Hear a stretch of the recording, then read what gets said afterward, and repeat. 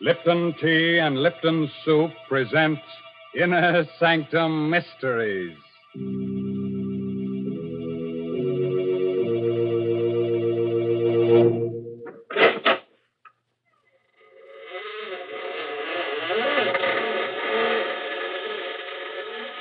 Good evening, friends.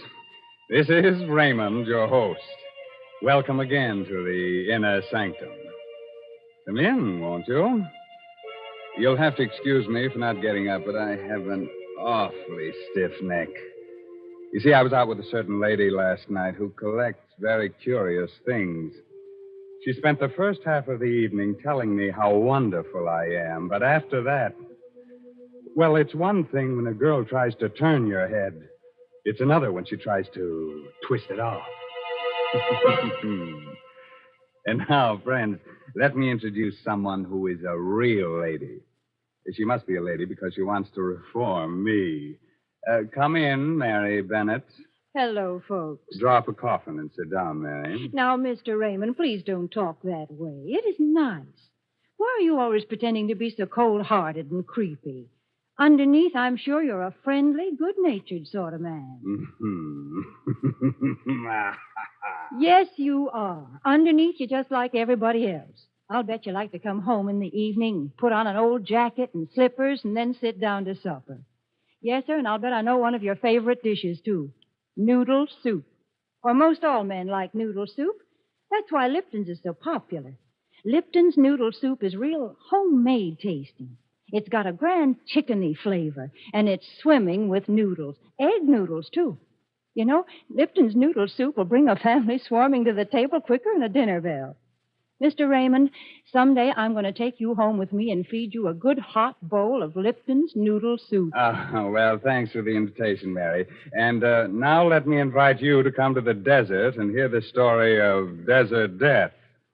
It's an original tale written by that spinner of surprise stories, Robert Newman. And our star tonight is Horace Braham.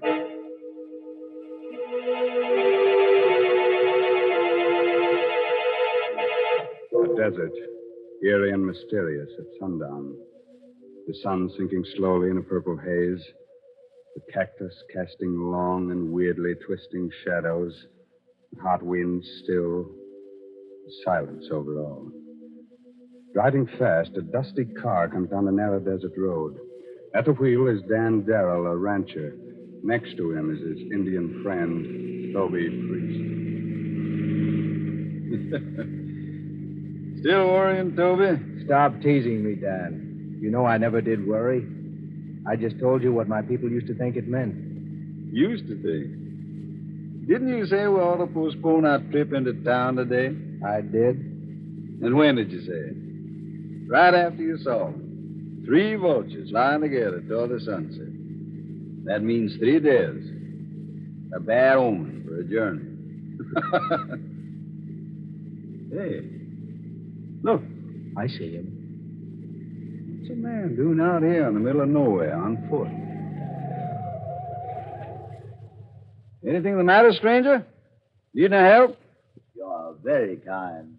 Our car broke down, and, well, we were in a bit of a spot. Didn't know whether anyone would be likely to come along here or not. We? Oh, I didn't see your friends. Well, come in. We're going to Palo Verde. We're glad to take you that far. Well, that's very decent of you. Thanks. Thank you. My name's Darrell, Dan Darrell, and this is Toby Priest. Well, I'm very happy to know you. I'm Richards. This is Brennan and Smith. How do you do? Howdy. You're British, ain't you? Why, yes. Clever of you to spot it. We're on our way out to the coast. One of those hush-hush missions. That's why it's so important we get into town. Oh, sure. Which way'd you come? Medicine Creek or Route 12? Why, Medicine Creek. It sounded more scenic.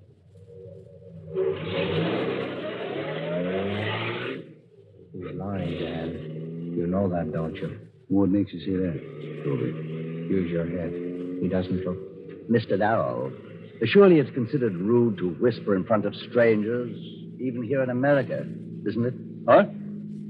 Oh, sorry. Yes, I'm sure you will be. But first I must insist on knowing what you were saying. Insist? What you mean, insist?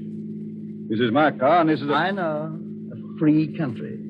But this is a gun. That's why I can insist. And now, will you tell me what you were saying? I was saying it, so I'll tell you. I said you were lying, that you weren't British at all. No? Then who are we? I think that you're Nazi prisoners who escaped from that camp up near Post City. Oh? And what makes you think that? First, none of your clothes fit you, so they're obviously not yours. Second, you said your car broke down, but there wasn't any car around. Third, you said you came by way of Medicine Creek, and that road's closed. All right. Stop the car and let us get it over with. You mean shoot them? Not so quick, Bernard. We can use them for a while yet. At least one of them. What the devil do you mean? Of course, your Indian friend is right. Very clever, too. But since I have a gun, you will take orders from me. Our first need is water. You have any in the car? No. And then we will have to find some. Yeah? Where'd you expect to find water in the desert? I told you we were Nazis, Darrell. I did not tell you that we were Rommel's men from the Africa Corps. That means we know the desert, any desert, better than anyone on Earth. Those hills off there to the left. Take the left-hand road at that fork there and head toward them. But do as I say.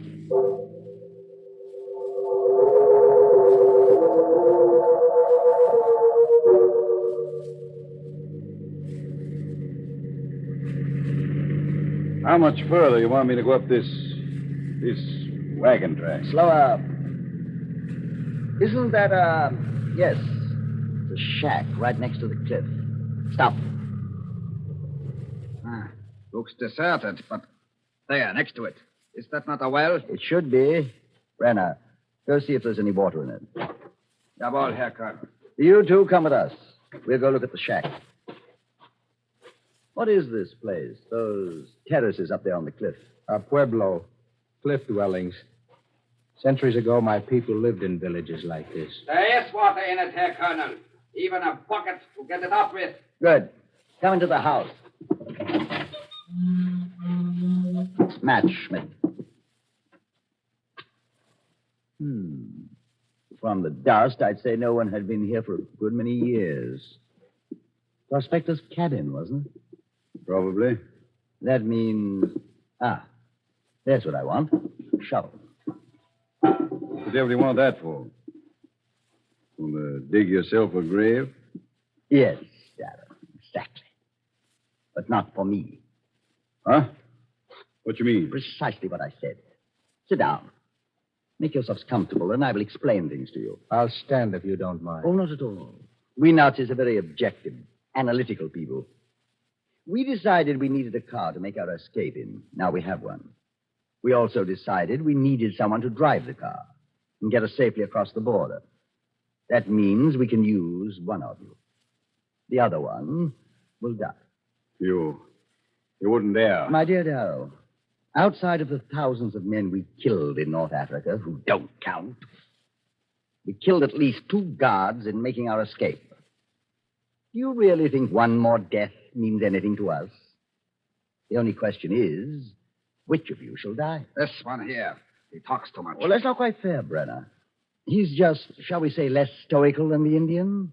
On the other hand, I think that in the long run, he would probably prove easier to handle, less dangerous. That means that the Indian dies. What? Why, you... Shut up, you... Thank you, Brenner. Schmidt, take the gun, the shovel, and our Indian friend, and watch over him while he digs his grave.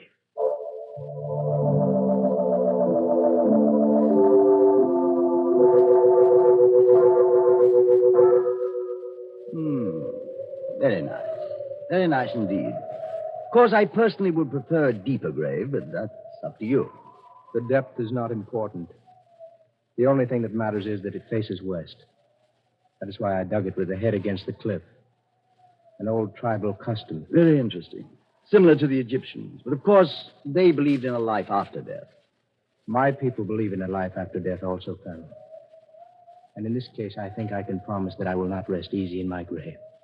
Oh, I'm sorry to hear that. Hear this, too, men from across the seas.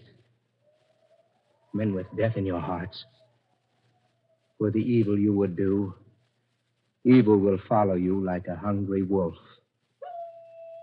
What is that? What he just mentioned. A wolf. Though you bury me deep, the earth will not hide me till you have paid for your crimes. Here where you have killed, here too will you die. Now, Herr Colonel. Yes, Brenner. Oh, you can't, you. Oh! Very good, Schmidt. I'll take the gun now. Fill in the grave, then meet us back at the cabin.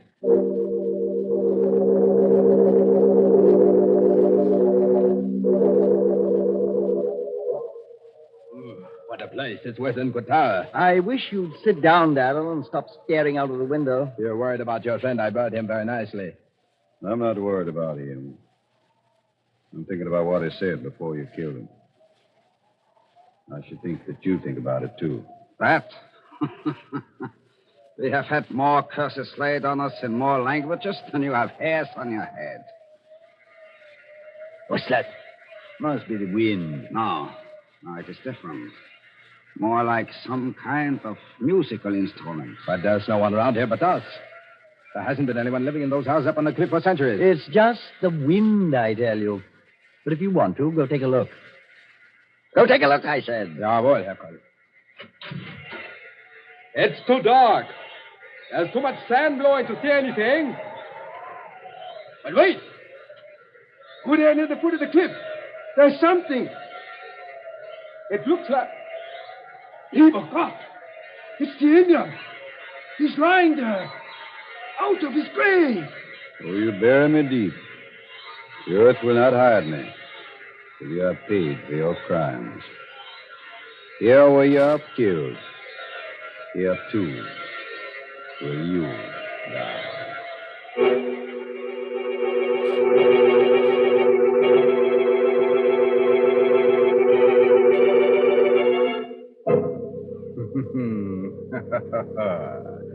A 100 curses in a dozen different tongues. Perhaps they did mean 3 deaths.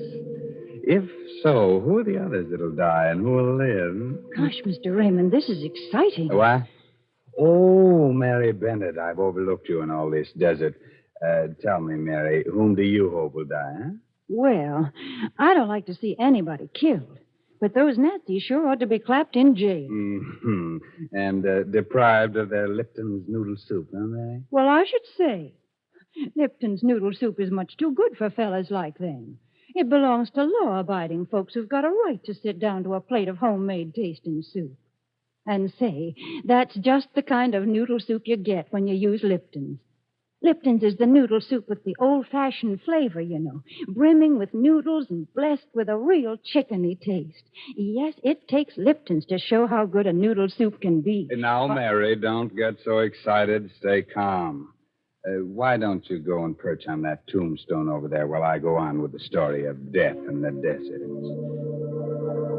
I'm warning you, if I do go on, you'll be seeing strange sights and hearing strange sounds every time you put out the lights.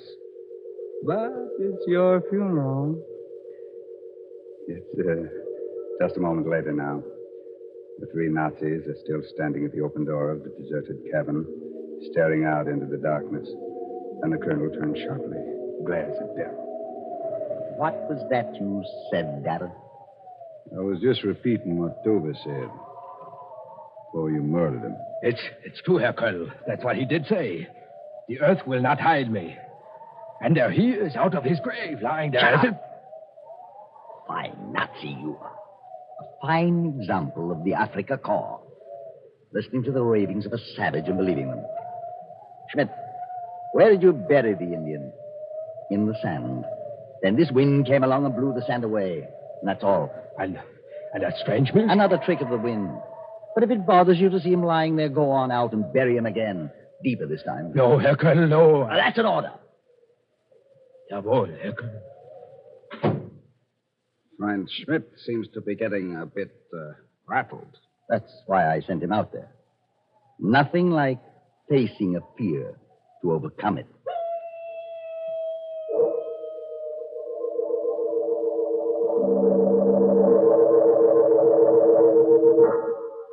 Colonel Ulrich, do you not think it is about time that Schmidt came back? He's only been gone about 5 or 10 minutes. I told him to dig the grave deep this time. I know, but I do not see him out there anywhere. Well, how could you expect to when it's so dark and when the sand is blowing like that? Maybe we'd better go out and see what's taking him so long. And you too, Mr. Darrell, if you don't mind. Not at all. Schmidt! Schmidt, where are you? Blasted idiot. Probably wandered off into the desert. Schmidt! Ulrich, look. The Indian. He is still lying there. He never did bury him. That means Schmidt never even got over there. Must have lost his way right after he got outside. Schmidt! I think you can save your breath, Colonel Ulrich. Come on over here. To the well. Huh? What are you talking about? Schmidt. Dead. Well, why are you looking at me like that, Brenner? Exactly as I said. He lost his way in the darkness, the sandstorm, fell down the well. Yeah, I guess that is what must have happened. As for you, Mr. Darrell, since you discovered Schmidt, you shall have the pleasure of burying your friend the Indian again. Jawohl, dear Colonel. I'm sorry. I never did appreciate the American type of humor. Now get busy with that shovel. May I just point out that while it's easy for you to knock me down when my hands are tied, it's not so easy for me to use a shovel. Oh, I intend to untie you. But please remember always that I have a gun, and that Brenner and I have every intention of getting away from here.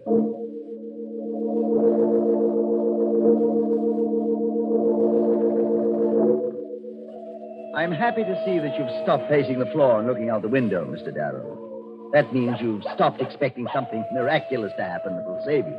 Is that what you think it means? Frankly, no. In fact, I think just the opposite. You're looking much more cheerful than before. You're thinking one of them is dead. Now it will be that much easier to get away. It really pains me to disillusion you. Schmidt was a sergeant, a fool. I can assure you that neither Brenner nor myself are going to be bothered by strange noises or tricks of the wind. Right, Brenner? Of course not, Colonel. Good. And now, if we're to make an early start, I think we should get some rest. Brenner, you take the first watch and wake me at midnight. I advise you to get some rest, too, Darrell. Maybe you'll be able to dream of some way of escaping. Thanks. But I'm not sleeping. As you wish. Good night. Quite a character. He was one of the best soldiers in the Africa Corps. Yeah? Where's Africa Corps now? Where are you? This isn't Africa, Brenner. This is America. This is a part of America where strange things happen. Things that even the Indians can't explain. Indians. Ignorant savages. That devilish music again. Where does it come from? I thought you said it was the wind. Or was it Ulrich that said that? It must be the wind. It must. Though you bury me deep, the earth will not hide me till you pay for your crimes. What is that? That was what Tova said just before you killed him. Schmidt was first, Brenner. You will be next. I'm waiting, Brenner. Waiting. You Waiting. heard it too? Yeah.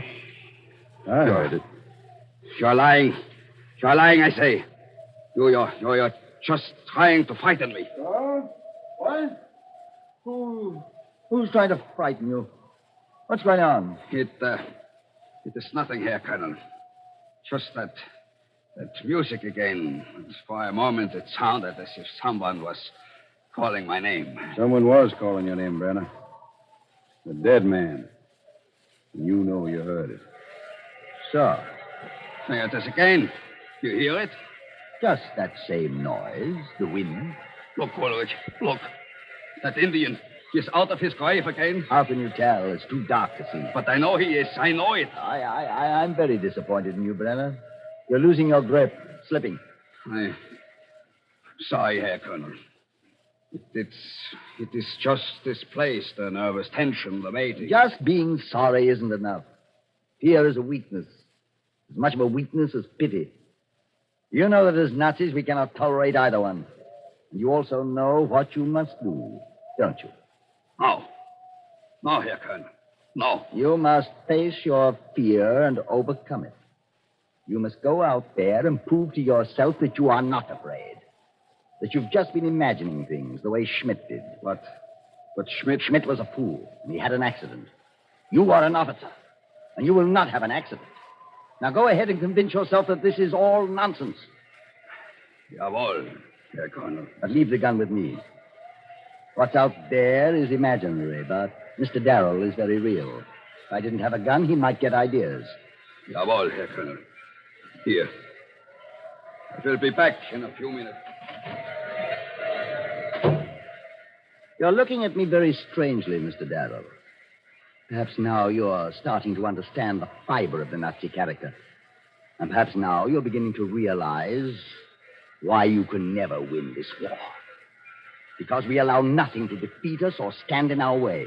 Any sign of weakness is ruthlessly stamped out. And Abel. God, what's that?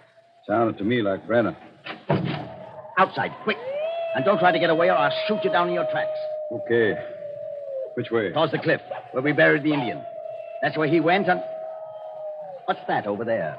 My guess is that it's your friend, Brenner. Maybe you'd better make sure. It is Brenner. Dead. Strangled. So it was all imagination, huh? Just face your fear and overcome it. Aren't you feeling just a little frightened, Colonel? Yeah. No. There's some rational explanation for everything that happened. Look. The Indian. He is out of his grave again. And that's the answer. He wasn't dead. But this should take care of him. There. And you will notice that even at a moment like this, I look ahead. 1 shot before and 4 now. That still leaves 1 bullet for you, if it should prove necessary. You think of everything, don't you? Yes, my friend, everything. Now get into that car. We're not going to wait until morning. We're leaving here right now. I thought you had everything figured out. You weren't frightened. What's that? What's what? That noise, that music. It's like the music we heard after we killed the Indian. I don't hear anything. Oh, but you must hear it. You must. Listen. It's coming from over there. For the evil you have done, evil will follow you like a hungry wolf. Though you bury me deep, the earth will not hide me till you have paid for your crimes. Did you hear that? Did you hear it? Yeah. I heard it. Here where you have killed, here too will you die. No. You're dead. You're dead, I tell you. I killed you. First Schmidt, then Brenner, now you. But you're dead, I tell you. And the dead don't speak. I can't be really hearing you unless... Mad. No. I can't let that happen. I can't. There's one way. The Nazi way. A way to fool you all. This is why you'll never beat us. Never. Never.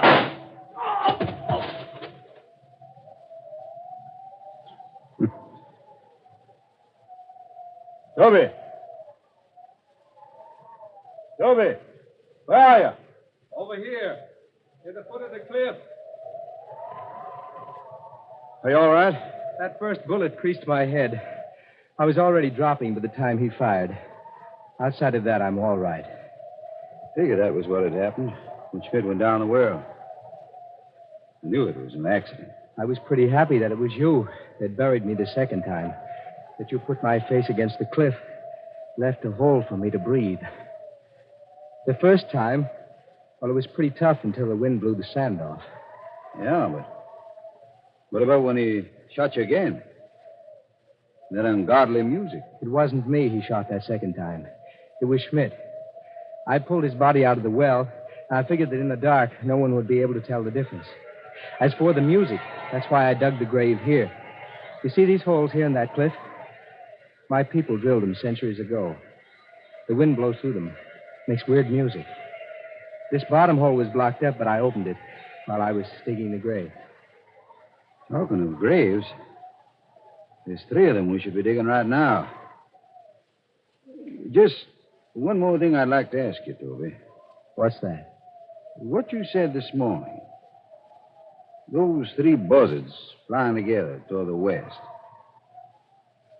Does it really mean 3 deaths? There were 3 deaths. Weren't there, Dan?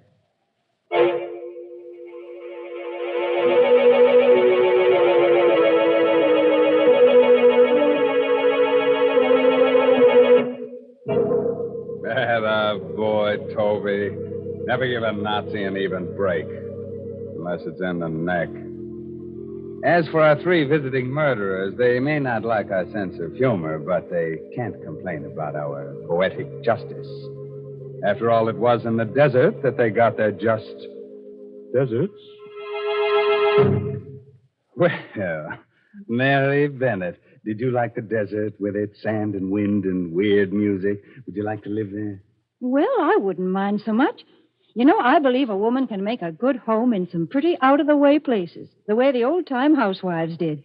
But, well, I'd want to lay in a supply of good modern food. Food that's easy to make, like Lipton's noodle soup. Say, that noodle soup of Lipton's would really put some cheer in the desert, wouldn't it? Yes, of course, Mary, of course. Remind me to take Lipton's with me on my next safari.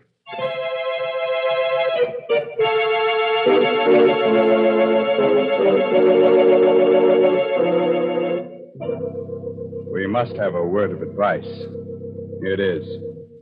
If you should wake up one of these nights in a cold sweat, convinced that there's something or someone in your room, and if, when you look toward the window, you should see a strange figure silhouetted in the moonlight, then pull the blankets up over your head and don't look out again. It'll be one of our 3 friends from tonight's story, one of the Africa corpses.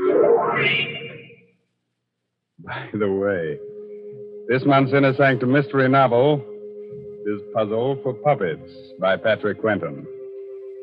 Well, now I guess it's time to close that there squeaking door until next week at this same time. So until next Tuesday night. Good night.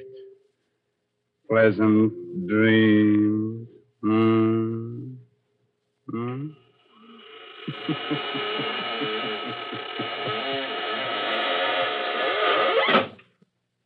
Folks, here we are outside the squeaking door.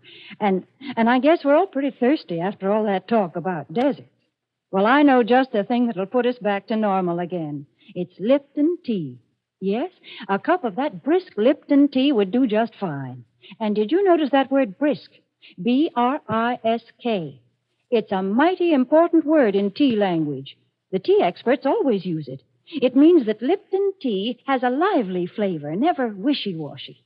That's why most folks prefer Lipton's to any other kind. Don't forget, that's Lipton Tea.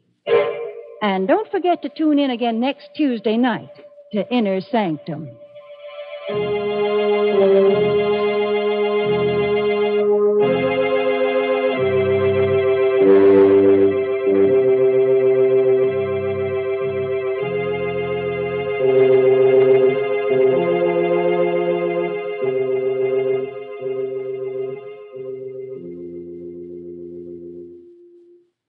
This is CBS, the Columbia Broadcasting System.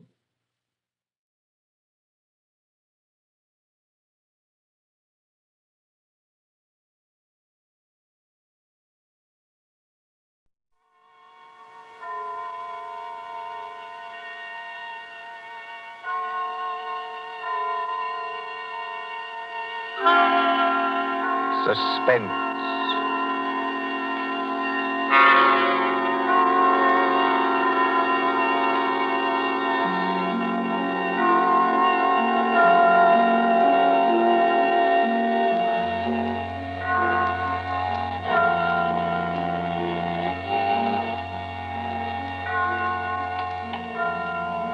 Now let's see.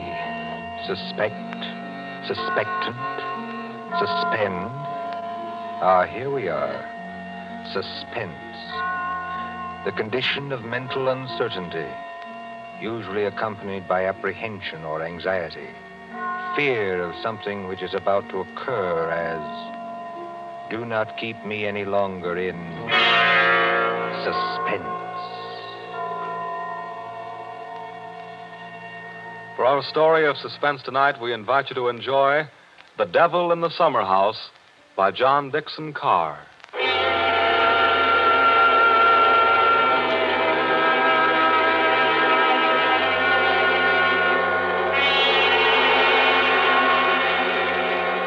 Somewhere along the Hudson, perhaps not far from Tarrytown, there is a modest house in its own grounds. Behind it, in a spacious garden, stands a summer house of evil memory. More than 25 years ago, a man shot himself, or at least died, in that summer house. They found Major Kenyon with a scorched bullet hole in his head and the weapon beside him. But we are in the present now.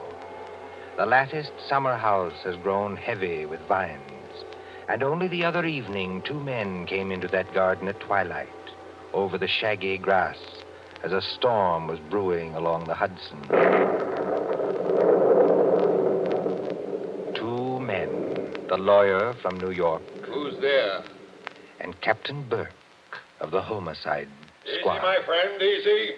I was just going to ask you the same thing. My name is Parker. I'm an attorney.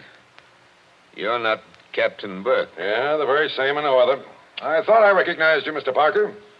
Must be something important to bring you so far from New York at this time of night. I was in Tarrytown anyway. I thought there'd be a housekeeper here, but I don't see any lights. You've got business here? Yes, in a way. Have you? I don't know. I'll tell you better after you tell me what brought you to a place that no one has lived in for 10 years. Tell me, Captain. Did you ever get an anonymous letter from a dead man? Did you? No, I can't say I did. The letter's anonymous. How do you know the man's dead? Because they're all dead. Every last one of them.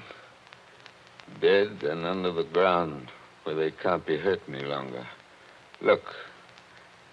There's the summer house where Jerry Kenyon used to work. There are the windows of the library and the dining room. Looking toward it. Confound this lightning. Makes the windows blaze, don't it? Jerry Kenyon hadn't a care in the world. Yet he shot himself. I'll show you the letter. Now, look, Mr. Parker, I couldn't read anything in this light. But if we can get inside the house Certainly we can get into the house. I was the family attorney. I've got the keys. Why should a dead person send me a letter?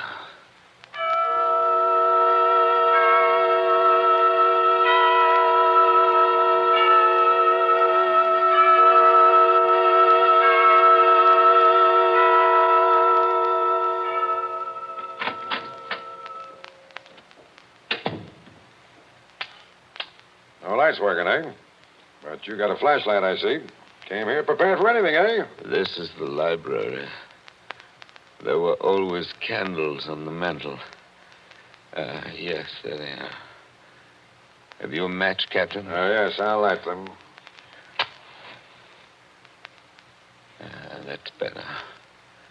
Same old heavy furniture.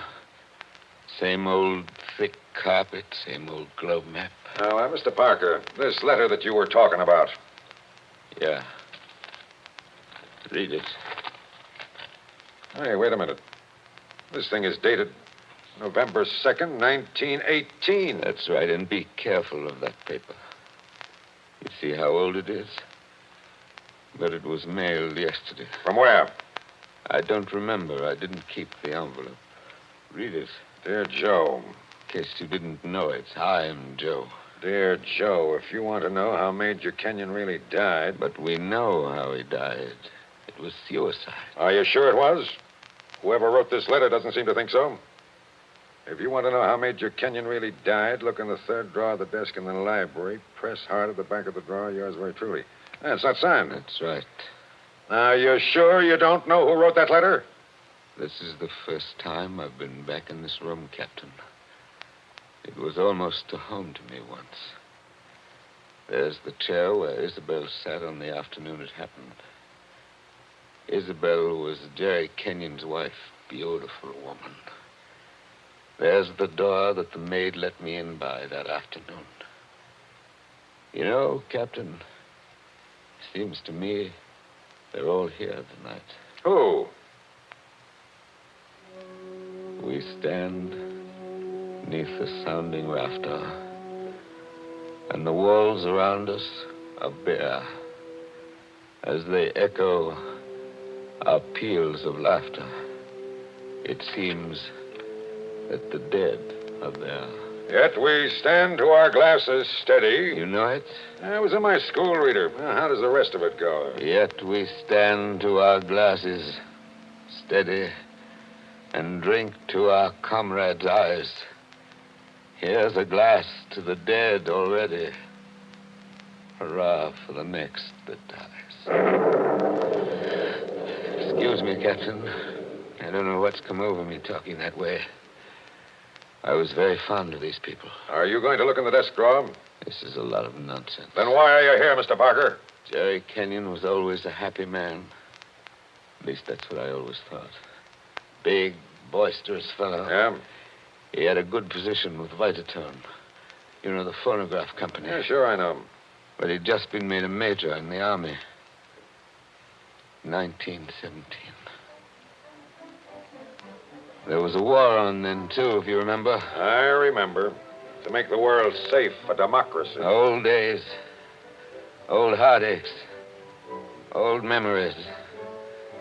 I remember that blazing hot day in August when all the windows were up. I remember this room. And Isabel, that was Jerry's wife, sitting in that chair, knitting. I remember...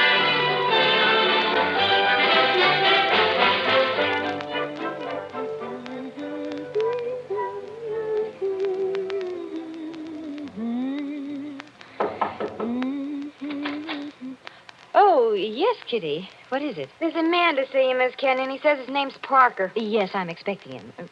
Show him in, please. All right, ma'am. Shall I take your knitting in your knitting bag? Why should you take my knitting? I don't know, Miss Kenyon. I just wondered. You can come in now. Thank you. Hello, Joe. Hello, Isabel. You sent for me? Joe, I must apologize for Kitty. Servants are getting to be a problem nowadays. She looks pretty enough to get along. Oh, Kitty's got large ideas. She wants to go on the stage, if you please, and do imitations, like Miss Draper. If she only knew how hard it was acting all your life. Isabel, you've been crying. I have not. At least... Is that why you sent for me? I've missed you. You haven't been here in over a week, Joe. I had an idea Jerry was getting a little tired of having me around this house. Oh, no, Joe. Why, Jerry... Yes, what about Jerry? I wish I knew, Joe. That's why I wanted you here. Where is he, by the way? I want to say goodbye to him before he leaves. He's probably out in the summer house where he works with all those papers. He's got a lot of work to catch up with. He's going overseas tomorrow. Yes, I know. He's out there. He's been out there all day. His last day here, and I've been alone. That sounded like a shot. Yes, it was a shot, Joe. In the house. Dear. Doesn't seem to worry you. It's only Paul, Jerry's brother, Paul. Oh, thought you'd gotten him off your hands for good. Jerry asked him out. He got here 2 nights ago. That doesn't make it any easier for you, does it? No, I don't mind. Jerry's fixed him up with a pistol range in the cellar. Paul's a terribly bad shot. Not like the rest of us. You don't seem to like it, Joe. Shall I have Kitty go down and tell him to stop? No, it's bearable. As long as he keeps away. Poor Joe. But, about Jerry, who is it this time? Joe, Jerry's been home 5 days on leave from camp. Well, never mind what camp. But he spent 4 evenings of those 5 with that Fisk woman. Diane Fisk? The redhead with all the money? Oh, she got money? Wow. She must have some attraction then. Please understand me, Joe. It's not that I'm jealous any longer. It's just No, that of course not. Jerry goes his way and I go mine. I may not be without admirers myself, if it comes to that. You've no idea how true that is, Isabel. No, I was thinking about Jerry. He may not always be lucky. He may meet some girl who's not as broad-minded as I am. And then when he gives her the go-by... Paul must be getting really furious down in that cell. He's not hitting anything. He must be using a lot of ammunition. Now, your trouble, Joe, is that you're too much of a gentleman. And if you really want to see Jerry, there he is now. Where? Just standing in the door of the summer house. Look out the window. Infernally bright out there. Doesn't he look noble in his new uniform? Sam Brown belt and revolver and everything. Look how he turns around and waves his cap at us. Like a real soldier. Real soldiers don't exactly wave their caps, do they? He does. Jerry? Jerry! Hello there! Jerry, Joe Parker's here. Who? Joe Parker. He wants to see you. Well, give him a drink or something. I'll be up in a minute. Into the summer house again. Not a care in the world, Now, has he? listen, Isabel, you've got to slow down. You'll be crying again in a minute. Come on over here and sit down. Light hurts my eyes, that's all. Well, then we'll just pull these blinds. We'll still be able to see it. There, how's that? It's better, thanks. Now, can I get you anything? Oh, no, you heard the Great White Chief's orders. I'm to get you something. What'll you have, Joe? A highball? Don't bother with that. Oh, it's no bother. Everything's out in the dining room here. The iceman didn't deliver today of all days, so I'm afraid I can't give you any ice. I read in the paper yesterday that we're likely to have automatic ice boxes any day now. Things that freeze ice by electricity or something. Do you believe that, Joe? I doubt it. Listen, Isabel. Here you are. It's not cold at all. It's the best I could do. Thanks very much. What I wanted to say was, couldn't you get that brother of yours to give up practicing now? Hasn't he done his good deed for the day? Yes, maybe he has. I'll ring for Kitty. You don't have to call me, Miss Kenyon. I'm here. Oh, yes, Kitty. What is it? It's only to tell you there's another visitor. This time it's a woman. Lady, Kitty. Call her a lady, please. Well, maybe. She says her name's Diane Fisk. Diane Fisk, that's Jerry. Kitty, tell the lady I'm not in. Lady. She's a fine lady. I don't want to intrude, my dear. I don't want to intrude. Anyway, it's too late, Miss Kenyon. She's coming down the hall now. My dear Mrs. Kenyon. How do you do, Diane? This is a friend of ours, Miss Fisk, Mr. Parker. Oh, now, I don't want to intrude, really. I don't. I wouldn't have intruded for worlds, especially on a day like this. Isn't it awful? But your husband simply insisted, my dear Mrs. Kenyon. He simply wouldn't take no for an answer. I'm sure he wouldn't. Do you know what he's brought from his office as a surprise? No. A phonograph recording machine. He's going to let us use it. So that we can all hear ourselves talk twice. How nice. Heaven's name, can't somebody stop that firing? Don't fly off the handle. Take it easy now. Kitty. Yes, ma'am. Would you please go down the cellar and tell Mr. Kenyon's brother he's driving us all crazy. Tell him to stop. Yes, ma'am. My dear Mrs. Kenyon, I do hope I haven't offended you in any way. I know I'm a silly little chatterbox. They say people who have red hair often are. Because at your age, you must find the heat very trying. Don't you think we'd all better sit down? I was very much interested in what Miss Fisk said about a phonograph recording machine. Mrs. Kenyon was just talking about a machine to make ice. Yes. Isn't science wonderful? But I do think it was mean of Major Kenyon to invite me out here and then go and fall asleep in the summer house. Did you say fall asleep? Yes, of course. How did you know? Well, I came up the back way and I saw him in the summer house with his head forward on the table, taking a nice little snooze. That's very queer. Of course, you couldn't see much except in the bright light of the door, but I think I saw him there. I didn't disturb him, naturally. But I think I'd better disturb him. Oh, now, please don't trouble on my account. The fact is, my dear, I don't altogether trust myself in this room. A woman of my age has to conserve her strength, you know. So if you'll just excuse me. Well, of course, if you... Oh, dear, I just can't think what I'm always saying because I have the best intentions in the world, Mr. Barker, but... Parker. Oh, yes, Parker, but I do somehow manage to offend people being so dependent and everything. Except the men, of course. I I couldn't defend you, Mr. Parker. Now, could I? Madam, I'm not sure. Well, of course, the person I really came to see was Paul, Mr. Kenyon's brother. He's a little young, of course, but he's joining up next month, and I think we should all do our bit, don't you? He has such a pleasant personality. I think he likes me. Why, if he walked in at that door this minute... Now, how am I ever going to get any place? Someone's always interrupting my revolver practice just when I'm getting to the point where I can... Oh. Why, Paul... Good Lord, are you here again? You're a very untidy object, Paul. Well, it's pretty untidy in this cellar. And dirty. I've got cockroaches on me, so keep away. Did you have a good day shooting? Swell. One of the best. Hit the target? On the only shot that mattered, I hit the target dead center. That sounded like Isabel. I think it was Isabel. Why have you got those blinds down? Get them up. What is it? What's wrong with you? What are you looking at through that window?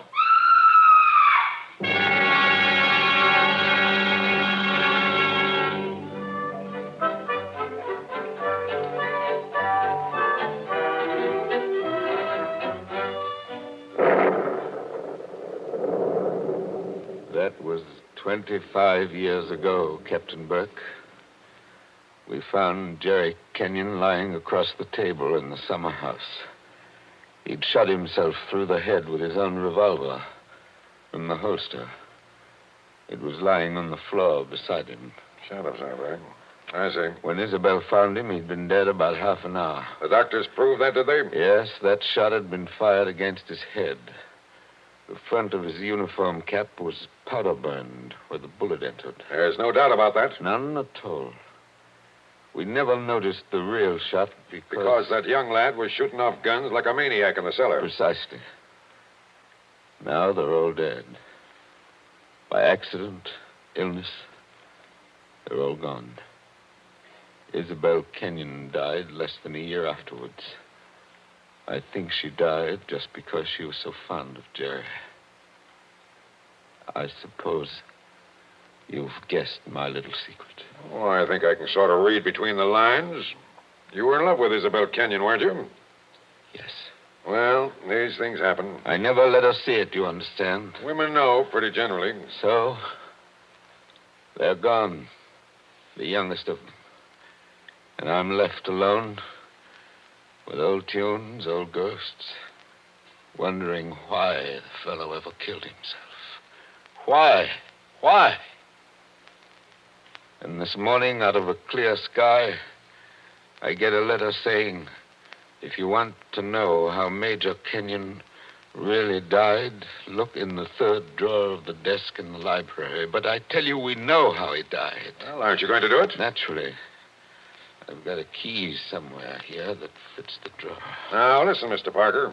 In my father's country, in Ireland, they got a saying that when a man's going to commit suicide... I thought of doing that, too. Then the devil comes in and takes him by the hand and talks to him. They say you can see the devil as plain as I see you just before you pull the trigger. The devil must have been in the summer house that afternoon, then. Oh, no, he wasn't. What do you mean? Major Kenyon didn't kill himself. He was murdered. My dear Captain Burke, the police covered all that at the time. Everybody had an alibi. They did they? Well, think of what I've told you. Isabel and I were together all the time. Paul, her brother, was shooting off guns in the cellar. Yeah? Diane Fisk. Yeah, what about her? Her chauffeur who drove her there swore he saw her walk straight up to the place. She passed the summer house, but didn't stop there. Well, that checks. Even Kitty, the maid, could prove she'd never stirred out of the house until just a minute or so before Isabel went herself. Oh, and why did the maid have to leave the house at all? She was taking Jerry the black coffee he drank every afternoon. He'd already been dead half an hour then. And that, my dear Captain, disposes of everybody. Well, now listen, Mr. Parker. You're a good guy, and I'm not going to hold out on you any longer.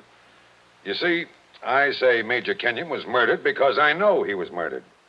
By an outsider? By one of the people in the house. That's impossible. Is it? Well, why don't you open that desk drawer and see? What time is it? It's 7:45. 7:45? And I haven't got much time. For what? Holy St. Patrick, will you open that drawer? If it's waited 25 years, my friend, it can wait a minute more. I've got the key somewhere in this bunch of keys. Everything the same. Paul never altered what he inherited. Same old desk, same old phonograph. Same old... I think this is the key. Yeah, it opens. There's nothing here except one or two old newspapers.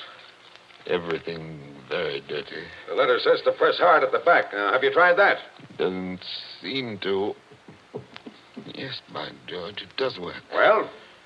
There seems to be a movable back on a hinge. Well, what's inside? Some sort of flat brown paper parcel sealed with wax. And about as dirty as it can get. Open it, man. Open it. I'm going to. It's a phonograph record. There's a plain white label. Something on it written in pencil.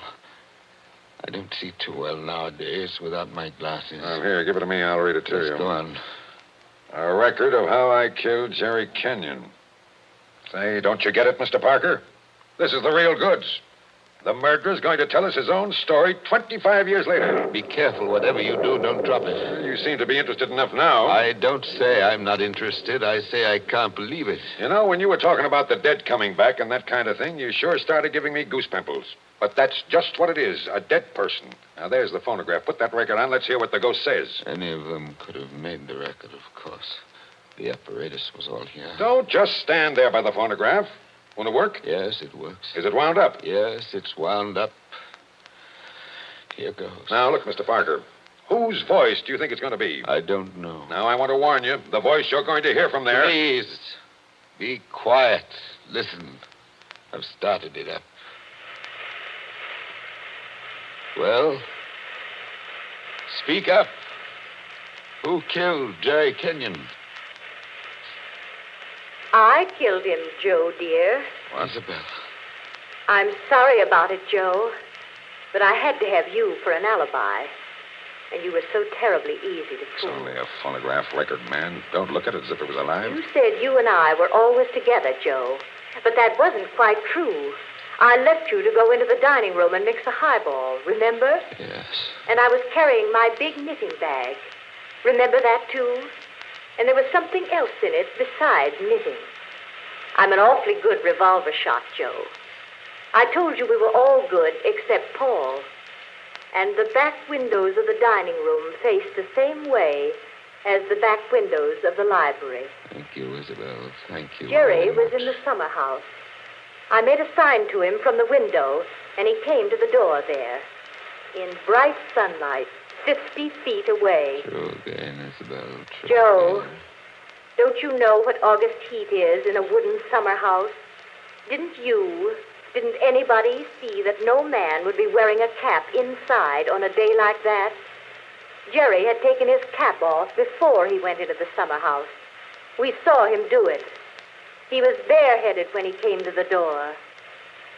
So I lifted the revolver and shot him through the head.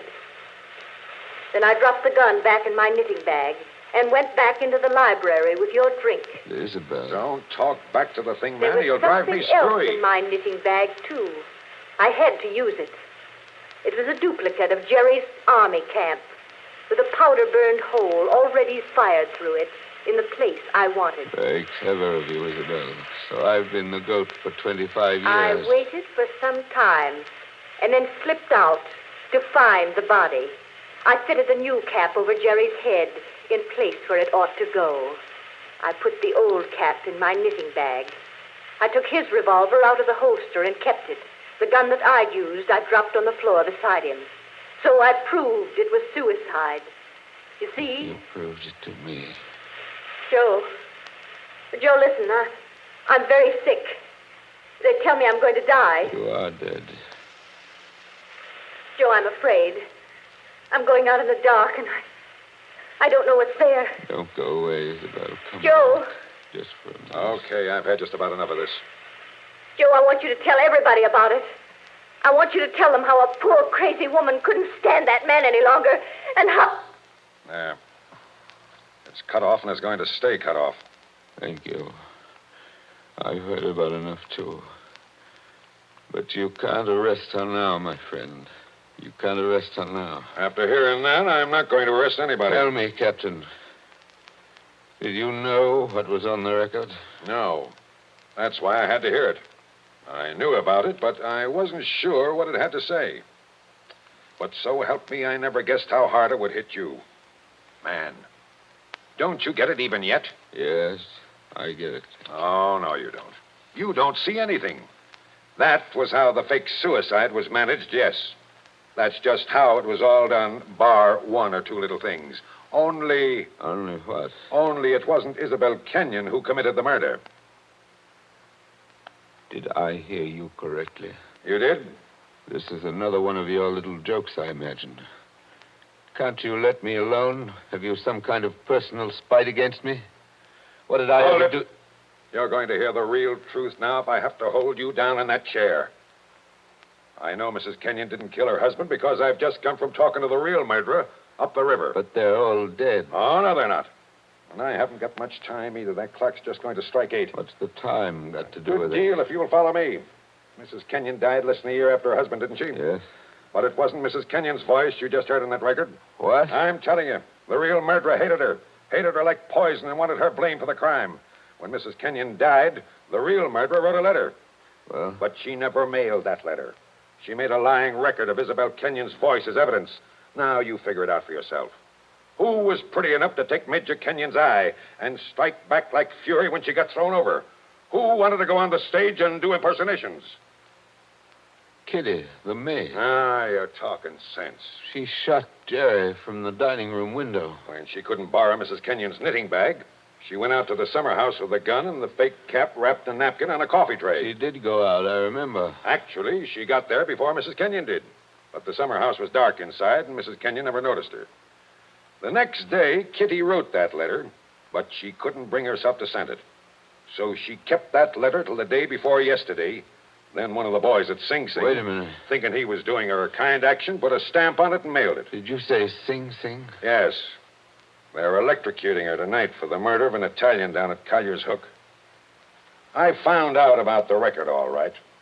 But the one thing I wasn't sure of was that she had done the job alone. Now, frankly, the way you acted, I thought that you might have been in on it, too. Well, that's why I had to hear it through. And it was anything but a joke. And now, here it goes to blazes forever.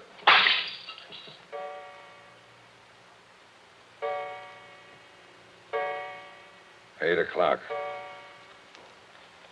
Now she's dead.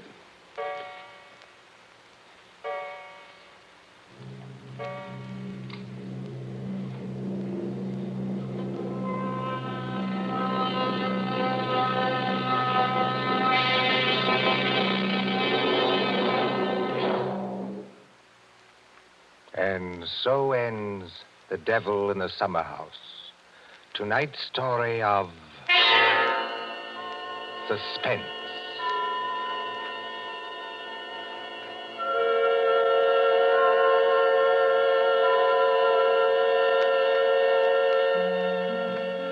The part of Mr. Parker was played by Martin Gable.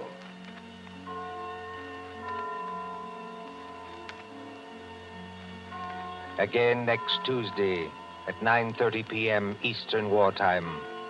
A story dedicated to the thrill of the nighttime, the hushed voice and the prowling step. Another adventure in suspense. William Spear, the producer, John Dietz, the director, and John Dickson Carr, the author, are collaborators on Suspense. This is the Columbia Broadcasting System.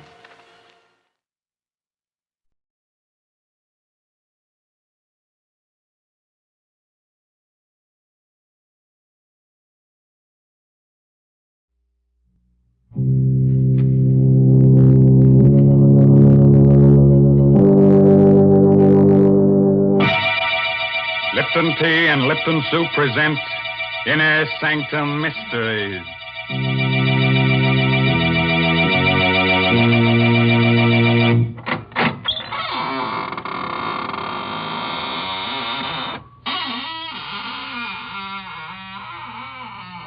Good evening, friends of the Inner Sanctum. This is Raymond, your host, at the squeaking door. Come in, won't you? Well, you're shivering.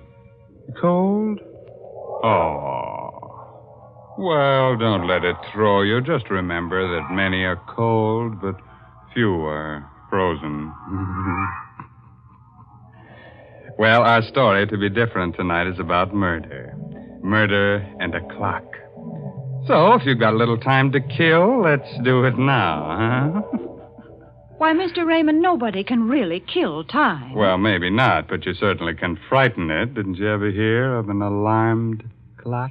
Mr. Raymond, someday you're going to choke on one of those puns. And won't that be nice, Mary? Then you can revive me with guess what? Lipton tea. Oh, dear. Must this go on week after week? Why must I talk to the only person in the world who doesn't know the proper uses of Lipton tea? Oh, don't say that. It isn't used to revive people. At least not in the way you mean it. Of course, lots of folks do find that Lipton's makes the day seem brighter. Yes, it sort of helps them through their housework to sit down now and then between meals, as well as at dinner and supper, and enjoy a cup of Lipton tea. And the reason why Lipton's is so satisfying is because of that one little word, brisk. B-R-I-S-K. Tea experts say that Lipton's has a brisk flavor, which means that it always tastes tangy and bracing. It's never flat or wishy-washy. So folks ask for Lipton tea at your grocer's. You just don't know how good tea can be till you've tried Lipton's. Yes, and when you leave the grocer, step next door to the clockmaker's shop and ask him for the Judas clock. If he doesn't have it on hand, just ask him to give you the works. Yes, the title of tonight's story is The Judas Clock. It's an original radio play by that old clock watcher, Christopher Mayo. Our star is Barry Kroger, who plays the role of Sebastian Packer. I am a clockmaker. I carry on the profession my father taught me in London. I like clocks, all that is but one. For 30 years, I've looked for a certain clock and a certain man. The clock is known to collectors as the Judas clock. The man I swore to kill when, as a boy of 14, I closed my father's glazing eyes and wiped the froth of blood from his lips. Last night, I found the Judas clock. Tonight, I may have found the man. I'm told you're an expert clock repairman, Mr. Packer, madam. Well, yes, I suppose I am. Well, I have a clock. Rather, my husband has, and it hasn't run for years. Would you have a look at it? Well, can't you bring it in? Oh, heavens, no. It weighs 500 pounds. Oh. One of those huge marble things.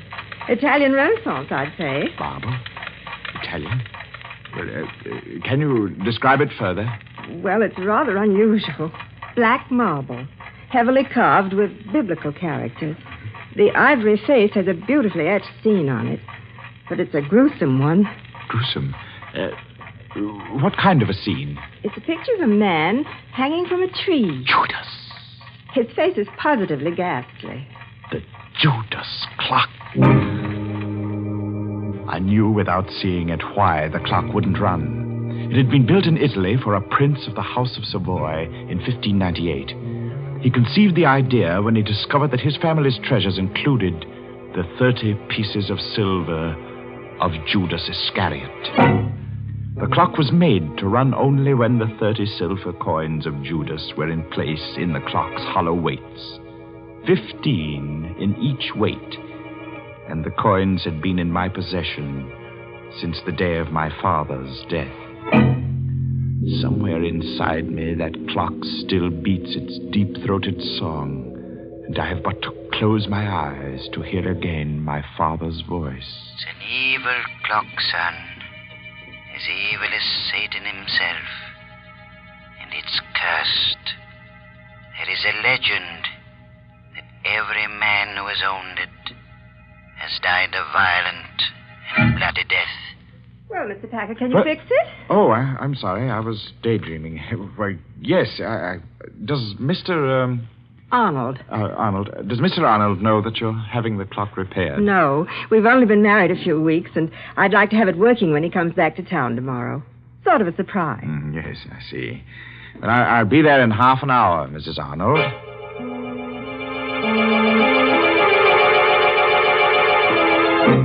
So last night, I went to the Arnold house and found the Judas clock again. I started to work. Foghorns from the East River sounded much as I remembered they did in London. And suddenly, I was back there on a fateful day about a fortnight after the clock had been uncrated by my father. I was in the shop when the man from Scotland Yard stepped in. He walked straight to the clock and stared at it. Good afternoon, sir. Does the clock interest you? Very much. When did you acquire it? A cousin bought it at an auction in Italy, and I'm displaying it for sale and consignment. My name's Pettibone, Scotland Yard. I've been looking for this clock for a month. It was stolen in Italy. Stolen? Yes, Mr. Packer. And worse, murder was done. Afraid you're involved in a bit of something here. Murder? I'm taking possession of the clock in the name of the Crown. I shall never forget the look of horror on the detective's face a moment later. He laid his hand on the clock's carving, and it froze there, while his face drained white and his eyes bulged. He opened and closed his mouth soundlessly and crumpled to the floor with his hands to his throat. He was still and twisted and very dead. Mr. Pettibone had died of a heart attack the moment he took possession of the clock. I helped Father drag him into the stockroom. Father wanted time to think, so I went to my room.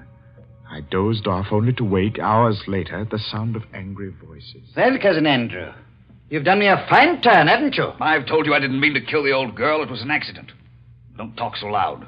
Boy will hear us. You killed her as soon as you learned she'd made out a will in your favor. Then when you thought it was safe, you sold all her furnishings and sent the clock to me to sell. Very well, I did. And you're in it to the ears. I'll go to the police.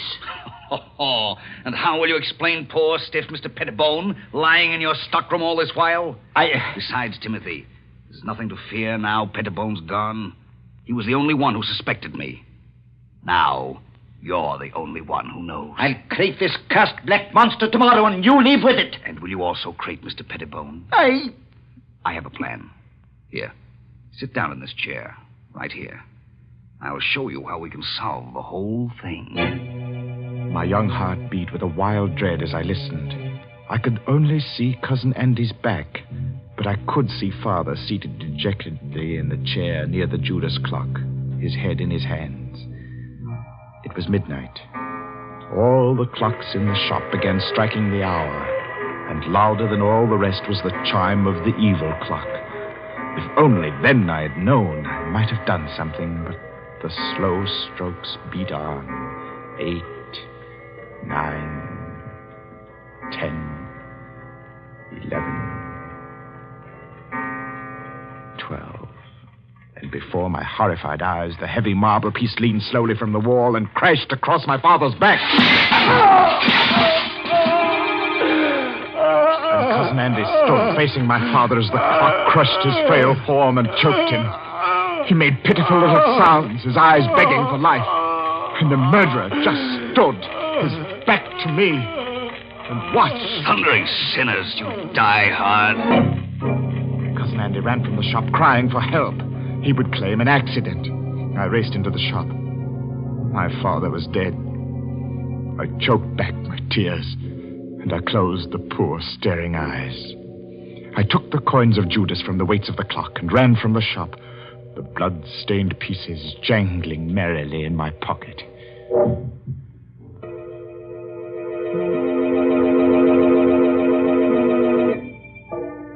Armed with the notion that the coins were of value, and the definite notion that I must eat, I approached one of the many dingy little curio shops in the Limehouse district. I stepped through the fog toward a shop where a dim light burned in the rear. Every inch of wall and ceiling was hung with curios. Old armor, swords, and shields. I would have run out, but a weazened, apish man barked at me from the rear. Well, what you want? I have something to sell. What you got? I have the 30 pieces of silver that belong to Judas Iscariot. I'll twist this scrawny neck off you. Pulling me leg, eh? Oh, no, sir, I'm not pulling your leg, sir. Here they are. Blimey. Silver, right enough. Where'd you cop him? Oh, I didn't steal them, sir. They belong to my father. A likely tale, that. Will you buy them? Buy him, he says. Buy him. Get out of here before I cause a bobby, you scamp. Get out! Oh, no, give me my coins. Get out or I'll come about and fetch you a sound one. The ugly brute came toward me. He held my coins, clutched in a tight, hairy fist. Before I could move, he had struck me. And I hit the wall with a clatter. And then it happened again. For the second time that night, the curse of the Judas clock struck. As I hit the wall, my eye caught a metallic glint above, and a heavy object dropped from the ceiling. The man was about to strike me again when the object struck his head. And remained part of him. He fell. His skull split in two by a hangman's axe. I clamped my mouth on a cry and pried the man's fist open. The fresh blood made it hard, but I recovered the coins. And I stumbled in panic through the shop and out into the night. And the fog of London never swallowed a more frightened and lonely boy.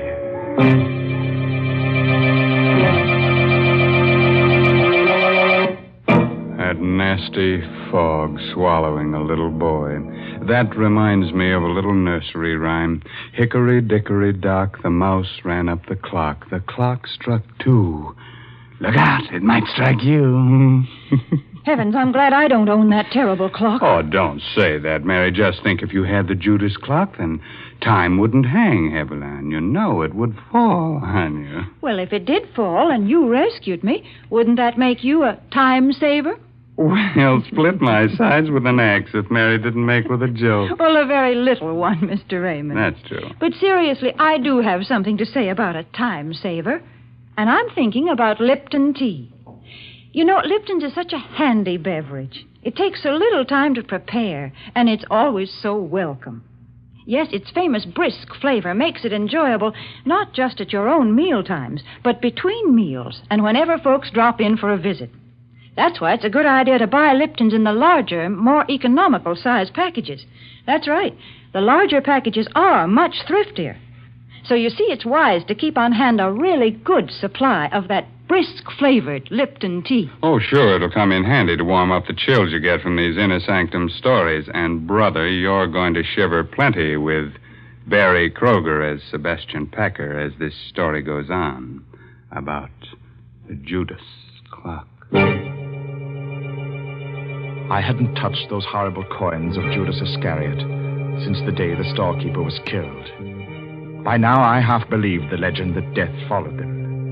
I began to feel that the only way I could escape their curse was to find the Judas clock and put the coins back in its weights where they belonged.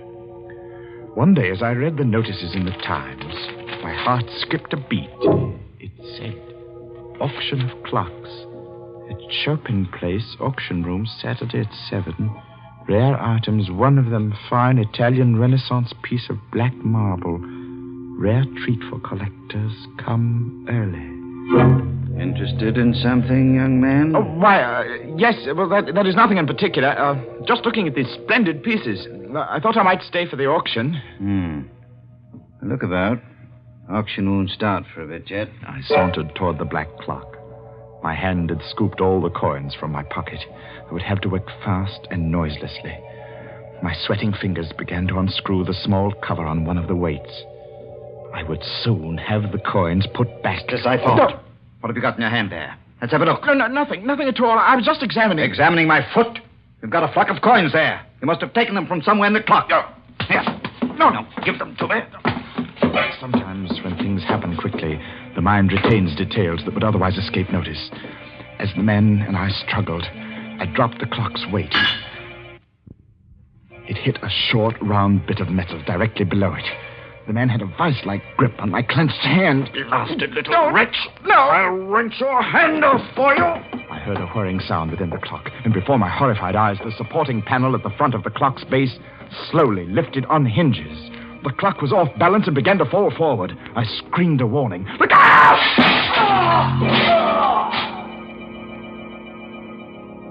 The auction man was dead, mashed to a pulp of bone and blood beneath the clock, as my father had been. I ran to the door and out into the street. I was right back where I'd started. Only now I knew that my father had been murdered by Cousin Andy.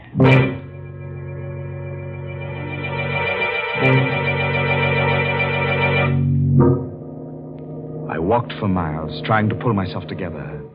I wandered aimlessly, or so I thought. But fate had traced my path before me, because I was startled to find myself staring into the shop window of a rare coin dealer named Megaroyd. I walked into the shop.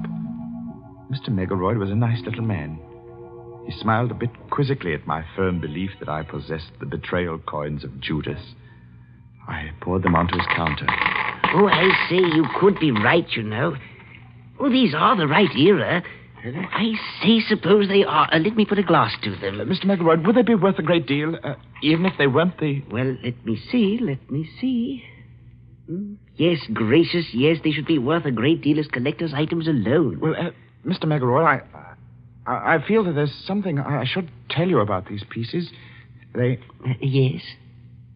Oh, it's not important. Oh, well, now, just a moment. I have a catalogue on this here in my show window. I'll fetch it. Just a jiffy. The coins lay on the counter. I watched Mr. Megaroyd run down the aisle. As he approached the display window, his foot caught in an electric wire which lay across the floor. The lights went out, and I saw him pitch forward and... Ah! Mr. Megaroyd! Mr. Megaroyd!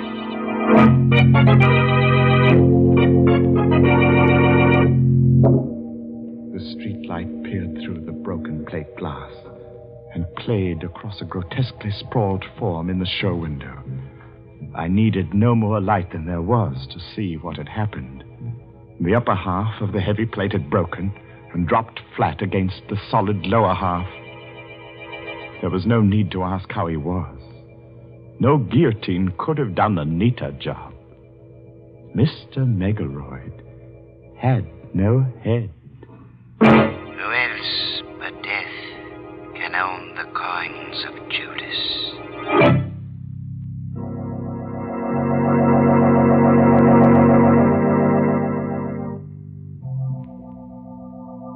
Tonight, I shall find out if Mr. Arnold is Cousin Andrew.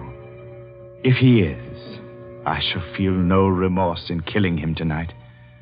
Because while working to repair the Judas clock last night, I discovered how my father's accidental death had been well-conceived, diabolic murder.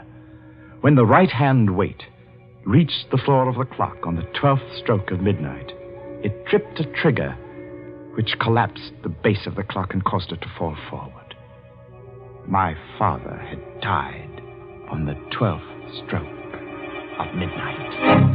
Have you finished, Mr. Packer? No, Mrs. Arnold. I shall have to come back tomorrow night. What time do you expect Mr. Arnold tomorrow? About 11, I'd say. Will you be finished by then? Well, I think so. I'll have to take these weights to the shop with me, though. Something has to be added to them. Well, of course, Mr. Packer. Mr. Arnold will be so surprised to see the clock running, won't he? He'll be very surprised, Mrs. Arnold.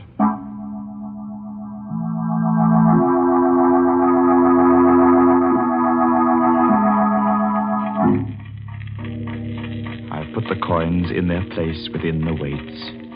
Not 15 in each weight, but 15 in one and 10 in the other.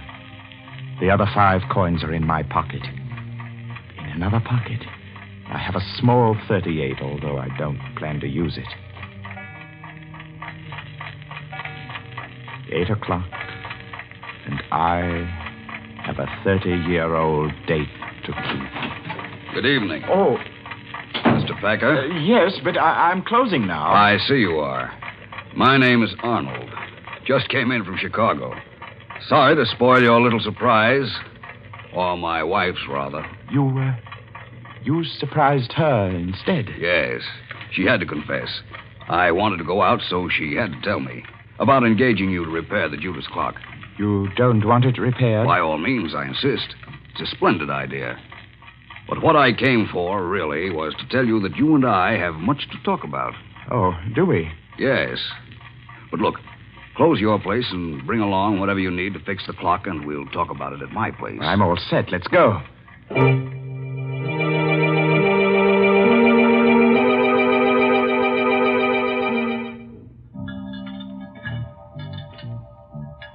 Think you'll have it fixed in time to strike midnight? Oh, yes. Yes, it will strike at midnight. Right. Well, there we are, Mr. Arnold. Weights are in place. Let's see. It's exactly 10 minutes before midnight. Set the hands. And just a little shove on the pendulum. So. And the Judas clock ticks again. It's an evil clock, son. Evil as Satan himself. The Judas clock wakes from a 30-year sleep. Hey, Cousin Sebastian. Cousin? What? That's what I wanted to tell you. My wife told me your father owned this clock in London. Well, yes. I was your father's cousin. You're Sebastian Packer, the little boy who ran away that night. Cousin Andy. Yes. I wonder how much you know of that horrible night when your father was killed. Well, I know the clock fell on Father. I heard the sound from my room, and I was so frightened. I ran down the rear steps in time to see them carry Father away. He was all covered up. So that was why I didn't find you in your room afterward. It happened so fast. We were sitting, talking. The clocks were striking 12. Suddenly, the base of the clock seemed to cave in, and... I know. I bought the clock at an auction a few years later. Had it all fixed. It's good and solid now. I saw to that. Yes, sir. Well, I suppose I'll run along now, Cousin Andy. Nonsense. Let's make up for lost time and get acquainted. Well... Come now. I have some fine old port from England here. Sit down a while. No, not that chair. No? This one's a lot more comfortable. It's a funny thing. When you work with clocks, as long as I have, you get to philosophizing about time. That's so. How? Well, here I sit by the big clock, just as my father sat 30 years ago. You know how many seconds ago that was, Cousin Andy? No. Do you? Well, 315,360,000 seconds in 10 years. That'd be 9,460,800,000 seconds in 30 years. You've got quite a mechanical mind, Sebastian. Here, try this port. Thank you. Here's to Father.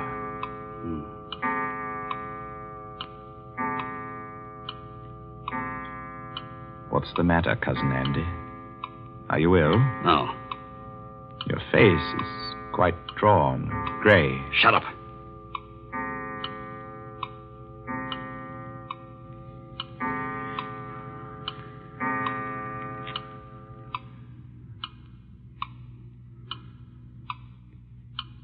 Well, Cousin Andy, it's late. I guess I'd best go. You know, you do look awfully sick. Oh, don't get up, old man. Sinners, Here, sit down and relax. Take my chair. It's the more comfortable. Why, you're shaking like a leaf. Now, just sit quietly. I'll see myself out. Thundering sinners, Good night, Cousin Andy. Oh, Sebastian. Sebastian. Get it off. Sebastian, in heaven's name. Poor Cousin Andy. You're choking to death.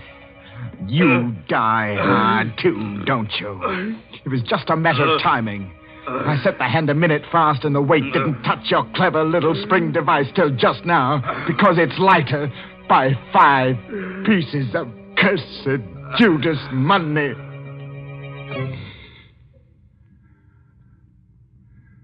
Rest easy, Father.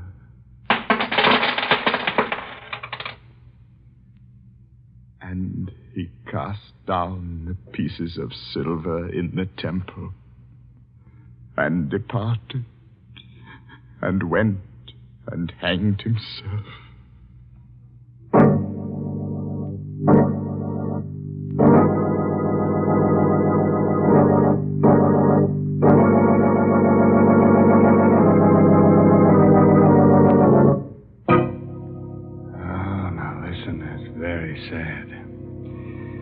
But a fine chime was had by all. Anybody want to buy a large grandfather clock? I'm in the market for a sundial myself. A sundial? My, they are old-timey. Say, Mr. Raymond, if you're afraid of clocks that tick, why don't you try to get hold of one of those old Egyptian water clocks? Oh, Mary, now you're going to tell me that when tea time comes around, the water begins to boil in the clock? Well, that would be quite an invention. But no, Mr. Raymond, right now I'm not going to talk about Lipton Tea. Instead, I'm going to tell our listeners about an important job that lies ahead. A fight that's far from finished. Yes, the battle for Japan. Our government says that this Pacific War will be one of the most bitter and difficult in history. Never before has a nation fought so far away from its own shores. And to support this fight, we at home must work even harder at our home front activities. We must keep on buying more and more bonds, and we must hold on to them. And above all, we must stay on our war job until the job in the Pacific is over.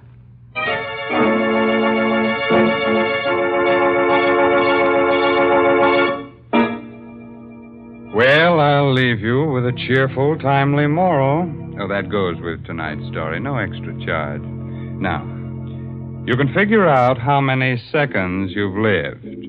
All right, that's your pastime.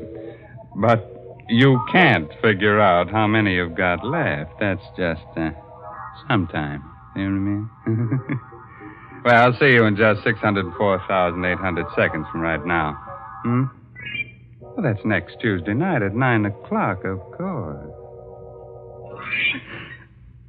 By the way, this month's Inner Sanctum Mystery novel is The Lucky Stiff by Craig Rice.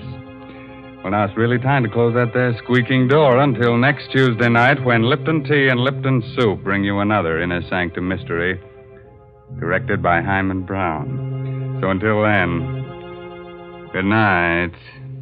Pleasant dreams.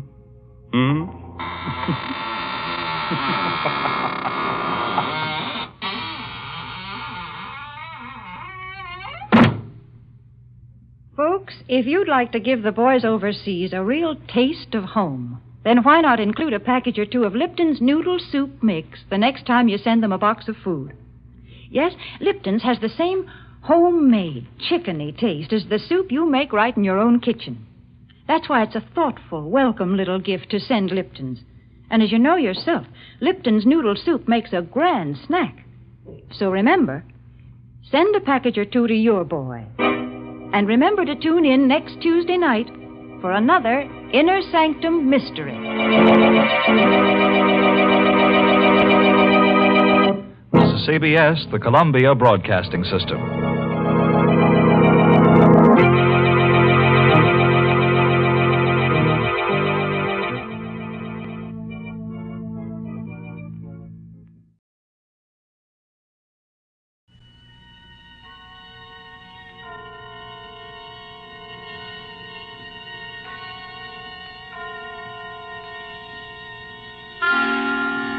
Suspense.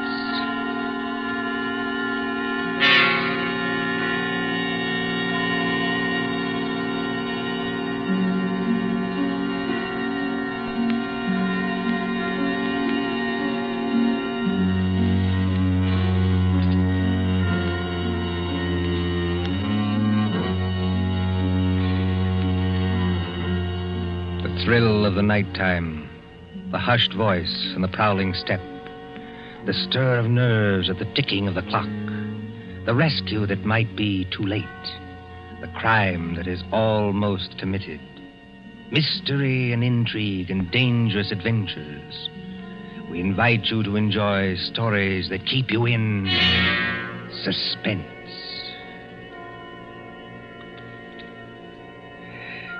Can a man stake his life against $25,000? Can another and cleverer man track him down like a hunter, stalking his prey and kill him within 5 hours? Can you make a bet with death and win? For Suspense, tonight we present Will You Make a Bet with Death by John Dickson Carr.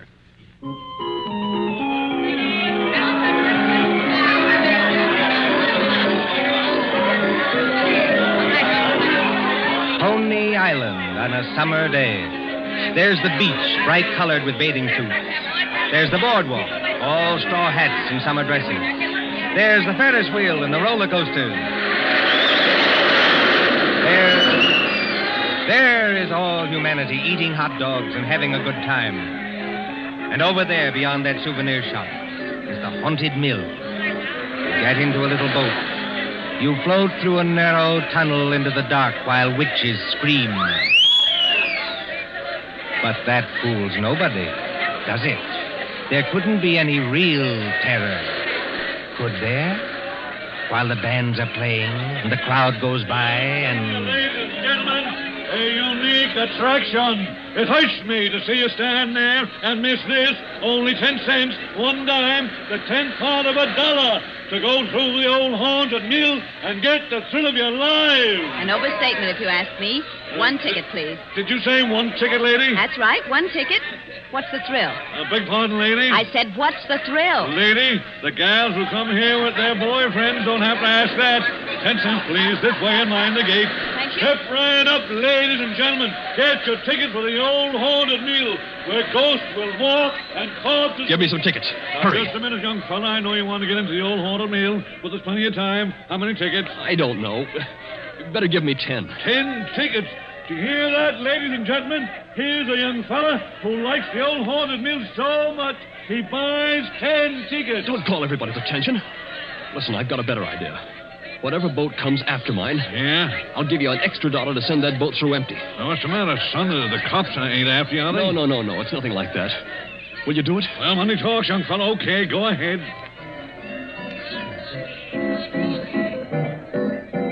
Isn't there an empty boat here? Well, really? You've got such a great objection to riding in the same boat with me? Oh, I'm sorry. I didn't mean that at all. Don't misunderstand. Then you better get in if you want to go. This boat's starting to move. Yeah, I better sit down. You certainly had. Look here, I want to apologize. That's quite unnecessary. This place is rather childish anyway, isn't it? Yes, isn't it? But I've seen everything else, so I may as well see this. Here we go in the dark. What was that? One of the ghosts, I imagine, from a machine. It sounded like him laughing. There isn't anybody in the boat behind us, is there? Oh, I can't see. It's pitch dark. Listen, Miss... My name is Andrews, Betty Andrews, if it's customary to exchange names in a place like this. Mine's Pendrell. Bob Pendrell. Did you say Pendrell? Yes. Do you know it? Oh, no, not exactly. It's an unusual name, that's all. I don't want you to think I'm out of my mind, though I very nearly am. But I've got 5 hours to go. Just 5 hours. At the end of that time, either I'll have won $25,000 or else... Or else? Or else I'll be dead. You know, I wish I'd kept you away from this boat. Well, there's nothing to get alarmed about. For you. I can't tell you much, but I had to tell somebody that or I'd have started yelling. There's just one other thing. Is there?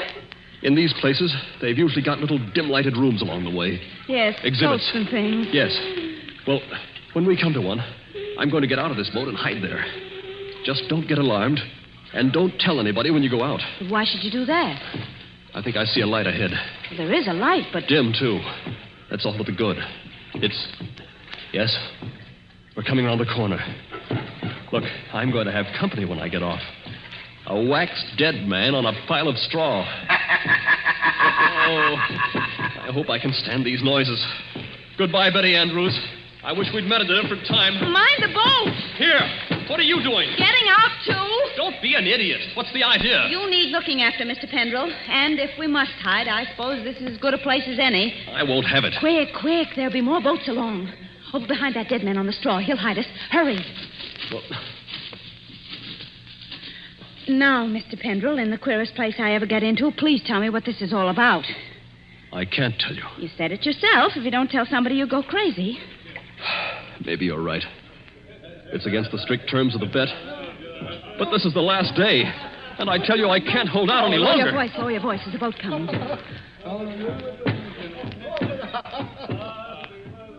I wonder if you ever heard of my stepfather, John Destry. Yes. I imagine everybody has. He's a millionaire, and I'm not. I'm just a chemist, an analytical chemist. Not very successful. So if I'd had time, if I'd had money, I might have worked out a process that would have... Well, I think it would have helped in the war. But he's got money. Yes, he's got money. Well, my mother died years ago. This Destry's a big, white-haired, fine-looking fella. You'd think butter wouldn't melt in his mouth. He's got an apartment in the East 60s, secretary, I never met her, valet, cook, that kind of thing. Well, he used to invite me there. I wouldn't go. Then he got hold of a book I had to have, a German work on chemicals. So I went. After dinner in that study of his, over the brandy...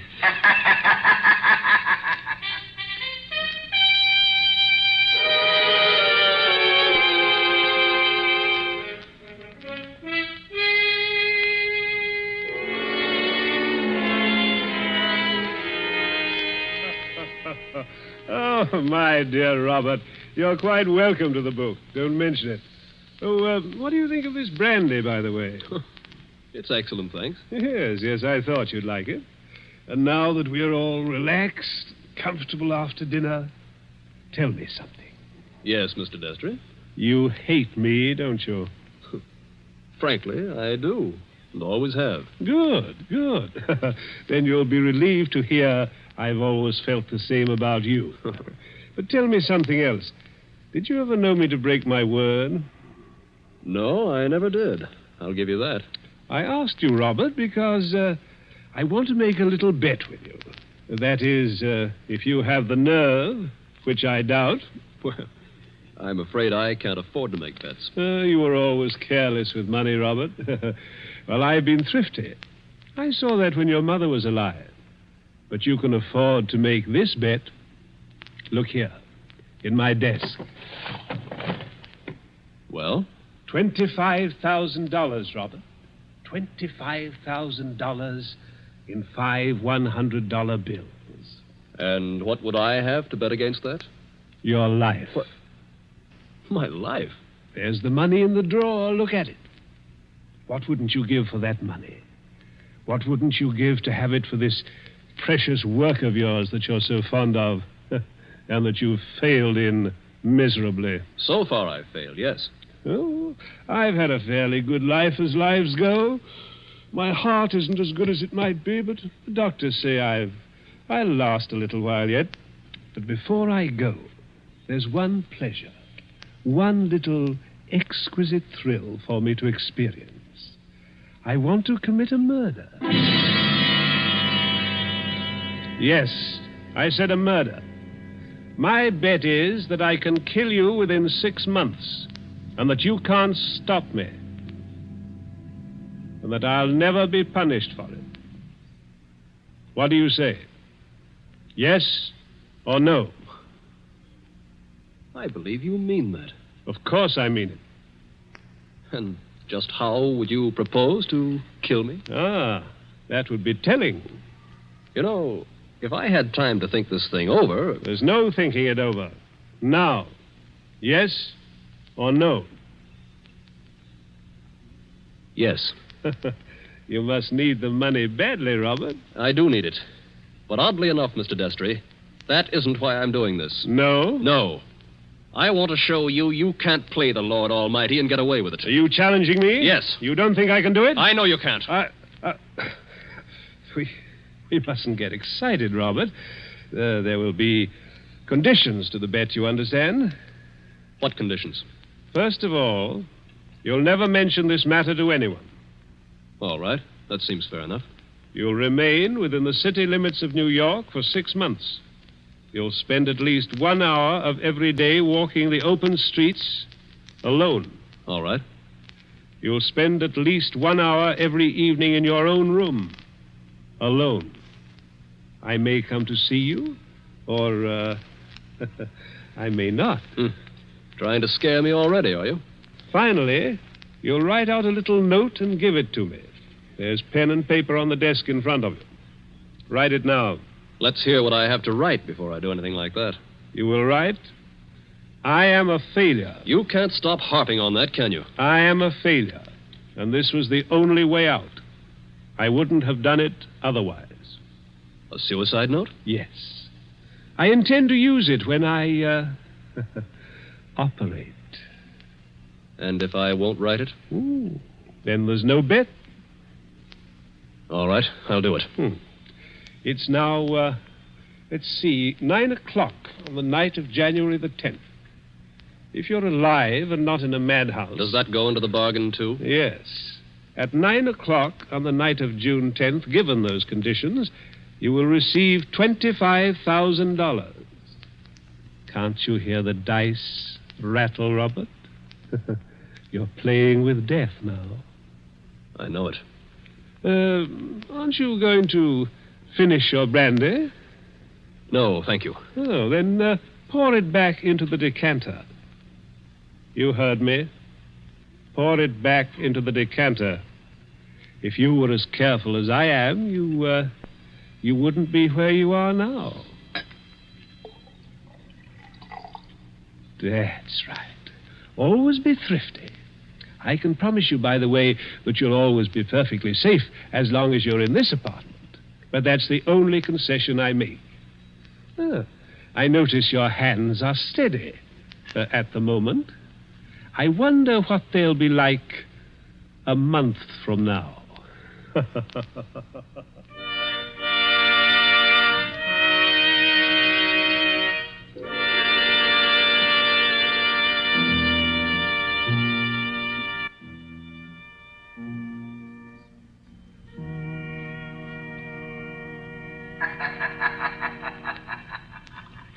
So you were fool enough to make a bet with John Destry.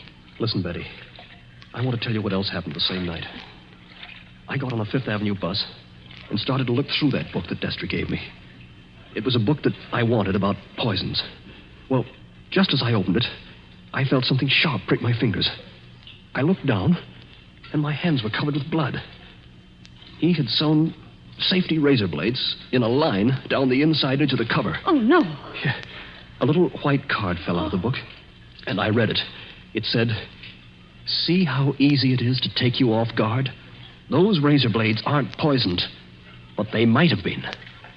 Take warning." Betty, that was 6 months ago. 6 months less 5 hours of careful, refined torture.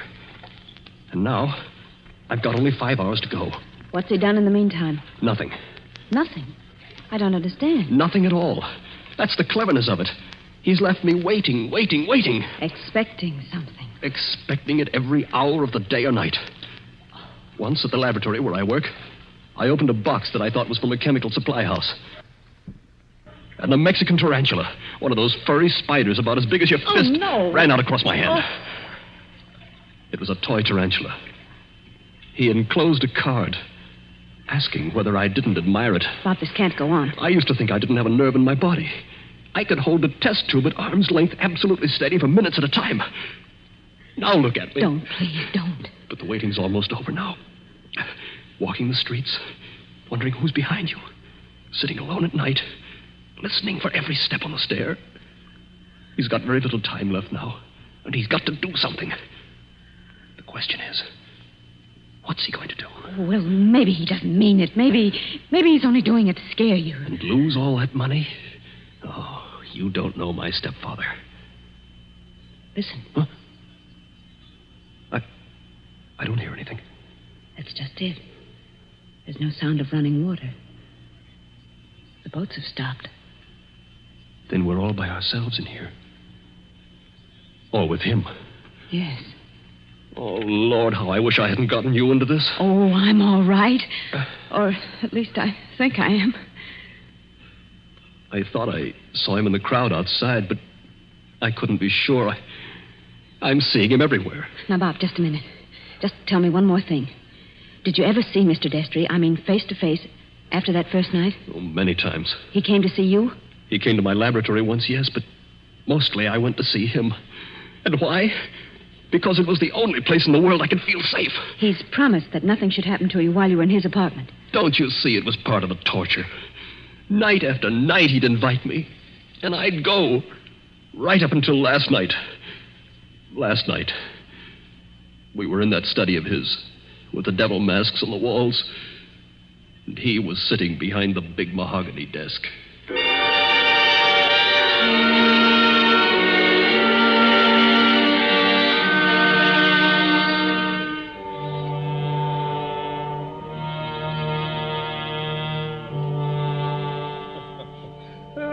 My dear Robert, I'm pleased and even touched to have you here on the last night before you... Why don't you say die and get it over with? Oh, well, let's not say die. No? The clergy contend that we never die. We only change. No. Now, let that be a consolation for you. Must you be going so early? There's that 1 hour at home rule to our bet, if you remember. I remember. You're keeping to the rule. Yes, and I mean to beat you at this if it's the last thing I ever do. The last thing I ever do? That's an unfortunate choice of phrase, Robert. My boy, you haven't a chance. Something's going to happen to you within the next 24 hours when you least expect it. Will you answer me one question? If I choose. Have you decided how you mean to kill me? I decided that 6 months ago. And you still think you can get away with it? It's a method which has never been known to fail.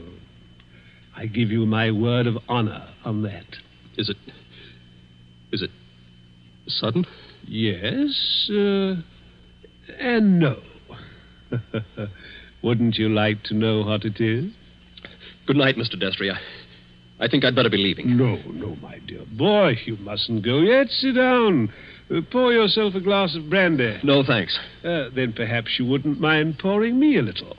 My doctor allows brandy, though I'm forbidden spirits. I notice your hands are shaking quite a good deal. They weren't like that 6 months ago, were they? No. You were full of confidence then. Oh. And it grieves me to see you waste tobacco by lighting a cigarette and putting it out immediately. Oh, it's no use lying to you. But I'm going to beat you just the same. You wouldn't like to back out now? After what I've been through? You'd still have your life. I'll keep it, thanks. That's very unwise of you, Robert. Still, you must decide.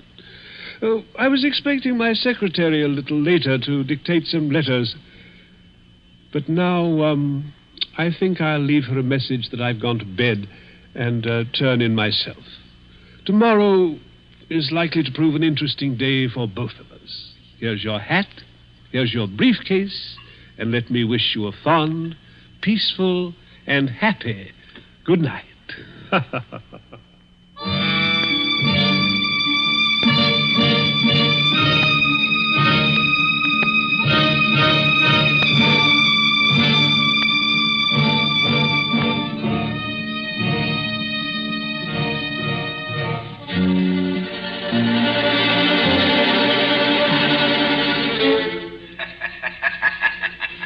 That was last night, Betty.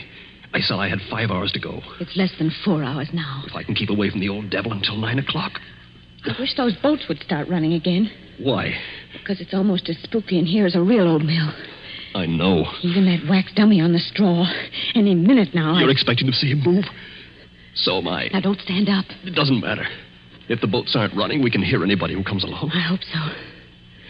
Do you think Destry's got in? Bobby can't have got in. He can't even be here. Why not? Because Mr. Destry told me... Mr. Destry told you?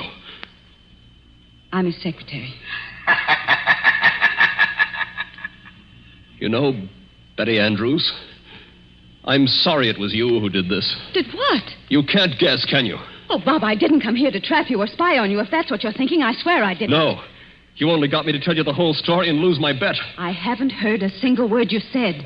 Bob, please believe that. He didn't send you here, of course. No. And of course you never saw me at his apartment last night. No, I swear I didn't. I got there late. He'd gone to bed. I didn't even take off my hat or gloves before I left again. Don't you understand, Bob? I hate him, too. I want to see you beat him. You've got to beat him. You mean that? Look at me and see if I mean it.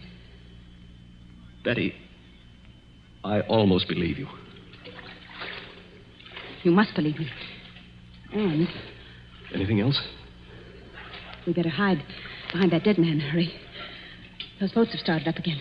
I wish I could tell you, Betty, what that means to me. Come on, hurry. Wait a minute, you two. What? Stay just where you are. Where's that voice coming from? Along the tunnel, I think. But it's not Destry's voice. No, it's a man standing up at a boat. He's coming around the corner. I can see him now. Hurry. The old haunted mill, eh? My golly, if this ain't some place to make a pinch, I never heard of one. What do you mean? Make a pinch? Just what I said. Your name Robert Pendrell? Yes. Who are you and what do you want? Police headquarters. You're to come along with me. I want to see you over in New York. About what? I wouldn't know, lady, but it might be about the murder of John Destry. Oh, no! Did you say the murder of John Destry? That's right. Somebody poisoned him last night with mercury cyanide. I wouldn't have got you at all, maybe, if the barker outside there hadn't thought the cops were after you to start with. Betty. Yes, Bob? He's beaten me. He hasn't beaten you. Oh, yes, he has. And I know now the weapon Destry was going to use in killing me. What weapon? It never fails. The electric chair. You mustn't talk like that. Don't you see? He never once intended to kill me in the way I thought. Are you coming quietly, Mr. Pendrell? Just a minute. He's poisoned himself. But he's left evidence to show I did it. He's killing me the worst way possible. He's won the bet. The money doesn't matter now. If I'm in the death house for murder, what use have I got for all the money in the world?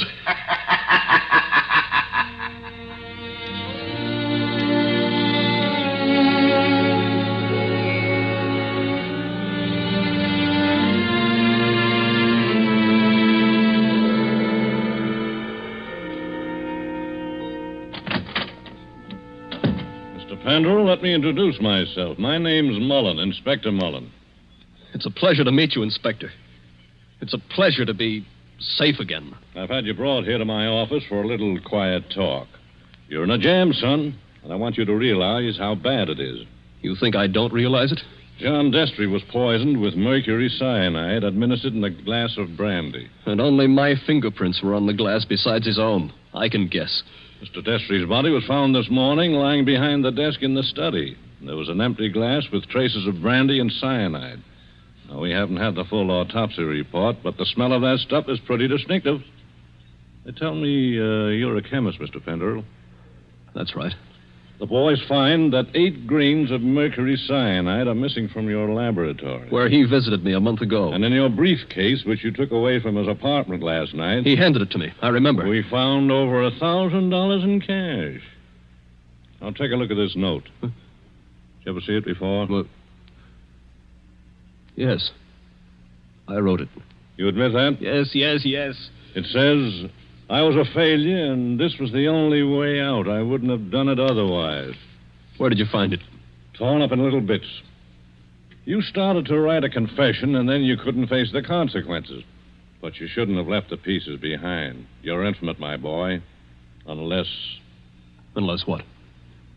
Now, if you'd like to confess here and now, and maybe we did a little deal about second-degree murder... Oh, Inspector, why bother to string me along? What do you mean, string you along? There's no second-degree murder on a poison charge.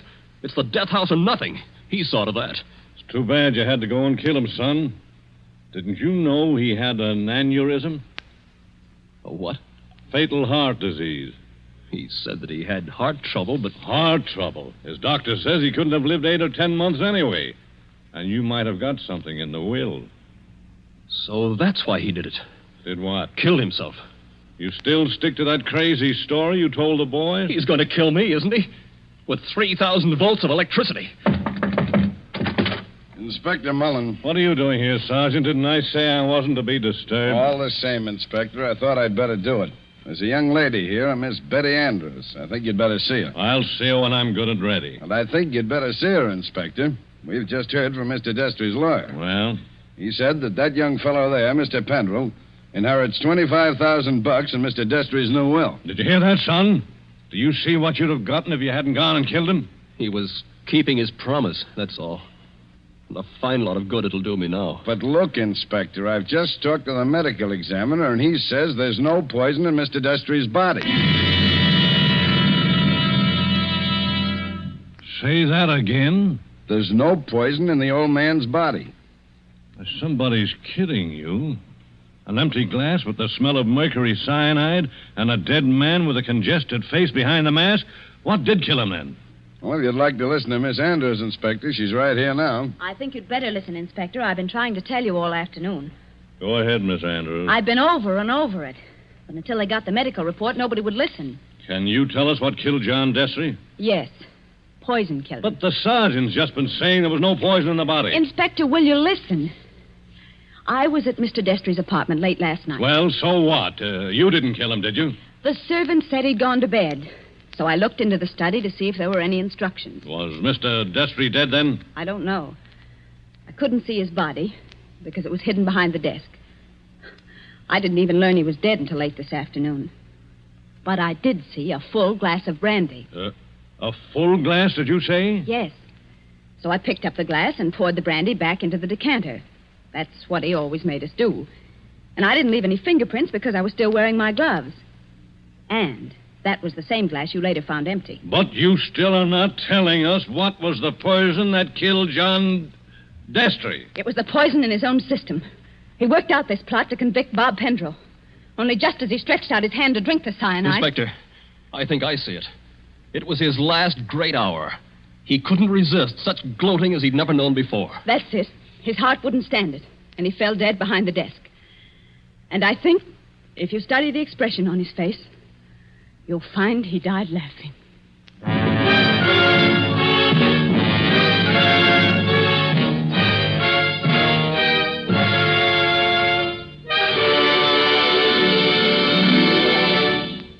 And so ends Will You Make a Bet with Death?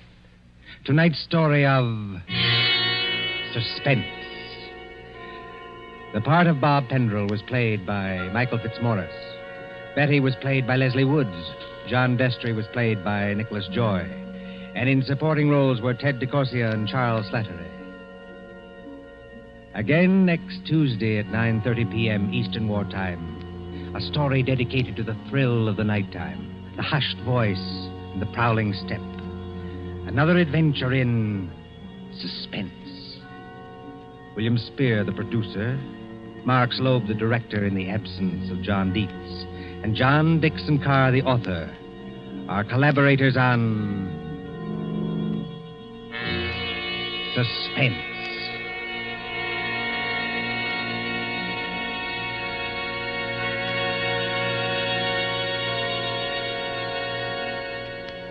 This is the Columbia Broadcasting System.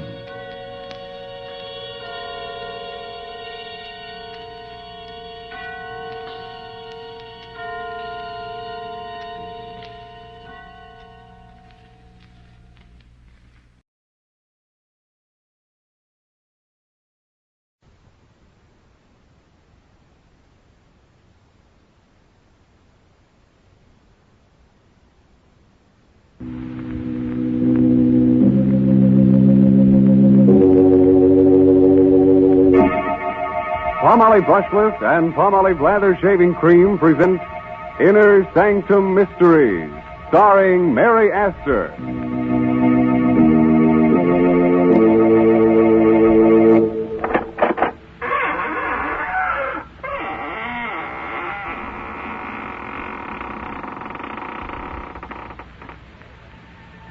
Welcome, friends of the Inner Sanctum.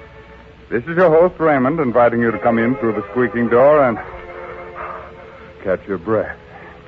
Now, don't be embarrassed. Many of my guests here are out of breath. But they won't tell on you. I assure you they won't breathe a word of it. You see, they were warm, too, when they came in, but they've cooled off now. You see, I've kept them on ice. Now, if some of them seem a bit unfriendly to you, don't mind. They can't help being stiff.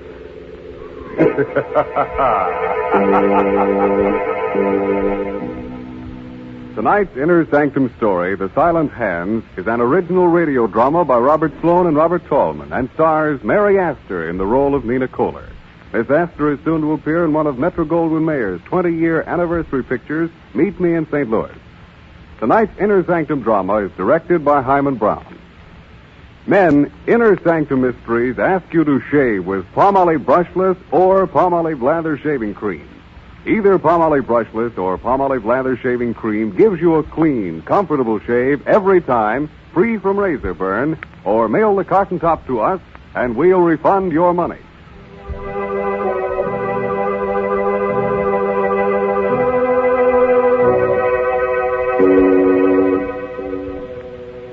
When a murderer sneaks up behind you and you haven't a rear view mirror handy, the best thing to do is listen carefully and try to hear the sound of the silent hands. High up on the bluff, overlooking a West Coast harbor, police cars feel their way through the fog on their night patrol. They're on the lookout for a mysterious woman in white who has already strangled 3 men and pushed their bodies over the cliff. Attention all police cars. Attention all police cars. Woman in white evening dress reported walking with middle-aged man in Overlook Park. Investigate right away. Investigate right away.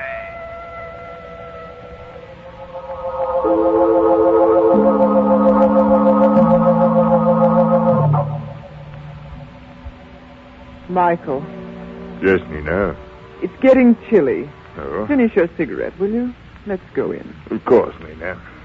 Here, take my coat in the meantime. Put it over your shoulders. Thank you. What?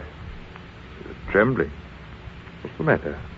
Nothing, just nerve, that's all. Michael. What, dear? My bag, it's gone. Well, you're sure you had it with you? Oh, yes, positive. Oh, well, it must be around here somewhere. Go on ahead, Nina. I'll find it for you. No, Oh, all right. But be careful of the cliff. Now, don't you worry, dear. Go on ahead. I'll catch up with you in a moment. Don't be long, Michael. Don't be long. I won't. Always losing her bag. I'm always finding it for her. There it is. Just ready. Oh! Let go of me. Let go of my neck. Just throat. No. Cliff. Don't push me over.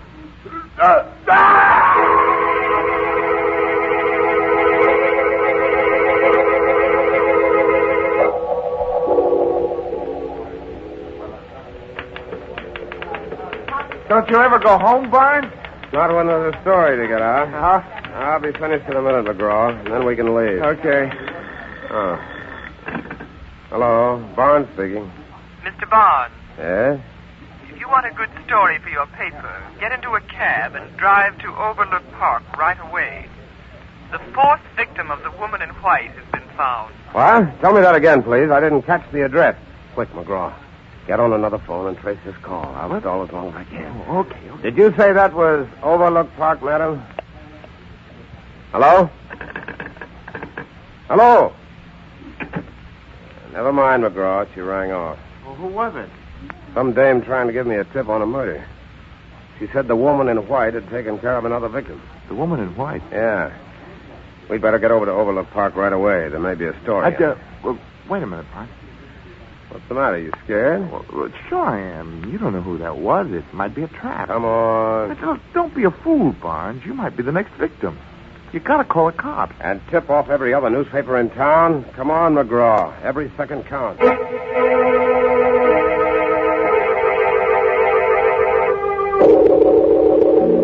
Holy mackerel. That dame was right. Look down there on the rocks. What is it? A man's body. A man without a coat. We better get the police. Yeah, we'll phone the story in, and then we'll... Hey, wait a minute. Look at this. Barnes, don't touch anything. I won't. I just want to see it. Yeah. The same, all right. What's the same? This metal ring on the ground and a piece of silk next to it. That's what they found before in every one of these murders. What do you suppose it means? I don't know. The cops say it's like an East Indian trick, practiced by highway thieves. A precious stone or coins left on the road. When a traveler stoops over to pick it up, wham! A silk noose is slipped over the neck, and in a few seconds, it's all over. Barnes. Yeah? Somebody watching us. What? Over there, behind that hedge. Something moving. Something white. You got a gun? No. Neither have I. Come on, we better not fool around. Which way do we go? Back to the car? No. There's a house beyond those trees. Maybe we can get to a phone. Okay, let's run for it. Right.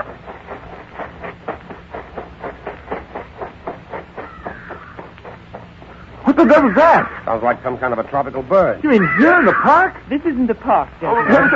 That tropical bird you hear is in the aviary next to the house. It's part of my private collection. You live in that house? Yes, with my sister. These are our grounds, gentlemen, and you're trespassing. Well, lady... We're looking for a telephone, madam. We're from the Chronicle. I don't care where you're from. You'll have to leave immediately. But someone's been killed. You'll have to leave immediately. My sister is ill. She can't have any excitement. Nina! Nina! Go back into the house, Carolyn. Nina! I've been looking for you.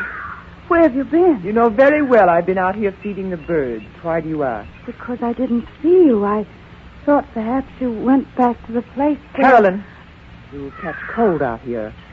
You'd better go back in the house. But who are these men, Nina? Reporters, dear. We'd like to use your telephone, miss, if there's one in the house. Why, of course. Come along. I'll take you to it. Thank you. If you men are reporters, I suppose you want to phone your paper about...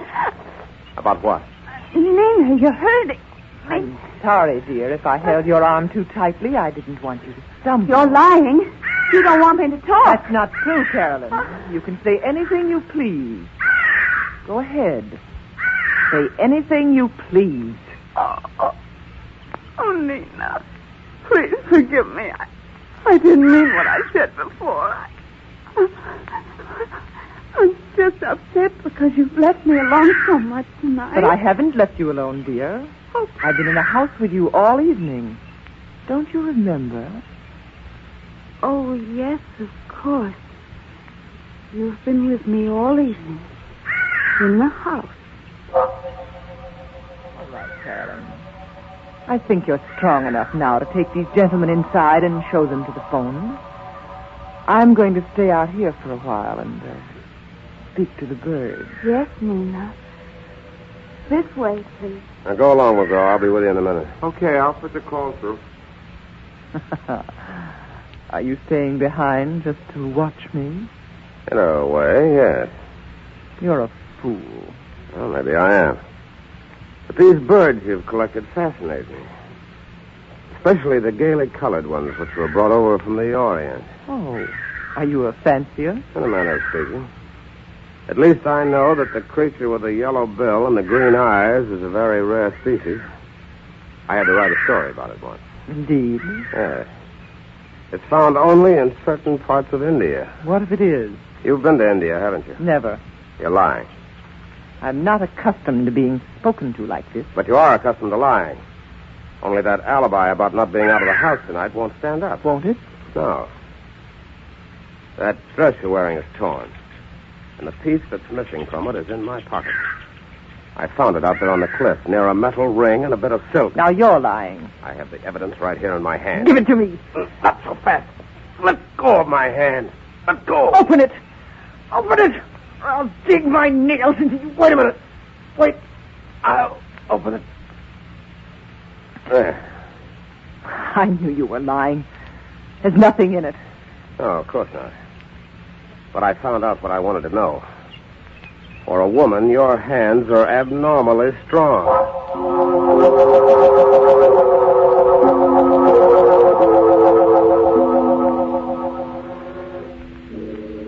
So now it's your turn to watch me and follow me around, huh, Mr. McGraw? Oh, not necessarily. Your friend must think I intend to run off before the police arrive. But he's wrong. I have nothing to fear from the police. Of course not. Don't stand there and grin at me. I'm cold and miserable. If you had any manners, you'd take off your coat and offer it to me before I freeze to death. You can have my coat. Thank you. Wait a minute. Where are you going? Back to the house. There's a police car there now. Well, good. I'll go back with you. Just a moment. What's the matter? My watch. I've lost my watch somewhere along the path. Who are you kidding? I just saw you throw it over in the grass. Here it is, right over here. What the devil? Where'd she go to? Where'd you... Oh! My thumb! No! Not on! Just push me up! Quick!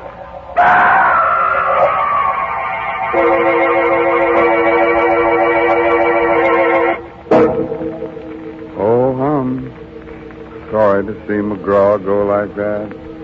He was such a nice boy.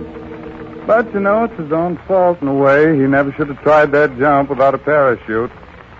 He may hurt himself someday, like the fellow who, when shaving, gives himself a good case of razor burn. Men, when you torture your face with razor burn, don't just blame your razor blade. Instead, try Palmolive Brushless. That smooth, easy to spread, won't clog your razor shave cream. You see, Palmolive Brushless literally lubricates your skin, so your razor just glides along without tugging, scratching, or scraping. Yes, mister, even the toughest beards lie down and wilt when you use Palmolive Brushless. And your face is cool, comfortable, not drawn or dry. So why don't you quit bothering with a shaving brush and try Palmolive Brushless? You buy Palmolive Brushless in the big money-saving Victory jar, and we'll guarantee you a clean, comfortable shave every time. And we know you'll sing goodbye forever to painful razor burn.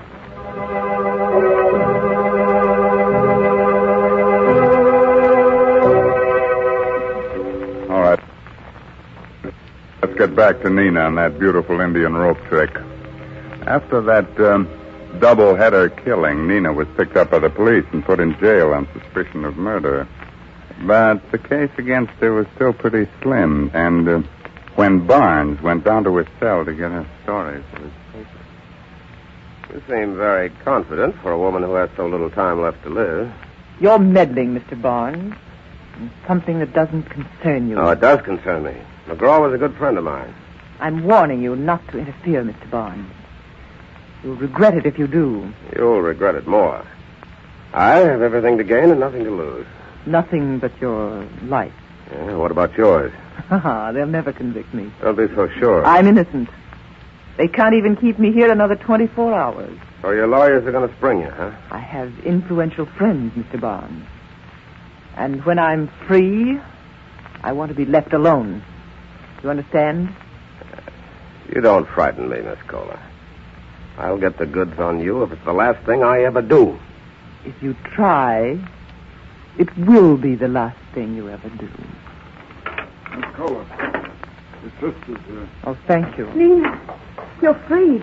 You're free, darling. Yes, I know. George told me he was getting out a writ. You see, Mr. Barnes, I have influential people. Well, they won't always be able to help you. No? Come along, Carolyn. I have so much to tell you. Yes, dear. Mr. Barnes, you've got to help me. What? It's a matter of life and death. Come to the house tonight at 10 o'clock. I'll be feeding the birds in the aviary. Right. Carolyn, what are you doing? I'm coming, Nina. I'm coming.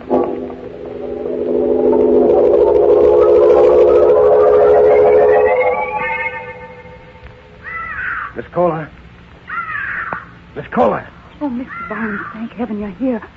I was afraid you wouldn't come. Well, you said it was a matter of life and death. It is. It is. My sister's been lying to the police, and she's made me lie for her, too. What do you mean? Well, that night you were here, that night Michael was killed, she told you she was in the house with me all evening, but she wasn't.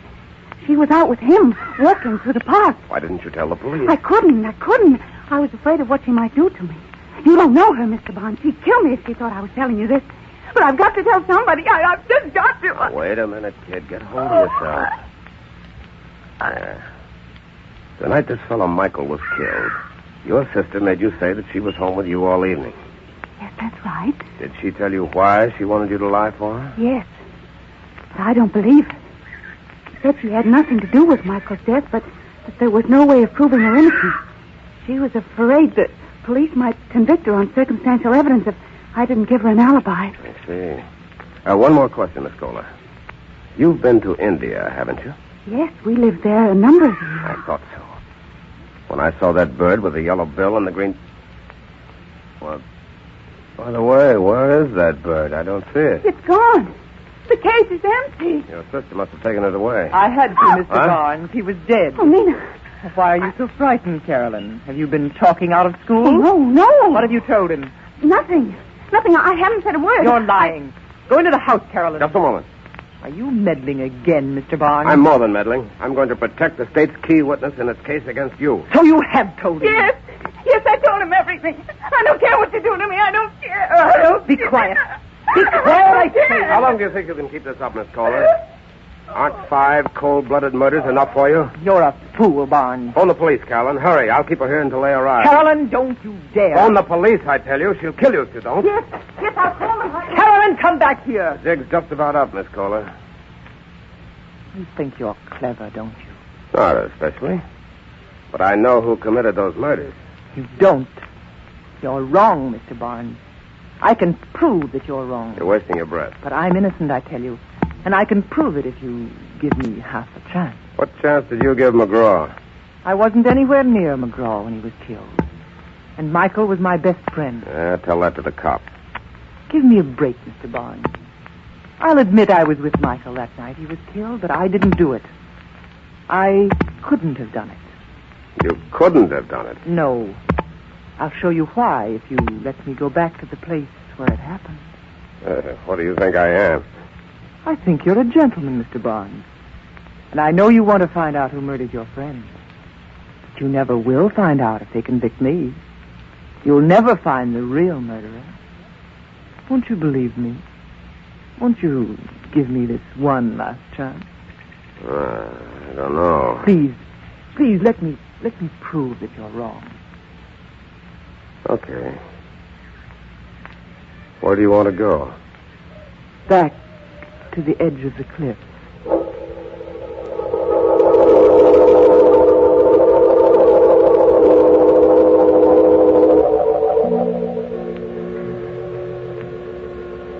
Michael and I were standing just about here, Mr. Barnes. Yes, go on. We were talking about the mysterious murders that had taken place on these bluffs overlooking the harbor. And we were joking about the fact that I was a woman dressed in white. You're in white again tonight, Miss Kohler. Yes, it's my favorite color. I see. We stood here for a while, and then the cold air chilled me, so I asked Michael for his coat. May I have your coat, please, Mr. Barnes? What's the idea? I want to show you what happened. Well, do you have to be that graphic? Yes, it's important. The details are terribly important. All right, you can have my coat. But I'm warning you, Miss Kohler, I know the game. Slipping a silk noose over a man's neck is done more easily when his coat's off. That's why all the victims were found in their shirt sleeves. But Michael was the only one I knew. I couldn't possibly have had a motive for killing the others. They're complete strangers to me. That's not much of a defense. Psychopathic murderers often kill without a motive. They do it for the thrill it gives them, whether they know their victims or not. All right, continue with your story, Miss Kohler. Well, after I put on Michael's coat, I started toward the house. Yes? And then I missed my bag. Yes? I guess I left it near the edge in this, over there somewhere beside that rock. Good heavens. What's the matter? Isn't that another bag over there? Where? Beside the rock. Get it, Mr. Barnes, and bring it here. What? Bring it here. Oh, no, you bring it here. Oh, all right. If you're that frightened of me, I will. Just an ordinary bag. I don't know why you were afraid of picking it up. Nothing could have... Oh, my neck! I knew you couldn't resist another victim, Mr. Barnes. But you forgot about my strong hands and this coat I borrowed from you.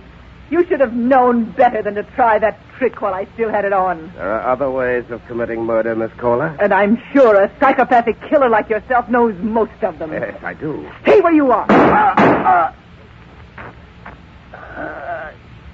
You're smarter than I thought, Miss Kohler. I never dreamed that you'd plant a gun in that bag. That was the chief's idea. You underrated our police force, Barnes. We've suspected you for some time. But we couldn't get the goods on you till tonight. We? Yes. Didn't you know there were women detectives? My sister and I have been leading you on ever since you killed Michael. And all the time I was figuring I could pin the rap on you.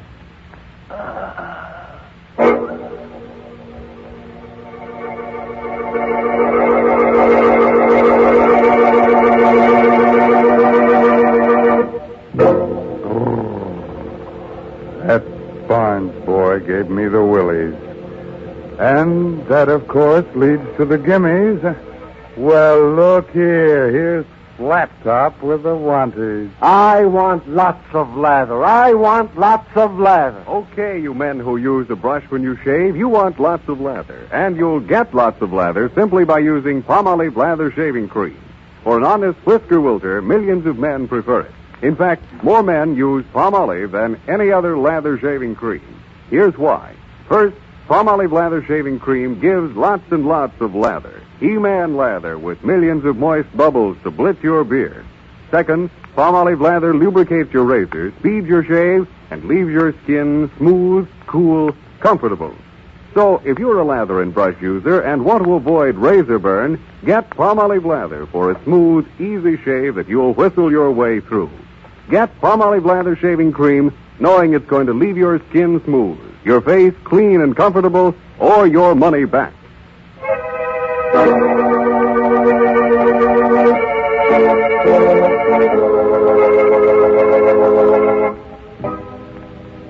Well, it's time to fold up the ghosts now, those little folds, and put them back in the closet with the family skeleton, which is something.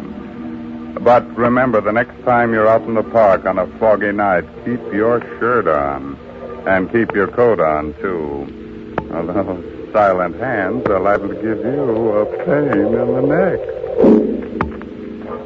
By the way, this month's Inner Sanctum Mystery is Said the Spider to the Fly by Richard Shattuck. Well, if there's no more business to scare up, I guess I'll turn on the darkness. Thanks.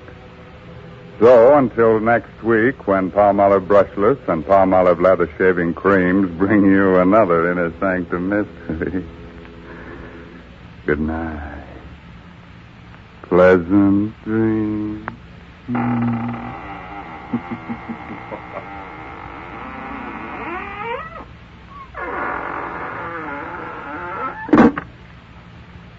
What is the 14-day Palmolive plan? Yes, what is the 14-day Palmolive plan? It's the biggest beauty news in years. Doctors tested this plan, proved it brought lovelier complexions to 2 out of 3 of all the women tested. Here it is. Wash your face with Palmolive soap. Then massage for a full 60 seconds with Palmolive's lovely soft lather.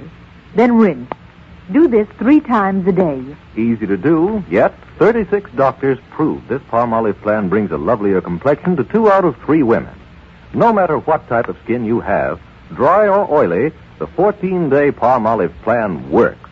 So get Palmolive. See what Palmolive can do for your skin in only 14 days.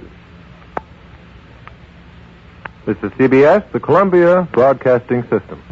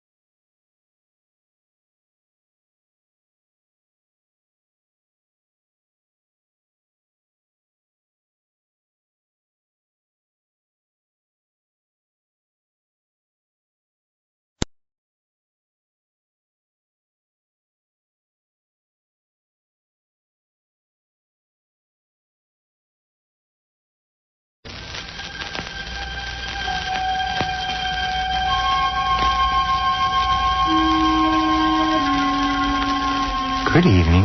This is Peter Lorre. Would it bore you to hear a tale of tragic murder? Are you unwilling to sit through the telling of a strange and horrible story? The brief narrative of a man caught in a web of evil? You're not? Then, my friends, keep right on listening to the Mystery Playhouse.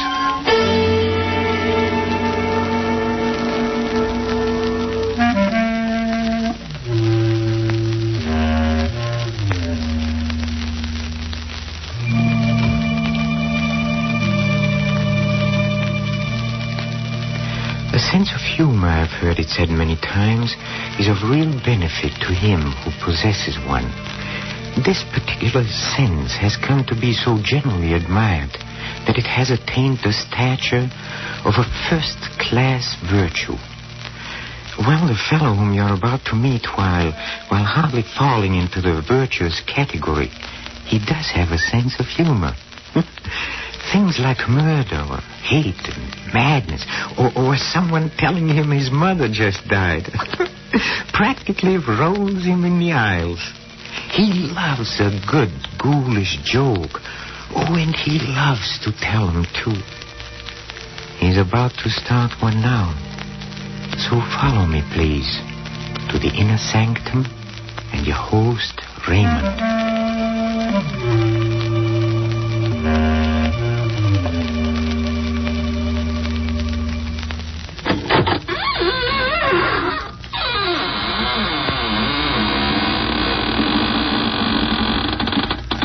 Good evening, friends of the Inner Sanctum.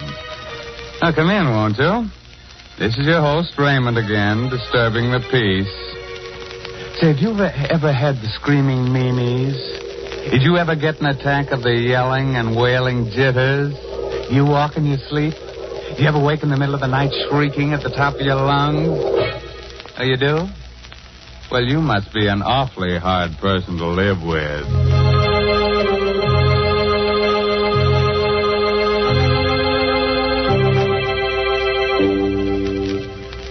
Well, friends, it's time for our story to begin. From this point on, forget everything pleasant. Get a finger ready to chew on, turn the lights down low, and listen to Peter Lorre tell you the blood-curdling tale, Death is a Joker. Come with me to the criminal courts building. A tense hush falls upon the spectators as Charles Luther takes the stand. Gentlemen of the jury, I'm accused of murder. I'm an actor, a comedian. Look at my face. Ugly, huh? Yes, so ugly that whoever looks at it laughs. I'm not telling you this to win sympathy for myself. I tell you this because it is important to your understanding the strange events that brought me to this courtroom today to plead for my life.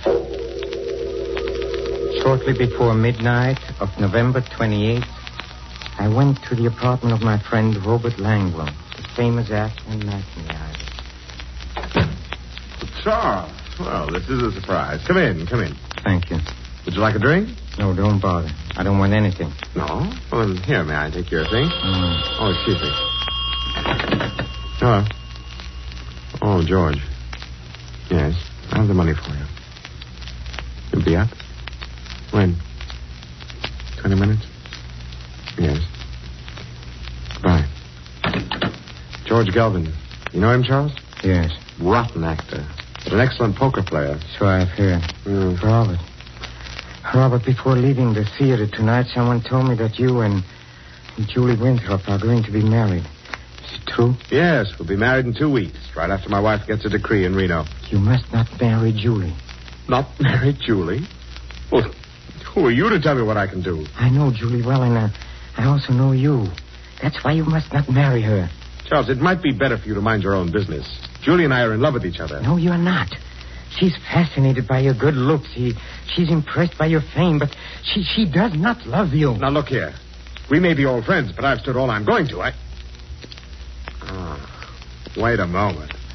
I get it now. You're in love with her yourself. I? I in love with Julie? No, we are just friends. Friends? You're madly in love with her. That's why you came here tonight, isn't it? No. Friends. Stop your laughing. You in love with a girl like Julie. Why should my love make you laugh? Oh, so you admit it, huh? All right, I do. Why is it so funny? Do you think she'd have you? You, a clown, ugly, clumsy? You in love with Julie? And why not? Why not? You! Stop your laughing. Stop it. Can I? Look at yourself. Charles, let go of me. No. You're choking. Let go. A joke, huh? Charles. A joke. Laugh. Go ahead. Laugh now. Laugh. Robert. Robert. I didn't mean it. Robert. Lord, what have I done?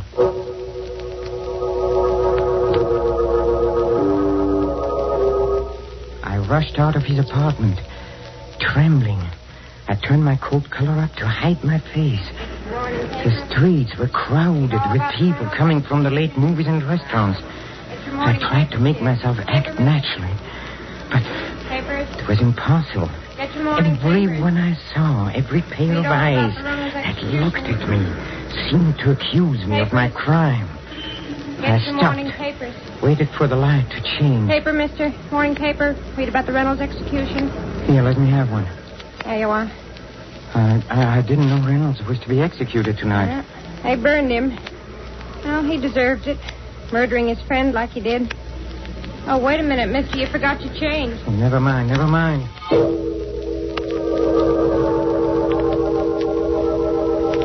I went to my apartment and I looked at the newspaper I had bought. There was a photograph of Reynolds on the first page. In his face, I saw my future.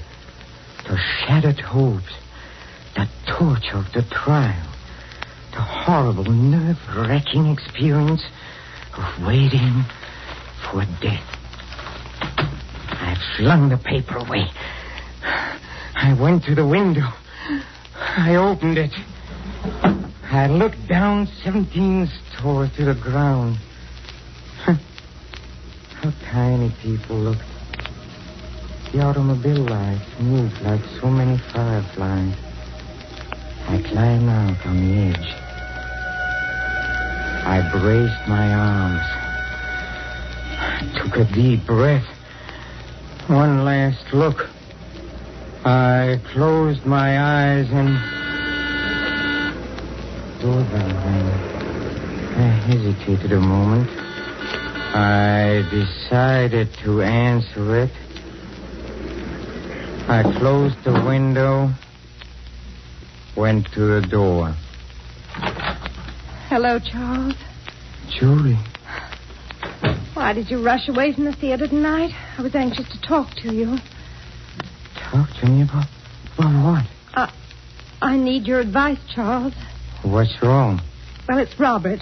What happened? Well, nothing happened. It's just that I'm not sure I love him. I'm not sure.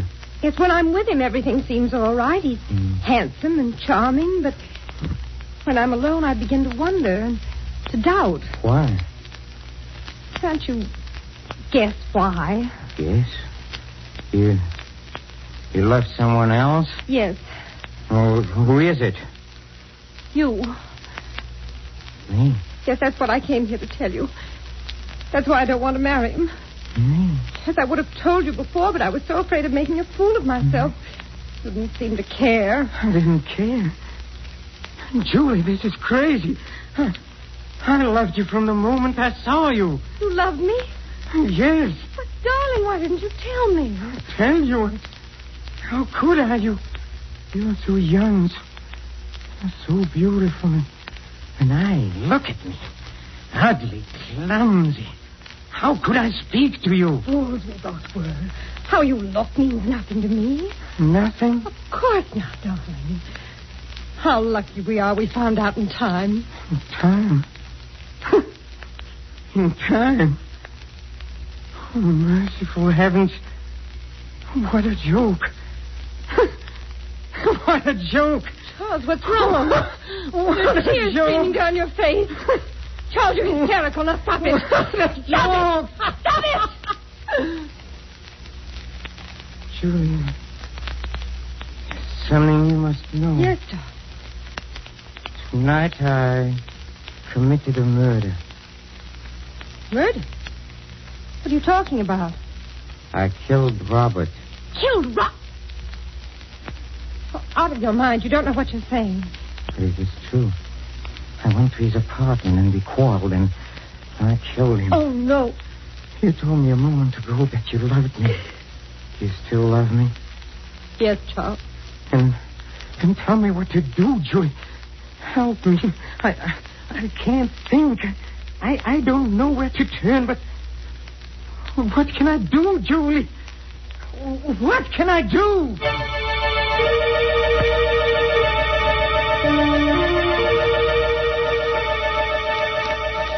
Now, pull yourself together, Charles.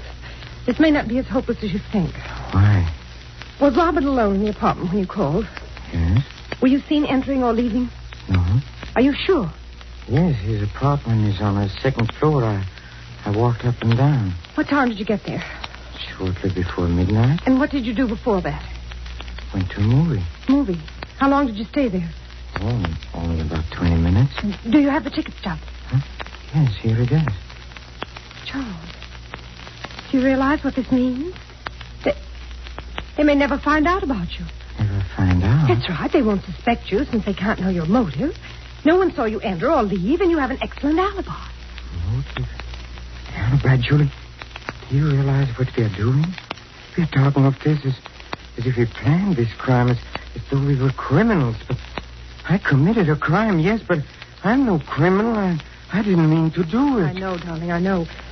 But you must think of your own life now. And mine. Yes, Julia. Oh, I see what you mean. I'm not a criminal, but I must play the role of a criminal now. A subtler, clever criminal who is cunning enough to escape punishment.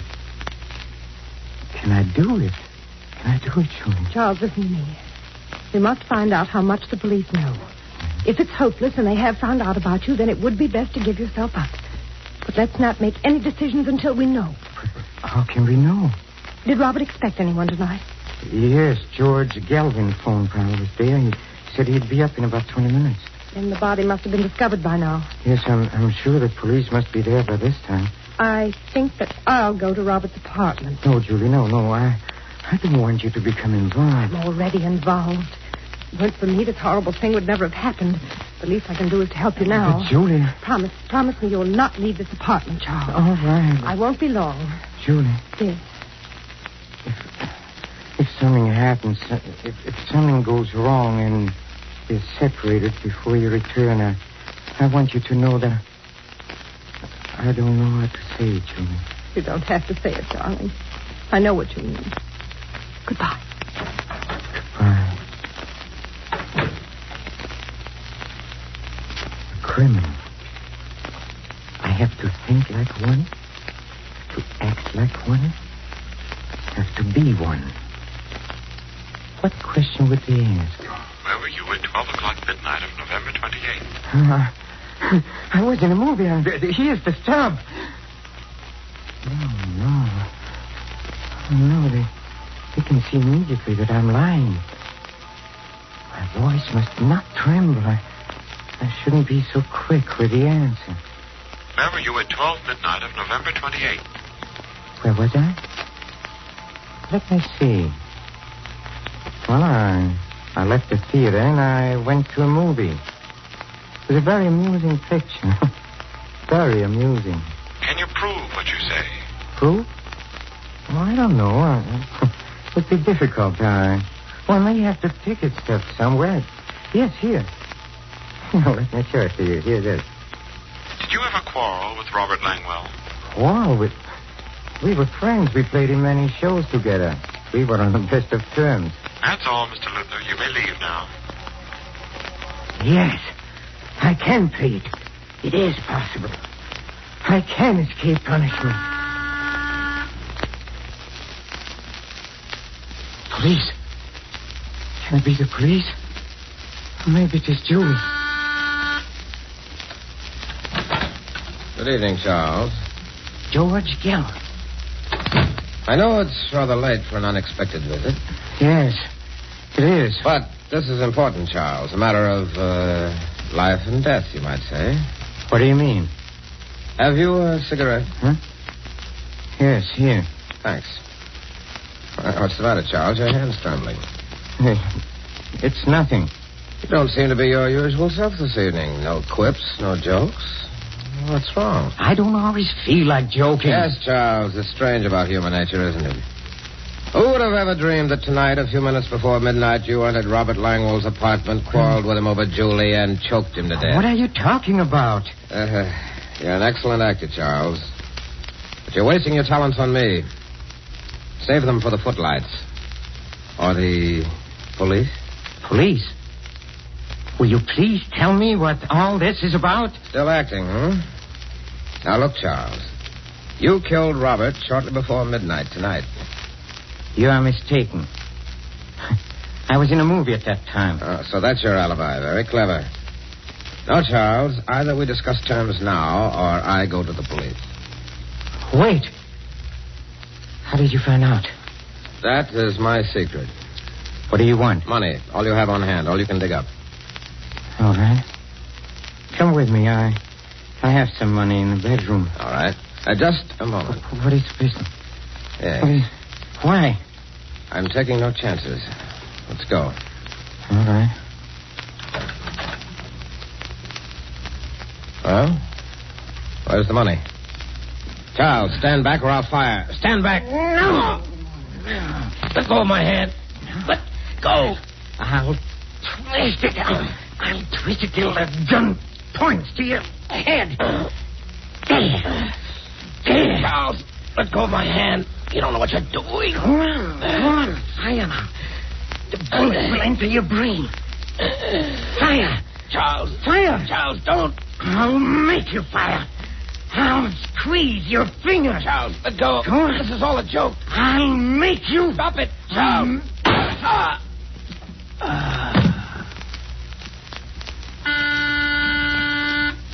Just a second.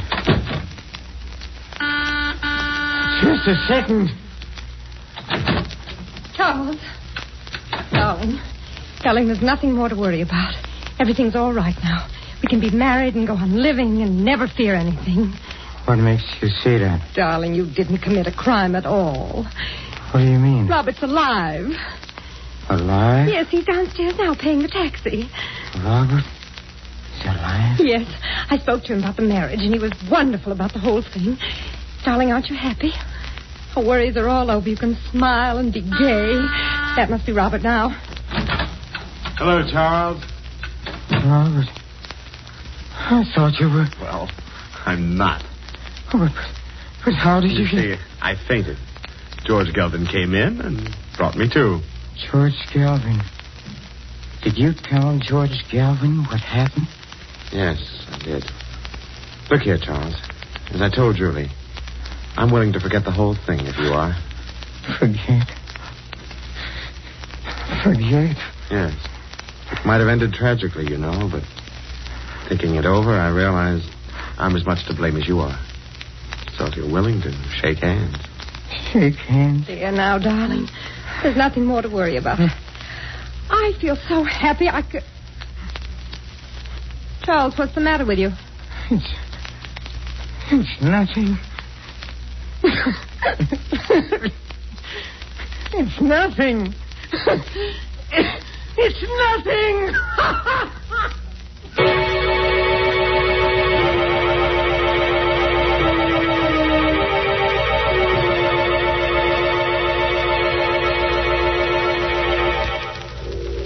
Gentlemen of the jury, I became a criminal all because I thought I had committed a crime and I had to think like a criminal. My motives were those of all men. I wanted happiness and wanted marriage to the woman I loved. What would you have done in my place?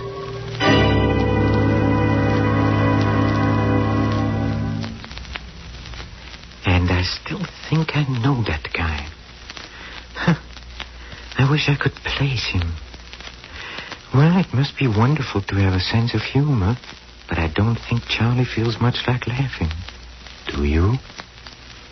We'll pay a return visit to the Inner Sanctum and its fun-loving host Raymond soon, but don't go, please. Not until we drop in at the green room, where the players are rehearsing our next performance in a mystery playhouse. Come with me, please. Come. Change the dressings at midnight and again in the morning, nurse. Yes, Doctor. Well, Doctor, what did you find? Will I be blind? Is it very bad? Now, take it easy, Mr. Denton. There's nothing to worry about. Nothing at all. You're sure? You aren't just saying that. I'm quite sure. Valerie, did you hear that? I'm not going to be blind. Valerie, where are you? Right here, darling. Did you hear? I won't be blind. Isn't that wonderful? Yes, darling, it's marvelous. You don't sound very excited. Valerie, don't you realize I'm going to see again? She doesn't sound excited because I don't want you to be excited, Mr. Denton. You've got to relax. Try to sleep. Sleep? With this ungodly pain? My eyes feel as though they were on fire. That will stop as soon as the opiate I gave you takes hold. You'll be comfortable, I'm sure. Now, good night. You're going now, Doctor? Yes, I'll look in on your husband in the morning. Stephen? Yes, Valerie? Do you mind if I step out into the corridor for a moment? But you promised not to leave me. I'm afraid, Valerie. Everything's so dark. The nurse will be here, dear, if you want anything. I just want to ask Dr. Wade some questions. Questions? But he's already told us. Yes, Stephen, I know. But I'd like to find out about the treatment and how I'm to take care of you when we get you home, you know. Just little things. All right. But hurry back. I want you near me. I will, dear. Good night, Mr. Denton. Good night, Doctor. And thank you. You're quite welcome. After you, Mrs. Denton. Thank you. I suggest we step into the consultation room across the hall. We'll have more privacy. All right. Here we are. Thank you. Well, it's been a long time, Valerie. Yes, Paul, it has. Almost 10 years, isn't it? About that. Strange that you should have called me, of all people, to treat your husband's eyes. Oh, I was panicky, Paul. I didn't know what to do. It all happened so suddenly. Stephen was working in his laboratory at the house when suddenly I heard a violent explosion. I ran in and found him clutching his eyes and screaming, "I'm blind." First thing I thought of was an ambulance. Then you... Why didn't you think of me 10 years ago? That's not fair, Paul. Was it fair to turn your back on me and then to marry a man almost twice your age? Paul, please, why bring up ancient history? It isn't ancient history to me. I've never forgotten you. Paul, about Stephen's eyes. What about them? I have a feeling that you weren't telling him the truth. You're right. Oh, you mean he's not going to regain his sight? He's going to be blind? Oh, Paul. You don't expect me to be terribly concerned, do you, Valerie? After all, he did take you away from me. Don't be vindictive, Paul. It wasn't Stephen's fault. He didn't even know of your existence. And you never told him that we were on the point of being married? No, never. It's rather ironic that we should meet again at the bedside of my rival, your husband. A man who may forever walk in darkness. Don't say that, Paul. It's horrible. But unfortunately true. A moment ago, you told me not to be vindictive. I'm not, really. But if I were, I could have my fill of vengeance if I told him about us. And then told him that he'll be blind forever. You wouldn't, Paul. Or I might take another form of revenge. I could tell you that an operation is called for. A very delicate operation. Are you trying to say that there might be a chance? Yes. But supposing I refuse to perform the operation? Paul, you're joking. You can't mean that. Perhaps not. But you call me vindictive. Suppose I operate and my scalpel slips. What if he dies? That would be murder. You're not a murderer, Paul. You wouldn't risk your professional reputation. Why must you torment me this way? You really love him, don't you? Yes, I do. Then forget the things that I've been saying. I want you to think of me as a friend. I want you to trust me. I do trust you, Paul. Thank you. Now as to the possibility of surgery. Here is the situation. The transparent film over your husband's eyes, the corneas, were burned and torn by the explosion. They've been so damaged that blindness will result, even though the eyes heal. But you think an operation would cure that? Possibly, although it's a very delicate job. The injured cornea must be peeled away and replaced by a fresh, healthy one. Where can you get healthy corneas? From the eyes of the dead. Oh. It isn't quite as horrible as it sounds, Valerie. You know, dying people often will their eyes for just this purpose. We maintain what we call a corneal bank. It's much the same as a blood bank, only but there's this difference. Corneal tissue can't be stored more than 48 hours. It must be fresh, or it's no good. You have some available in the bank? No, that's the trouble. I'm afraid we haven't. But there's got to be some, Paul. I don't know where, Valerie. Unless... Unless what? I was just thinking. Last night, one of the interns asked me to look at a charity case that puzzled him. The patient is a Hindu or a Persian named Chandra. He lives in a dirty little shack near the waterfront. Yes, Paul. I stopped by and examined him. I found an incurable condition. There's no way to save him. He won't live more than a day or two, but his eyes are healthy. You mean you think he might... I don't know. You'd have to have his consent, of course. Take me to him, Paul. I'm sure I can make him understand. Oh, it may not be so easy, Valerie. He's a strange person. A mystic and a spiritualist. Let me try. Just take me to him. All right. We can go there now.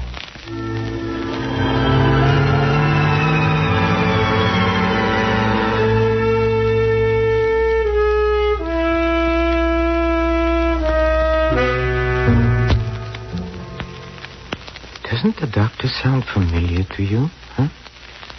That's right. It's Boris Karloff, up to his old tricks.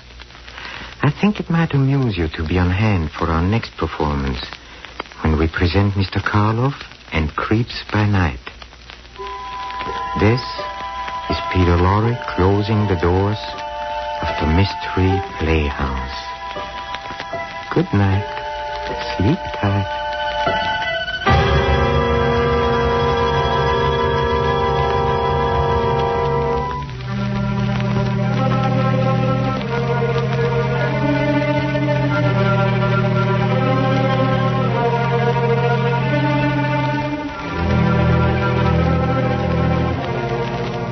This is the Armed Forces Radio Service.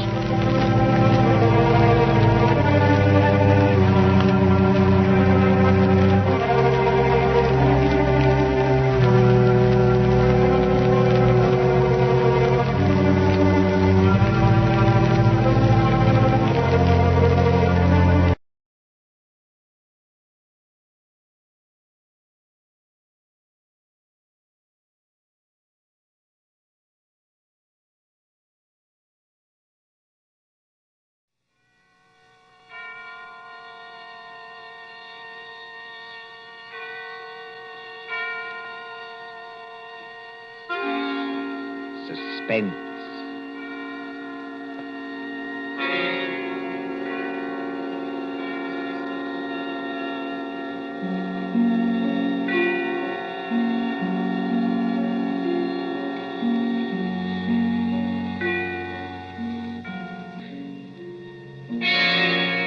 Suspense.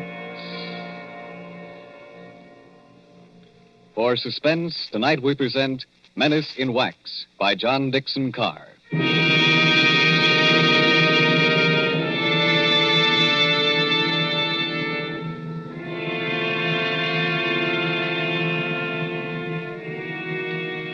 During the French Revolution of 1793, a Swiss girl copied in wax the severed heads of those who had just been guillotined. She married a Frenchman named Tussaud and came to London, and she founded Madame Tussaud's Waxworks.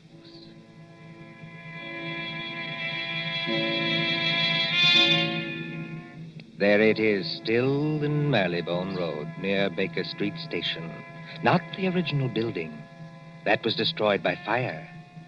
But it remained untouched when a darker shadow than revolution came to England. And they plastered high explosives all along that road and hit the cinema next door. We are going to London under the bomber's moon.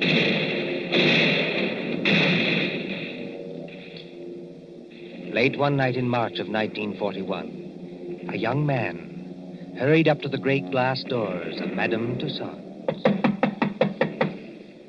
Hey, open up here.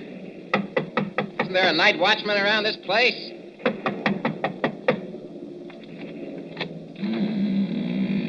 There is, Governor, and I'm him. Now, what do you want at this hour of the night? My name is Rogers. I'm from the Daily Record. Oh. If you'll let me get inside, I'll show you my press card. Didn't you get any orders about me? Well, maybe I have at that. Oh, you're the bloke who wants to see the Chamber of Horrors. That's right. All right, you may as well come in. My paper got a tip there's something funny going on around here. Something funny going on here? That's a good one. The rain's not very heavy tonight, is it? No, they're going over. You ain't heard where, Governor? We got a teletype flash. There was the Midlands. Lord lummy, and I've got a sister in Birmingham. Oh, why can't she come and stop in a nice, safe place like London? There's the Regent's Park guns opening up again. Makes your teeth rattle and shakes the hats off the dummies' heads. You know, this Chamber of Horrors is getting to be popular tonight. You mean there's been somebody here before me? Yes. A woman? That's right, Governor. About 5 feet 2 inches tall, very pretty. If you like 'em, brunette and big-eyed and a phony French accent. No, Governor, no. This was only an old lady that lost her handbag. Oh, thank the Lord for that anyway. Now then, what is going on around here? Well, I don't know, Governor. You'll have to ask Pearson about that. Who's Pearson? Oh, he's the bloke that's the watchman down there. He's old and he imagined things. He phoned your piper. Have you got an electric torch? Yes. Then go straight on through the marble hall and down the stairs on your left. And don't speak to the policeman, 'cause he's wax. Yes, that's the way, Governor. That's the way to the Chamber of Horrors. Thank you.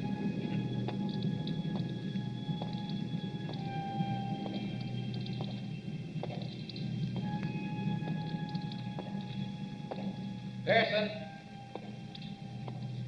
Hello, Pearson. Pearson. Yes, sir. Huh? You're looking for me. Oh, gee, I didn't see you there. I must have thought you were one of these wax dummies. Ugly dim light, isn't it? Yes. Rogers is my name. I'm from the Daily Record. Oh, yes. I'm glad you came over. I phoned your paper myself.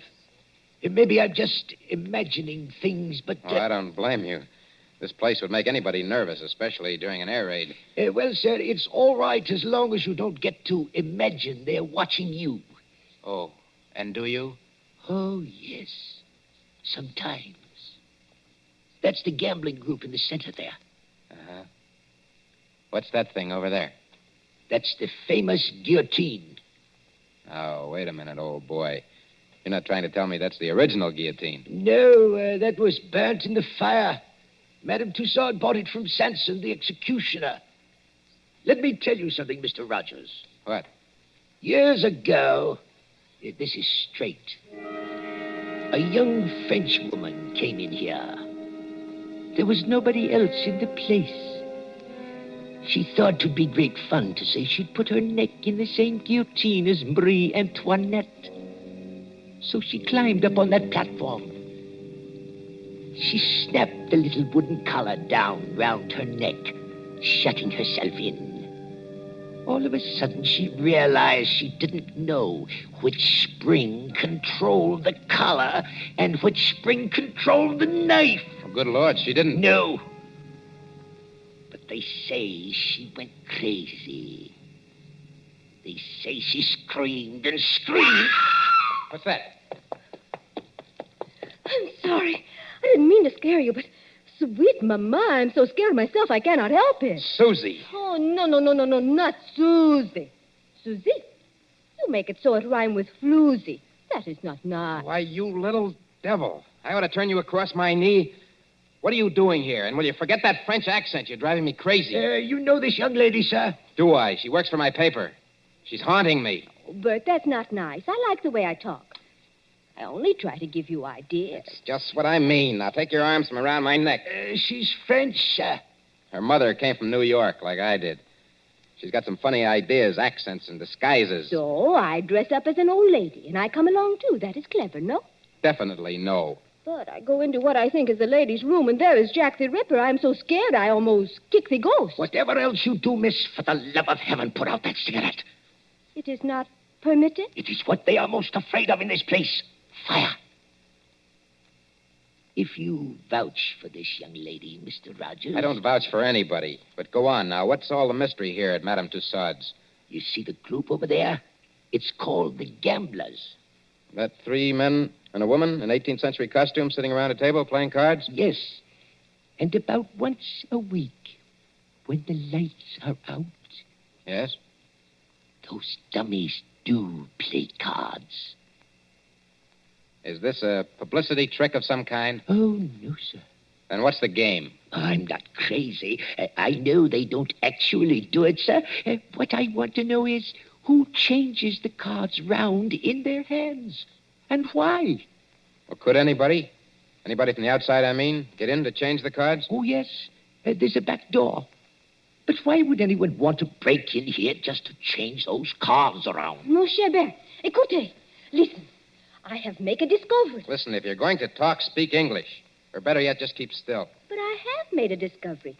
This card game. What about it? It is crooked. Here is a man which has 2 deuces of hearts in the same hand. Listen, Susie, I don't give a... Wait a minute. Let's have a look at those cards. I give you ideas, yes? Susie, for once you're right. And look here. 2 of these players have all the clubs and hearts. The other 2 have all the diamonds and spades. Susie, how many letters in the alphabet? 26, no? And twice 26 is... 52. The number of cards in a pack. Give me a pencil, Susie, quick. The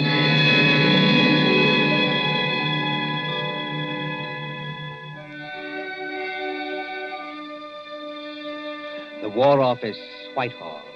MI5, headquarters of military intelligence. There next morning in the map room used as an office by Colonel Warrender. Mr. Rogers, I'm a busy man. I appreciate that, Colonel Warrender. Anyhow, sit down. Thank you, sir. Now, what's all this? These cards you claim form a code, is that it? Yes, sir.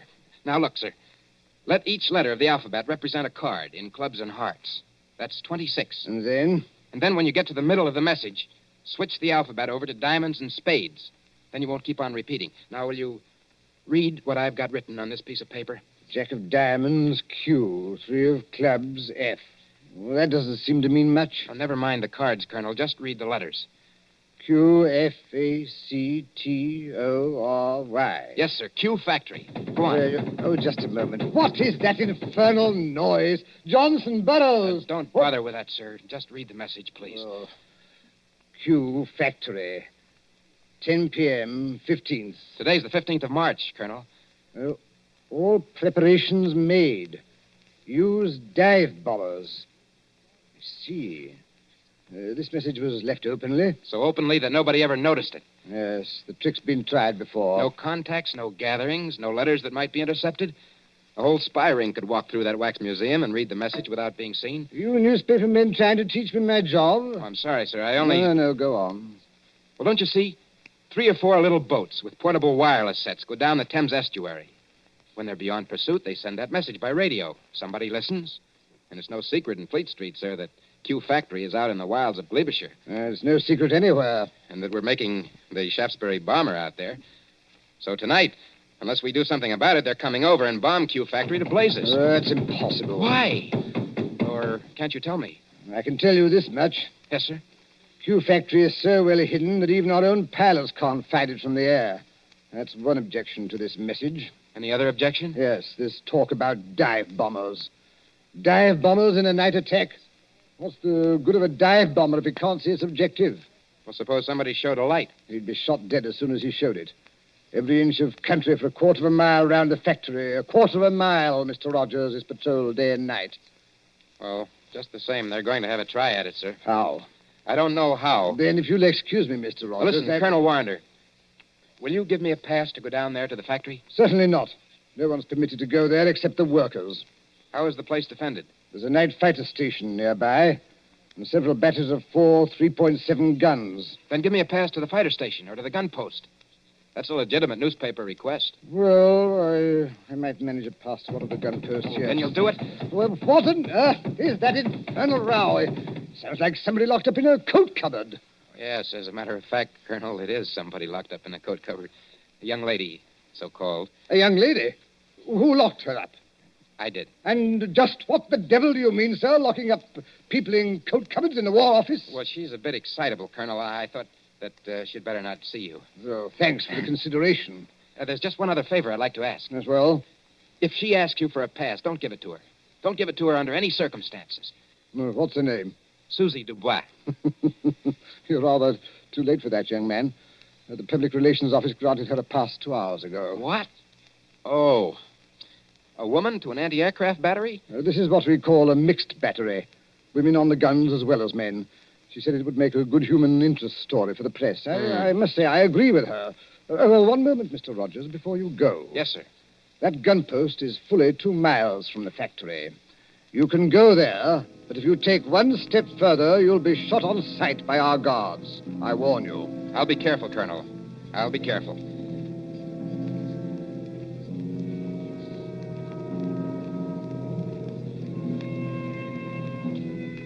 Somewhere in the West Country, a yellow moon shines over bare trees. A white mist, moving, clings to the ground.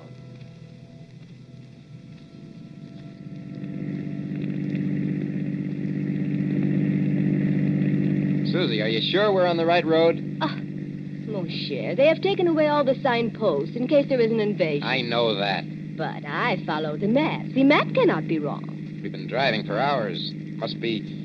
Yes, it is. Nearly 9:30. Half an hour to go. Trees, and still more trees. Look, there's a break in the trees ahead. It will be open country in a minute. Yeah. That's funny. Look how deep the leaves are here on the road. But one thing I tell you, just between you and me and the bedpost... Gatepost, Susie. The term is between you and me and the gatepost. And speak English. I am speaking English very well, thank you. I do not need your help to be pure. All right. Now, this map. Well, what about it? It say we should go through a lot of villages. Mitford, Archidine, and Saffronville.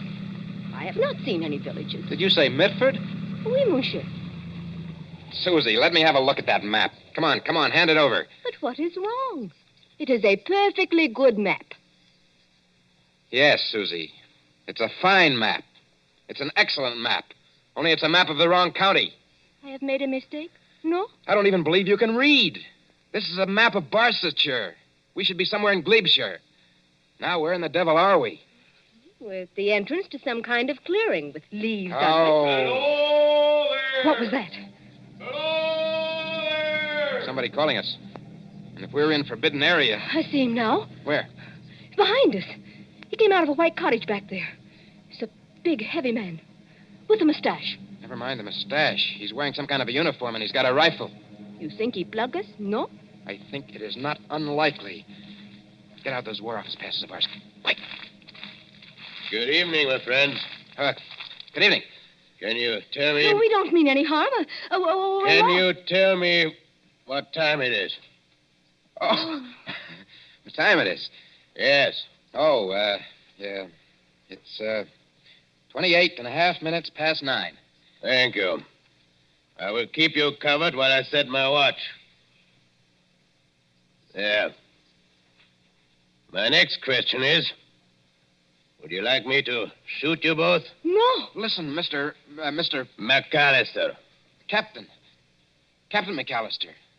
That's right. Captain, this girl, she's been reading the wrong map. You see, we don't even know where we are. You're in Hollywood Forest, my friend. Hollywood Forest? Is that good or bad? And you don't know what's just beyond the edge of this clearing? No. There's a big open space of 1/4 of a mile. In the middle of that open space... Q Factory. We're right on top of it. Then you have heard of Q Factory, my friend. Captain McAllister, we're from the War Office, and we've got passes to prove it. Let's see the passes. We were trying to find gun site number... I've forgotten the number. But it's here on that card. You've passed the gun site. 2 miles back up the road. All right. Here are your passes. What are you going to do to us? I'm not in the regular army. You can thank your stars I'm not. I'm forestry preservation. Oh. You are not going to chuck us in the cooler, even? No. Now turn that car on, get back along this road as fast as you can. If they fire at you, as they probably will... Oh, I wish I am home. Pray no, Mau, I wish I am home. Well, then hope for the best. My watch had stopped, and you did me a good turn. Well, hurry along. Hurry.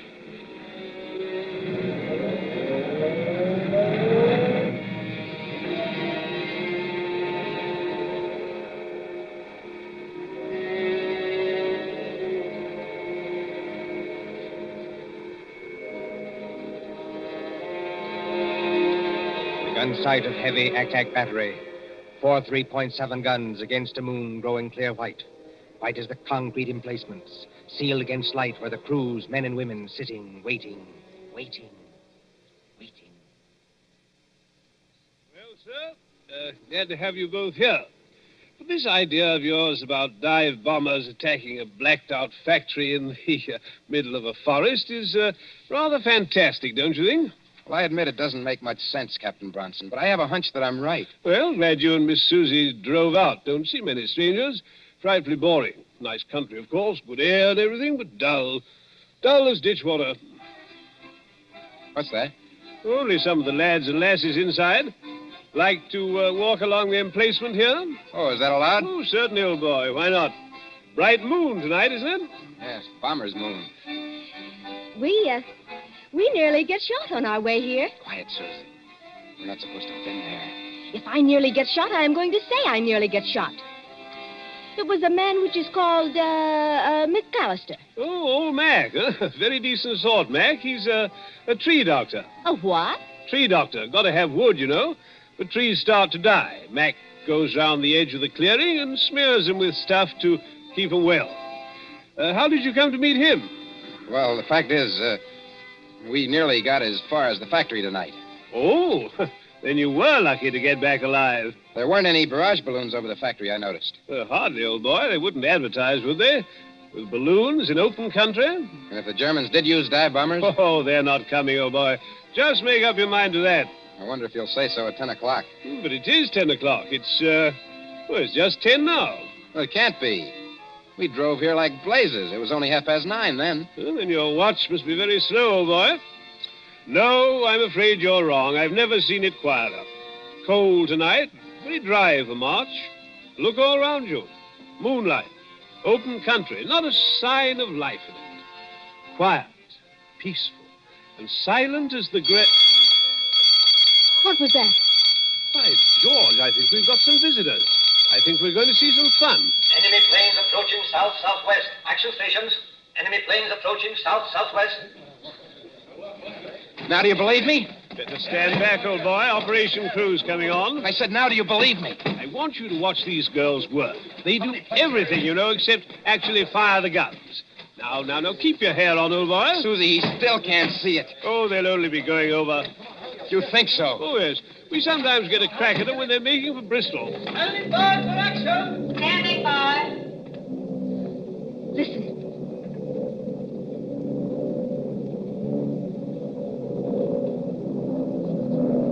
I have heard that noise 1,000 times, but every time I hear it, I get sick. They're flying ruddy low, you know. Just what I was thinking.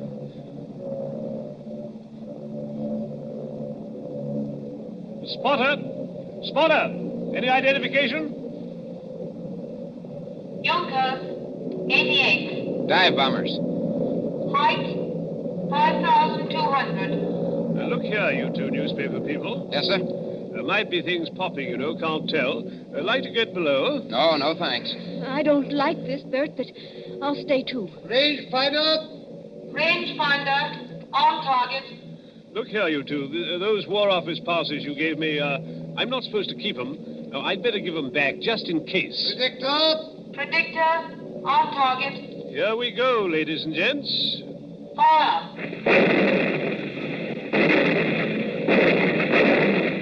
Stand by. Predictor on target. Fire. Stand by.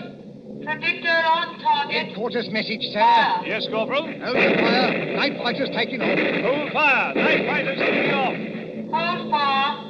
Message understood. What is the matter with them? With who? Those Boche planes. They're still a good way off, but they don't come any closer. Must be going over after all. They're circling. I think they're waiting for a signal. Anyhow, here are your War Office passes. You seem to have got them all smeared with oil. Oil? That is all right, mon cher. When we get them back from Captain McAllister, they have oil on them. I think maybe he dropped them on the leaves, because there's oil on the tires of the car, too. Then I think how always in this we meet things that burn. At Madame Tussauds last night, they would not let me smoke a cigarette in case of fire. Fire. That's it, fire. What's the matter with you, old boy? Why did that fella, way out at the end of nowhere, want to know what time it was? Are you scatty? McAllister, you told me so yourself. He goes around the edges of the clearing and smears the trees with stuff to keep them well. Well, what about it? Suppose it was crude oil. Suppose between each tree he laid an invisible fuse of dead leaves soaked in oil. I don't understand. In 30 seconds, a complete square of fire runs around the limits of the factory grounds. That draws the bombers in. Then as the flames blaze higher, they've got enough light to dive on their target. There. Our night fighters are letting loose. Brunson, I see it all now. Come on. We've got to get to that tree, Dr. McAllister. It's a matter of minutes.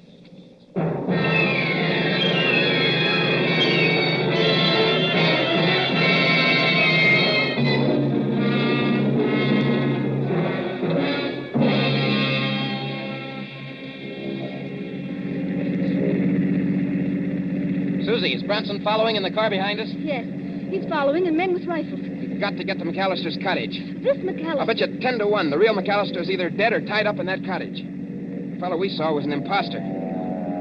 Look out, Susie. Keep your head down. Oh, those fighters. They will chew up every younker in the place. They have not got the chance of a snowshoe in heaven. No, Susie, not a snowshoe in heaven. You mean... My nom, you are English at a time like this. What I cannot understand... Look out! I don't see why he hasn't set his signal off. What is delaying him? Why don't he strike a match when the bombers come over? Because he's a good Nazi. A good Nazi? My watch was slow, don't you remember? And I gave him the wrong time. He had orders to strike his match at 10 o'clock, and he'll not do it until 10 o'clock if there are 500 planes instead of 20. Bert, I see him. Where? Far up the road. He's running. Yeah, that's him. Think we can reach him before he gets to the clearing? Not the chance of a snowshoe in heaven. Signal Brunson to pass us. A long shot with a rifle might... Bert, one of the Junkers is hit. What? He's right over us. That's not all. He's unloading his bombs. That whole stick's coming straight down our direction. Keep your head down. I want to see. Put your arms over your face.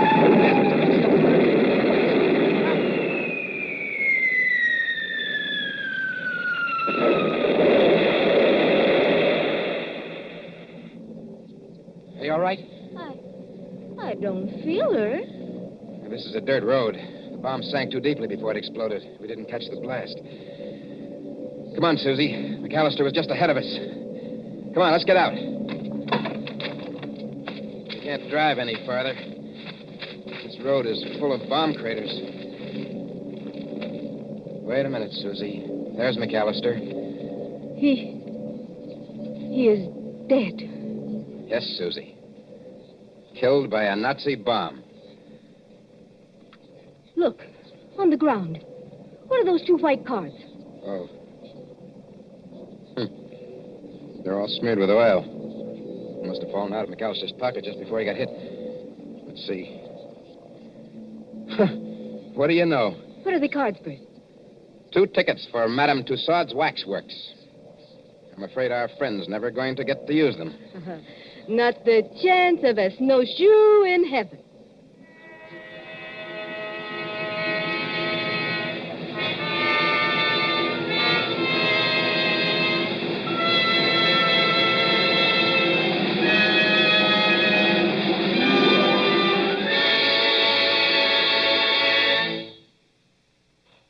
And so ends Menace in Wax. Tonight's story of suspense. Columbia presents these stories of mystery and intrigue and dangerous adventure for your relaxation and enjoyment. Next Tuesday, there'll be another in this series. Same hour, 9:30 Eastern Wartime.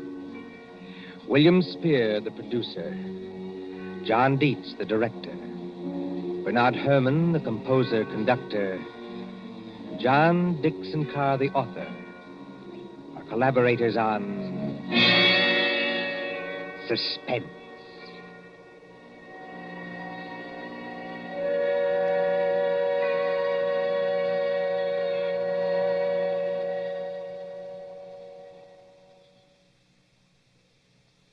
Here is a message of vital importance to every person who drives an automobile in America. There is wide misunderstanding about gasoline and rubber, and the government wants the following facts brought to everyone's attention. Actually, there is no scarcity of gasoline except in some parts of the East. But nowhere in the country is there enough rubber for military and civilian use. Starting 2 weeks from today, December 1st, mileage rationing goes into effect. This means that no car owner anywhere in the United States will be able to buy gasoline without a mileage rationing book. The purpose is to conserve the rubber we have by eliminating all unnecessary driving. When we think of the tremendous distances our mechanized army is traveling in North Africa and the long road to victory that still lies ahead, this extra effort on our part is slight indeed. Remember, everybody is going to have mileage rationing, so why not be prepared? The best way each of us can save rubber is by sharing our car with others. Let one car do the work for 2 or 3. So why not arrange with the neighbors tonight and start sharing the car tomorrow? It's the one real, important contribution that every automobile driver can make. Don't be a lone rider. Share your car and do your share for victory. This is the Columbia Broadcasting System.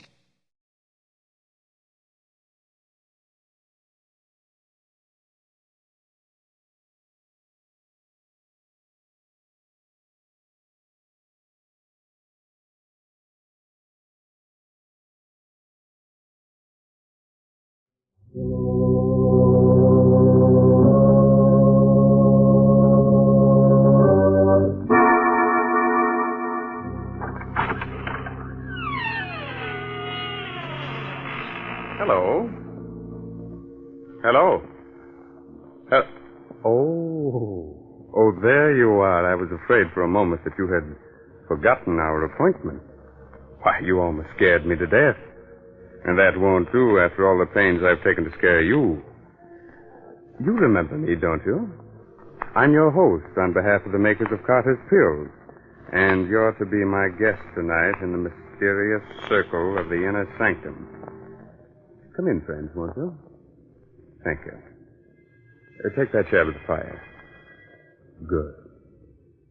And you'll become accustomed to the dim lights in a moment. Don't get too comfortable, because we'll have you out of that chair with thrills and chills, shivers and quivers. You're on our side, aren't you? You'd better be. But don't worry. Instead of the arch criminals haunting us, we're going to haunt them. We're going to scare the daylights out of them. Yes. Welcome, then, friend. Welcome to the mysterious circle of the Inner Sanctum. And listen to as weird and strange a tale as ever was told. The amazing death of Mrs. Putnam.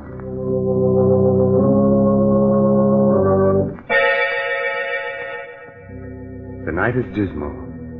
A light shines uncertainly in the room of a large, gloomy mansion. Suddenly, a sobbing, hysterical woman slams the door shut, rushes to the telephone. Get the police, quick. The police. Quiet, Wolf. Oh, hurry. Please, hurry. Hello? Hello? Police department? This is Mrs. Putnam. You've got to save me from them. They'll kill me. Put that telephone down. Help! They're going to kill me. I'm being murdered. Where are you? Oh, they're killing me. Help!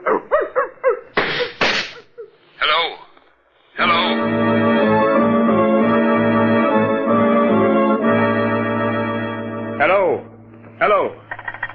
Hello, operator. This is Jeff Hansen, police headquarters. Trace the call that just came through to us. Hurry. That's funny, Jeff. Did you hear what I heard, Porky? I sure did, unless we're both having the same dream. Hold it, Porky.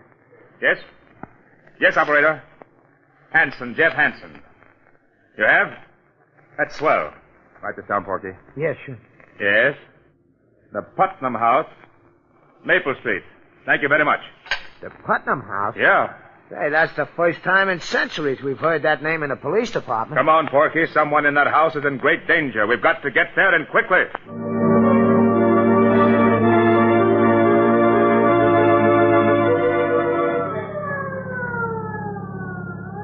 Put your foot all the way down on the gas. Oh, what's all the excitement, Jeff? It's just another murder case or something. We get 'em wholesale. Maybe you're right, Porky. You're too jumpy lately, Jeff. What's the matter with you? Oh, nothing. Just on edge. You ought to get married. Then you'd have so many other troubles you wouldn't have time to think of yourself. You know, everybody should get married. At least once. Especially you, Porky. Oh, I'd get married tomorrow if I knew a girl who'd love me for myself alone. Keep your eyes on the road, Miss Advice to the Lovelorn. All right. I forgive you for the crack. Now, look, Jeff. You and me is a great detective. Only you can solve everything but the mysteries of the heart. So what does nature do? Nature endows me with the wisdom which you ain't got in that department. Ain't nature wonderful? Sending me to straighten out your amours. Now, first of all, you gotta learn to treat love light. This is Maple Street, Porky. Oh, okay. I'll take up the lessons in love where I left off later. Pull up, Miss Lovelorn. Here we are. Let's go. All right, Jeff. It's a pretty old house. Ain't exactly a haunted place, but a ghost could feel at home here. Don't be silly. This house is fairly modern. What are you muttering about? I'm counting the stairs. Didn't you teach me to observe everything? 7, 8. Now remember, keep your eyes open and your mouth shut. You know how reliable I am, Jeff. Yeah, I do. Yes? We're from police headquarters. One moment, please. You can't come in like that. It's all right, Williamson. Yes, Miss Lois. Come in, please. Thank you, miss. My name is Jeff Hansen. This is Ed Lamb, better known as Porky. I'm Lois Putnam. How you doing, Miss Putnam? Did you say you were from police headquarters? Yes? That's odd. How did you find out so soon? We had a telephone call. From whom? It was a woman. I believe she said her name was Putnam. What? Oh, no. When did you get this call? Only a few minutes ago. The woman screamed that she was being murdered. She cried out for help. Oh, no. What in heaven's name are you talking about? My aunt is dead. Dead? Yes. She died 2 hours ago. Her name was Mrs. Putnam? Yes, Martha Putnam. You say your aunt died 2 hours ago? Yes. But we received a phone call for help only 20 minutes ago. That's impossible. Are you sure the call came from here? It was traced to your number. Besides, I believe the woman said her name was Mrs. Putnam. Isn't that right, Porky? It sounded like it. This is some idiot's idea of humor. The poor woman has been dead more than 2 hours. Lois, you should rest. You haven't closed your eyes. I will, Doctor. These men are from police headquarters. Oh? This is Dr. Holloway. Doctor? Detective Hanson, did you say? Jeff Hanson. This is Ed Lamb. Hi, Doc. Were the police informed of your aunt's death, Lois? They traced a strange phone call back to this house, Doctor. Somebody screamed for help. From this house? Yes. Then why didn't we hear it? Perhaps we made a mistake. However, we're forced to sort of look around. Please forgive us, Miss Putnam. Do whatever you like. Thank you. Well, perhaps you'd better lie down, Lois. I'll be all right. Borgie, I want you to make a thorough search of the house and don't let anything go unnoticed. You betcha. Oh, Doctor. Yes. Be back in a moment, Lois. What is it? If you don't mind, Doctor, I'd... Do you wish to ask me questions? Please. Quite all right. What caused Mrs. Putnam's death? The causes of her death were quite natural. A blood clot lodged itself in the veins of her heart. You may have heard it called coronary thrombosis. How many members are there in the family? Well, there's Lois and Mrs. Putnam's brother. He's very ill, and his sight is failing. Is there anyone else? Yes, there's Joel Adams, the gardener. He lives in the back of the garden. He and the butler have been with Mrs. Putnam for years. Would you mind, Doctor, if I looked at Mrs. Putnam? If you wish, just follow me.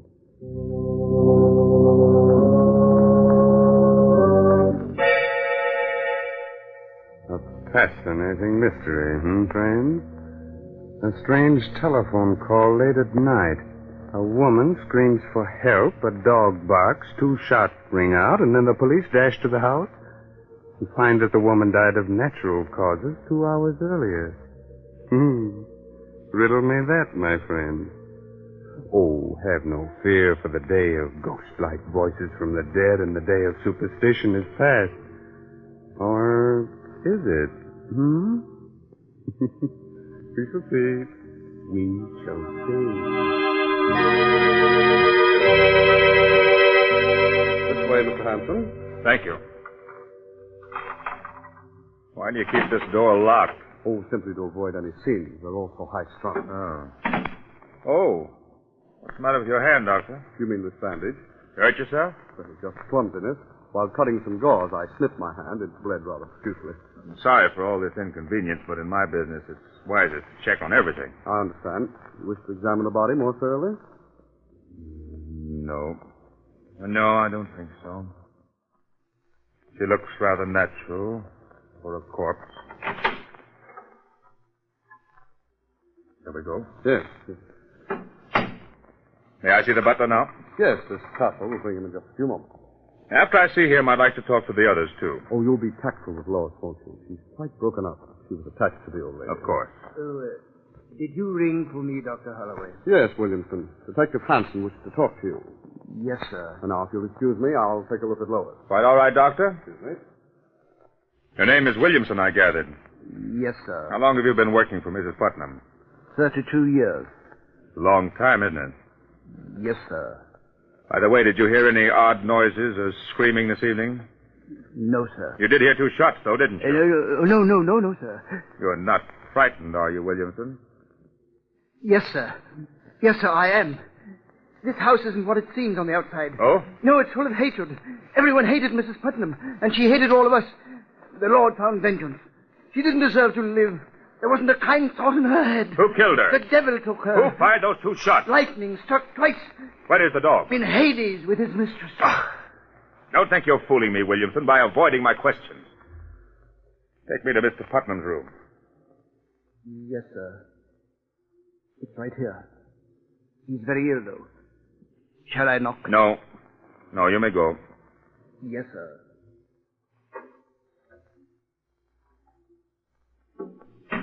Who is it? I'm sorry to intrude. Are you Mr. Putnam? Who are you? Detective Hanson, police headquarters. Oh, the police, eh? What are you doing in my house? I thought the house belonged to your sister. It belongs to me now. What business is it of yours? Who else would she leave everything to? Mr. Putnam, did anything unusual happen to your sister earlier this evening? I mean, has she been ill? Cat was never ill in her life. Would there be any reason for anyone murdering her? Murder? I don't know. Maybe. She's hurt each and every one of us. She ruined Lois' life by sending her fiancé away many years ago. She made me into the wreck I am with her cruel tongue and her devilish disposition.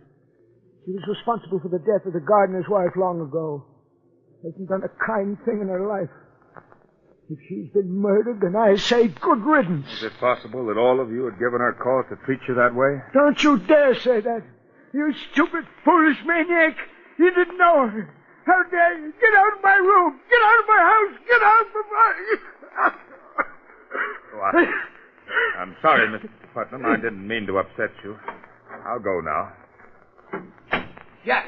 Hey, Jeff. Yes, Porky? Hey, I've been looking for you. Yes? Yeah, I've been all over the house. I checked on everything. 15 rooms, 19 windows, 8 beds, 3 fireplaces, and 3 bathrooms. And nothing looked suspicious? No. You think maybe there is some mistake, Jeff? I don't know. A phone call being traced here is absolute. They never make a mistake. But her voice and her death almost 2 hours before we got the call makes it strange. I must confess I'm stumped. Did you talk to everyone? I'd like to talk to the gardener, but right now we'll pretend that everything's all right, that we made a mistake. We'll drive away and then come back later. You mean you really ain't thoroughly convinced? That's right, Porky. I've got a hunch that we're up against a case that's stranger than any we've ever known or heard of.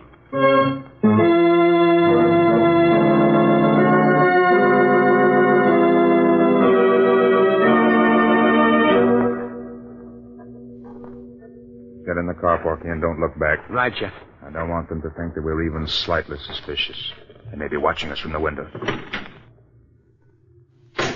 Throw on your lights and get the car started. Yep.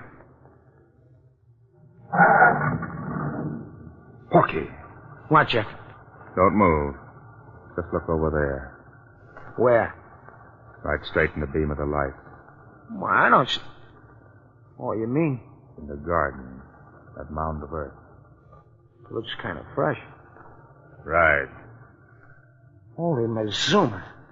You think maybe somebody's buried under there? We'll soon find out. Drive the car down a few blocks.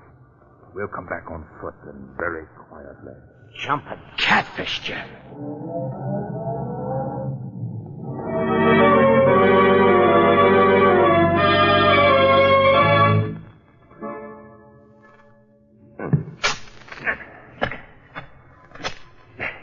Not so loud, Porky. Don't hit the rock. Just loosen it. How much deeper are we going to dig, Jeff? The earth is still soft. We haven't reached what we're after. What are we after? We'll know soon enough. You think the old lady might be buried here and the body in the house of somebody else? I don't know. Hey, Jeff. Huh? Jeff, I hit something firm with my shovel. Feels like a body. All right. Don't use the shovel anymore. We'll dig with our heads. Porky, you're right. It is a body. Yeah, it feels like it's wrapped up in a rug of some kind. All right. Get a grip on it. We'll pull it up. Okay. Let's go. It's the dog. The dog we heard barking on the phone. Then there were shots, and that woman's voice did come from this house. They killed the dog and the woman, too.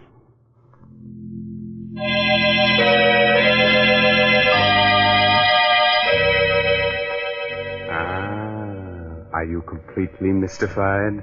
Wondering about the strange death of Mrs. Putnam? And what will happen next? Well, there's no need to be frightened. We know how old-fashioned it is to stop like this suddenly and leave you in mid-air wondering about the outcome of the story. Oh, are you in mid-air? Good. But we assure you everything will come out all right. We won't let you down. And this is as good a time as any to remind you of someone else who won't let you down. The makers of Carter's Little Liver Pills.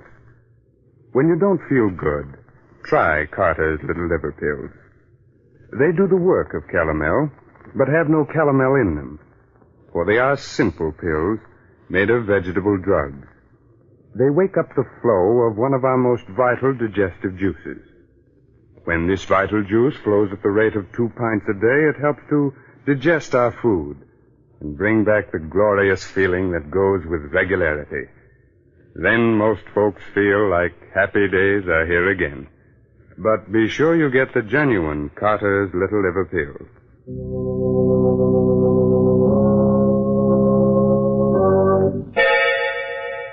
Now let's solve tonight's Inner Sanctum Mystery. Where were we? Oh, yes. Jeff and Porky had just unearthed the body of a dog. The dog we heard barking on the phone. Then there were shots, and that woman's voice did come from this house. They killed the dog and the woman, too. Oh, I just swallowed a lump that had nails on it, Jeff. Quick, Porky, down. What's the idea? Throw me right in the... Shh. Someone came to the window. Yeah, but you didn't have to throw me right into the grave. Sorry. Here, I'll help you out. They've left the window. Now, look, you stay here, Porky. I'm going in to talk to the gardener. You watch the house. I'll be right back. Hey, you ain't gonna leave me here with this dead dog, are you? Shh, quiet.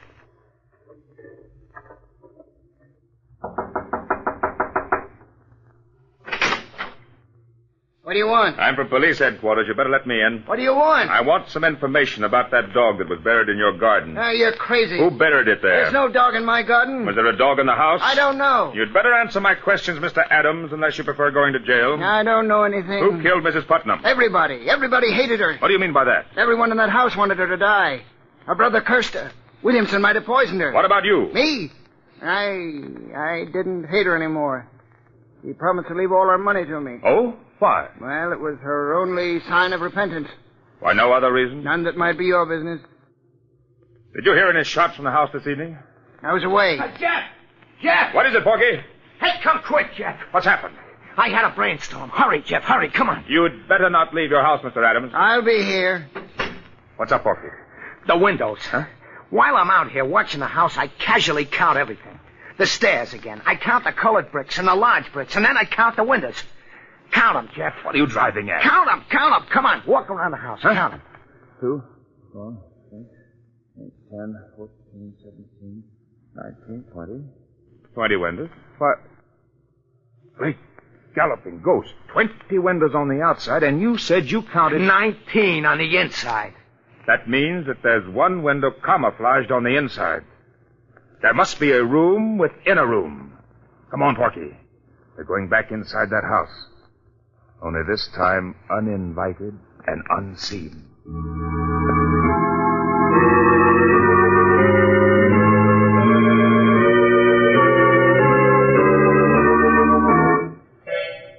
You think maybe the room is up around here, Jeff? Just keep trying, Porky. Run your fingers over every inch of wall and furniture. Yeah. You got something? Heart failure. I get a splinter in my finger. Why did I ever... Shh, quiet, Porky. I think I've got it. No kidding? Get over here. Have your gun ready? There's a little knob here in back of the bookcase. I think it will swing the bookcase open and lead us into another room. Here goes.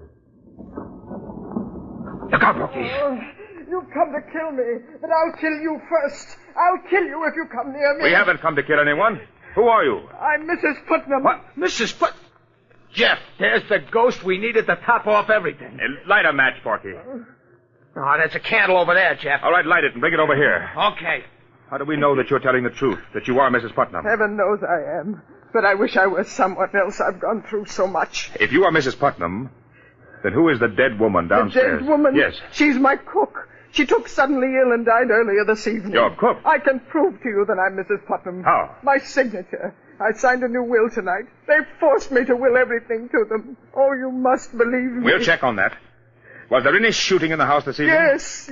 They shot my dog while the poor creature was trying to protect me. I called the police to help me. I thought they meant to kill me, but instead they brought me up here to face a living death. We're the police. If you are Mrs. Putnam, then we're here to help you. Thank heaven you don't know how they tortured me to make me write a new will. You say the new will leaves everything to them? Yes. In that event, it will be a simple matter to trap them and for you to prove yourself. Have you got the old will? No, they destroyed it. Well, it doesn't matter. You'll tell me the contents of the old will.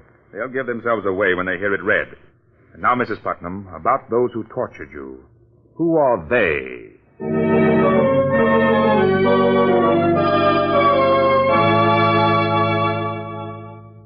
I'm I'm grateful to all of you for not objecting to my presence at the reading of this will. Well, having you here, Detective Hanson, is best for all of us. We're really obliged to you for your kindness. Thank you, Miss Putnam. And now, if all of you don't mind, Dr. Holloway, Mr. Putnam, Williamson, Adams, I'll be brief. Oh, Porky, wheel Mr. Putnam's chair a little closer. Right, Jeff. I had the courts appoint me to see that this will is made valid and legal. Now, this is it. I, Martha Putnam, being of sound mind and body, do hereby bequeath my entire fortune and all my worldly goods to Joel Adams, my partner. Oh, no, you've made a mistake. Careful, Lois. What did you say, Miss Putnam? That isn't my aunt's last will. Lois. No, I must confess, Miss Putnam, that isn't in your aunt's last will. Then what do you mean by reading that? My aunt left everything to me. Please, Lois. You're right, Lois. I did. In the will you forced me to sign. Mrs. Putnam. Don't move, Doctor. Yes, Lois, I signed a will leaving everything to you, that's true. But only because you and your darling doctor forced me to. Oh, I never dreamed that my own flesh and blood would be that selfish. Just a moment, Mrs. Putnam. The conspiracy to spirit you away and bury the cook in your place was entirely my idea. Don't blame Lois. It was a clever plot, my friends, and it might have worked, but fortunately you made mistakes. By the way, Doctor, does that bandage on your hand cover a nasty bite you got while doing away with the dog? Yes, it does. I confess to everything, Mr. Hanson, but Mrs. Putnam is as much to blame as anyone. Everyone who ever lived in this house hated her. With all the money you had, Mrs. Putnam, you never did one decent thing in your whole life. You distrusted everybody and hurt everybody. And so we plotted to get you out of the way. Fate was kind enough to provide us with your cook as the means. With your money, we could have gotten something out of life. You'll get life now, all right, without her money.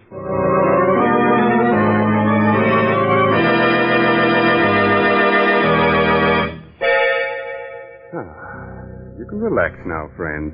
This story is over. But still another plot is being formed for our next session in the Inner Sanctum. Are we scared? Sure. But what of it? Isn't the villain a great deal more frightened than we? But thanks to clever sleuthing, everything will be solved. And there's one more mystery we may be able to solve for you quite easily. When you don't feel good, when you're low and irritable and the whole world looks black and uninviting, try Carter's Little Liver Pill. Don't give in to that depressed feeling that bogs you down. Go to your nearest drugstore right now and ask for genuine Carter's Little Liver Pills. Regular size, 25 cents.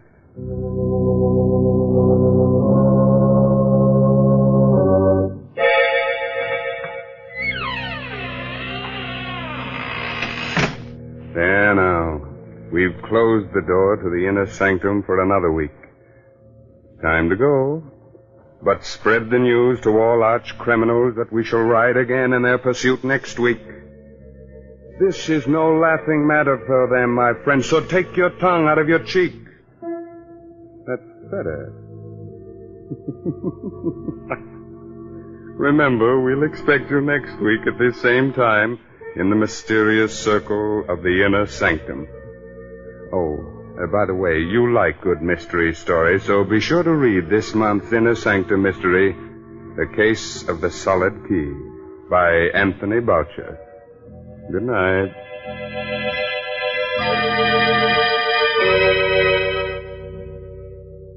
This is the National Broadcasting Company.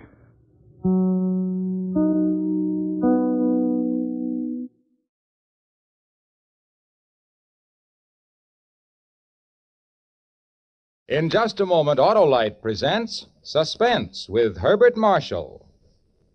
'Twas the night before Christmas, and in Santa Claus' sleigh, the electrical system was plenty okay. The ignition was perfect, worked like a dream, and the sleigh ran so smooth it made Santa beam. Well, what was Santa's secret, Otto? I heard him exclaim as he drove out of sight, "It's no secret at all. It's just Autolite." Now, Harlow. You see, Hap, with all the kids in the world depending on old St. Nick Christmas Eve, he plays safe by replacing old or worn-out parts in his Autolite-equipped car, sleigh, with Autolite original factory parts. Resistor spark plugs, stay full batteries, distributors, starting motors, coils, generators, wire, and cable. All famous for their Autolite ignition-engineered dependability. Santa does it. Why don't you? Harlow, let's switch from Santa to suspense.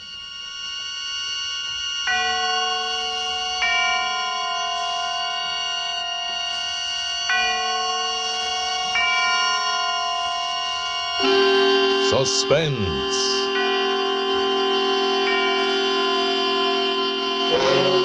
Autolite and its 60,000 dealers and service stations bring you radio's outstanding theater of thrills.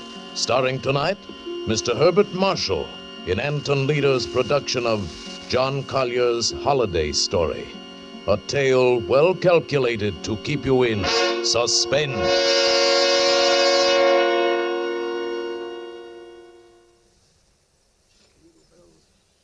Jingle bells. Jingle all the way. Oh, what fun. Just right. In a one-horse open shay. Oh, jingle bells. Wilfred! Wilfred! Yes, my dear. What on earth are you doing down here in the cellar? Why, just doing a little digging. And why, may I ask, have you chosen this day of all days to dig up the cellar floor? Well, I thought as the weather's been so damp, this would be a good time to plant that little devil's garden I told you about. Devil's garden? Whatever nonsense is that? Oh, that was my little joke about it. You see, I've managed to get hold of the spores of several unclassified wild orchids. Oh. In their wild state, they bloom under damp masses of leaf mold. The Araucanian Indians call them devil flowers because they appear to bloom under the ground. Well, I'm sure the Araucanian Indians will be very interested if you succeed in growing these ridiculous flowers under the cellar floor. Whom else it will interest, I can't imagine. Ooh, what's that terrible smell? That's the leaf mold. Chemically identical with the earth blanket they grow under in the wild state. I suppose I should line the pit with concrete so as to prevent seepage from this foreign soil, but I don't suppose there'll be much time for it now, and I do want to get these started before we close the house. There certainly will not be time for it. Do you realize that we're sailing for America a week from today?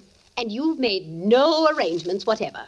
Unless you call digging a hole in the cellar making arrangements. I certainly don't. Devil's garden, indeed. Sometimes I think you're going soft in the head, Wilfred. I suppose it is inconsiderate of me. You see, I've been wanting to try this experiment for a long, long time, but what with my lectures and seminars at the university, there never seemed a time. Well, there certainly isn't any time for it now. I suppose you've forgotten I made an appointment for you at the barber's this afternoon. Oh, no. But, must I shave off my beard, Hermione? I thought we'd been through all that. Of course you must. They don't wear beards in America. Go get your jacket on and do as I tell you. Yes, Hermione. And don't forget to take your umbrella. It looks like rain. Yes, Hermione. Oh, don't look so put upon, Wilfred. No, Someone has to plan things in this house, or you'll never even get to the university in time for your lectures, much less make arrangements for a trip to America. Oh, I know. But what about my specimens? There'll be plenty of time to plant your precious devil's garden when we get home from America. We're not going to be gone forever, you know. We'll be back here for the holidays. Oh, yes, of course, back for the holidays. I'd forgotten. Well, try to remember it. And if you can't do that, just do as I tell you. I've been making the plans in this house for 20 years. And if there's any digging to be done, I'll manage that as well. You understand, Wilfred? Yes, Hermione. Good. You have just 20 minutes to clean up this mess down here and keep your appointment at the barber's. And when you finish there, I want you to come straight home. Oh, I wanted to stop and pick up some books I ordered. Well, all right. But don't loiter the whole afternoon browsing over those old books the way you usually do. Now hurry and clear up this rubbish. Get rid of that smelly stuff. And no more digging, mind you. Yes, Hermione. Yes, Hermione. How many years has it been since I've been saying that? 10 years? 15? 20? Clear up the rubbish. Yes, Hermione. Don't forget your umbrella. Yes, Hermione. Do this, do that. Yes, Hermione. Yes. How much longer can I stand this?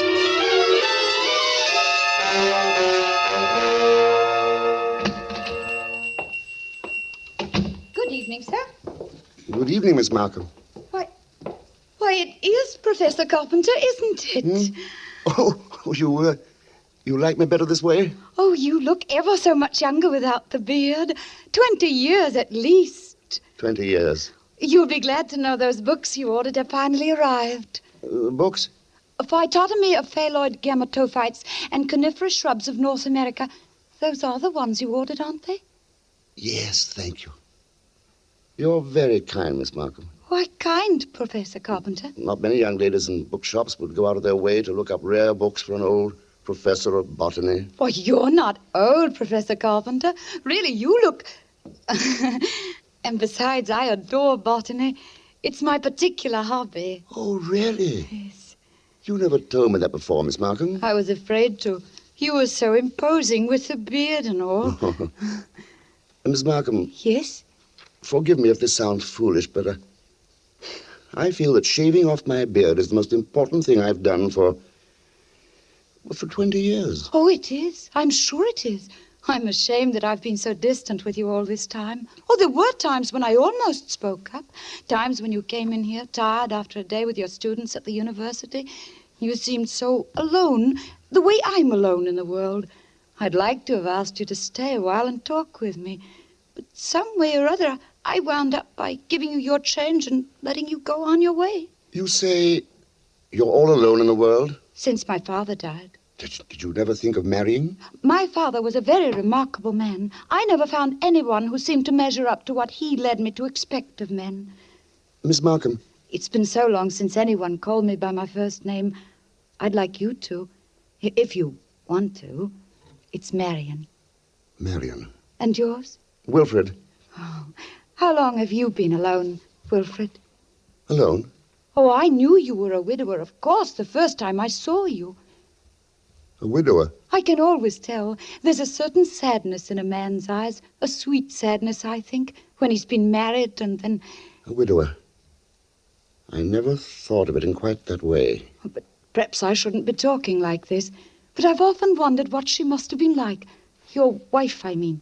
Hermione? Was that her name? Yes, Hermione. Not an easy woman to forget. Very strong, always managing things.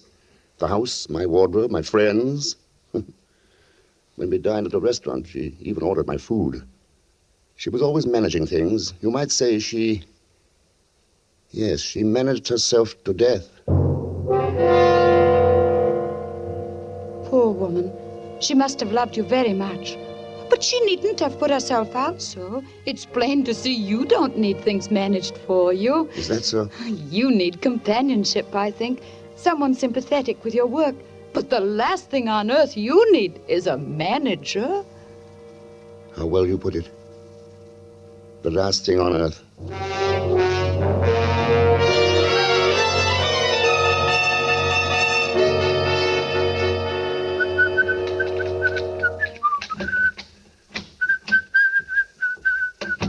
Well, at last. You certainly took long enough about it.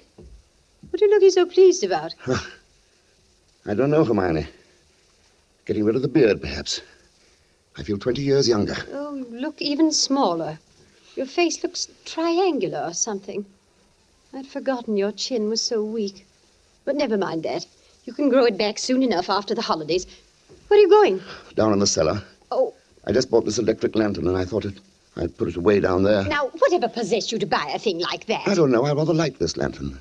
Might come in handy. Who knows? Now, Wilfred, don't start digging down there again. I've 100 things to do putting the house in order before we leave. I want you to carry these boxes upstairs for me. Yes, Hermione. And if you are going down to the cellar, take this along and stuff it into the furnace. Oh, this is my old bathrobe. I may need it. Nonsense. I bought you a new one. Get rid of it. And don't start pottering down there with that devil's garden or whatever you call it. I'm through digging, my dear. I think the pit is quite deep enough now for my devil's garden.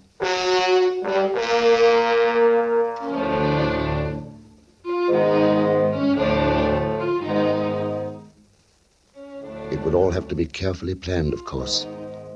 Just as carefully planned as Hermione was planning the trip to America. We both went about our arrangements as the days passed. I spent all the time I could with Marion, and finally she consented. And then it was the last day, the big day. The day we were to sail for America. Operator? Operator, are you there? I'm still waiting on that call to Salisbury. Well, put them on quickly. Hello. Is this Paul Holt and Sons? It's Mrs. Wilfred Carpenter. Did you receive my letter? Good. Now remember, we'll be back for the holidays, and I want the job done without fail. What's that? Oh, no, I'm sure he doesn't suspect anything. Send the bill to me in New York as I instructed you, addressed in my name, of course. Oh, yes, I've already put them in the mail. You'll get them tomorrow. Thank you. Thank you so much. Oh, here you are, Wilfred. Where have you been? Backstairs. I dismissed the servants. Dismissed the servants? But I've asked some friends of mine into a farewell tea. Go and tell them it's a mistake. I'm afraid it's too late now. They've packed and gone. You have messed things up properly. How many times have I told you to leave things to me? I make the plans around here. Yes, Hermione. You'll have to do better than this when I plan the trip home, or we'll never in the world be back here for the holidays. Back here for the holidays, back here for the holidays. Must you keep saying that? Why not? We are coming back for the holidays, aren't we? Supposing I were offered a professorship in one of those wealthy American universities. Nonsense. Americans care nothing for botany. Luther Burbank was an American. That's different. What have you ever done except muck around in the dirt with a lot of roots and tubers? They asked me to lecture. That means something. Of course they ask you to lecture. Americans will pay to hear any foreigner deliver a lecture. Once. Now, there's no use getting yourself in a state about this, Wilfred. No doubt this extra money will come in very handy when we arrive back for the holidays. Precisely. And it's no good you're making a joke of it. Heaven knows where you'd be today if I hadn't got a sense of time. Yes, my dear Hermione. And as you've been so foolish as to dismiss the servants, you may empty the ashtrays and straighten up this room while we're waiting for the guests to arrive. I'm going upstairs to change. Call me when they get here. Yes, Hermione.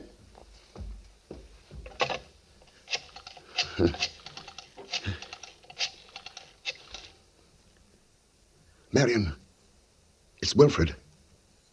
No, my darling, nothing's wrong. My plans are the same, unless you've changed. No. We'll meet in New York and be married there. I'll explain why later. You'll have to trust me. Yes, my darling. Wilfred? Sorry, I can't talk any longer. Yes, I'll meet you in New York without fail. Until then, my darling. Wilfred? Were you talking on the phone just now? Yes, Hermione. Whoever was it? Freddie Sinclair. Didn't I hear you say something about meeting somebody in New York? Oh, yes. He was, old Freddie said he might possibly get over there before we leave. I said, of course, we'd meet him there if he did decide to go. Seems very peculiar, but then all of your friends are peculiar. Yes, Hermione. And just look at your jacket. Have you been digging in that cellar again? Yes, Hermione. Well, there's no need for it. You can't possibly get that devil's garden thing finished. Go and change your clothes before the guests arrive. Yes, Hermione. Oh, never mind. I see somebody coming up the walk now. Go and let them in. Yes, Hermione. Wilfred? Yes, my dear? Look out the window. There's Professor and Mrs. Goodenough, but who's that with them? Huh? Why, it's... Precisely. Freddie Sinclair. Peculiar you should have been talking to him on the phone not 3 minutes ago, and now here he is. Yes, isn't it? But then, as you say, Hermione, all my friends are peculiar. Not half so peculiar as you. Digging in the cellar an hour before we leave for America. Just look at yourself. And now that I think of it... Yes, Hermione? Oh, never mind. Go and let them in. No, you were going to ask me something. Of the hole I'm digging in the cellar. Oh, good heavens, stop rolling your eyes about that way. One would think you were digging a grave down there instead of a storage bin. Yes, Hermione. What's that? I said yes, Hermione. Oh, bother, open the door and stop saying yes, Hermione. I think, my dear, I've said it for the last time.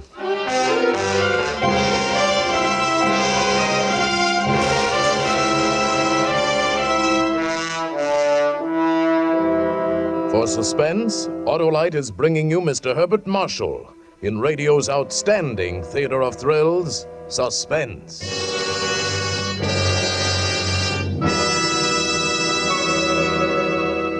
Well, Hap, what kind of presents are you giving your car this Christmas? My car? Now be sensible, Arlo. I am being sensible, Hap, because the most sensible thing every car owner can do is treat his car to Autolite preventive service and Autolite factory parts now. Right now, like Santa does. For with an Autolite checkup now, your car won't let you down later. Here we go. Look, Hap, Autolite parts are original factory parts on many makes of our finest cars. The same as those put in the car the day it was made. Resistor spark plugs, stay full batteries, generators, distributors, starting motors, coils, wire, and cable. Your car uses them all. Autolite makes them all. You know, Autolite parts and your Autolite-equipped car go together, like Damon and Pythias, like Duncan and Fife, like Chip and Dale. What's one without the other? Chip and Dale. So don't accept parts that are supposed to be as good. Get Autolite parts, for Autolite parts are built for your car, Santa's car, everybody's car. Harlow, you're wonderful. Why, you've got Santa and everybody switching to Autolite. So, friends, follow the footsteps of Dasher, Dancer, Dunder, and Blitzen and whip on down to your nearest Autolite service station or the dealer who sells your make of car and ask for original factory parts and service. Oh, okay, Harlow. Right now, here's Suspense. And now, Autolite brings back to our Hollywood soundstage Mr. Herbert Marshall, starring in a gripping tale well calculated to keep you in suspense.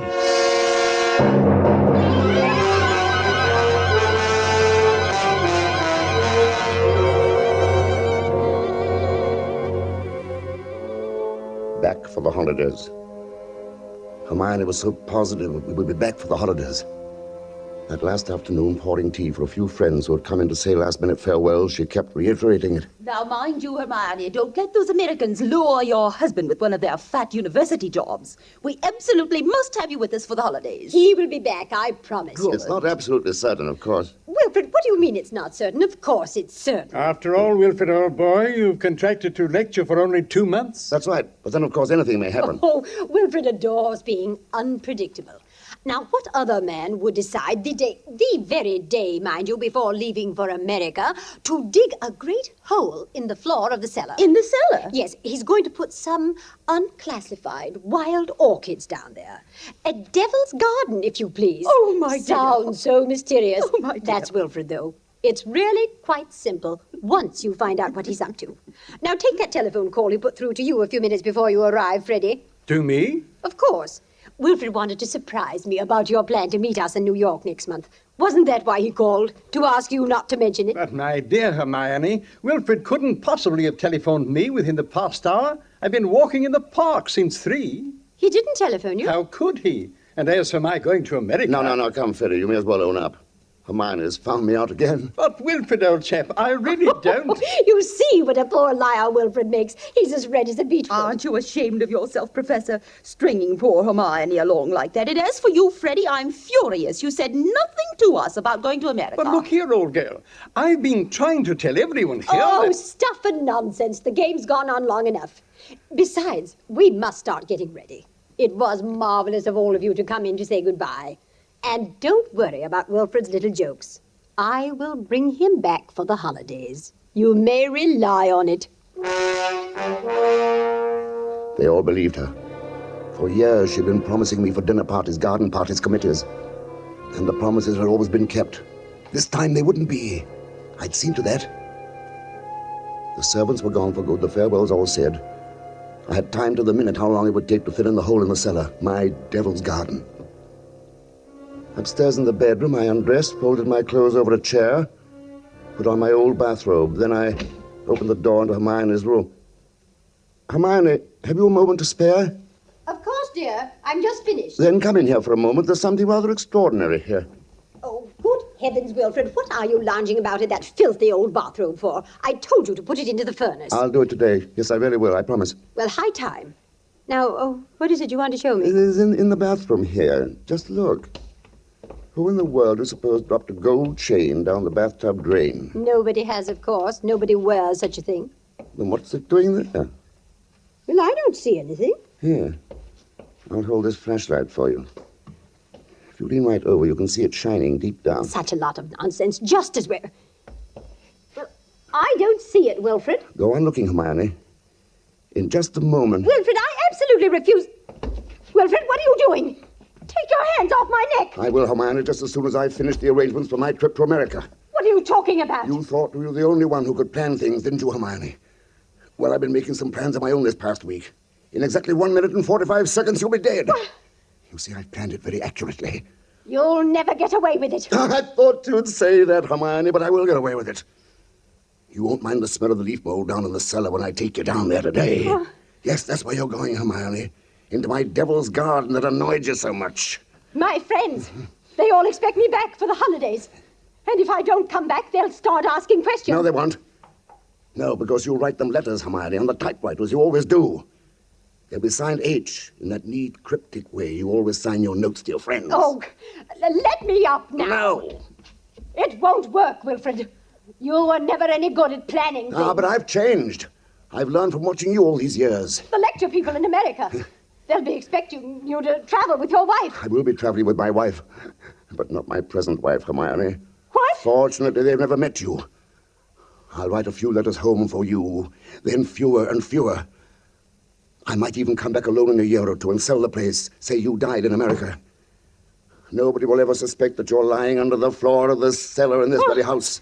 Wilfred, it won't work, I tell you. That pit you dug in the cellar. I can assure you, my dear Hermione, it will serve its purpose well. Wilfred, you must... Sorry, my dear, I've got to get this done according to plan. You have just 5 seconds to say your prayers. Wilfred, you must listen. The cellar... Don't do it, Wilfred!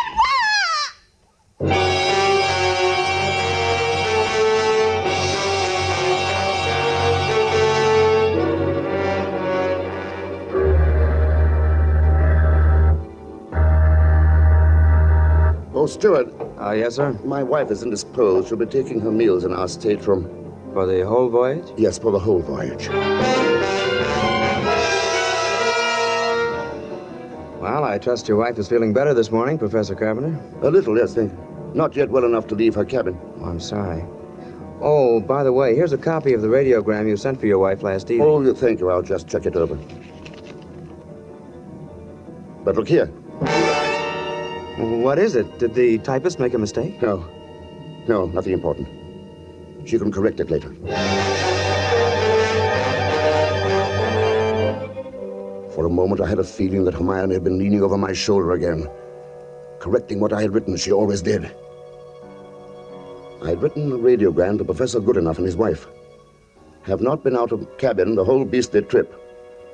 Wilfred well. Doubt will be back for the holidays. The copy read, no doubt will be back for the holidays. Exactly what Hermione would have written. Well, the rest of the voyage was uneventful. And Marion and I met in New York just as I had planned. Just as I had planned.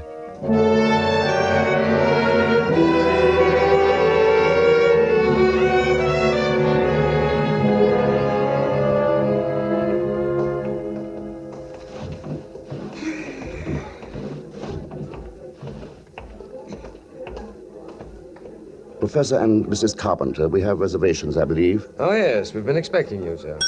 Boy. Yes, sir. Take Professor and Mrs. Carpenter's luggage up to their suite. You know, Mrs. Carpenter, you're quite a surprise. Oh? Your letter reserving the rooms was so thorough. I was expecting an older, more forbidding sort of person, frankly, ma'am. Oh, no. As a matter of fact, we are just married. Oh? But my letter reserving the room? I wrote the letter, my dear, and signed it Mrs. Wilfred Carpenter, just as a joke. What a cunning old fox you are, Wilfred. Now that I think of it, I am rather. Oh, I almost forgot. There's a letter for you, Mrs. Carpenter. That's peculiar. I wonder who on earth... Well, we'll find out in good time, darling. Come along. We're keeping the boy waiting.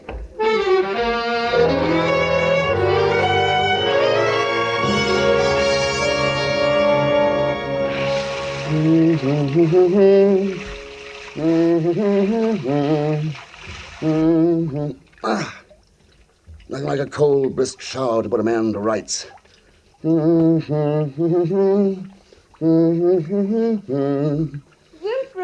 this letter... Oh, yes, the letter. Darling, dry my hair, will you? Yes, dear. It seems to be a bill of some sort from a building contractor in Salisbury. Oh, that's wonderful. Yes. Oh, bother, dry your own hair. Right, thank you, Miss Smith. Let's see this bill or whatever it is. Yeah. It's very puzzling, Wilfred. You were a widower, weren't you? I mean, Hermione isn't still alive. Oh, good heavens, no. Let's have that. Yeah. Mm-hmm. Dear Madam, that's a good one. This is to acknowledge your order together with the keys to your house in Launceston Place. Our men had no difficulty in finding the place where your husband had begun the excavation in the cellar. But apparently he changed his mind at the last moment and filled it in again. What is it, Wilfred? Our men will begin digging tomorrow. You may rest assured that it'll be a professional job and will be completed in ample time for your surprise Christmas present to your husband. We are happy to be conspirators with you in this thoughtful gesture and hope that Professor Carpenter will be pleased at the results of our work. that he so quaintly calls his Devil's Garden. Very truly yours, Paul Holt and Sons, Contractors. Well, what does it mean, Wilfred? It means that Hermione was right. I will be back for the holidays. Back for the holidays. Back for the holidays. Back for the holidays. Back for the holidays.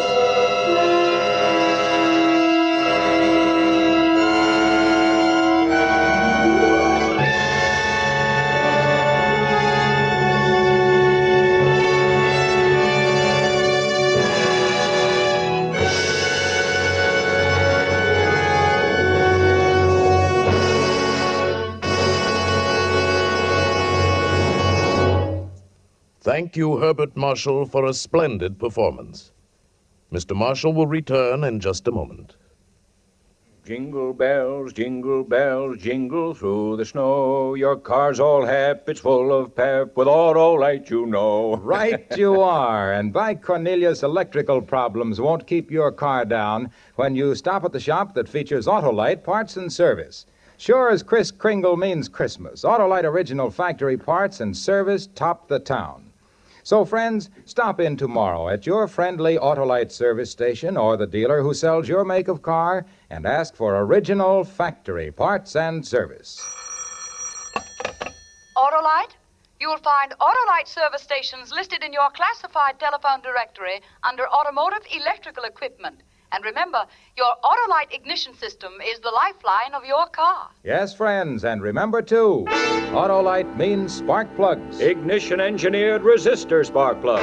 Autolite means batteries. Stay full batteries. Autolite means ignition systems. The lifeline of your car.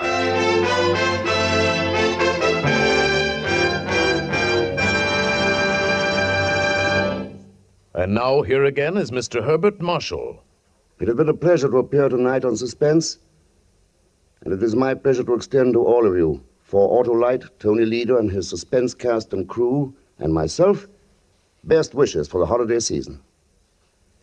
Next week, on radio's outstanding Theater of Thrills, you will hear William Bendix in another gripping study in Suspense. Herbert Marshall will soon be seen with Margaret O'Brien in the Metro-Goldwyn-Mayer production of The Secret Garden. Tonight's suspense play was dramatized by Robert Tallman from a story by John Collier. Music was composed by Lucien Morawek and conducted by Lud Gluskin. The entire production was under the direction of Anton M. Leader. In the coming weeks, Suspense will present such stars as Ethel Barrymore, Dana Andrews, Robert Montgomery, Danny Kaye, and many others. So make it a point to listen each Thursday to Suspense, radio's outstanding Theater of Thrills. And next Thursday, same time, hear William Bendix.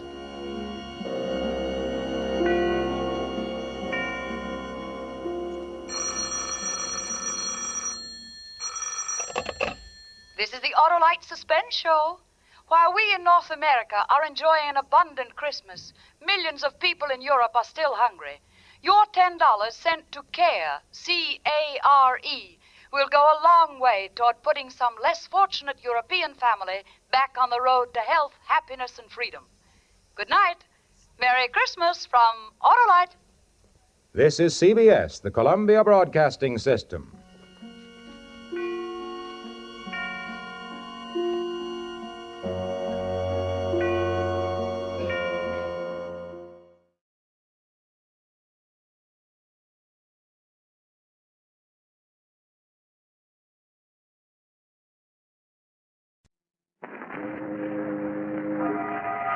Boris Karloff on Inner Sanctum Mystery.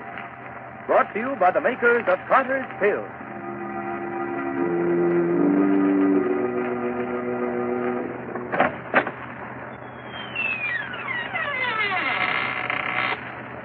Good evening, friends.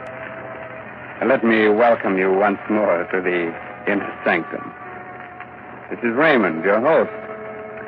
Come in, won't you, and sit down? No, I'm not being polite. I'd prefer you to sit, you see.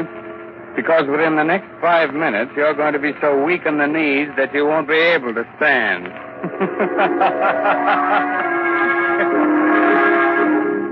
Inner Sanctum Mysteries again has the pleasure of bringing you the famous star of radio, screen, and stage, now featured in the current Broadway success, Arsenic and Old Lace, Boris Karloff.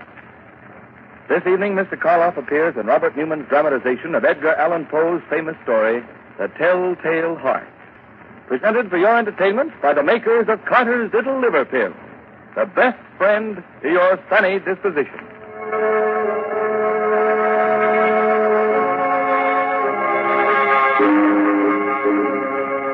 And now our story. A story based on a tale by the greatest master of the macabre that ever lived, Edgar Allan Poe. The story of a man who could hear not only every sound on earth, but even things that don't exist. So, turn down the lights, call in a friend or neighbor to keep you company, and listen to Boris Karloff as Simon in A Telltale Heart. It's early evening. The sun is just setting behind a range of low hills. On top of the nearest hill is a huge rambling building surrounded by park-like grounds. A road winds from its gates down to the little village below. Down this road comes a man. He's tall, gaunt, his hair snow white. He's so busy with his thoughts that he doesn't see the small, dark man who sits by the roadside. But just as he is about to pass him... Good evening. Huh? Oh, why, good evening. Nice evening, isn't it? Nice. Why, it's the most wonderful, perfect evening I'll ever know this side of heaven. You don't say. And you can't know what it's like to feel as if you've just risen from the dead. As if your tomb was opened. And you were told that you could return to the world that you knew and loved. Can't I? You can't. You see, my name is Simon. I was a musician. 2 years ago, I went stone deaf. Suddenly. Completely. Do you know what deafness means to a musician? It's like dying. Or worse. Like dying and knowing that you're dead. Oh, I went to doctors, but they could do nothing for me. But finally, one of them sent me to see the doctor who has the place up on the hill here. Dr. Adair? Yes, Dr. Adair. He kept me with him for 6 months, and now I'm going home again. He cured you? You can hear? Hear? Listen. Listen hard, and tell me what you can hear right now. Nothing very much. The wind. Cricket. Cricket and the wind. Do you know what I can hear? I can hear the grass growing, the sap rising in the trees. I can hear the stars moving in their courses. I can hear things that no man ever heard before. Now, do you know why I said that this was the most wonderful evening that ever was? Yes, Simon. But I knew why before. You see, I just left the place up on the hill myself. You left there? You mean... When I was taken there, I was blind. Oh, your eyes, yes. I hadn't noticed before, but they are strange. Shall we walk on together? Simon? Just where did you plan to go? Well, I've been thinking about that for weeks now. All the weeks when I couldn't leave my room. I must get used to being able to hear again. Gradually. From my window, I could see an old mill just this side of the village. Yes, it's deep in the woods, deserted. There's moss on the water wheel, and the door hangs open by one hinge. You mean that you can see it from here? My eyes have become as good as your hearing. You thought of going there, living there? For a while, until I was ready to return to the world. Oliver, why don't you come with me? Then when we are both ready, we can go back together to the world. Yeah. I could do that. Think of what it's going to mean, how much we're going to be able to help people. You with your sight and I with my hearing. Help them? Yes. Yes, of course. All right, Simon. We'll go to your old mill.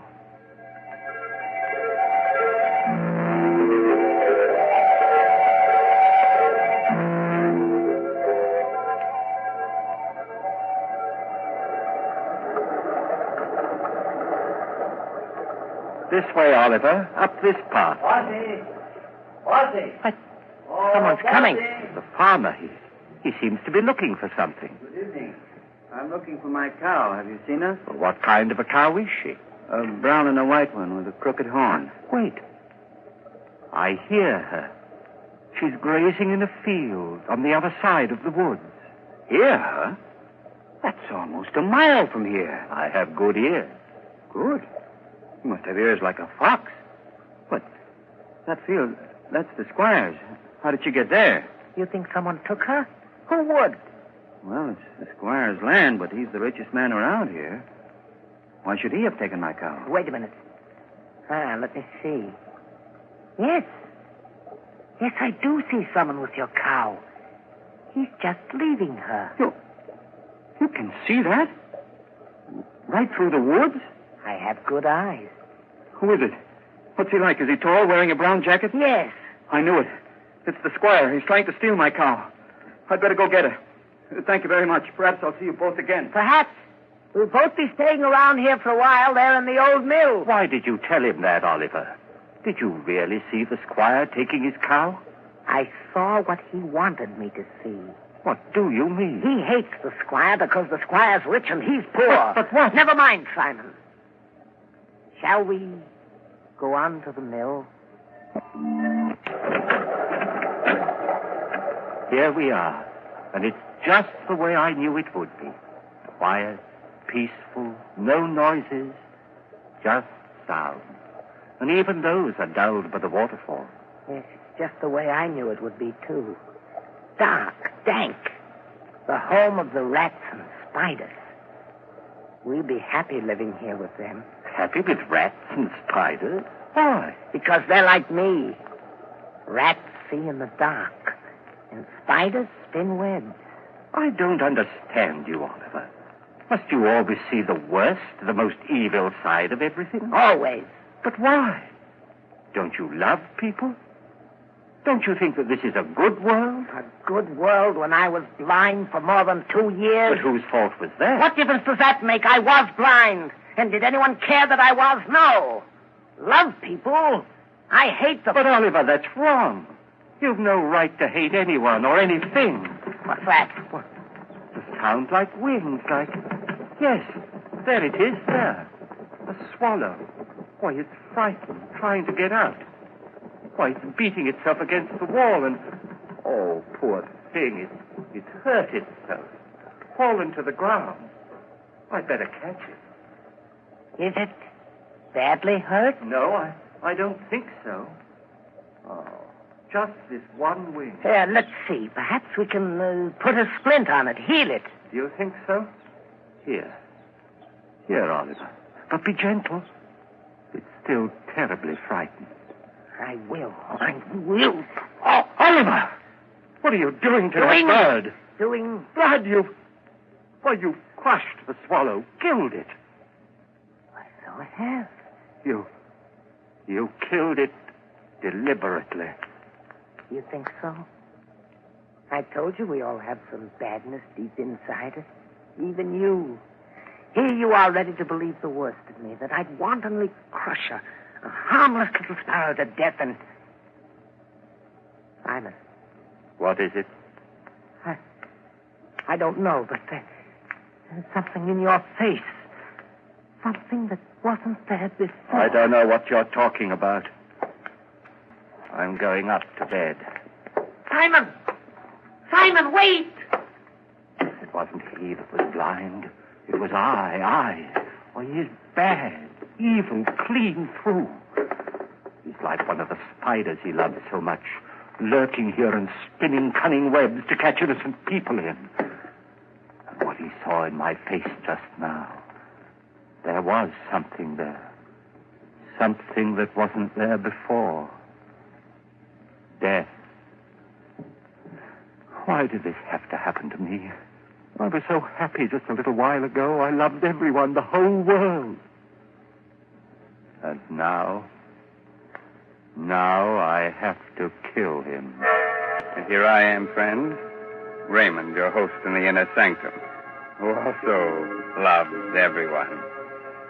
So, Simon has decided he must murder his companion. Not because he wants to, but in order to keep him from spreading the hate and evil he seems to love. That's a charming idea.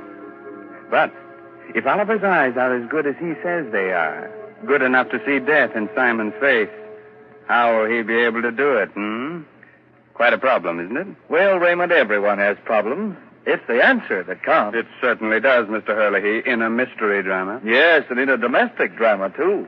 If you don't believe it, listen to what Agnes Vale says to her husband at the dinner table. Oh, Bob, you haven't said a word about the cake, and I baked it especially for your birthday. After 30, no one wants to be reminded of birthdays. Oh, that's silly. Besides, a person's only as old as they feel. Well, if that was the case, I'd be about 60. You mean 90. No one could save up the grouch you've got in only 60 years. If you felt as irritable, low, and out of sorts as I have lately, you'd be grouchy, too. Of course I would. Anybody would. So the thing to do is not to feel that way. What can anyone do about it? Very simple, my dear. Try Carter's Little Liver Pills. Right, and when you don't feel good, try Carter's Little Liver Pills. They do the work of calomel but have no calomel in them, for they are simple pills made of vegetable drugs. They wake up the flow of one of our most vital digestive juices. When this vital juice flows at the rate of 2 pints a day, it helps to digest our food and bring back the glorious feeling that goes with regularity. Then most folks feel like happy days are here again. But be sure you get the genuine Carter's Little Liver Pill.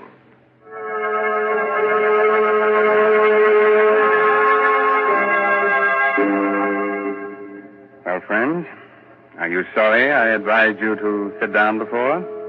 I thought not. You still want me to go on with the story of the Telltale Heart?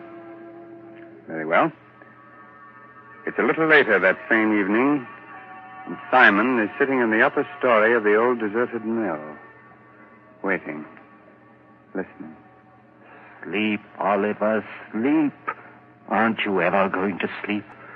Oh, I know you're lying down. I heard you getting undressed. I even heard the thread snap when you pulled that button off your shirt. But you're not asleep yet. I can tell by your breathing, the way your heart's beating. And that's what I must wait for. The time when you're really asleep. When you close those hawk eyes that can see even in the dark. That could read murder in my face when I didn't know it was there myself.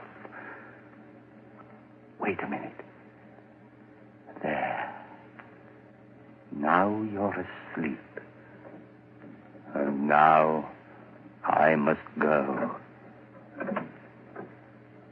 Easy with the door. Careful. And even more careful going down the stairs. Shh. Don't creak like that. Suppose he wakes. No, he can't. He won't wake up. He can't. And even if he does... here we are. The door to his room. How shall I do it? Those sacks he's using as a pillow. If I pull them out and held them over his face and smothered him, that's it, yes. Then I wouldn't have to touch him. I wouldn't. Who's that? Who's there? There is someone there. I can see you. It's Simon. Yes, it's Simon. What do you want? What are you doing here? I know you've come to kill me. Yes, Oliver. I've come to kill you. Philip, you can't do that. You can't. Yes, Oliver, I can.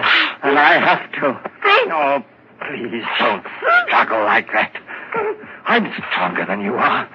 You can't get away from me. You can't. You can't.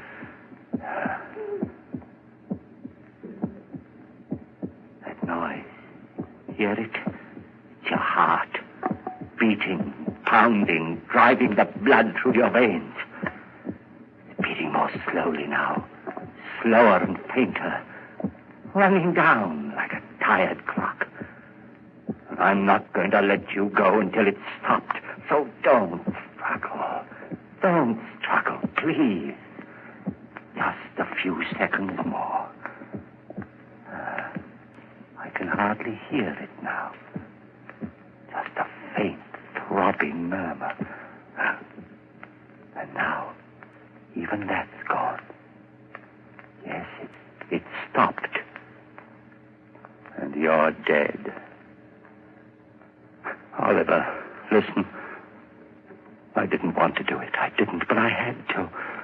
You were only interested in hurting people.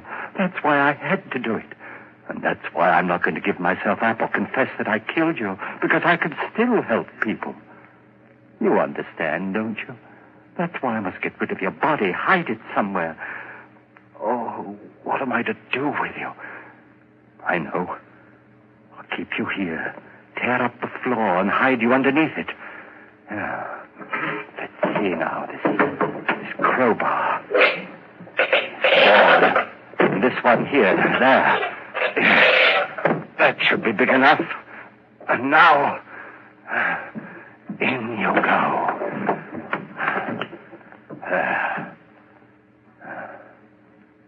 Goodbye, Oliver. Goodbye. Just put these boards back. Nail them down again with the same rusty nails.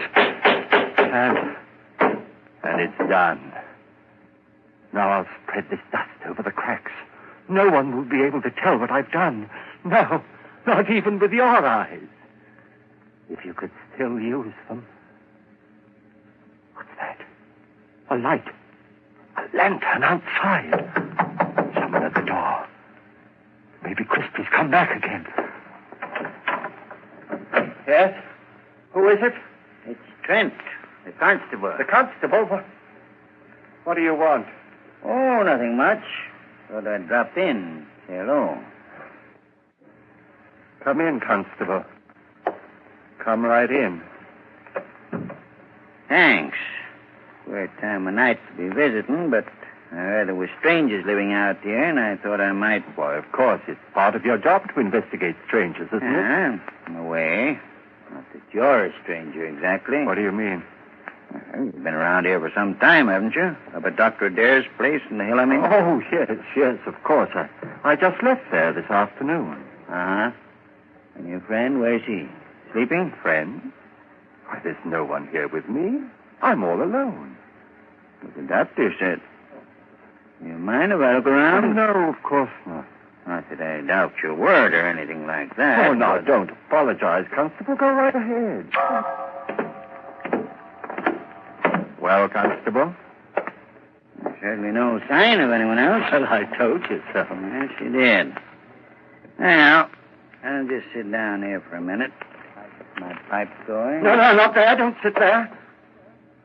Why not? Because,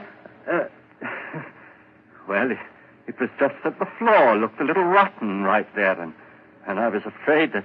Oh, I guess it's all right. Sure. Strong enough to hold me, anyway. Don't step me as I pet you. Good heavens. What's that? What's what? That throbbing. That noise. Beating away like... I don't hear any noise. But you must, you... Those ears of mine. Sometimes they're too good. It's just your watch ticking. Watch? I haven't got a watch on me. You haven't? But then what? Oh, look, Constable, I could use a bit of exercise. Suppose I walk you back to the village. Well, that's mighty nice of you. I'm glad to have your company. But there's no hurry, is there? Just let's sit there for a while. I don't want to sit. Constable, will you come now? Now, this minute. If you don't, I don't know what I'll do. Hey, you have gotten yourself into a state. Is anything the matter? Oh, no, of course not. It's just that I get nervous, restless, and you won't mind if I walk up and down right here, will you? If it'll make you feel any better, go ahead. Thank you. This floor, it is noisy, isn't it? It isn't noisy enough. Constable, this lever here, I've been wondering about it. What's it for, do you know? Why, yes. I think it opens the sluice, starts the mill wheel turning. It does? Then let's try it. See if it still works. There. Yeah, still works all right.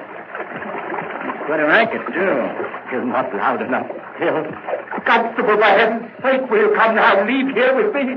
If you don't, I'll go back. Look, there's no need to get so excited. I'm not excited. I'm perfectly calm and quiet. Will you come now, right away? But I told you. I know what you're doing. Sitting there, pretending you haven't heard, making me stay here and listen to it, beating louder and louder and louder. All right, I confess. I killed him. I killed him. His body is right underneath you, under the floor. I killed him, and that noise you hear is his heart. The beating of his telltale heart.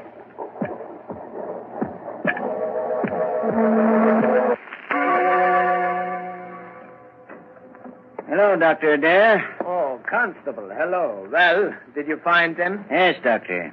I'm glad. Some of my boys will be bringing the other one, Oliver, along in a little while. Bringing him? What's the matter with him? Well, sort of. They were in the old mill by the river. Simon had evidently tried to kill Oliver, but he hadn't done a good job of it. He nailed him up underneath the floor. And when we got him out, he was unconscious. He's still pretty weak. I see. Bring Simon in, will you? Sure. All right, Simon. In here. Yes, Constable. Now, turn him around so that he's facing me. That's it. Well, hello, Simon. Hello, Doctor. Simon, why did you run away from here this afternoon? Run away? I didn't run away. I left. What need was there for me to stay when I was cured? Oh. And what you did, or rather tried to do to Oliver? That was wrong. I know it was wrong, but I had to do it.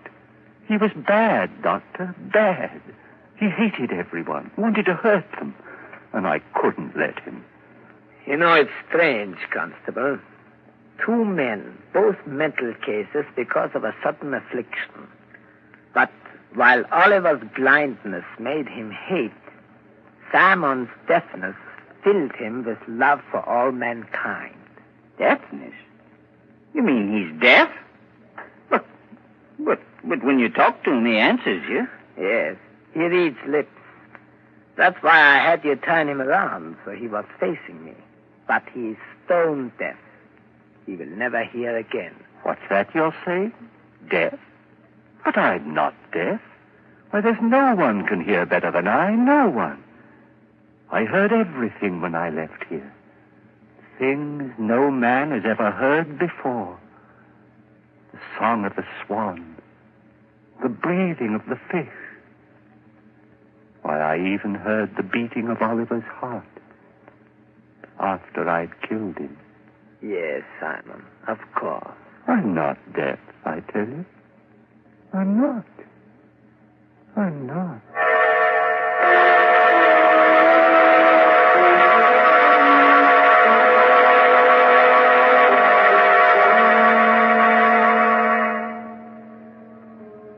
So, Simon did hear all the things he said he did. Even the beating of the telltale heart. And not with his ears, but with something else deep inside his poor, sick brain. Speaking of telltale heart, I saw it's not a heart at all. It's just Mr. Herlihy's knees knocking together. And if you think you're kidding, Raymond, you're crazy. Oh, I'm not kidding, Ed. In Mr. Karloff's audiences, that's the equivalent of applause. Since everyone's generally much too scared to show the usual approval with their hands. So we won't take any chances. We'll just use words and say, thanks, Boris Karloff, for your splendid performance of tonight's dramatization of Poe's The Telltale Heart. It was a pleasure, Raymond, to be able to bring our friends one of the world's most famous stories. And I'm very grateful to Everett Sloane as Oliver and Santos Ortiaga, who played Christie, for the help that they gave me. So now I suggest that you listen to Ed Herlihy, who has some helpful advice for which you may be very grateful. This is Raymond again, your host, getting ready to close that door to the Inner Sanctum and say goodnight until the same time next week. In the meantime, if you care to do a little bloodthirsty reading, try this month's Inner Sanctum novel, I'll Eat You Last, by H.C. Brandon. In case you've already read that, why not try some of the other stories by the author of tonight's mystery drama, Edgar Allan Poe? According to all critics, this writer has quite a future. Oh, good night. Pleasant dreams, huh? Inner Sanctum Mysteries will be on the air again next Sunday night, same station, same time, with another chiller for thriller fans. So be with us then. This is Ed Hurley, speaking for the makers of Carter's Little Liver Pills and reminding you, when you don't feel good, try Carter's Little Liver Pills, the best friend to your sunny disposition. This is the Blue Network of the National Broadcasting Company.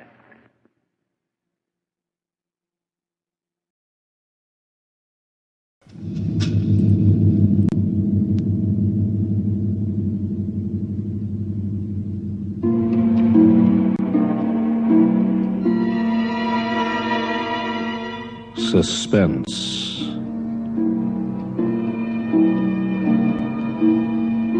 A feeling of apprehension, of indecisiveness, of uncertainty about the unknown. A feeling we can share in stories of mystery, fantasy, and the supernatural, even the macabre. Every Tuesday night at this time on Springbok Radio.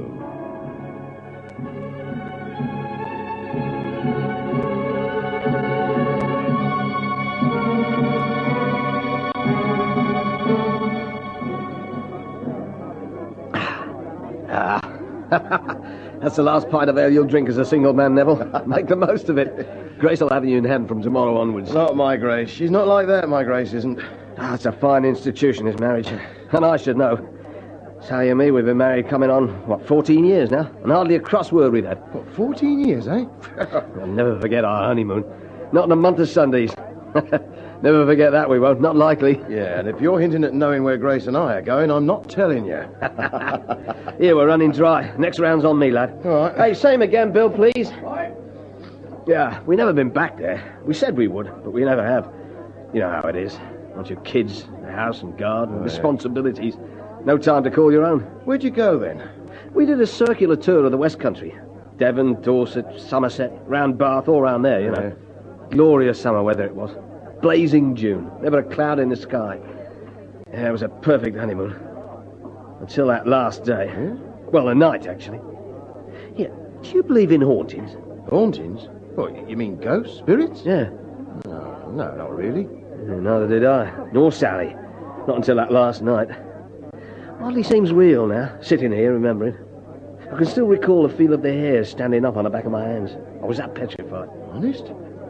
Go on, tell me about it, Jack. No, you'd never believe it. So I was talking rubbish. No, I wouldn't. Carry on. There's nothing I like better than a good cracking thriller. Yeah, all right then. Well, as I say, I was that petrified at the time.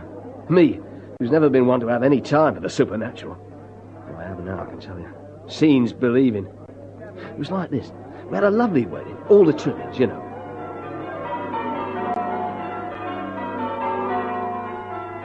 Sally in white and me in a stiff collar, carnation and all. Well, after the reception, we set off on our honeymoon. A honeymoon we'll never forget. Never.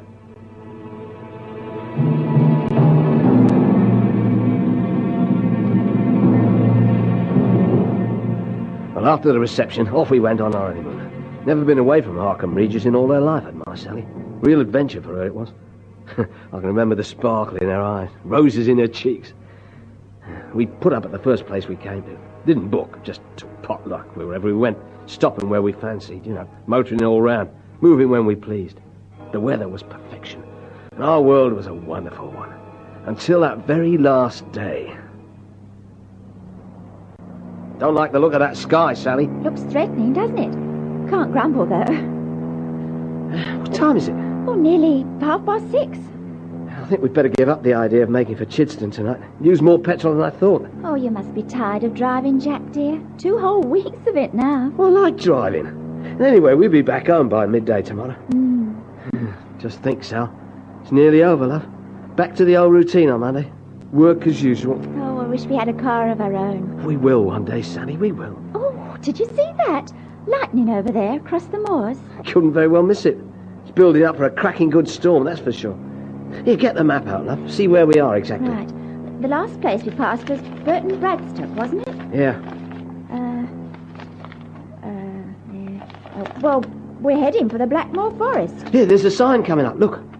Newton Abbas, half a mile. Right. Right, we'll stop there for the night. Bound to be an hotel of some sort or another. Well, I don't know. We've been motoring over an hour since that last signpost. We must have been going round in circles, I reckon, Jack. The light's nearly gone now, almost pitch dark. Thick cloud. The Blackmore Forest, mile after mile of it. And we haven't passed another living soul. They're probably keeping indoors with the storm threatening, I suppose. Yes. Hey, what's this?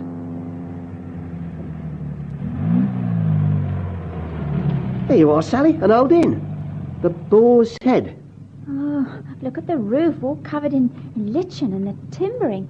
It's like something out of the Middle Ages. Yeah. Must we, Jack? I've got hardly any petrol left, love. Oh. Let's face it, it's the first place we've seen since we left Burton Bradstock over 2 hours ago.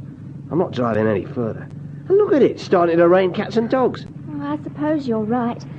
But I don't like the look of it. Sinister-looking place to me. In the rain and at night, what can you expect? Now, come on. How'd you get, my girl? We have to make a dash for it. It's coming down in torrents now. Oh, hurry up, Jack. Get the cases out at the back. Look, you go on in. I'll be with you in a minute. All right. Go on.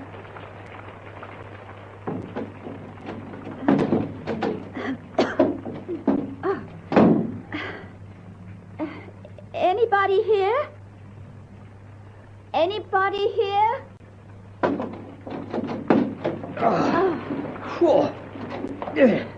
Both cases. Ooh. Jack, there's nobody about at all. Oh, it's chucking it down out there. Look at my suit. There's nobody here. Well, it must be. Have you tried the bell? On the desk there. Oh. Hope they got a nice fire somewhere. Dry off a bit. Yesterday it was almost too hot, and now it's cold. Oh, there's someone coming. Good evening, sir, madam. Can I help you? We was wondering if you got a room you can give us for the night. The weather's playing up out there. Car's not so good in the wet, and I'm almost out of petrol. Got a bit lost, I'm afraid. Well, now, I'm sorry, sir. I'll have to disappoint you. Eh? Well, it's not often I have to turn anyone away, but we're full to overflowing. Jack. Folk from the county show. Farmers from all over, you know. Well, like you, sir, they're not wanting to travel far in this weather. Oh, no. Look, we don't mind a back room. Nothing special, just a bed, Well, I you know. can't even offer you that, I'm afraid. Yeah, I can give you a meal if that'd help, though. Well, isn't there anywhere else? We're the only place, ma'am. Next nearest place is 15 miles from here. I can phone if you like and find out if they've got a vacancy. Oh, I haven't the petrol.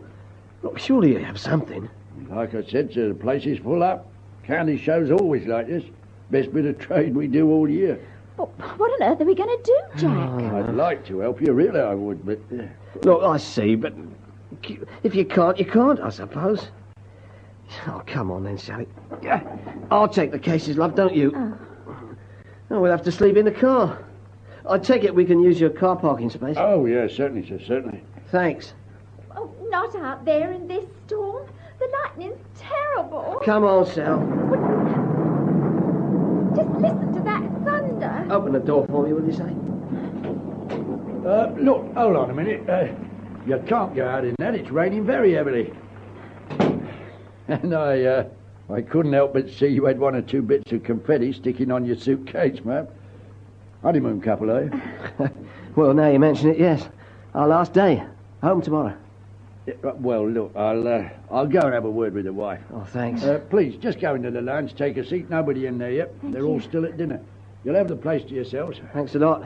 You couldn't manage a hot cup of tea for the two of us, could you? Yes, certainly. Won't be long, sir.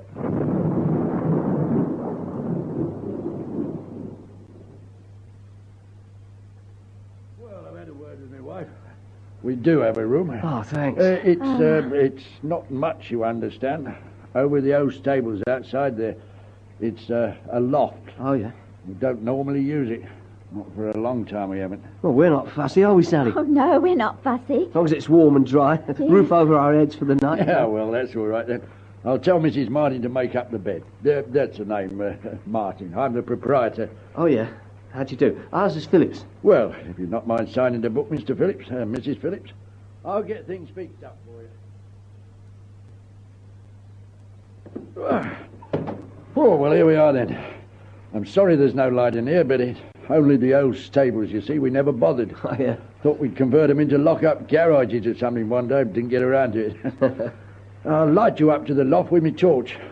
My wife's put you a candle and a box of matches by the side of your bed. It's a bit antiquated, but you'll find it a novelty, I don't doubt. Don't tell me it's a four-poster. No, not quite. But it is Victorian brass, knobs and all.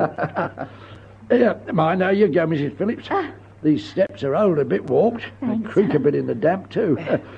If you hear anything in the night, it'll be the wood expanding. All these old places grown a bit at the seams, you know. I'll not hear a thing, I promise you. I'm half asleep already. Well, here we are. Thanks. Right. In you go, then. I'll fetch your cases up for you. No, that's all right. Oh, we can't have our guests falling down the loft ladder, can we? That's very kind of you. Look, there's your candle, see, on the floor, there, by the bed. Right. And the matches. I'm sorry there's no table. Short notice, you see. Thanks. Oh, do let me light it. There you go, then. There. How's that? Well, it's hardly a 100-watt lamp. It's better than nothing, I suppose. It's romantic. Soft candle glow. Yeah, quite a spacious place, isn't it? Make a wonderful artist studio. There's a window in the eaves. Dormer window. Haven't done much to it, have they? Not what he explained. It's never used for customers. Nor anybody else. Look at the cobwebs up there in the corner of the rafters. The floor's not much better. It's thick with dust. Well, beggars can't be choosers. We're lucky to... Oh, thanks, Mr. Martin. They'll be fine there, thanks. Oh. Right, there you are, then. And here's the key. Oh, thanks. I should lock this door if I were you. Really? Well, hardly necessary, is it? I mean, safe. Well, if you don't mind, sir. You're quite away from the main buildings, and we do have the occasional vagrant snooping around. Oh, very well. Right, then. Good night, Mrs. Phillips. Good night, sir. Sleep well. Good night. Thanks. Good night. Thank you.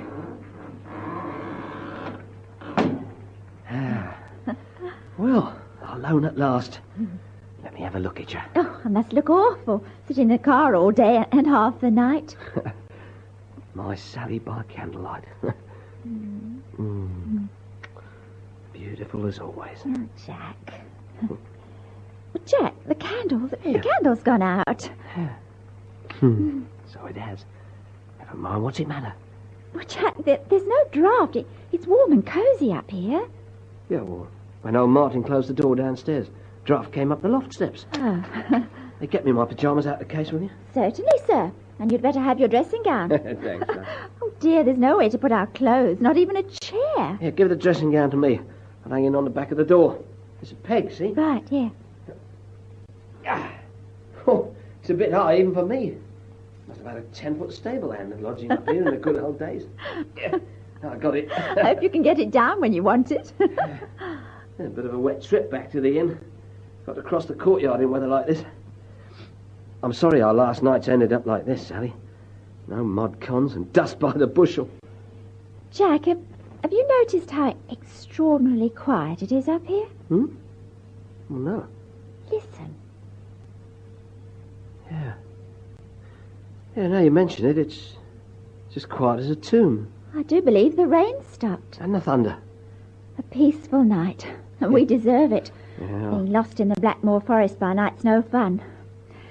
Well, I'm going to bed. Which side do you want? I'll take the side nearest the door. Protect you from all comers. Oh. And you can have the candle on your side. Oh, very gallant. Oh, don't forget to lock the door, like he said. Yeah. Gee, look at the size of this key. Oh, do for the Tower of London. Huge, isn't it? Yeah, nothing could get through that door. Solid oak. And the lock's a good sturdy one. Ready? Yeah, just give me a chance to get in. There we go. Right. Lights out. The clouds have dispersed. The moonlight's coming in through the window. Romantic. Oh, we must remember to ask the manager for directions in the morning and the nearest petrol station.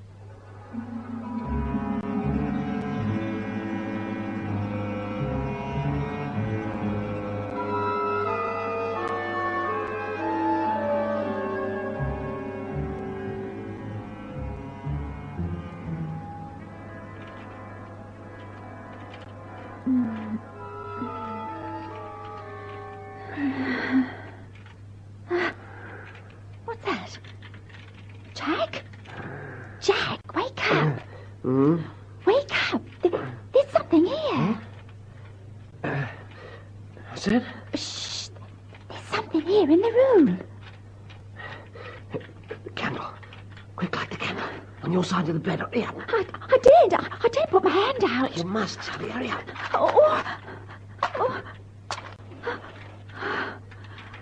Oh, there. Here you are. Take it. Look under the bed. You're right. Let's have a look.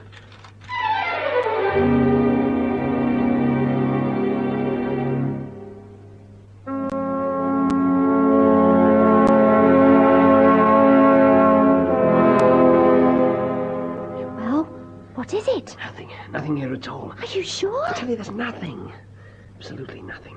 Well, that's strange. It was as plain as anything. What do you reckon it could have been? Well, you heard it. What do you think it was?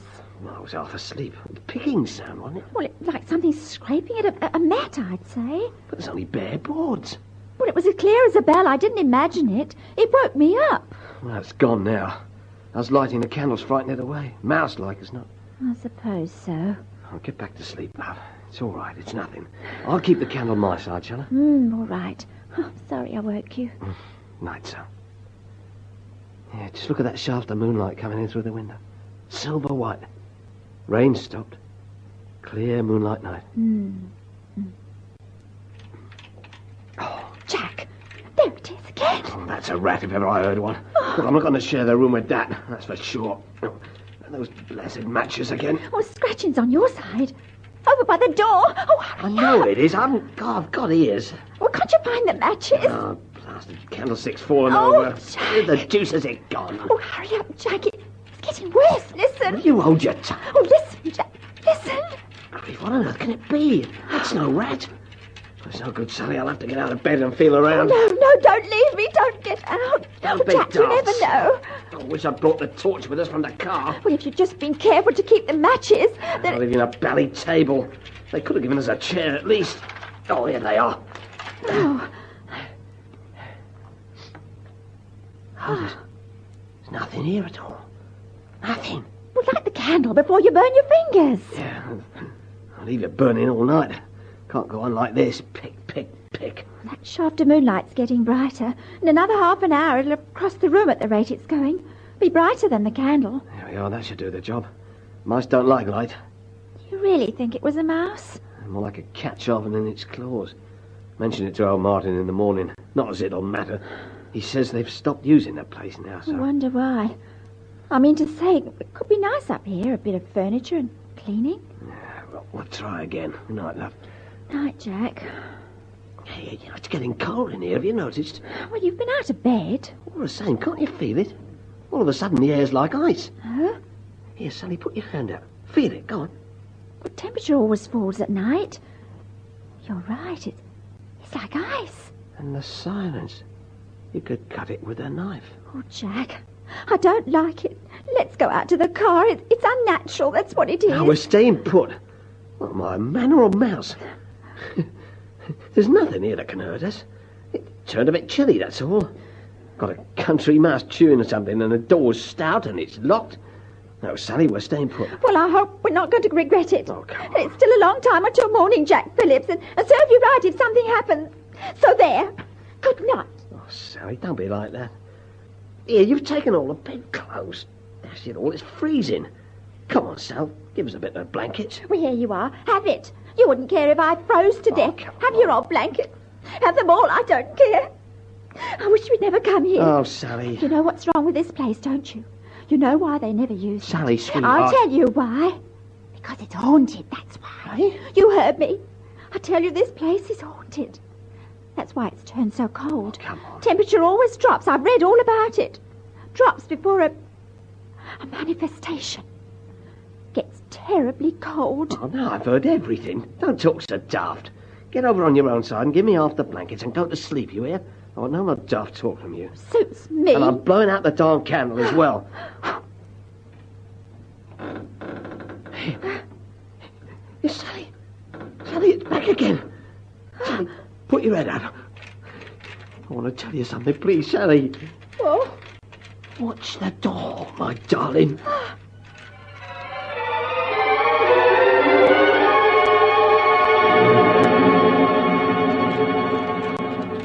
Your dressing gown on the door. It's moving ever so slightly. Like as if there's something inside it. Yeah.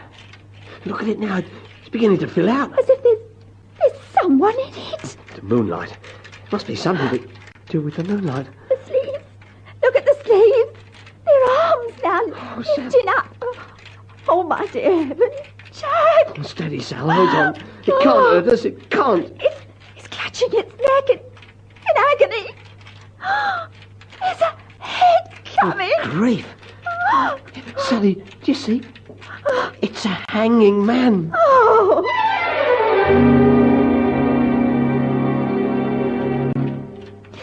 The peg on the door. Oh, don't look anymore. Turn away, Sally. I can't. It's struggling. It's horrible. What do we do? It's a hallucination, a nightmare. Don't look. Still. The struggle's over. Poor devil. The moon's moved over. See? Look, the head, it's faded. It's all gone now. Whatever it was, it's finished. What do we do? What can we do? I'm not staying in this room. I'm going to get dressed and I'm going down to the car. Sally, just stop to think. Could you go near that door? Could you touch it? It's the only way out of this room. What'll we do? Have you noticed it? It's not cold anymore. Proves it's all over. How do you know? Somehow you've got to wake the landlord, Jack. He's got to get us out of here. We'll still have to pass through that doorway in the dark, Sally. I'd rather do that than stay up here. Let's brave it together, Jack. All right. We'd better get dressed first, though. There might still be folks around. All right. And I'm telling you one thing. I'm not touching that dressing gown of mine. No. They can keep it. Where's my jersey? Well, that'll be it on top of your case. Oh, yeah. Thanks. Oh, that's better. Well, you all right now?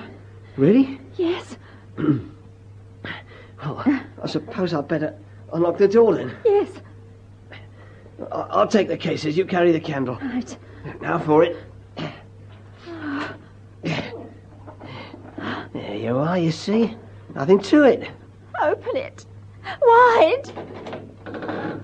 Oh. Well, come on then. Out with you. Quick. And watch your step on the ladder.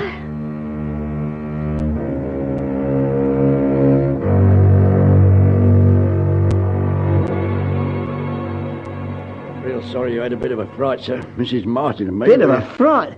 It was a hair-raising experience. I'll never forget it as long as I live.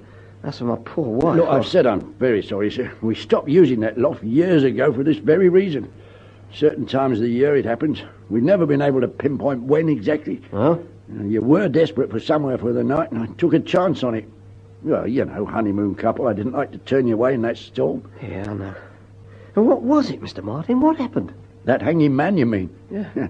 Well, he was a footpad. Highwayman back in 17-something or other, I don't know. Oh. He used to hold up coaches and rob the passengers. Regular bad sort he was. Well, one of the serving maids from this here inn, yeah, it's the same one. It hasn't changed much in all the years. She and him, well, they fell in love. They used to hide together at nights up in that loft. Oh. Well, someone found out. Next thing they knew, the law was waiting for him one moonlit night. They hanged him on the spot. On the back of the door? Yeah, that's right. Oh. Horrible. And the picking and clawing that goes on? Well, folks reckon that it's her, the serving wench, desperately trying to loosen the noose from around his neck. Oh. Just clawing at that hempen rope. Terrible. Yeah, it is. Oh, Jack. It's strange how this sort of thing happens. The supernatural. There's no explaining it. As you say, Neville, lad, seeing's believing. It's true. Well, we'll go back there one day. One day. Yeah. Where did you say this place was? Interested, are you? Oh, yeah. Grace is not a squeamish girl. Always game for a bit of a thrill. We might drop in there, just for the night. Well, me and Sally, we're certainly not going to go back there after dark, I can tell you.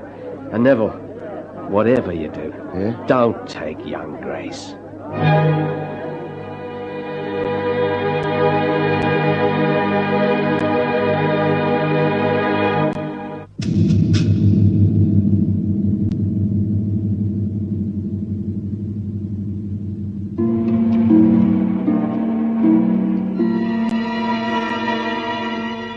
Suspense.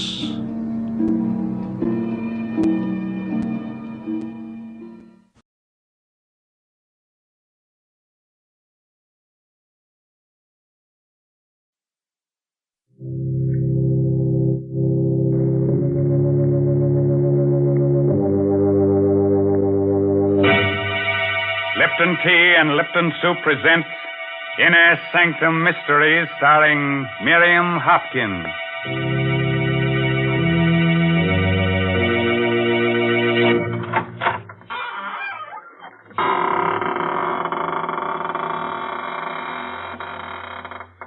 Good evening, friends of the Inner Sanctum. This is your host, Raymond, ready as always to provide you with your weekly ration of screams, gurgles, and blood. All in a spirit of gentle fun. I have no other object in mind, except to reduce you to sniveling wrecks of nerves and shudders. Have you got a white sheet handy? You might wrap it around yourself in case a ghost shows up. You'll think you're in the business and pass right on through you. Now, Mr. Raymond, don't be so silly. You know there are no such things as ghosts. Who said that? Oh, hello, Mary Bennett. So you don't believe in ghosts, huh? And, what's that standing behind you, huh? Oh, you shouldn't have done that, frightening me that way. Shame on you. Oh, I'm sorry, Mary. Can I make amends? Well, you might tell the folks how much you enjoy Lipton tea. Oh, gladly. Friends, just the other day, a ghost and I were having a conversation about Lipton tea. Now, and... here. Enough of that. Nobody is interested in what you and the ghost said about Lipton tea. Oh. No. Let's talk about real people and the solid pleasure they get from Lipton. They drink it at meal times. They serve it when friends drop in for a visit. And, of course, they often brew themselves a cup of Lipton's during the day, just because it's so nice to relax and enjoy that famous brisk flavor. Oh, by the way, that word brisk, B-R-I-S-K, is one that tea experts use. Brisk means that Lipton's always tastes tangy and bracing. It's never flat or wishy-washy.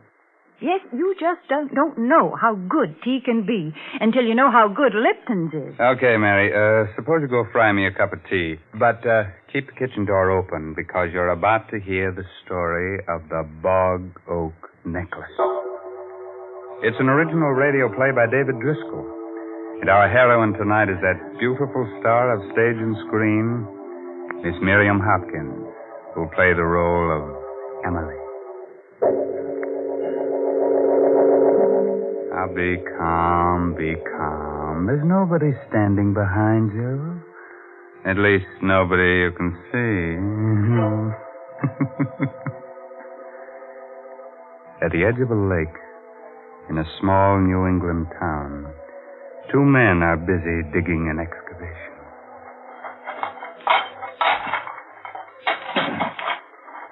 Must have been like a cave around here once, huh? Yeah, old Miss Bristow used to own this property before she sold it to this here city man who's building. Used to be a fine apple orchard right up there. And was all fine trees once. Well, let's dig. That's what we're getting paid for.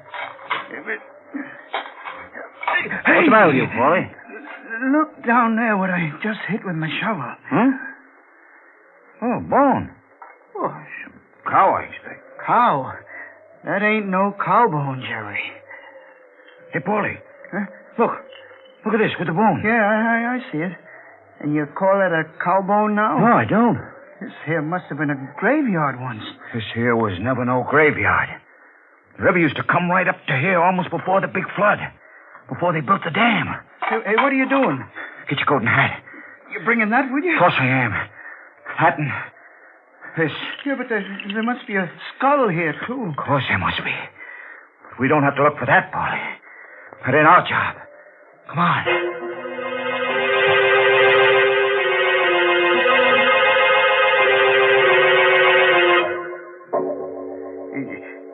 Jerry and me was digging away there, Mr. Warren, down towards the river.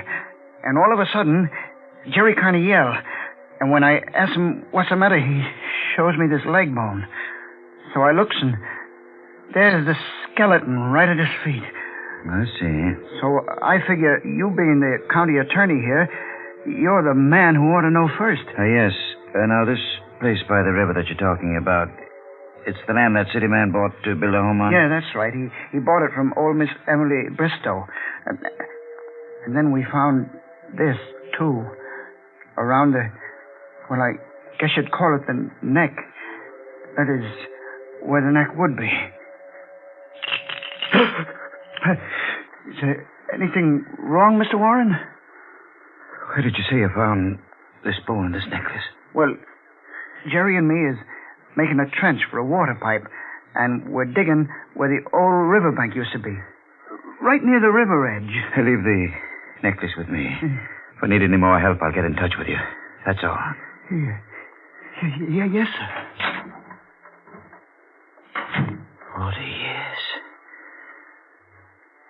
40 years. Emily Bristow.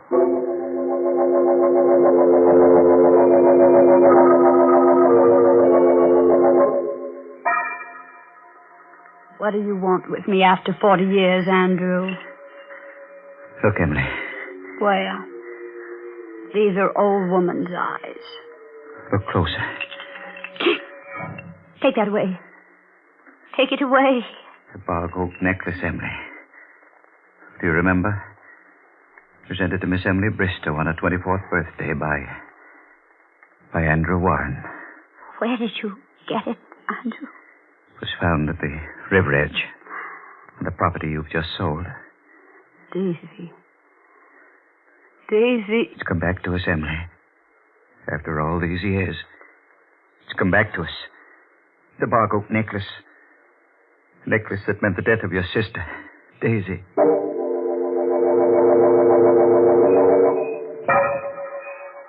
Oh, Andrew. Oh, Andrew, darling. Daisy, there aren't two people anywhere as happy as we are. Of course not. May I tell Emily? Why, yes, I suppose so. After all, she's your sister. She should know. Good night, darling. Look at that moon. Smiling at you. Oh. I'm going to close my eyes, and I won't open them until you're down the road out of sight. Good night, sweetheart. Oh. Good night. Good night, sweetheart. Good night, moon. Oh! Young ladies shouldn't stand staring at the moon that way. Oh, Emily. You frightened me so. Did I? You had a nice drive with Andrew in the moonlight, I hope. Mm-hmm. Emily. Andrew. Yes? Andrew and I, we're...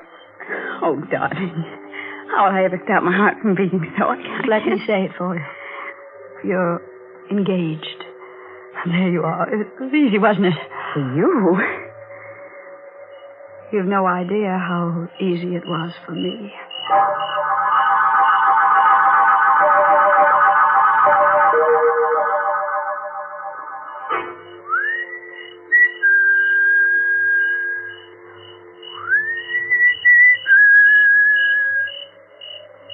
Emily.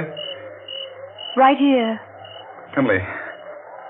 I wanted to see you so badly. She's already told me, Andrew. Emily, I want you to understand about this. I know how this must hurt you. You've got to break it off. You've got to. You can't marry her. Andrew, listen to me. Please. Please marry me. I beg you. Emily, we must be sensible. I beg you. If you love me, Emily, you must let me do what I feel is right. I can't let you marry Daisy. You're mine. I must have you. If not me, Andrew, no one. No one else at all. It's too late now. Forgive me. I'll never forgive you. And I'll never let you go. Emily. Never. Never, Never.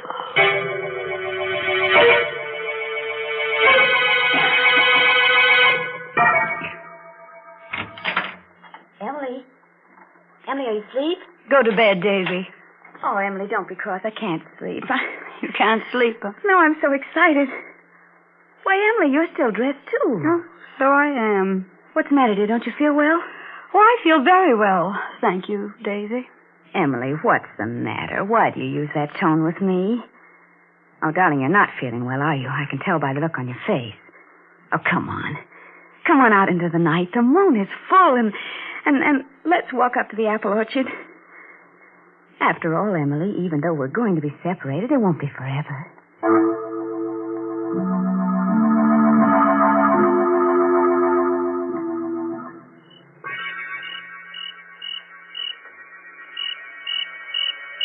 Aren't you afraid to be out here at night? Afraid? Afraid of what? We are at the end of the apple orchard. There's the little patch that goes down the river. I think you'd better go back now. I go back? Well, what'll you do? I'm going to stay here. I wouldn't dream of going back to the house alone. I thought you weren't afraid. All alone? Of course I'd be afraid all alone. Daisy, I don't want you to marry Andrew.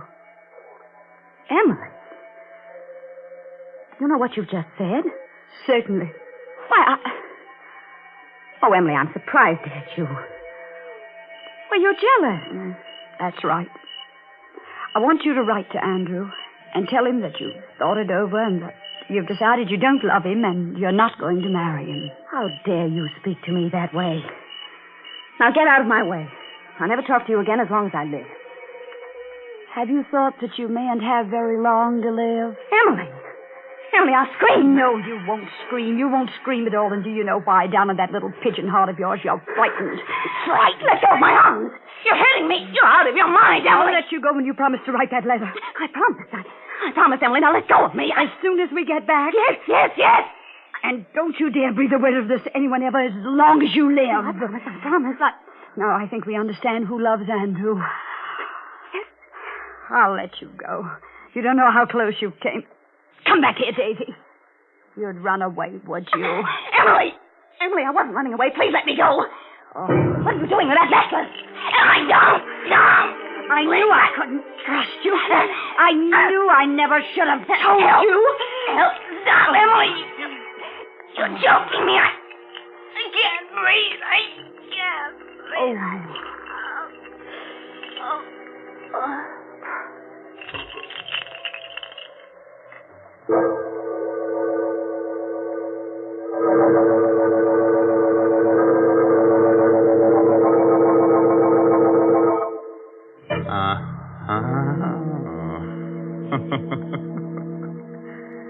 Well, girls will be girls, I suppose. That's kind of pity about little Emily, though. Just think what a wonderful hangman she'd have made if she'd been born a girl. Kind of cute, huh? Being taken for a little swing by a girl. What a terrible woman she is, Mr. Raymond. Oh, now, listen, I like Emily. She's so inventive. Most women will do anything for a necklace, but only Emily knows what to do with a necklace. Now, please. You know very well that the only thing you can do with a necklace is wear it. Oh, yeah? Well, the only thing you can do with Lipton Tea is drink it. Well, what's wrong with that? And, Mr. Raymond, maybe you don't realize how often folks do drink Lipton tea. Why, it's the perfect beverage for so many occasions. And that's why it makes sense to have a good supply on hand, to buy the larger, more economical size packages. And it is more economical that way, too. Oh, yes, it's wise to have a large size package of Lipton tea on your shelf, because that well-known brisk flavor, that bracing, full-bodied taste, makes Lipton's always welcome. That gives me an idea. Maybe we should have had Emily and little Daisy talk out their quarrel over a cup of Lipton tea. Oh, man, that'd be chummy. But it's too late now. Daisy is stretched out on the ground with a bog oak necklace twisted tight around her neck. She's not sleeping now. She's just dead to the world. So, let's get back to our star, Miss Miriam Hopkins, who plays the role of Emily. Daisy, get up. Get up this minute and stop teasing me. You're not hurt that bad, and you know you're not. Please get up, Daisy. You're frightening me. Daisy. Daisy, you're acting just as though you were dead. I am dead, Emily. You murdered me. You strangled me with the bog oak necklace. You see, you wouldn't be talking to me if you were dead. You've killed your own sister, Emily, because you were jealous. That voice, that's Daisy's voice. But your lips are not moving. How can you be speaking to me, Daisy, when your lips are not moving? They'll find me here in the orchard with your necklace around my neck. And they'll know you did it. And they'll punish you. You'll never be allowed to marry Andrew. I will marry him. I will. Oh, what am I saying? Who am I talking to? Somebody's speaking to me with Daisy's voice. And all your life I'll be speaking to you. Just like this. Because you murdered me with the bog oak necklace. I must do something. I must get some help. Somewhere I must get some help. She can't be dead. I just pulled the necklace a little bit, not tightly at all. You pulled it very tightly, Emily. Look at my neck and you'll see. You'll see how tightly you twisted the necklace. Stop it. Stop talking to me. I'll never leave you, Emily. Never as long as you live. You are dead, aren't you? I murdered you. Something dreadful will happen to me. I've got to do something. What can I do? The river. I'm near the river. Stones, yes. With twine. Strong twine wound around the stones, and I could tie the stones to her, and I could throw her into the water from the crag on the hill, and the stones would make her sink to the bottom, and then she'd never come back. Never. And who would know? You know, Emily.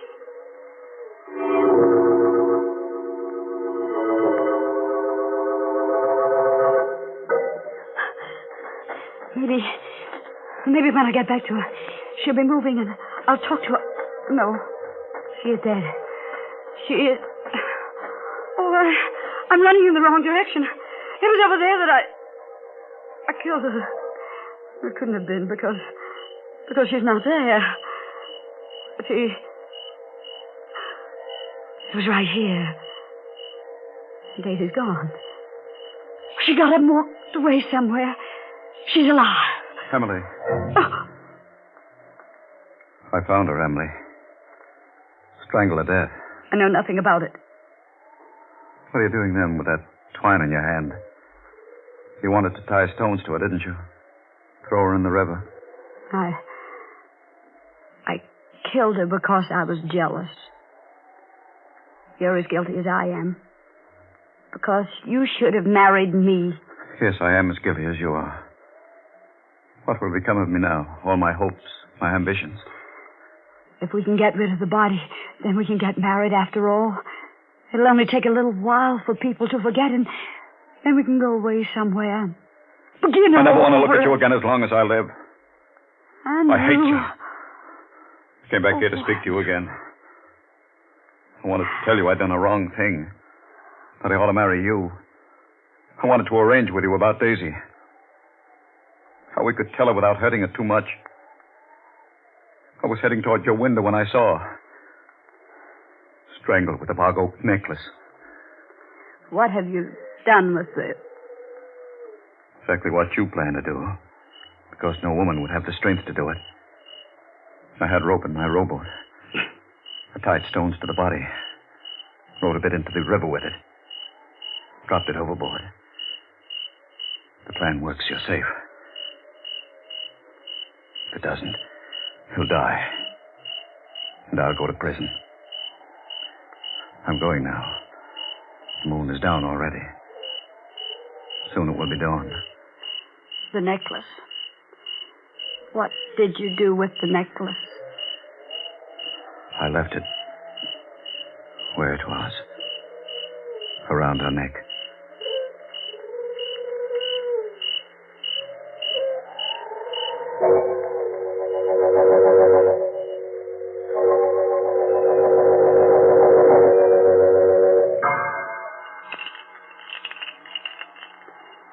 That sound, the sound the necklace makes. I have heard it every night for 40 years. 40 years. Now she's come back to us. To me. Tell me, Andrew, where was it found? She's been there, at the bottom of the river all this time. During the flood last year, the skeleton must have been swept into that old sewer. Twine probably rotted away a long time ago. That's the only explanation I can give. Watching. Down there at the bottom of the river, watching. I'm going now, Emily. It's probably the last time we'll ever see each other. I'll leave the necklace with you. It was to you I gave it 40 years ago. Emily. What's that? What? The voice. Her voice. I'm going. Don't leave me, Andrew. Don't leave me. He'll leave us, Emily. He'll leave the two sisters alone. Together. Andrew! We're alone now, Emily. Just as we used to be. You and I and the necklace. No. Come, Emily, let's take a walk as we used to. In the old apple orchard. No. Come. It's getting dark. No, I've not been near that orchard in 40 years. Come, Emily. With me. But I'm old. No, you're young. As young as I am. Come with me. We'll tell each other little secrets, won't we, Emily? Just as we used to.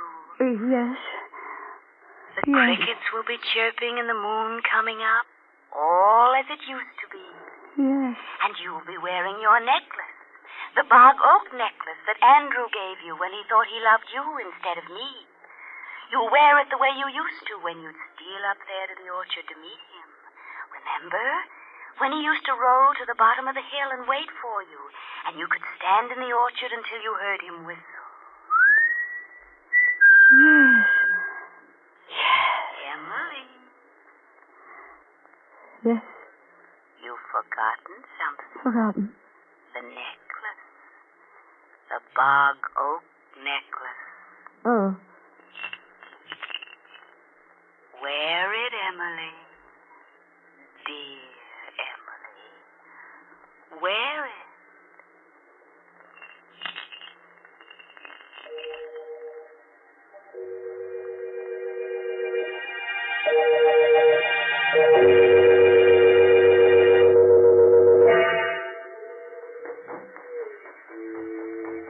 Come, Emily, come.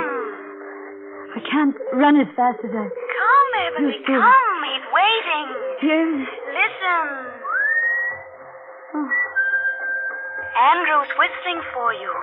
Answer it, dear. Go on. I can't whistle. That's strange. You must run faster, Emily, faster. Oh, you must run so much faster. Through the apple trees, bending beneath the branches. He may not wait. Listen. He's angry with you because you're keeping him waiting. All out of breath. These apple trees. The branches, they're in my way. I can't bend over. Faster. He may run off with Daisy. No. I'm coming, Andrew. I'm coming. Wait for me, Andrew. Wait for me. Oh, that necklace. Emily, you caught it in a branch. Turn around, Emily. Turn around. Turn around. And loosen it. Turn quickly, Emily.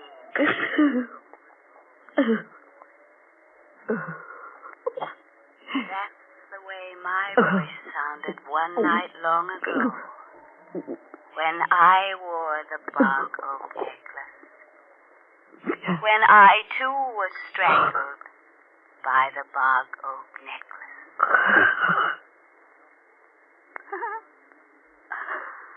Come, sister. Come. It's so cool here in the river.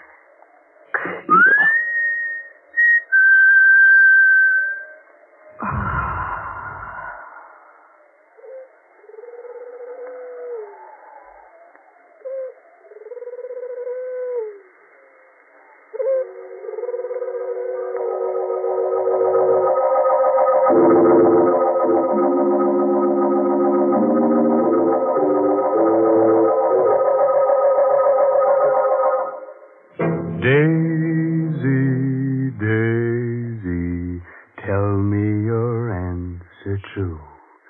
Who gets choked first, me or lovely you? If you'll be the first to strangle, I'd appreciate your angle. And when I learn that it's now my turn, I'll gargle as nice as you. Mm-hmm. What awful words to sing to such a nice song. Oh, but listen, I sing so well, and I can recite, too. Shall I recite you something suitable? Say a Mother Goose rhyme, huh? Mr. Raymond, you don't know any Mother Goose. Is that so? Well, I know one that you love. Listen.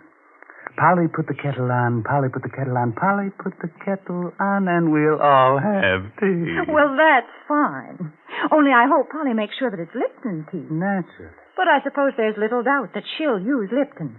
Because, after all, more people drink Lipton tea than any other brand. The reason for that is Lipton's famous brisk flavor. Yes, Lipton tea is never flat or insipid. It always tastes full-bodied and vigorous. And, well, I guess it's all summed up by that word brisk. Yes, folks, brisk is the word that the tea experts use when they talk about Lipton tea. So try it real soon, won't you?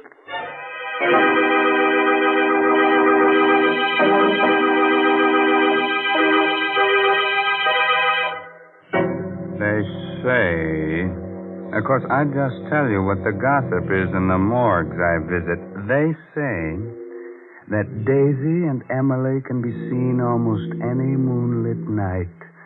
Skull gently touching skull, floating through the old apple orchard as of yore. If you'd like them in your home, you could use their ration coupon.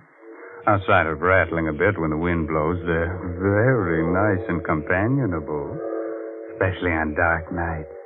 And in the summer, you can always use them for scarecrows in your victory garden.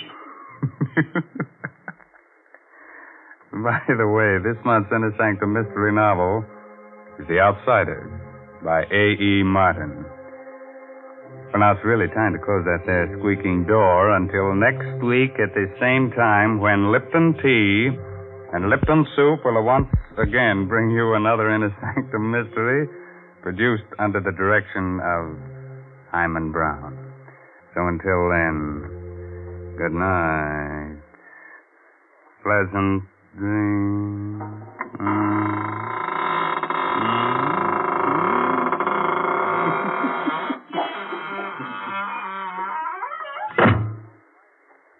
Folks, I wonder what our grandmothers would have said if they had heard about Lipton's noodle soup.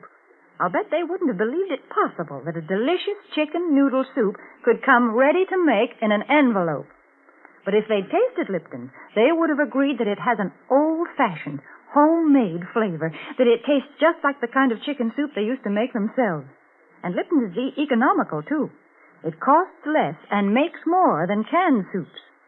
So, folks, be sure to try Lipton's noodle soup. And be sure to tune in next Tuesday night for another Inner Sanctum Mystery.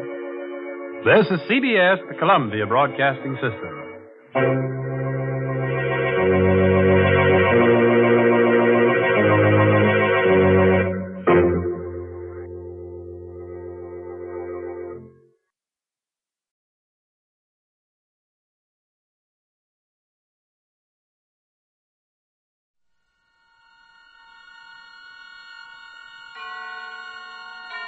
And now, tonight's presentation of radio's outstanding theater of thrills, Suspense. Tonight, Suspense brings you a repeat performance of one of the most controversial plays ever presented over your radio. It is called 0 Hour by Ray Bradbury. After the initial performance, a great number of letters were received. Some comments were highly complimentary, and an almost equal number were not. However, because so many of you did write asking to hear this provocative work of fiction again, we present it, and hope that those of you who have not heard it before will write us your opinion. So now, starring Miss Isa Ashdown, here is tonight's suspense play, 0 Hour.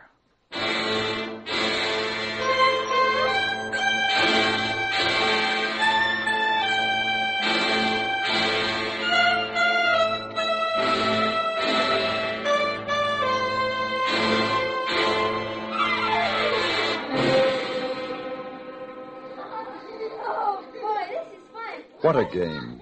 Such excitement they hadn't known in years.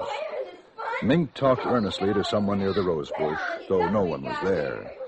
Then the two little girls, shouting, laughing at each other. Such fun. Such tremulous joy. Mink ran into the house all dirt and sweat. For her few years, she was loud and strong and definite.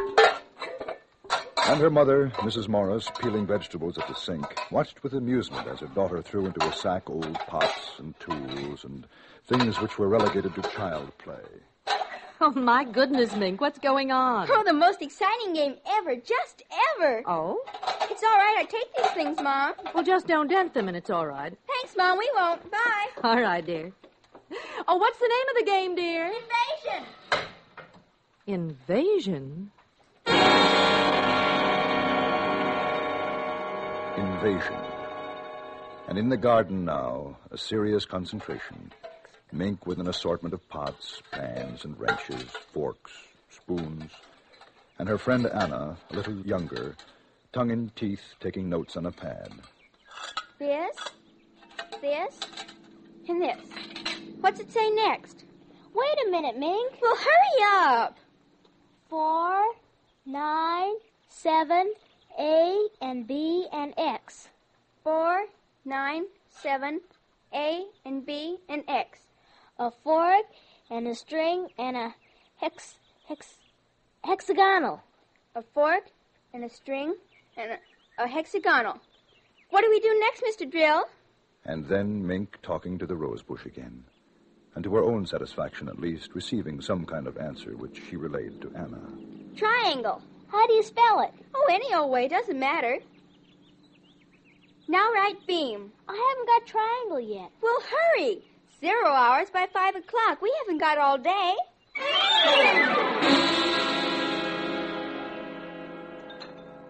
Then time out from Invasion for lunch.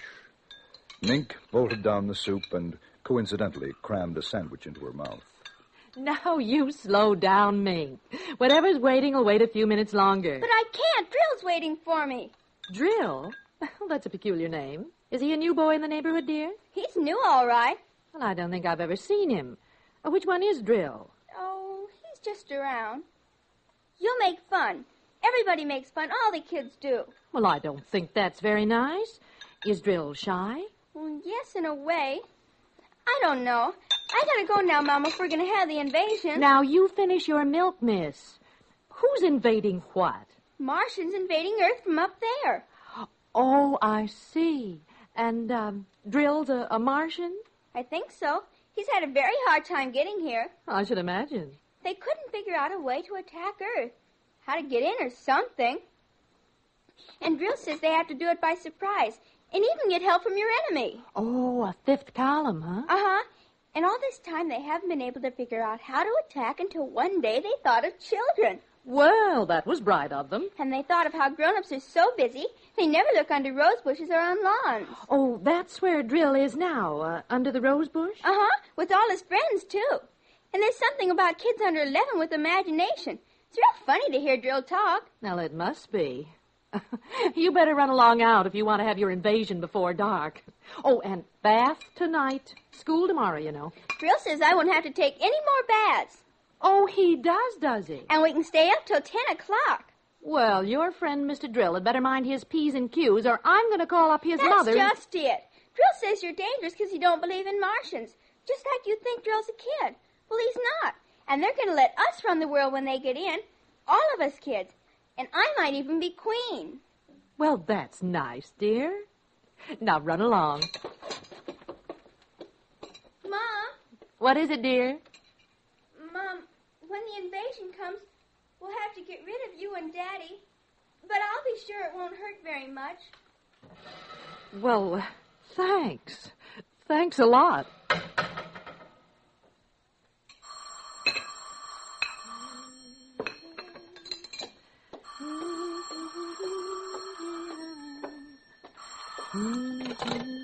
Hello? Hello, Mary. How are things in New York? Oh, Helen, how nice. Are you in town? Oh, no, I'm in Danbury. I was just thinking of you and thought I'd call. Oh, it's long distance, though. You shouldn't. Oh, I can afford 3 minutes.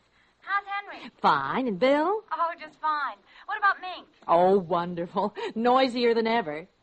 Oh, she's got a new game now. It's taken the place of hopscotch. Invasion. Is she playing that, too? Well, yes. Are yours? Same thing. Some kind of geometric jacks, I suppose. Isn't it a scream? You know, all the kids their age are playing it up here. Timmy's got a crush on some guy named Drill. I think that's what it is. Oh, it must be a new password. Mink likes him, too. Oh, I didn't know it got to New York. Word of mouth, I suppose. You know, kids.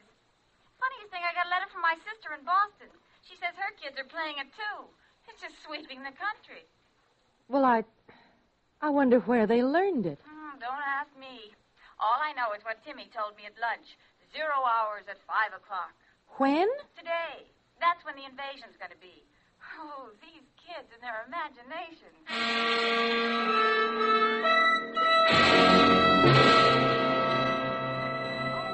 And they talked a little more.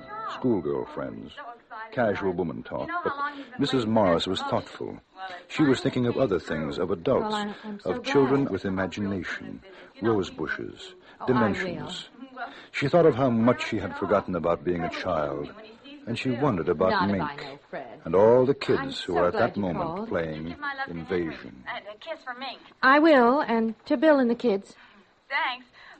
Bye. Goodbye.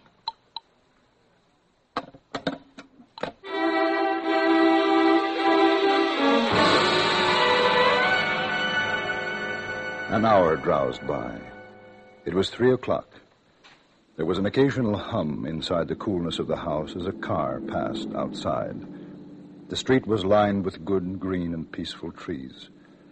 And all across the city, in other gardens, in other places, children under 11 were excitedly playing a game, talking to rose bushes and grass lawns, trees and shrubs. Even children in apartment houses, high in the air, conferring with potted plants, cactus and ivy. Mrs. Morris finished her housework and went to the kitchen. Oh, hello, dear. Hi, Mom. Can I have a glass of water? Of course, I'll get it. Pi r squared, 47. A over 56 to the 7th degree, x t7. What, dear? Oh, nothing, Mom. Oh, here you are. Thanks. How are things going? Huh? The, invasion. Oh, that. Yes, that. Almost finished. When everything's right, Drill said we should be ready on time. 5 o'clock? That's right. How'd you know? Helen called me from Danbury. She says that, Timmy's playing it, too. Hey, that's keen. I guess all the kids are, aren't they? No, not all of them. Not guys like Jimmy Wood and Bob Wilson. They're growing up and they make fun of us. They're worse than parents. They just won't believe in Drill. They're so smart just because they're growing up. You'd think they'd know better. They were little only a couple of years ago. Well, we'll get rid of them first. Drill says it's okay to kill them first. Mink, I don't like that kind of talk. Do you hear me? I don't like it at all. Oh, now, Mom. I mean it. You keep on that way and there'll be no more playing. You'll have to tell Anna to go home and you'll stay inside until bedtime. I'm sorry. Well, I should think so. Thanks for the water, Mom.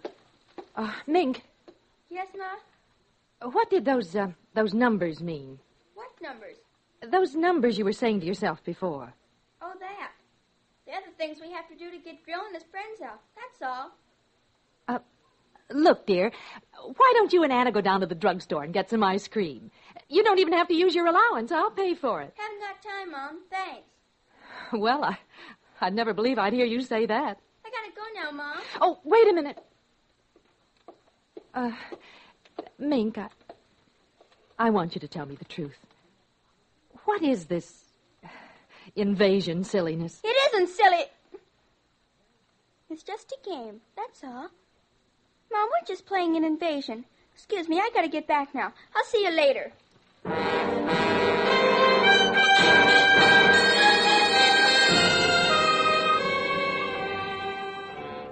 It was a game called Invasion. Mrs. Morris's little girl, Mink, was playing it. So was Mink's friend Anna, and all the other children under 11. It was called Invasion, and the 0 hour was to be at 5 o'clock. Mrs. Morris was disturbed. She wasn't sure why, but there was something about parents shutting ears and eyes to what was happening. And because she was disturbed, she did something she didn't usually do. She called her husband at the office. Hello, dear. Oh, hello, Henry. I'm sorry to bother you, but Miss Maxon said you weren't busy. Oh, not too. I should be able to get home early today. Everything all right? Yes. You all right? I'm fine. Mink? Oh, she's... Henry. What? Oh, nothing. I just wanted to talk to you for a minute. That's all.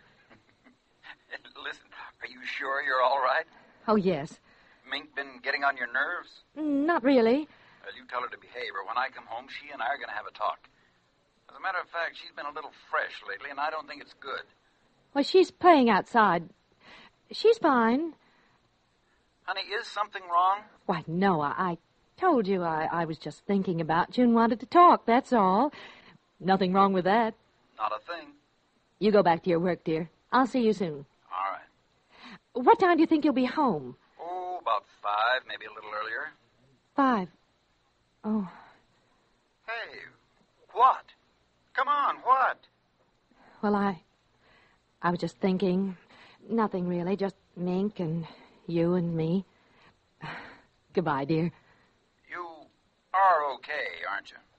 Yes, I'm fine. Goodbye. Goodbye.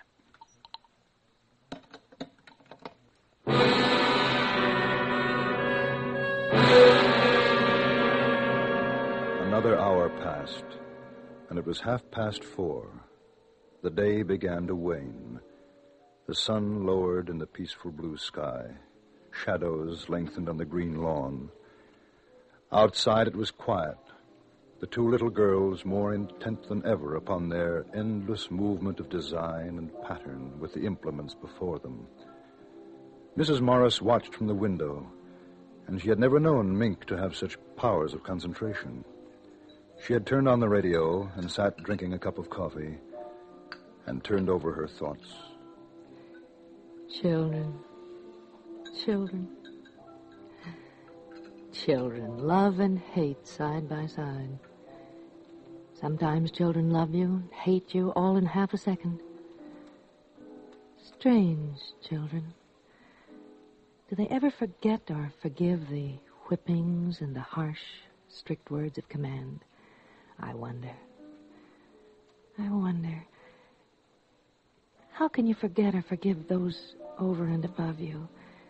Those tall, silly dictators. Those parents. Mom!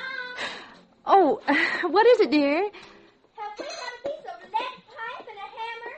Well, I don't know. There might be in the garage. What do you want them for? We just need them. Well, if you tell me what for, dear, maybe I can... Thanks, Mom.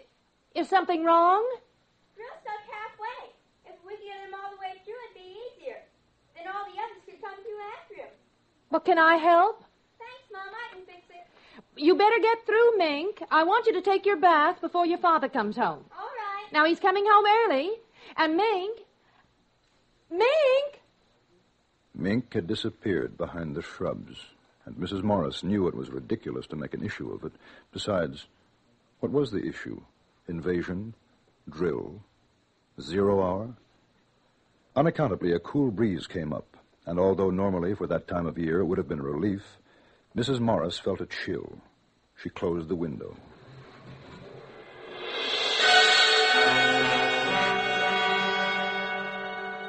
Time passed. A curious, waiting silence came upon the street, deepening.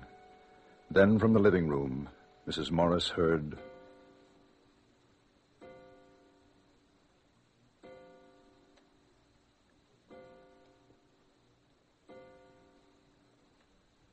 "5 o'clock. 0 hour. 0 hour. It had come, and now it had gone. But was the clock right? And Mrs. Morris, knowing how foolish it was, knowing it, went to the phone and dialed. Silly. It's silly.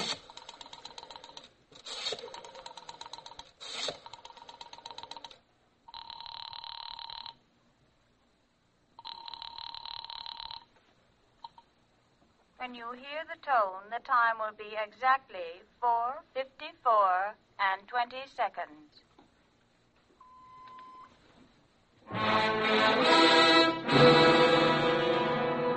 "4:54 and 20 seconds. And Mrs. Morris knew that it wasn't as silly as she had thought, because it wasn't 5 o'clock yet. Not 0 hour yet. Then the car drove up into the driveway. Hi, Mink. How's it going? Hi, Anna. Hi, Daddy. Bye, Mr. Morris. Got a kiss for your old man? Haven't got time now, Daddy. Well, that's a nice thing. What are you doing? We're playing Invasion. Oh, swell. Your mother in the house? Uh-huh. Okay, be good. I will. There are in a few minutes, Daddy. All right, I'll be ready.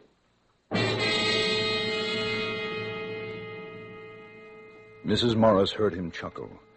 Then his steps up the walk to the front door.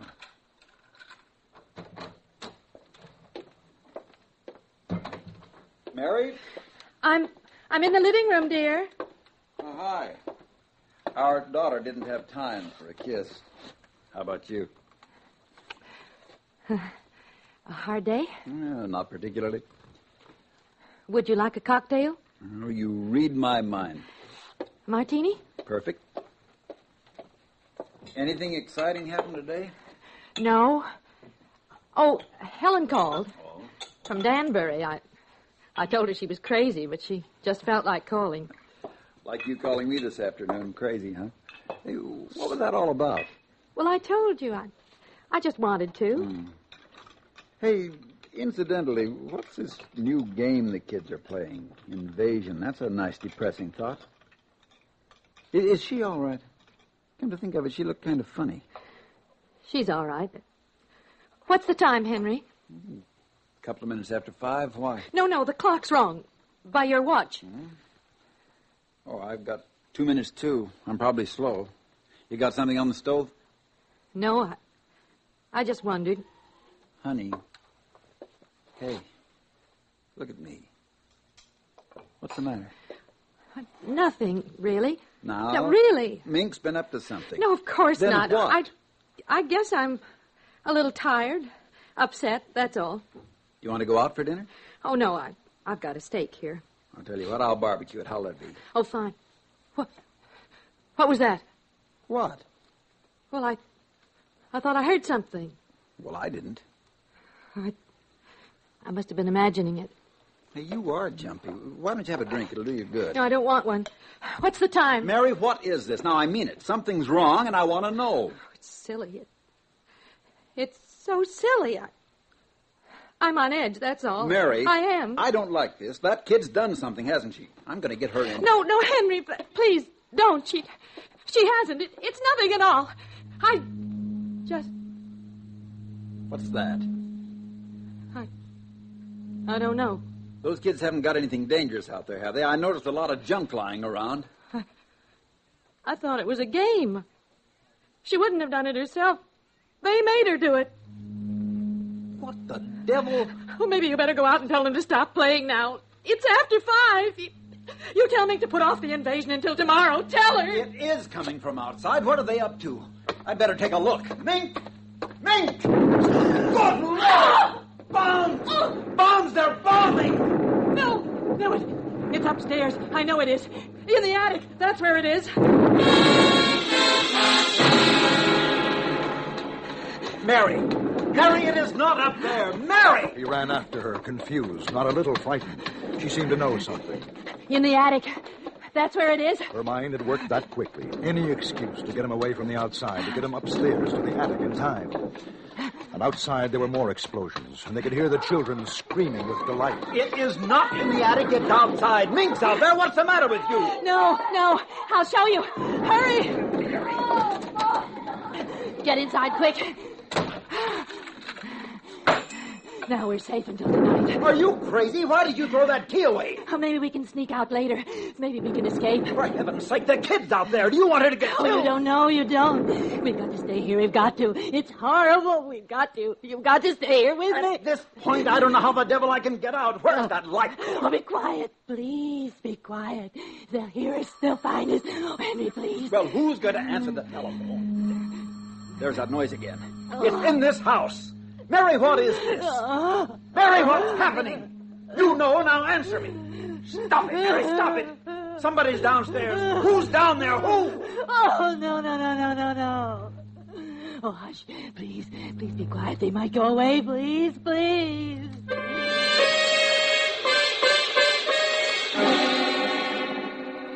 And between his wife's terror and the electric humming from below, Mr. Morris felt a great fear. They trembled together in silence in the attic. Mr. and Mrs. Morris, parents of the little girl. Then they heard steps coming up the stairs, and a voice. Mommy, Daddy, where are you? And a queer, cold light became visible under the door crack. A strange odor and the alien sound of eagerness in Mink's voice was almost more than they could bear. Each wanted to scream. Mommy, Daddy. And another sound. And the attic lock melted. Mink, with bright little eyes and tousled hair, peered inside. And behind her, tall, wavering blue shadows. Frightful shadows.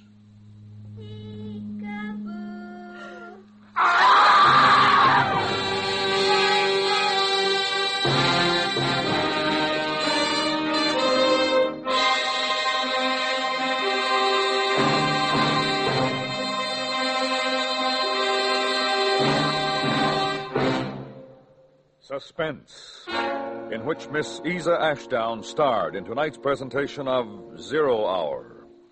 Next week, Suspense will bring you the story of a bomb and the man who carried it to its ultimate destination. We call it the Lunch Kit. Be sure to listen to Lunch Kit next week on Suspense.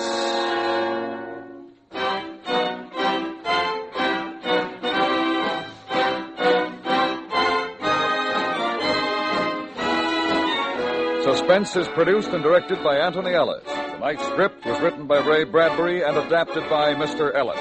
The music was composed by Leith Stevens and Lucian Morowick and conducted by Wilbur Hatch. Featured in the cast were Parley Bear, Paula Winslow, Eve McVeigh, John Daner, and Beverly Hanley. Sound patterns were by Bill James and Ray Kemper. This is the CBS Radio Network.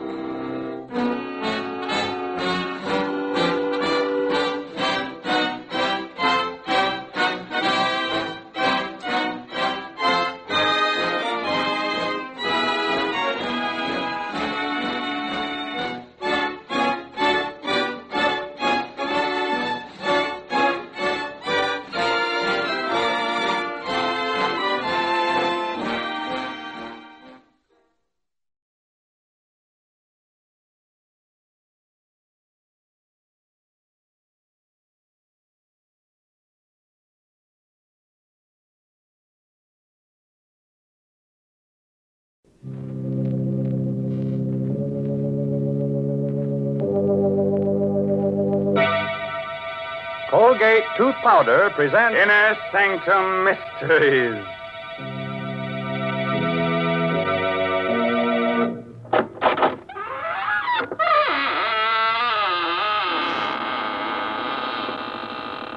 Good evening, friends of the Inner Sanctum. This is your host, Raymond, inviting you in through the squeaking door.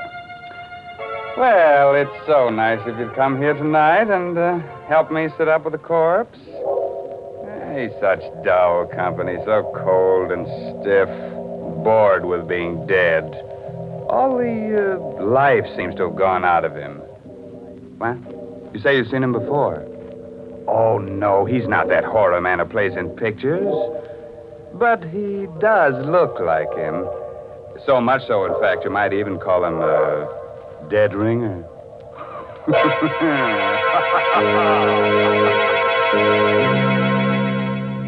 Tonight's Inner Sanctum Mystery, Voice on the Wire, is an original radio drama by Robert Sloan and stars Miss Leslie Woods in the role of Geraldine Reeves. It's produced under the direction of Himan Brown. Use Colgate tooth powder. Keep smiling just right. Use it each morning and use it at night. Don't take a chance with your romance. Use Colgate tooth powder. Romance. What is romance? Romance is the light on the path of love, but a light so delicate that even a breath may put it out. Even a breath. You'd hate that to happen to you, wouldn't you? Well, don't let a breath of trouble ruin your romance. Don't let unpleasing breath offend the one you love. I tell you what, brush your teeth night and morning and before every date with Colgate tooth powder. Because scientific tests have definitely proved that in 7 cases out of 10, Colgate tooth powder instantly stops unpleasing breath that originates in the mouth. And let me add, Colgate tooth powder is the only tooth powder that offers proof of this fact. And then, too, Colgate tooth powder cleans your teeth beautifully. No amount of money can buy you a dentifrice that will clean your teeth more quickly and thoroughly. Remember the name Colgate tooth powder, with the accent on powder. Don't take a chance with your romance. Use Colgate tooth powder.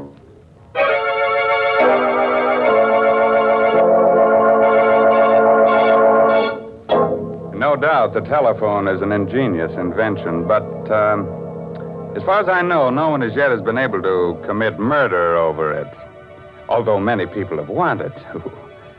Still, there are worse things you can get on the phone than the wrong number, especially if you happen to call the voice on the wire. On a long, narrow island just off the shore of one of our larger lakes, Mrs. Geraldine Reeves, widow of the late composer David Reeves, lives alone in a gaunt, gray-shingled house. Only a few hundred yards away are the charred remains of her former home, where David was burned to death in a fire just 2 years ago. It's after dinner now, and as the clock in the hall strikes 8... You've got to get hold of yourself, Geraldine. I can't help it, Doctor. You see, it starts every night about this time. What starts? The music. David's last composition. I hear it being played on a piano. And the notes seem to come from the old house, the house where David died in the fire. Well, perhaps someone is playing that piece on the piano. Someone on the island. No. No, there's only one other house out here, and those people are away. And the dog. The dog keeps howling all night long. What dog? I don't know. There's no dog on the island, but David and I did have a dog. You remember? He stayed with David the night of the fire. He died with him because David was too ill to get out of bed. There it is again. It's amazing. That's a real dog. Somewhere on this island. Oh, do you think so? Why, of course. Probably some stray got across the bridge or swam over from the shore. Well, you see, Oh, excuse me, Doctor. Certainly. Hello? Hello? Mrs. Geraldine Reeves. Yes, speaking. Who is this? Listen.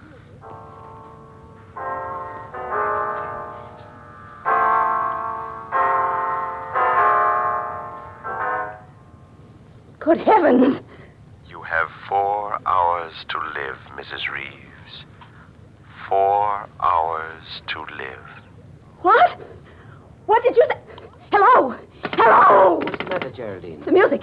The same music. I heard it again. What? Over the phone. Someone's playing it on the piano. It must be some sort of a No, prank. no. A man spoke to me. He said I have 4 hours to live. 4 hours to... Here. Let me have that phone. No, it's no use. He's rung off. Well, we might be able to trace the call. Hello. Operator. Operator. Somebody's trying to kill me. Hello, operator. Operator. What's wrong, Doctor? I'm afraid the wires have been cut. We'd better get into my car and drive into town right away. Yes, it isn't safe for me to stay here another minute.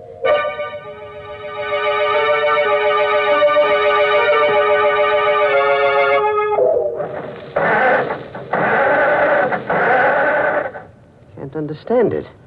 The motor won't turn over. Somebody must have meddled with this car while we were in the house. Well, try my car, Doctor. I think perhaps I'd better. Is it in the garage? Yes, Great heavens, it's gone. The garage is empty. The car's been stolen. Now, let's not lose our heads, Geraldine. But... We're not completely cut off yet. We can't use a car. We can still walk. But it's almost a mile to the bridge, and the road is so dark down along the water. It won't be too dark with a flashlight. We can go down through the woods to the edge of the water and walk along the shore. Oh, wait a minute. What's the matter? I just remembered. David's brother's driving out here tonight. Harvey? Yes, and his wife, Laura. They said they'd be here by 8:30, and if we wait for them, they can take us back in their car. What do you think, Doctor? That's safer than trying to make it alone. If we wait right here, perhaps we can watch the bridge and see them coming. For heaven's sake, Geraldine. What are you staring at? The bridge, Doctor. The bridge, look. This end of it's been washed out.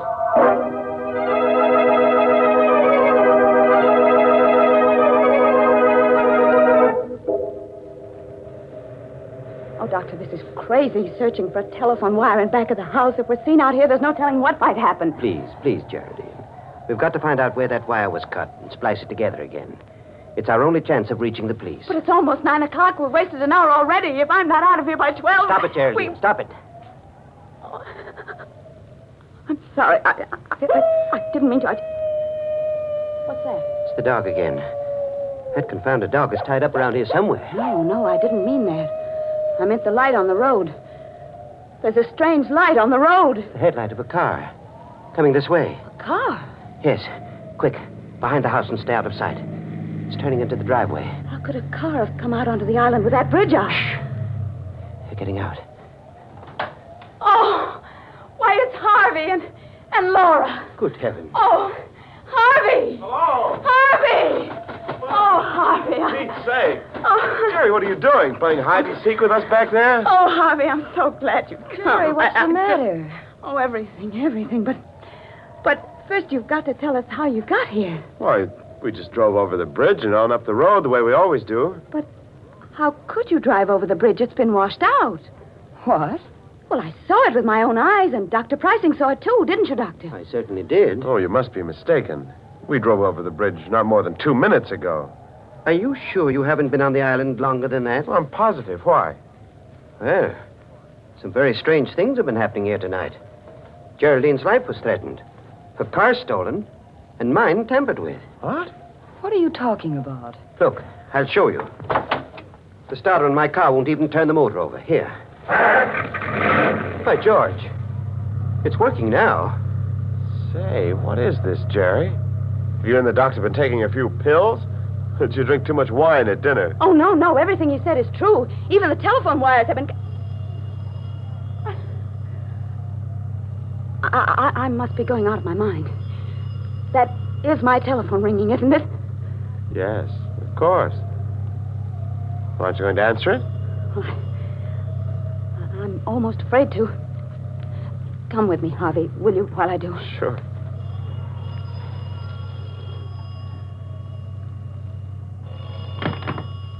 Hello? Hello. Mrs. Reeves. Yes? Listen.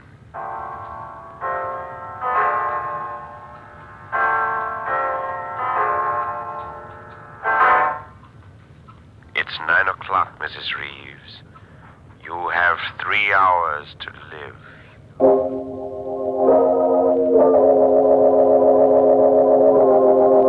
I can't stand this waiting, this endless endless waiting. Why don't the police come? Easy now, Jerry. They'll be here.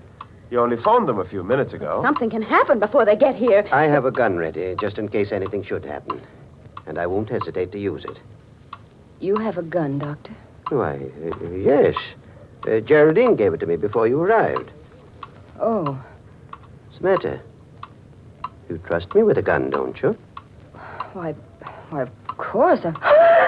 Laura, what is it? A face at the window.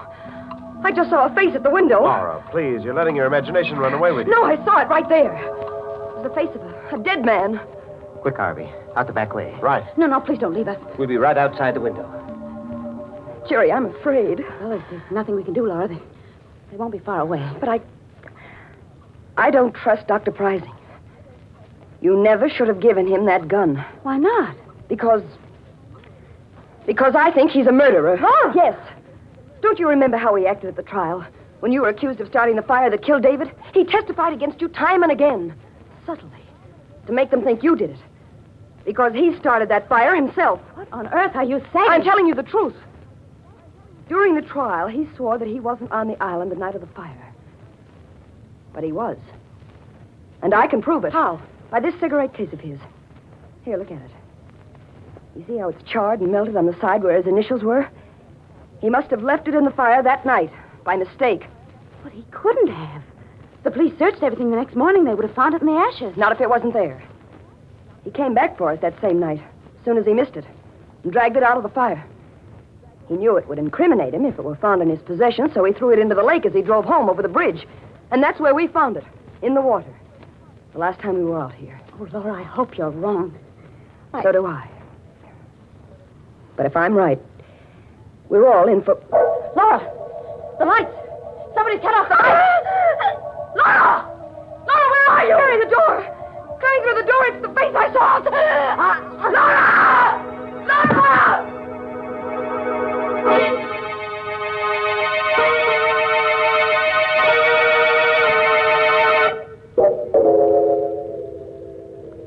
It was meant to be me, Harvey. Whoever came through that door intended to kill me. Jerry, please. How is Laura, Doctor? I'm afraid I can't do anything for her, Harvey. She's passed on. Oh. Laura, darling. You'd better not touch the body, Harvey. Oh, leave me alone. You've done enough already, Dr. Prizing. I beg your pardon? You'll have a lot of explaining to do when the police arrive, Doctor. I'll tell them how you ran away from me out there before the lights went out, and how you were here in this room when they went on again. Harvey, don't say things you'll regret later on. Just a moment. Where is the cigarette case Laura had in her hand when the lights went out? What cigarette case? You know the one I mean, Dr. Prizing. The gold one that was charred in the fire. I haven't the faintest idea what you're talking about. I have. And if you're as innocent as you claim to be, you won't mind being searched. Not at all. Go right ahead. I will. Whom are you calling, Geraldine? The police. Can't understand why they haven't arrived yet. It's almost 10 o'clock. Maybe something's happened to them on the way. Maybe their car broke down. Their car, too? Huh? Nothing. Only it seems as if your car is the only one that works when you want it to. Headquarters. Oh, Sergeant. Sergeant, I can't understand why your men aren't here yet. A murder's been committed. Do you think you've been calling the police department all this time, Mrs. Reeves?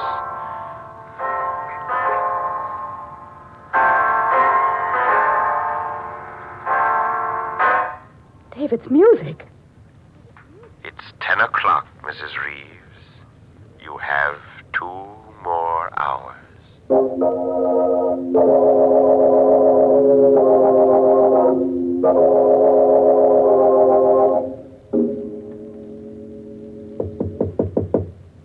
Jerry, are you in your room? Yes, Harvey. What is it? This is our chance, Jerry. We've got to run away from Dr. Prizing now, while we're alone. Yes, of course, Harvey, but how will we go? In my car. It's just... Wait a minute. Listen. What is it? It sounds like footsteps in the living room. Prizing must be in there. No, I saw him go outside. He said he wanted to see if he could find the dog. Well, there's someone in there. I'm going to find out who it is. Be careful, Harvey. He may be standing just outside the door. Yeah. All right. You stay behind me. Is anybody there? Is anybody in the living room? No. There doesn't seem to be. Don't overlook me, Harvey. Well, Dr. Pricing, you've been standing at this door with your ear to the keyhole? No, not exactly. I thought you were supposed to be outside, looking for that dog. I was outside for a while. But I saw someone moving around in here, so I came back. When I got here, your wife's body was gone. What? Gone? Laura's body is gone? I assume that it's gone. It's not where it was on the floor. But how could it... Look here, Pricey. You were alone in this room. And so were you. After I left. Wasn't it, Geraldine? Well, yes, now that I think back, he was. Certainly. What's more, Geraldine saw me leave the house. And when I left, the body was still here. After that, I don't know what happened. What are you driving at? Draw your own conclusions. I've drawn mine. Why, you... Harvey, stop it! Stop it! I'm sorry, Jerry. I just... The dog again. Yeah. I can't understand why you didn't find that dog, Dr. Pricing. He must be right out there where the old house used to be. Well, if you think you can find him, why don't you go? Good heavens, man. What? Look. There's a fire burning out there. On the grounds of the old house. Pricing, you started that fire yourself, and you're burning Laura's body in it to cover up your crime. Harvey, where are you going? I'm going to the fire, Jerry. I've got to stop it. I've got to put it out. I'm going to lose my mind if someone doesn't stop these awful things from happening. Won't anybody help us? Easy, Geraldine. The man who hopes to kill you was trying to break you down first. It's part of his plan. Here. Take a sip of this brandy. It'll help you. All right, thank you, Doctor. What's the matter? Oh, nothing, really. I just don't care for any brandy just now. What's wrong with it? Well, I didn't say anything was wrong with it. I just don't... You fool. Do you think I'm trying to poison you? I don't know what to think. Here. Give me that brandy. I'll drink it myself. There. Believe me now? I don't believe anyone. Listen to me, Geraldine. I'm the best friend you have in the world right now. You've got to understand that. Because there isn't much more time. We've got to get away from Harvey while he's still out there. What do you mean? Can't you see? He's trying to kill you. That's a lie. It isn't, Geraldine. Harvey's the one that's lied to us. He and Laura both. They intended to kill you when the lights went out. But in the darkness, Harvey made a fatal mistake. He thought it was you he was strangling, not Laura. I won't believe that. It's the truth. They never drove across that bridge at 9 o'clock tonight. They've been here on the island all evening. How do you know? Because we saw that bridge with our own eyes. And I saw it again just 5 minutes ago. It's still down. You're lying. Come out and see it for yourself. You're just trying to get me out of this house. Stop being such a fool. Here. Take this gun. If it'll give you any security, take it. And hold it in my back while we're out there. But for heaven's sakes, let's get away from Harvey while there's still a chance. All right. Give me the gun. Here. Now, you keep in front of me all the time. And I'm warning you. If you make one false move, I'll kill you in cold blood.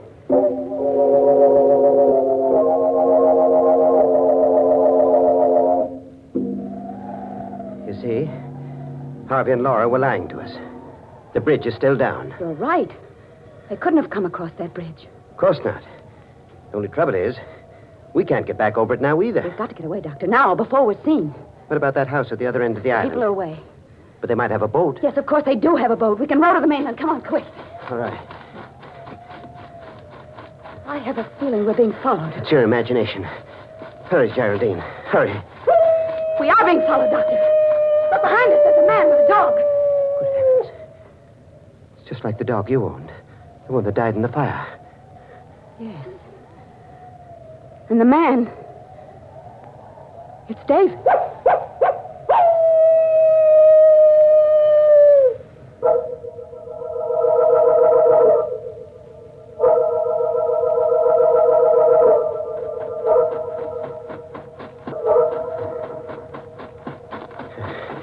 We've lost them. Lost them in the woods. They can't be far behind. Doesn't matter now. The house is just ahead. But the boat, Doctor. The boat's not at the landing. It must be. Well, it isn't. Can't you see it isn't? Perhaps it's around and back. No, that side of the house faces the road. Then we'll have to break in and hide here until morning. Our best chance is to be inside, where we can protect ourselves. After all, you still have a gun. But I hardly know how to use it. Then give it to me. No. You still don't trust me, do you? I don't know, Doctor. But I'm the one who's been threatened, so I really should have the gun. Very well. Wait here. I'll break through the window and come around on the inside. Did you hurt yourself? No. I'm all right. Just wait there for me and I'll unlock the door. Oh, hurry, Doctor, please. Hurry. They're on our trail again. Come inside, Geraldine. Quickly. And lock the door behind you. What's wrong, Doctor? Nothing's wrong. We're in luck. There's a phone here. If it hasn't been disconnected. Hello. Hello, operator. This isn't the operator. Tell Mrs. Reeves it's 11 o'clock. She has one more hour to live.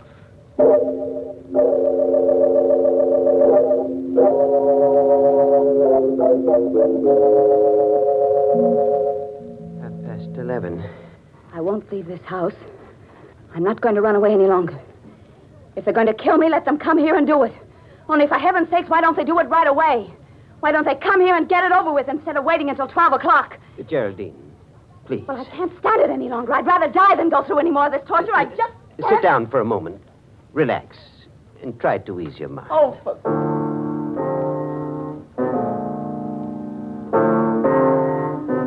Dr. Prizing, what are you doing? Playing the piano. I thought it might relax you. But that melody... You're the one I hear at night, playing David's music. Playing it right here in this house. Yes, Geraldine. I've rented this house to protect you from David and the dog. Well, stop it. Stop playing that piece. Stop it. Now stay where you are. Don't be afraid. I won't harm you. As long as you have that gun. But the gun won't stop David. David's dead. Is he? Listen. He's right outside the door. And in a moment, he'll be here to take you with him. No!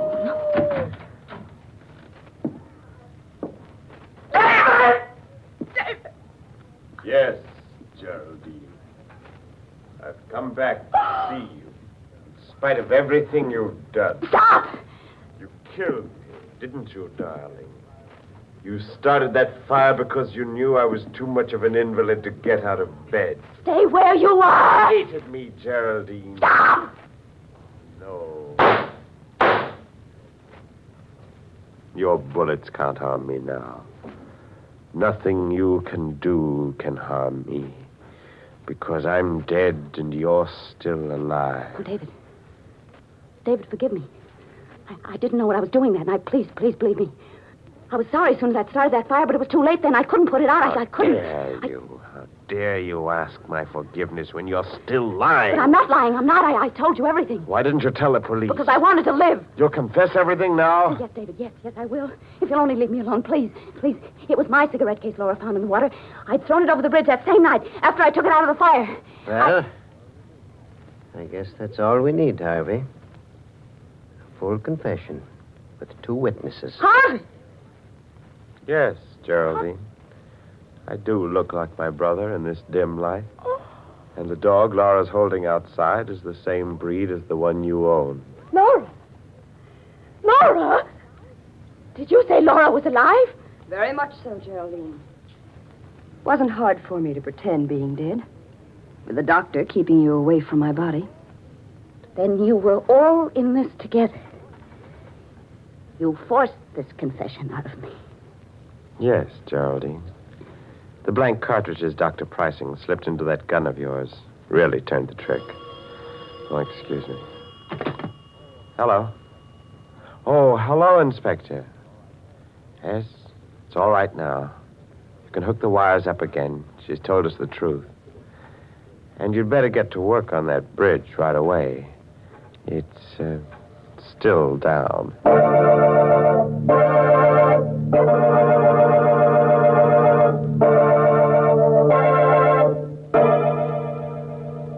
outrage, all those opportunities for murder, and not a drop of blood spilled all night long. Oh, well, some days you can't lay away a corpuscle. And now, a moment while our Colgate voices bring you a message. Use Colgate tooth powder. Keep smiling just right. Use it each morning and use it at night to help you rate with every date. Use Colgate tooth powder. Tell me, do you really mean it when you say, I want to be alone? Or are you just pretending that you don't care about dates? Could it be that a little breath of trouble has cooled your romance? A little breath? What a pity to let unpleasing breath ruin your romance. Why not brush your teeth night and morning and before every date with Colgate tooth powder? Scientific tests prove that Colgate tooth powder, in 7 cases out of 10, instantly stops unpleasing breath that originates in the mouth. So use Colgate tooth powder for all it's worth. Enjoy its exciting cleansing results, too. No amount of money can buy you a dentifrice that will clean your teeth more quickly or effectively than Colgate tooth powder. Remember the name, Colgate tooth powder, with the accent on powder. Don't take a chance with your romance. Use Colgate tooth powder. Well, it's time for me to join the moonbeams now. But before I leave under a cloud, before I'm missed, I thought I might pass on the moral of tonight's story. If you must light a fire under your husband's bed, be careful where you drop the ashes. By the way, this month's Inner Sanctum Mystery novel is Puzzle for Puppets by Patrick Quentin. Well, now it's really time to close that there squeaking door until next week when Colgate tooth powder brings you another Inner Sanctum Mystery. So until then, good night. Pleasant dreams.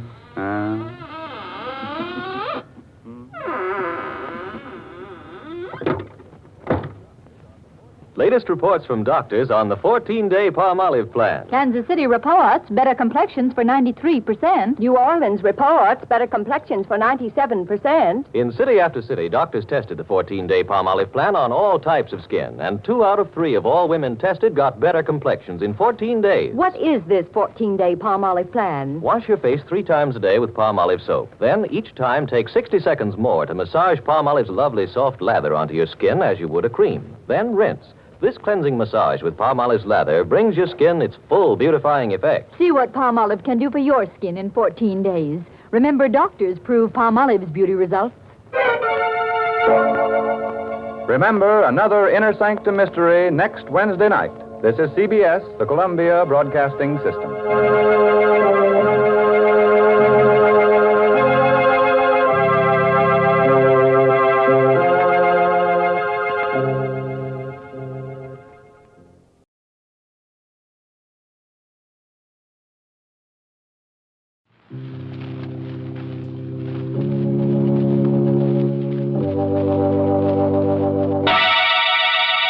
Lipton Tea and Lipton Soup present Inner Sanctum Mysteries.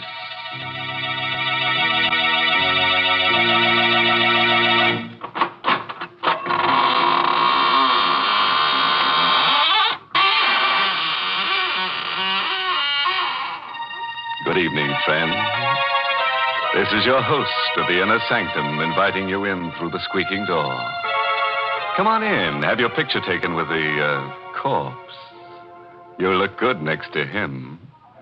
Poor fellow was a photographer. Passed on last winter while taking a picture. Yes, died of overexposure. Awful, isn't it?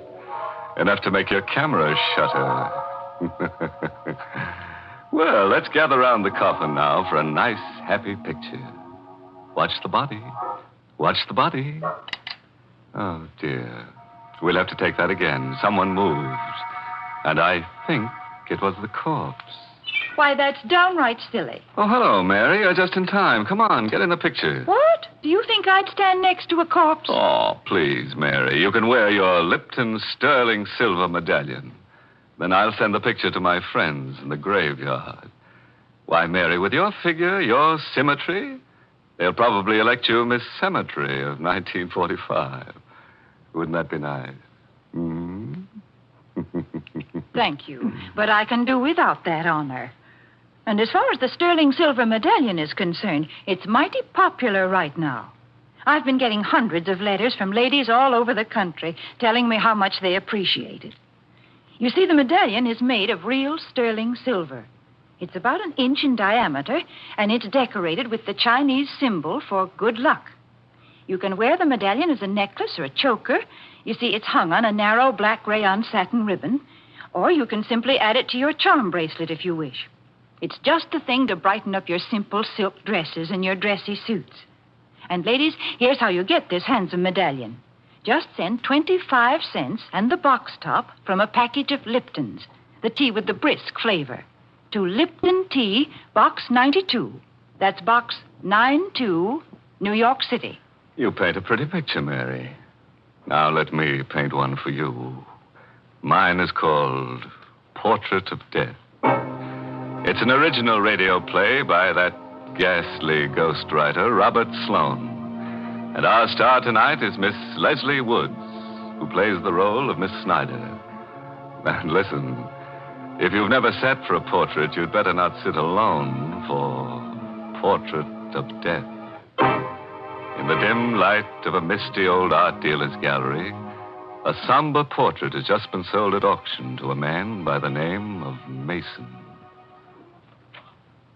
Magnificent painting, isn't it? There's never been anything like it, Mr. Mason. But if you don't mind my saying so, I think you've paid a stiff price for it. I couldn't let that woman in the black dress outbid me. Look at those colors. Expression on the girl's face. Yes. The detail in the background. Really is a work of art. Technically speaking, yes. But the portrait has a strange history, Mr. Mason. Strange and sinister. What do you mean? Well, people say it's brought bad luck to every one of its owners. Oh, come now, Putnam. Well, it may be just a story, but at least this much of it is true. The day this portrait was finished, the artist died by his own hand. And the model who posed for him died, too, by her own hand. So that's why he painted her in black. Yes. He knew she was going to die. He even painted 2 graves into the background of the picture, you see? 1 grave's for him, 1 for her. Remarkable. Now you know why the painting is called Portrait of Death, Mr. Mason. It meant death for the artist, the model, and, oddly enough, for many of its owners. I'm sorry you bought it, Mr. Mason. I'm sorry you bought it, too, Mr. Mason. You shouldn't have taken it away from me. I beg your pardon. Don't you remember me? Oh, yes. Yes, of course. You're the woman I was bidding against. I still want the painting, Mr. Mason. And I beg you to sell it to me at a price I can afford. I warn you, it can only bring you harm. I'm sorry, Miss Snyder. The painting is not for sale.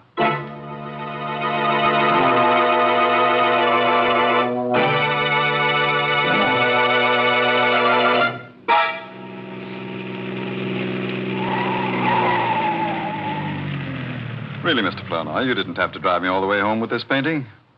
I could have managed it alone. Oh, no trouble at all, Mr. Mason. Here, let me help you carry it into the house. Oh, no, I'll get one of the servants. As you like. Oh, Parker. Parker. I'm afraid I'll have to go in. Will you wait for me? Oh, certainly. Oh, Parker. Mr. Mason? Yes, Parker. Tell Mrs. Mason to come down, will you? I've got a surprise for her. Oh, Mr. Mason, I think you'd better come in. Why, what's the matter? I have some very bad news for you, sir. Terrible news. Mrs. Mason is dead. What? It was her heart, sir. She died this afternoon while you were at the art gallery. No. I can't believe it. I tried to reach you, but you'd already left, sir. Dr. Simpson said... Excuse me, sir. Hello? Mr. Mason's residence. Is Mr. Mason there, please? This is Miss Snyder calling. Just a moment, please. It's for you, sir. Oh. Thank you. Hello? Mr. Mason, I still want that painting. What? Don't you think you'd better sell it to me? It can only bring you harm. I'll think it over. Don't wait too long, Mr. Mason. I warn you. Don't wait too long.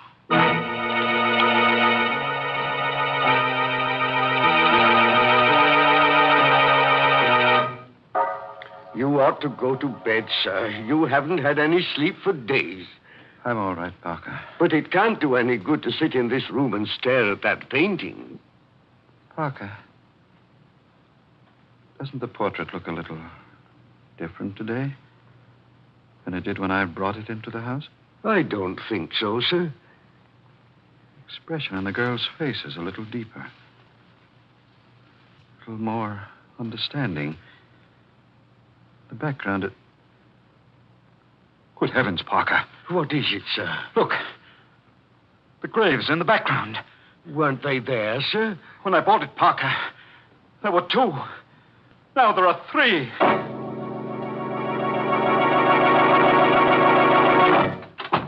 I'm so glad you could come out here, Mr. Flournoy. I had to speak to you. I came as soon as I could. Did you bring the catalog? Oh, yes, I did, Mr. Mason. What is it? What's wrong? Let me see a picture of that portrait, please. Yes, of course. Portrait. Here it is. Portrait of Death. There. I was right. There were only 2 graves in the original painting. Well, of course, Mr. Mason. I told you there were 2 the day you bought it. But now there are 3, Flournoy. 3 graves. What? Come.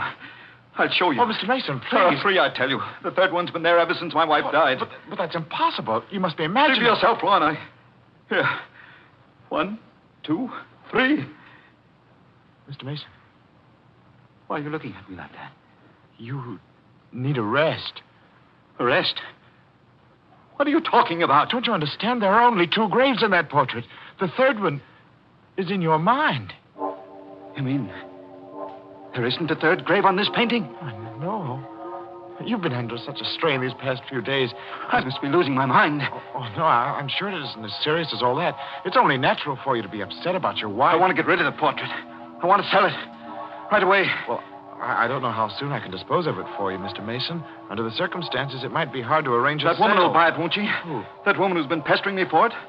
Why don't you get in touch with her? I will, first thing in the morning. No, I won't wait until morning. I want that portrait out of this house tonight.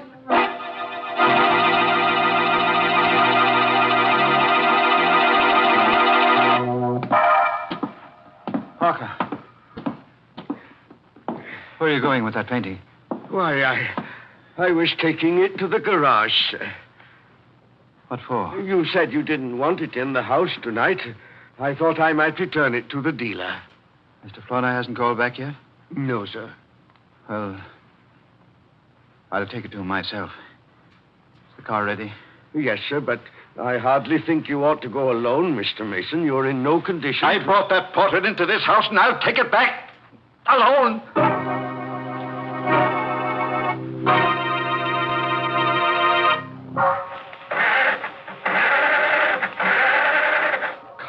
Come on. What the devil is the matter with this car? I should have had Parker take it out of the garage for me. Confound it. I'll get that painting out of here if I have to carry it out with my hands. Portrait of death. You are a portrait of death. You, with those searing eyes, that faint half smile. I'll never see your face again. Not as long as... No. No.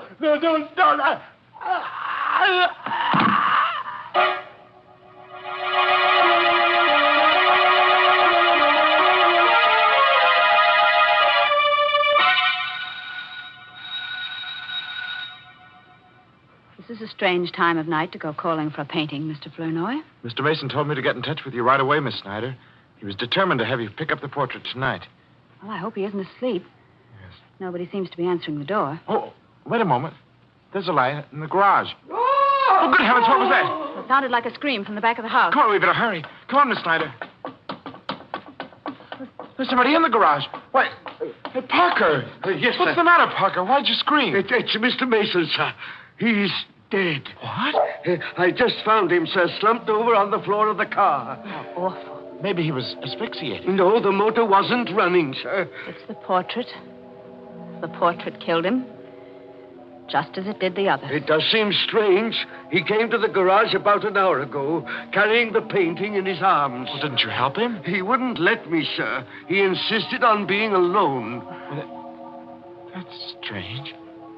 Look at these marks on his neck. As if he'd been strangled with a fine chain. Or a woman's necklace. What do you mean by that? Nothing.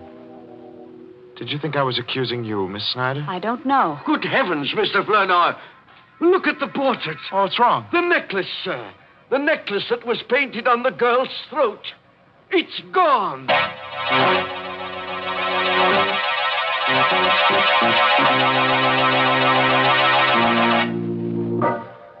Well, you can breathe a little easier now. Unless you happen to be wearing that girl's necklace.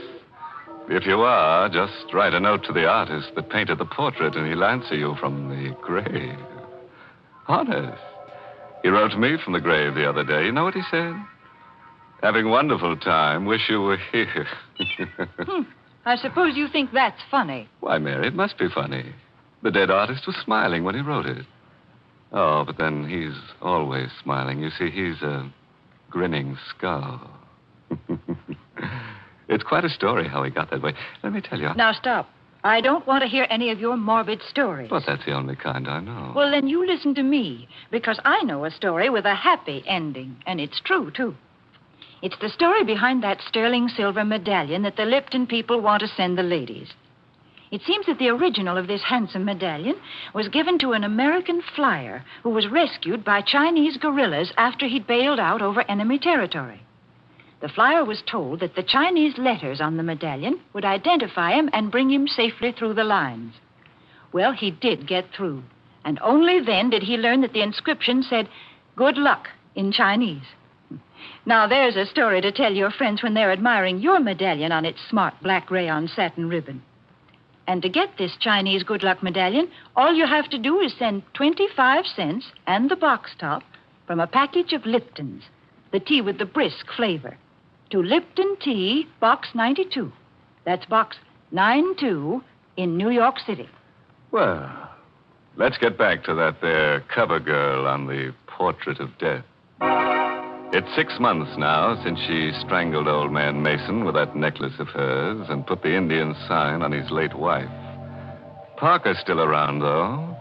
And so is that character Flournoy, who at the moment is disposing of the ill-fated portrait for Mr. Mason's estate. Mr. Davis, I believe you're the only man in the world who wants this painting. And I really can't see why you want it, knowing its history. Mr. Flournoy, that kind of history doesn't mean a thing to me. Oh? May I take it with me now? Oh, certainly. Parker. Yes, sir. Would you be good enough to help Mr. Davis with the painting? If you don't mind, sir, I'd rather not touch it. I haven't seen it since Mr. Mason died, and I don't care to see it now, sir. All right, Parker. I'll help you, Mr. Davis. Thank you very much. It's a very heavy frame, you know. It's really too heavy. Wait, that's incredible. What is it, Mr. Flournoy? What's wrong? Parker, you say you haven't touched this painting since Mr. Mason died? No, sir. Well, look at it. The girl is wearing her necklace again.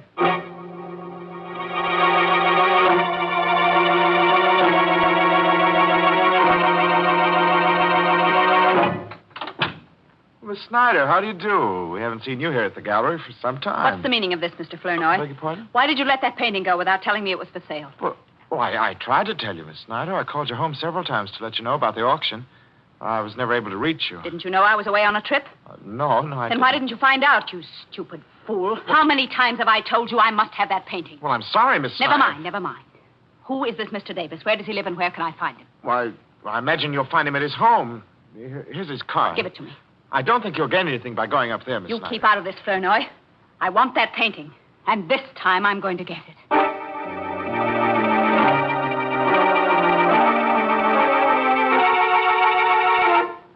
I'm very sorry, Miss Snyder, but Nothing you can say will persuade me to part with the painting. Mr. Davis, your stubbornness may cost you your life, you know. I'm afraid I'll have to risk it. I'm very anxious to find out exactly how he died. And if he was murdered, I'm going to see that the killer is brought to justice. The killer is the painting, Mr. Davis. And you will find that out very soon, just as the others did. Are you threatening me? I am giving you one more chance to live. One more chance to sell me the portrait at the price you paid for it. If I refuse? If you don't sell it to me now, Mr. Davis, I will buy it after your death.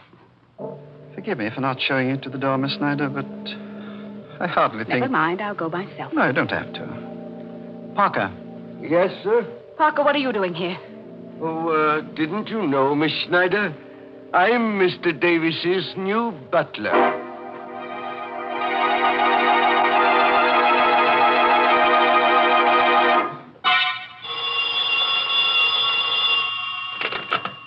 Hayden Art Company, Mr. Flournoy speaking. Mr. Flournoy, Yes, this is Mr. Flournoy. you had better come over to Mr. Davis's house right away. And don't tell anyone you're coming. Huh?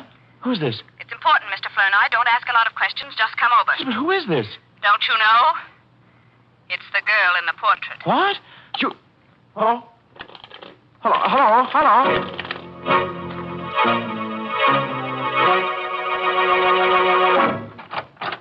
Come in, Mr. Flournoy. I thought it was you on the phone. Why didn't you tell me? I didn't want to mention any names. Come in, will you? All right. What's the hurry? What's this all about? I'll tell you in a minute. Does anyone know you came here? No, I don't think so. Good. What are you doing here? And where's Parker and Mr. Davis? Parker's left. He's gone away. I found a note from him on the foyer table there. Well, what about Mr. Davis? He's in the library. Well- Wait a moment. Don't go in there yet. He's dead. Mr. Davis? Yes, Mr. Davis. It's horrible, Flournoy. His head has been cut off. What do you mean? What happened? I don't know. I found him lying there on the library floor when I got here. He must have been killed with the axe from that suit of armor, you see. The armor's toppled over, and the falling axe must have landed on his neck. It would have to fall from a good height to sever his head, Miss Snyder. Well, the armor was mounted on a pedestal, and you can see for yourself how heavy that axe is. Yes, I see. You don't think I killed him, do you? I don't know. What are you doing here? I received a strange phone call telling me to meet Mr. Davis. When I got here, the door was open, and everything was just as you see it. Have you called the police? No, not yet. Why not? I wanted to speak to you first. You wanted to speak to me with a murdered man lying there on the floor? He wasn't murdered. It was an accident. The portrait killed him. I'll let the police decide that. Now, wait a minute, Mr. Flournoy. You are not going to phone the police until you've heard what I have to say. Go on, say it. I called you because I wanted you to help me. I want that portrait before it's passed on to Mr. Davis's heirs. What do you mean? I may never be able to buy it if it becomes part of his estate. But if you tear up his check and take mine, it doesn't have to become part of his estate. It will be mine, once and for all.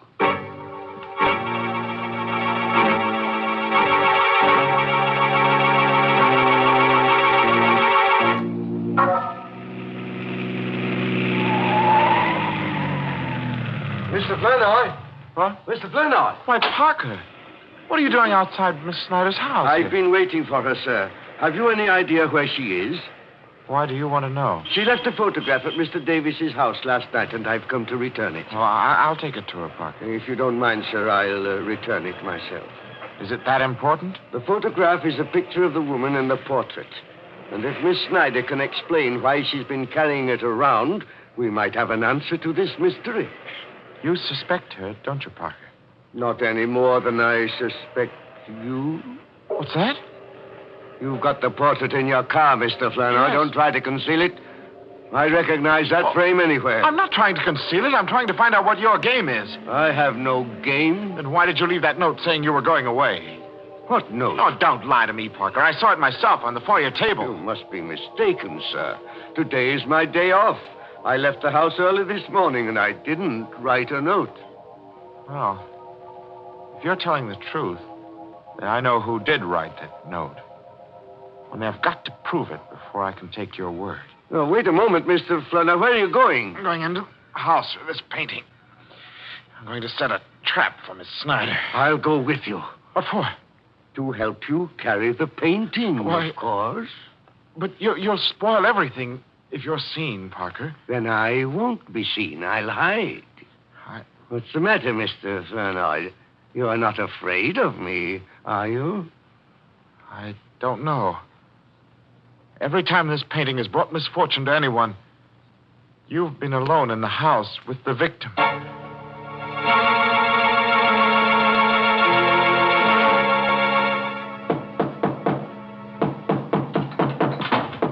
Is that you, Miss Snyder? Yes, where are you, Mr. Flournoy? I'm in your living room, hanging up the painting. I didn't ask you to do that. Take it down. Why? Take it down, I say. I don't want it in my living room. I don't want it in this house. But I don't understand. Then why did you buy it? Mr. Flournoy, I have been after that portrait for years. And now that I've got it, I'm going to destroy it. You're going to do what? There is a curse on that painting. There really is. You see, I know. Because I'm related to the girl who posed for it. Well, you never told me that. I never saw any reason to. That girl was a sister of my grandmother. And ever since her death, my family has been haunted by that portrait. But now we'll be haunted no longer. But you can't destroy a work of art like this. It isn't fair to people who admire it. It isn't fair. Nobody wants it, Mr. Flournoy. Nobody but me. Oh, but you're mistaken. There is somebody who wants it. Wants it very much. Parker? Oh, no. No, Parker's dead. Dead? How do you know? I know because I killed him. Right here in the living room. I'm awfully sorry I didn't have time to dispose of the body, but I'll take care of him before I go. Oh, no, Mr. Flournoy. You didn't kill him. You couldn't. I had to. You see, he discovered the painting and the cars I drove up. He would have ruined all our plans. Plans? Yes.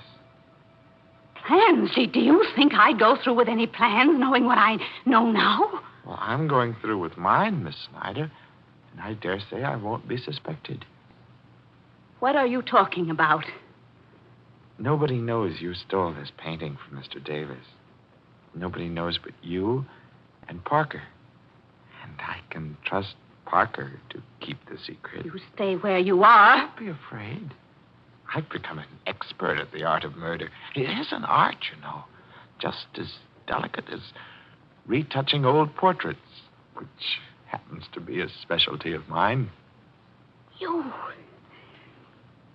killed Davis and Mason and Mrs. Mason. Oh, no, not Mrs. Mason, no.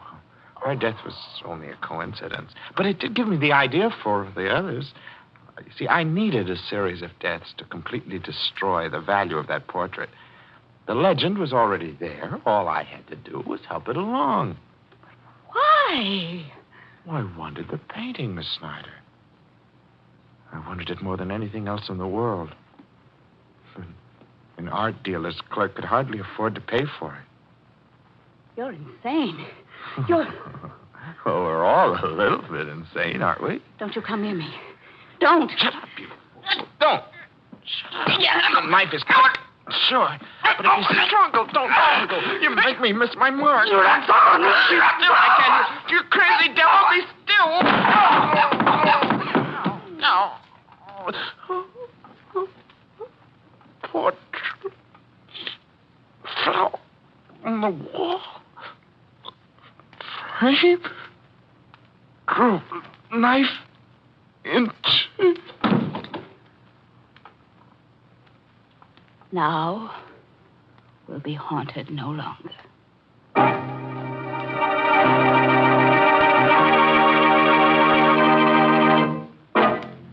Poor old Flournoy, framed by a portrait. Still, it's better than being boiled in oils. But Davis is the guy who really had an interesting death. Yes, that armored axe did a smooth job. And the police might have thought it was purely accidental. That terrible picture.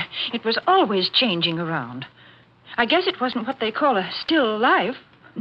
In fact, I'm surprised there's still life left in any of the people in the story. Well, drown me in a cup of Lipton tea if Mary didn't make a joke. So I did. But now I want to talk about something serious. Because this is a real occasion, a mighty important one, if you ask me. You know, folks, I heard just the other day that this coming Saturday, June 16th, is an anniversary for some people in the United States Army that deserve all the credit we can give them. They're the Quartermaster Corps. They make delivery under fire on all fronts. And they're 170 years old. Yes, think of it. The Quartermaster Corps was created in 1775 by the Continental Congress. You know, I'm a woman, not a businessman or a soldier. But I know what it is to keep every single little thing on hand that's going to be used by a whole army. It's hard enough to get food and matches and things for a family. But when you have to take care of a shopping list that has things on it like 11 million field jackets and 10 million blankets, 100 million pairs of shoes, trucks, and all of the good wholesome foods that keep our men in fighting trim, well, that's a real job. And the men of the Quartermaster Corps not only do all that work, but they do fighting, too. That's why these men are called the Fighting Quartermaster Corps. That certainly is a name to be proud of.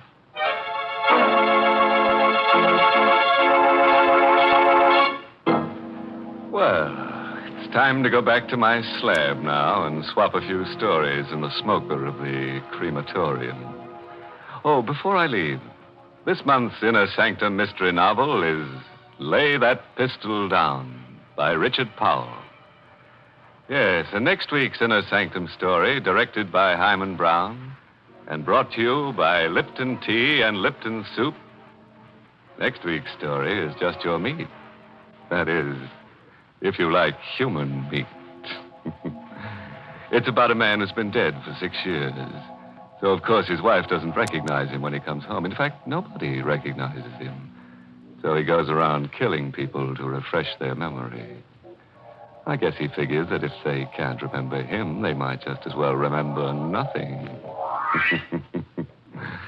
Now it's really time to close the squeaking door, so good night. Pleasant dreams.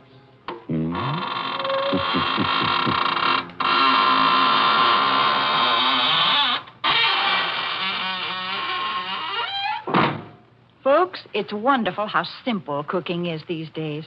When I was a girl, my mother used to spend a good many hours making a pot of noodle soup. But now we have Lipton's noodle soup mix. When you use Lipton's, you just empty the contents of the package into boiling water, and in no time at all, soup's on. And what delicious chickeny tasting soup it is. Yes, Lipton's has an old-fashioned homemade flavor, and it's brim full of tender golden egg noodles. Of course, sometimes it's hard to get in some stores these days, but there's lots of good things scarce in wartime. So, folks, don't forget to ask for Lipton's noodle soup. And don't forget to tune in next Tuesday night for another Inner Sanctum Mystery. This is CBS, the Columbia Broadcasting System.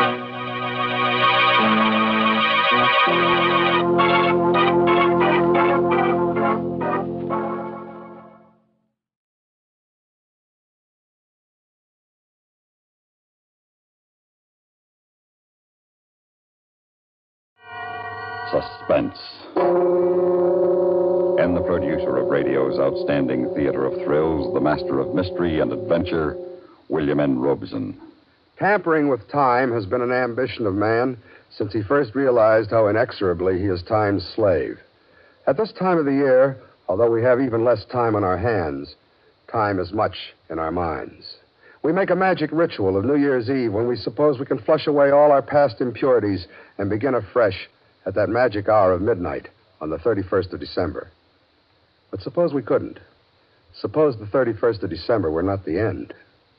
Listen then as Mr. Frank Lovejoy stars in The 32nd of December. And now, The 32nd of December, starring Mr. Frank Lovejoy, a tale well calculated to keep you in suspense.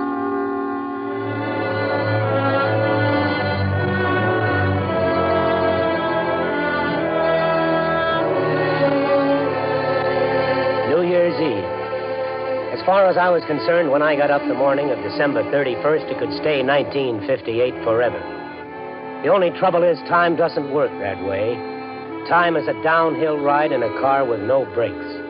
You can't stop it even if your life depends on it. And mine did. Joe, your breakfast is getting cold. I'm coming.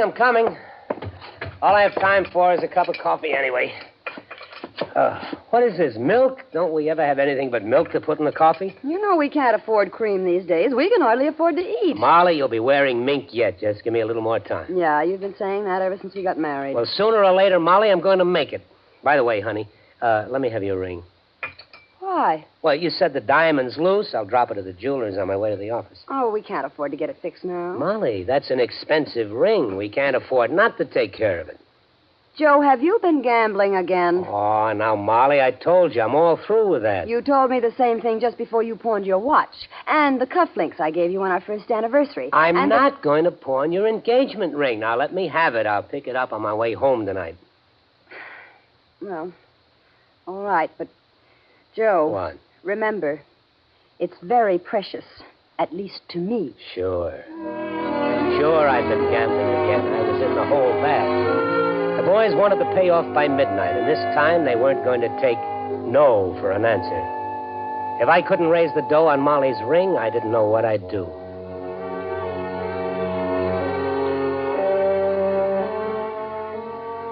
The pawn shop was like any other pawn shop, dirty and gloomy, full of junk, with clocks ticking all over the place. One thing caught my eye as soon as I came in. In the front case, a watch, curiously ornate, obviously very old. It sort of glowed in the case. I couldn't take my eyes off it. You like to look at the watch? No. No, it's very interesting, but, how much can I get on this ring?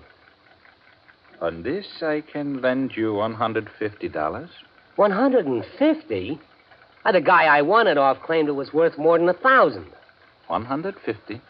I can probably get 500 for it, easy. Then you would be foolish to accept my offer. That's the best you can do? 150. I'll take it. I will get the money. While I waited, I felt my eyes drawn to the antique watch again. I picked it up. It felt warm in my hand, almost as if it were alive. Its face was covered with all sorts of dials and figures. The date of the month, phase of the moon, even the signs of the zodiac. Some of the dials I couldn't read at all. They were inscribed with strange characters, like hieroglyphics or ancient Sanskrit. Suddenly, I felt I had to have that watch. 100, 20, 40, 45, 150. Can you tell me what all these dials mean? I can tell you only that this watch controls many kinds of time. The fellow who pawned it claimed it could make time pass as slowly or as rapidly as he desired. That's a pretty good trick. Mm-hmm. But only a trick. Time is different for each of us, is it not? What do you mean? To a man sitting on a hot stove, 1 second lasts forever. But to a man making love, forever is only a second. Yeah, I see what you mean. How much are you asking for the watch? $150. Excuse me. Hello. Yes, one moment, please. Is your name Joe Adcock? Yeah, why? Yes, Mr. Adcock is here. Who is it? Who is calling? Hello? Hello? That is odd. Nobody knew I was coming here. Who was it? He did not identify himself. He just said, I would not believe him. Then he hung up. It's funny. Say, now what about the guy who pawned this watch? Any chance of him wanting it back? No, Mr. Adcock. He will not return for it. He has no further use for the watch. Okay. Well, then I'll take it. I don't know why, but I've got to have it.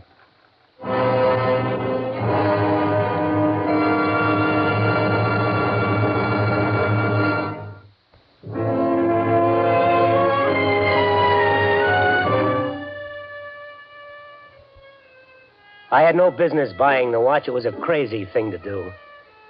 I hadn't walked more than a few steps from the pawn shop when I learned just how crazy.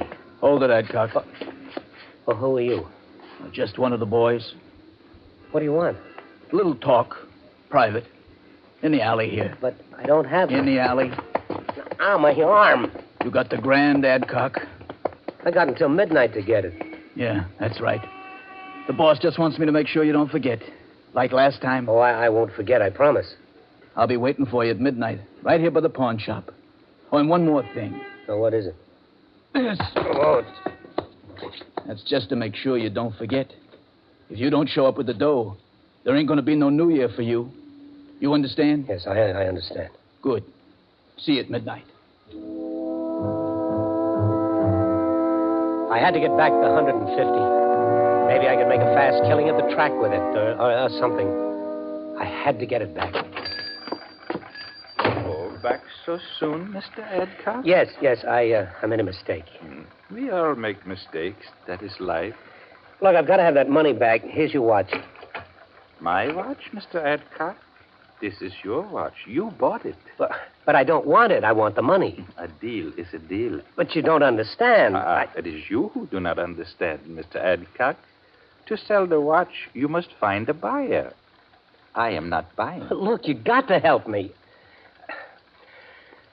Well, will you take the watch in pawn? Of course. That is my business. How much can I get for it? $5. $5? Just a few minutes ago, I paid $150 for it. It is unfortunate that I do not value it so highly now. $5? No, thanks. $5 wouldn't help me. I had to have money, big money.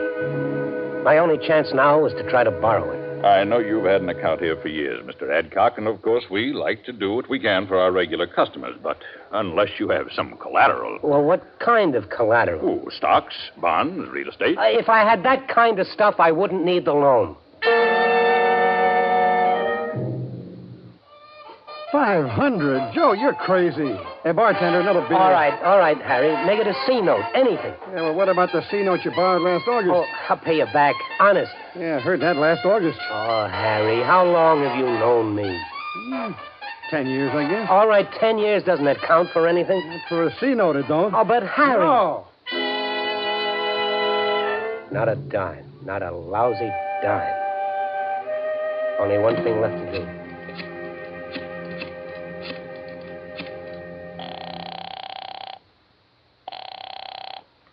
Central Flower Shop. Molly, I want you to come home right now. Joe, aren't you at work? No, I'm home. What's the matter? Are you sick? I'm all right. Just come home and hurry. Joe, what's wrong? We've got to get out of town. Fast.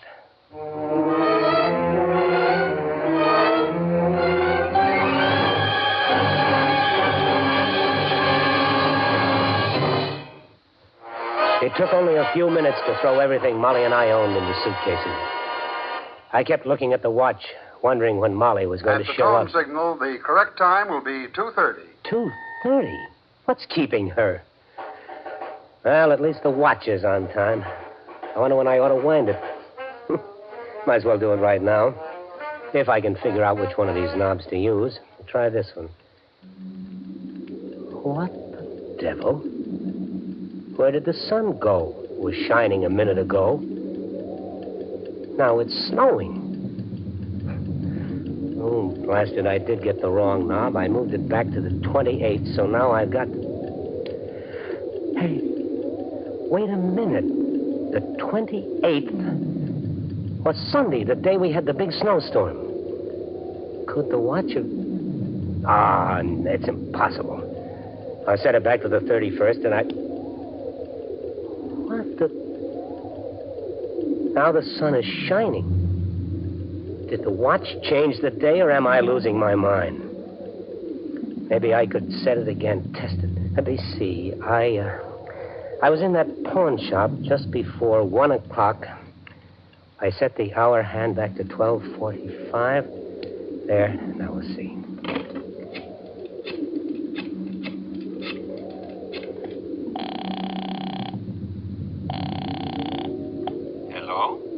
Is this the 3rd Avenue pawn shop? Yes? Is Joe Adcock there? One moment, please. Is your name Joe Adcock?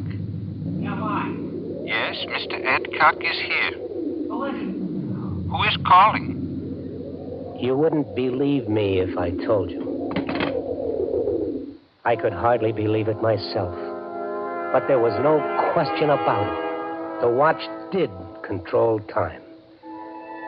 Once I'd grasped that fact, I began to realize its implications. For the first time in my life, I could have all the time I needed, all the time I wanted. Joe! Joe. Oh, Joe, what's wrong? Not a thing, Molly, not a thing. But you said we had to leave town. Oh, did I? Well, that's all over now. Joe, what are you talking about? I'll probably lose my job No, don't get excited. Well, I might as well tell you the whole story. I lied to you about the gambling, Molly. I'm $1,000 in debt. I've got to pay off by midnight, but... You pawned my ring, didn't you? Well, now, don't worry. I'll get it back. You lied to me. I said I'll get it You back. had no right to pawn it. It's mine. I want my ring, All Joe. right, I'll get it. Now, right now. I haven't got time now. I've got to get back to the bank before it closes. Get my ring, you promised. Will you quit nagging me about your blasted ring? Let me get back to the bank. We'll have enough money to buy you a dozen rings. Joe, what are you going to do? I'm going to rob the bank. What else? I had the watch figured out right. Robbing the bank would be as easy as taking pennies from a blind man. It was 2 minutes to 3 when I walked into the bank and headed for the vault. Oh, hello, Mr. Adcock. Back again, I see. Yeah, I've got to get into my safety deposit box. Certainly. Go right ahead. Good. Nobody else in here. Now, I just turned the watch back to Sunday, the 28th. It worked. I'm locked in the vault, and it's Sunday. Now, let's see where they keep the ready cash. There it is. Stacks of it, and all mine. Well, that's plenty for now. Enough to pay the mob and more. There's always more where this comes from. Now, reset the watch to December 31st. Perfect. The perfect crime. All I have to do is get out of here without letting them see the money. Mr. Adcock. Yes? A happy and prosperous New Year to you, sir. Oh, thanks. Thanks a lot.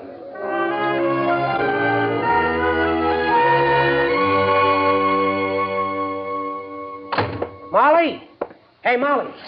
Molly, it worked. We're rich. Have you been drinking? No, not a drop. Here, look at this. Go on. Take them up. They're real. Joe, these are $1,000 bills. Where did you get them? I robbed the bank. Oh, come on, Joe. I always told you I'd make it big someday. Well, today is the day. Now, you go out and buy yourself a dress. We're going to celebrate New Year's Eve in style.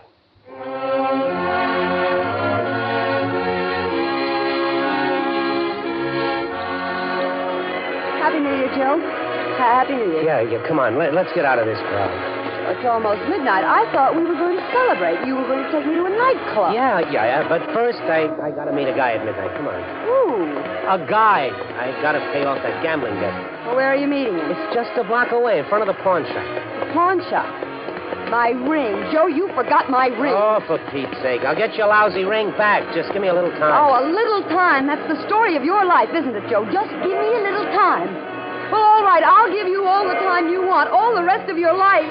I'm through with you, Joe. I just can't take it anymore. Molly, don't leave me. Molly, come back. Happy New Year! Well, what happened? Molly just disappeared. The street is deserted. Molly! Hey, where is everybody? I wonder if this crazy watch had anything to do with... The 32nd? It should have clicked over to January 1st. Oh, no wonder everybody disappeared. There isn't any 32nd of December. I'll just reset it. It's stuck. It won't budge. Oh, it's got to move. It's just... Oh, no. It can't be broken. I can't stay in the 32nd of December forever. I've got to fix it. I've got to get the back off. I've got to get it to works. There. But there's nothing inside. It's the 32nd of December. And it will always be the 32nd of December.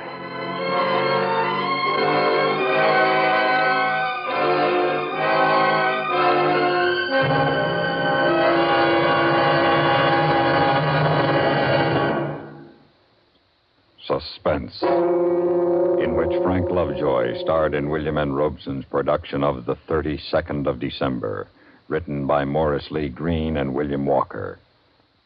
Supporting Frank Lovejoy in The 32nd of December were Joan Banks, Barney Phillips, Sam Pierce, and Norm Alden. Listen. Listen again next week when we return with another tale well calculated to keep you in suspense.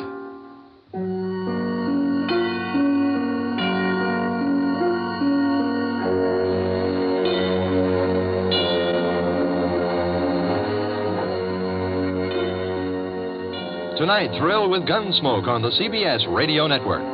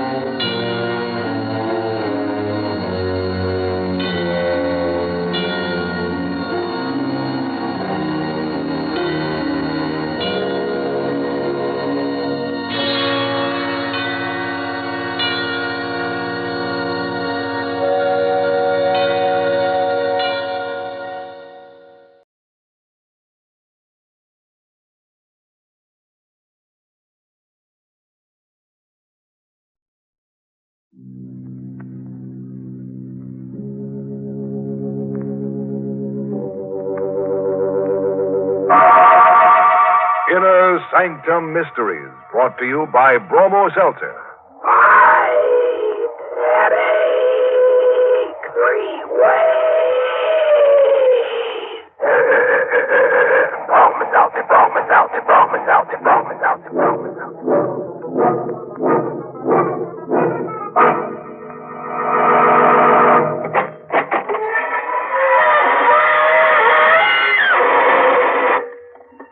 Good evening, friends of the Inner Sanctum.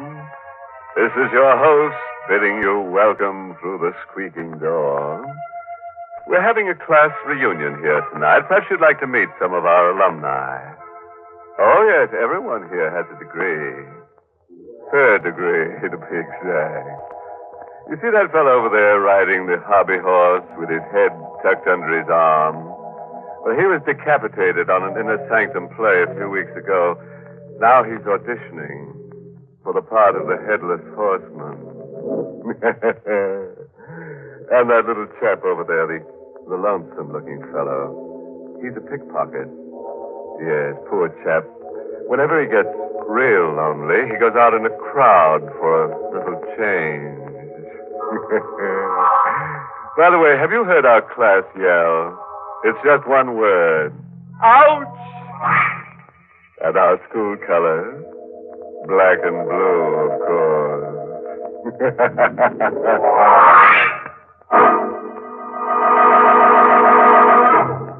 Tonight's Inner Sanctum Mystery, Till Death Do Us Part, was written by Emil Tepperman and stars Everett Sloan in the role of Joe, with Mercedes McCambridge as Nancy, and is presented by the Emerson Drug Company of Baltimore, Maryland, whose registered pharmacists compound Bromo Seltzer, the headache product that's both fast-acting and pleasant-tasting.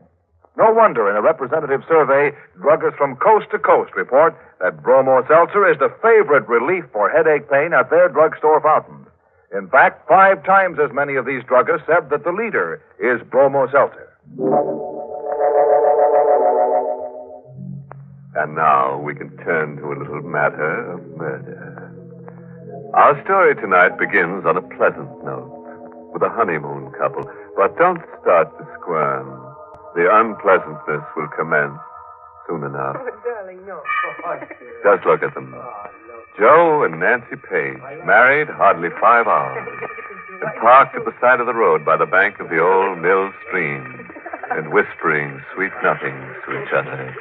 Oh, gee, Nancy, it's wonderful to be married to you. Oh, Joe.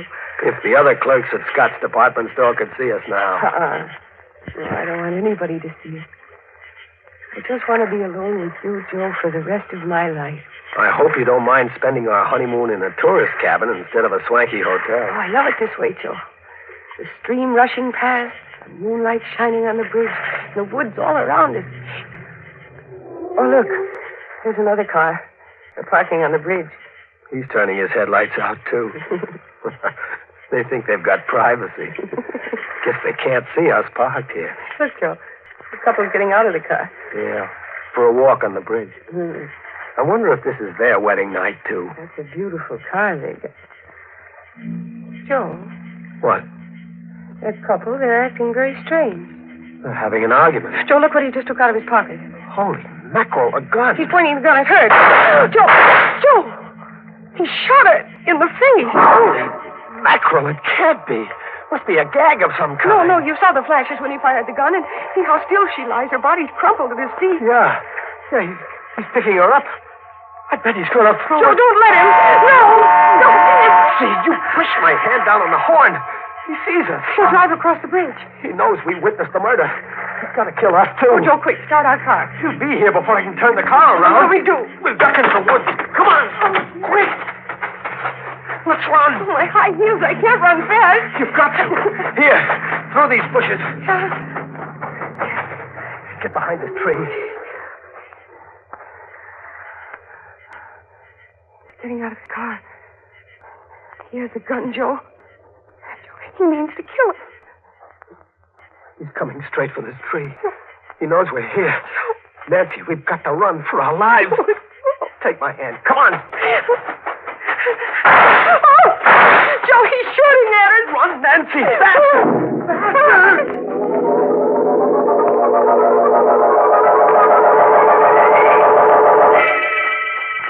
I'm tired, Joe. I can't go much further. We can't stop. He's close behind us.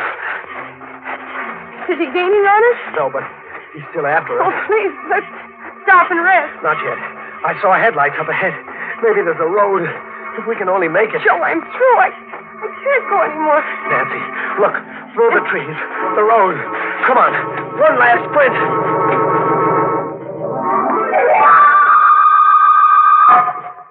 Here it is, Nancy. The road. Oh, thank heaven. I never thought we'd make it. Is he still after us? He's still coming through the woods? I don't know. We'll stop the first car that comes along. No. Oh, now take it easy, baby. I was thinking of that poor girl lying dead on the bridge. And on our wedding night, too. Oh, here comes a car. I'll stop it. It isn't stopping. He went right by. Joe. What? I think I hear something behind us in the woods. Only the wind in the trees. Suppose he should suddenly step out of those woods with his gun. Maybe he gave up. Maybe he went back to take care of that body. Our car is there, Joe. With our marriage license in the glove compartment and the receipt Mrs. Swenson gave us for the cabin. Yeah, he'll know all about us. Who we are, where to find us. And we don't know a thing about him, except his face. The face of a murderer. Come on, Nancy. I think we better start walking. We've got to get to the cabin and phone the police.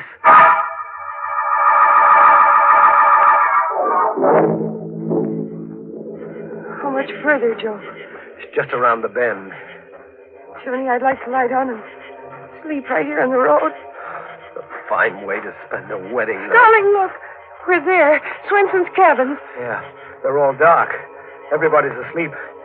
We'll have to wake up Mrs. Swenson. Use her phone. Joe. What? Look. In front of our cabin. What? Hey, that's our car. The murderer must have come here by another road to wait for us. I don't see anybody around. Maybe he's in the car. You wait here. I'll go and see. Oh, no, Joe, he'll kill you. Don't worry. We both saw his face. He's got to kill us both. If I go over there alone, he won't shoot until he knows where you are. But Now, take it easy. Stay back here in the shadows. It'll be all right.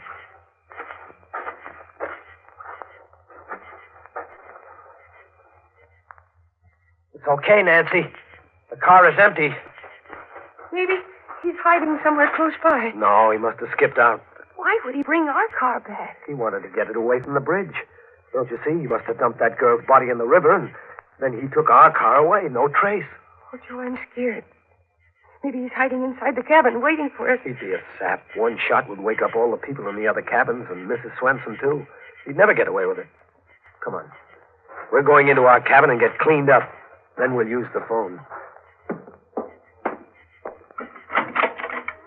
The switch is right here. There, you see? Nobody hiding here. Holy mackerel. Wait, what is it? Over there. On the bed. Joe! It's the girl's body with her face shot away. Just like we saw her on the bridge.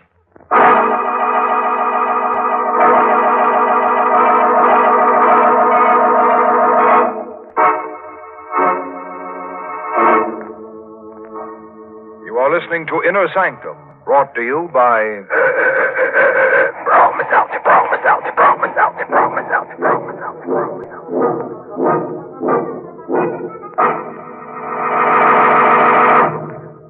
From time to time on this program, you've heard from folks who told how they got speedy relief from headache pain by taking a refreshing glass of bromo seltzer.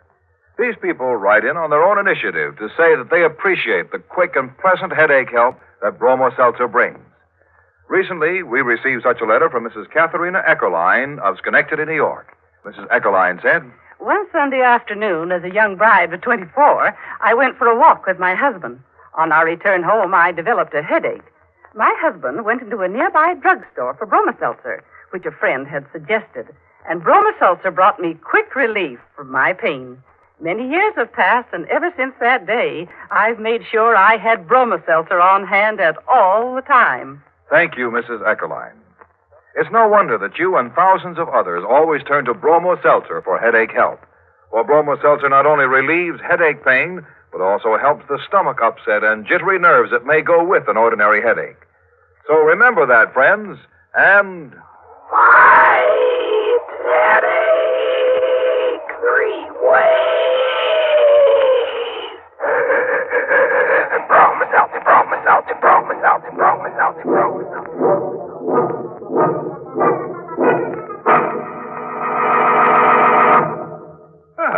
Now we can return to that cozy little honeymoon cabin where Joe and Nancy found the beautiful corpse on their bed. The corpse who'd had her face lifted. Well, that's what you get for shooting off your mouth. But don't worry. Before the night's over, the murderer may have his face lifted, too, on the end of a rope. Now, if that murderer were an Oriental, he might try to save face. But you can't save your face if you lose your head, can you? In the meantime, I wonder what Joe and Nancy are going to do with the uninvited corpse in their wedding bed. Don't you? Oh, now listen, Nancy. We have to think this over. We're in a jam. Oh, for the love of Pete, Nancy, this is no time to faint. Oh, Joe, it's awful. Her face shot away. Don't look at her. Here, sit down. Joe, what'll we do? I don't know. I've got to think. On our wedding night, to have a thing like this happen. Why did he leave her here, Joe? To put us in the spot. The cops will never believe our story now. They'll think we killed her. We killed her? Joe, we never saw her before in our lives. Nancy, we've got to get rid of her. What? We've got to take her back to the bridge and dump her right back on the murderer. Oh, no. It's the only thing we can do. Suppose the cops come here and find her. They'll grill us for hours. They'll hold us for the inquest. It might take a week, 2 weeks. A fine way to spend a honeymoon in jail. Oh, I never thought of that. We've got to do it. We've got to take her back. That means we have to lift her up and carry her. I'll carry her, but you'll have to help. I couldn't. You've got to, honey. I couldn't. What must I do? You go out and get the back door of the car open, and then I'll bring her out. Joe, So they'll find us here with the body. Quick. Throw the blanket over. I'll see who it is. Oh, no, I can't go near her. Do as I say, quick. I'll try. Give me a minute. Who is it? It's I, Mrs. Winston. This blanket is too short. Just a minute, Mrs. Swenson. Her feet are sticking out. Get those clothes out of the valise. Throw them on top of her. It's the best I can do. All right. Sit on the bed in front of her feet. Please hurry, Mr. Stone. Coming, Mrs. Swenson. Everything okay, Nancy? Yes, but I feel faint. Bite your lip. Do anything, but don't faint now. Good evening, Mrs. Swenson. Good evening, Mr. Stone. I hope I'm not intruding. I saw your light, so I knew you weren't asleep yet. Yeah, we were just going to sleep, weren't we, Nancy? Oh, yes. I should have thought you'd been asleep long ago. See, I brought you a jug of my own homemade apple cider. I'll put it right here in some glasses, too. Oh, thank you, Mrs. Swenson. It's awfully nice of you. Oh, not at all. It's so nice to have a honeymoon couple. I wanted to do it earlier, but my heart was bothering me. I've a bad heart, you know. Oh, I'm terribly sorry to hear that, Mrs. Swenson. Thank you for everything. Aren't you going to try my cider? I thought you'd like to drink a toast. Well, we're not very thirsty right now, Mrs. Swenson. Are we, Nancy? Oh, no. Of course not. Well, now I'll run right along and leave you both strictly alone. Good night, Mrs. Swenson, and thank you again. Good night, Mrs. Swenson. Oh, you poor dear. You look all tuckered out sitting there on the bed. I bet you don't even know how to make up a bed. Here, I'll make it up for you. Oh, no. Well, it's the least I can do. Now, you just sit over there on the chair, my dear. Please don't. Why? Well, she means, please don't bother. Oh, it's no bother. What's this? We can explain everything. Shot! She's been shot in the face. Murdered. Oh, please, Mrs. Swenson, it isn't what you think. Murdered! You're no honeymooners. You're murderers. Oh, my. Stop that. Let me go. Shut up! Stop that!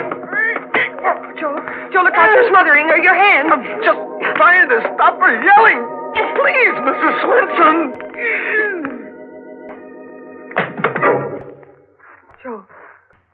Joe, what happened? I don't know. She just went limp and slid down on the floor. Mrs. Swenson? Mrs. Swenson, are you all right? Joe, what is...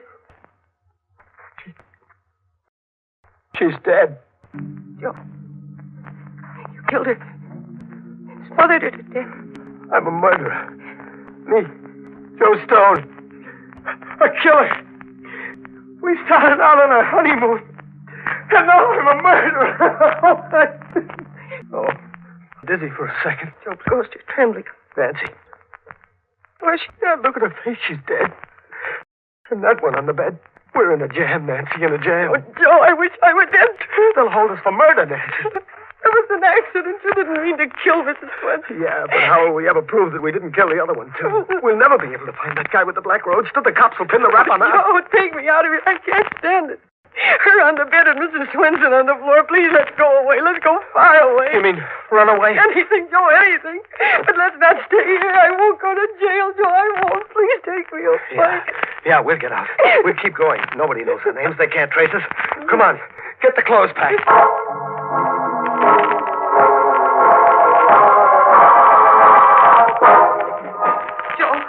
I can't close this valise. I'll close it. You get the other one packed. Don't forget anything. Look under the bed. Be sure we don't leave a single thing behind. No, mustn't leave anything behind. Everything's packed, Joe. Hurry. All right. I'll take the bags. You put the lights out. Yeah. Hey. What, Joe? What's wrong? I just thought. Our fingerprints all over the place. Oh, what'll we do, Joe? Gotta wipe them off everything. Grab a towel. We'll wipe everything in sight.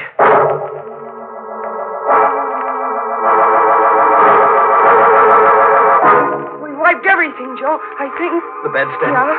Bathroom. Faucet. Yes. Doorknobs, dresser. Yes. Water pitcher. Yes. All right, that's all. Let's go. No, Joe, no. The cider jug. We didn't wipe that. We didn't touch it. I'll wipe it anyhow. Well, snap it up. All right. Come on, then. I'll feel better in the car. Out on the road.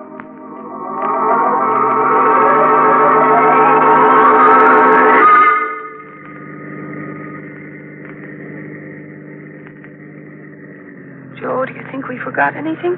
I don't know. I can't think. I'm numb all over. Oh, darling. Holy mackerel, Nancy. I'm a murderer, a killer. Running away. We shouldn't have done it. We shouldn't have run away. Oh, it's not as if you killed her on purpose. It was an accident. Nancy, do you realize you're married to a murderer? I wasn't murdered. It was so easy. So easy to kill. I never thought it could be so easy. All I did was to hold my hand over her face. Joe, please. Joe. What time is it? It's almost 2 o'clock. We've been driving for an hour. Got a cigarette? I think there's some in the glove compartment. I'll get him. Joe. What? Our marriage license, it's gone. What? Are you sure? It's gone, Joe. It was right here. The murderer. He took it. Why would he take our marriage license? I don't know. I can't think straight anymore. Joe, he knows our names. He knows everything about us. Oh, Joe, there's no use our running away. He knows where we are. We'll always be at his mercy. Gosh, I feel all in. I can't drive anymore. I gotta rest and think. We'll pull up at the side of the road. Look, up ahead, there's the gas station. It's closed for the night. We can park there. Yeah. Yeah.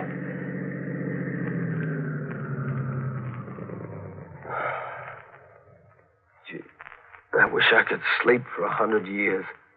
Poor Joe. Here. Put your head on my shoulder. The first night of our honeymoon. And maybe the last.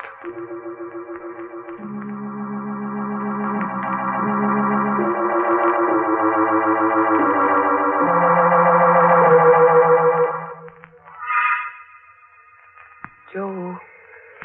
Huh? Joe, it's 6 o'clock. Hey, it's daylight. I slept all through the night. I guess I fell asleep, too. It's chilly. Yeah. We should have closed the windows. Mm-mm. Gee, honey, you look pretty with your hair mussed up. Gosh, your hands are cold. Here, let me warm them. All right. This is our first morning together, Joe. Yeah. Yeah. Our first morning together. But this isn't the way I used to dream about it. Oh, baby. How did we ever get into a mess like this? We're back where we were last night, in the same jam. Nothing's changed. Those 2 corpses still in the cabin. What'll we do? Joe, let's not think about it for a while yet. Let's go and find a place for breakfast. Our first breakfast together. And after that, we can go back thinking about it. But at least let's have those few minutes. A sort of stay of execution. Yeah. Okay.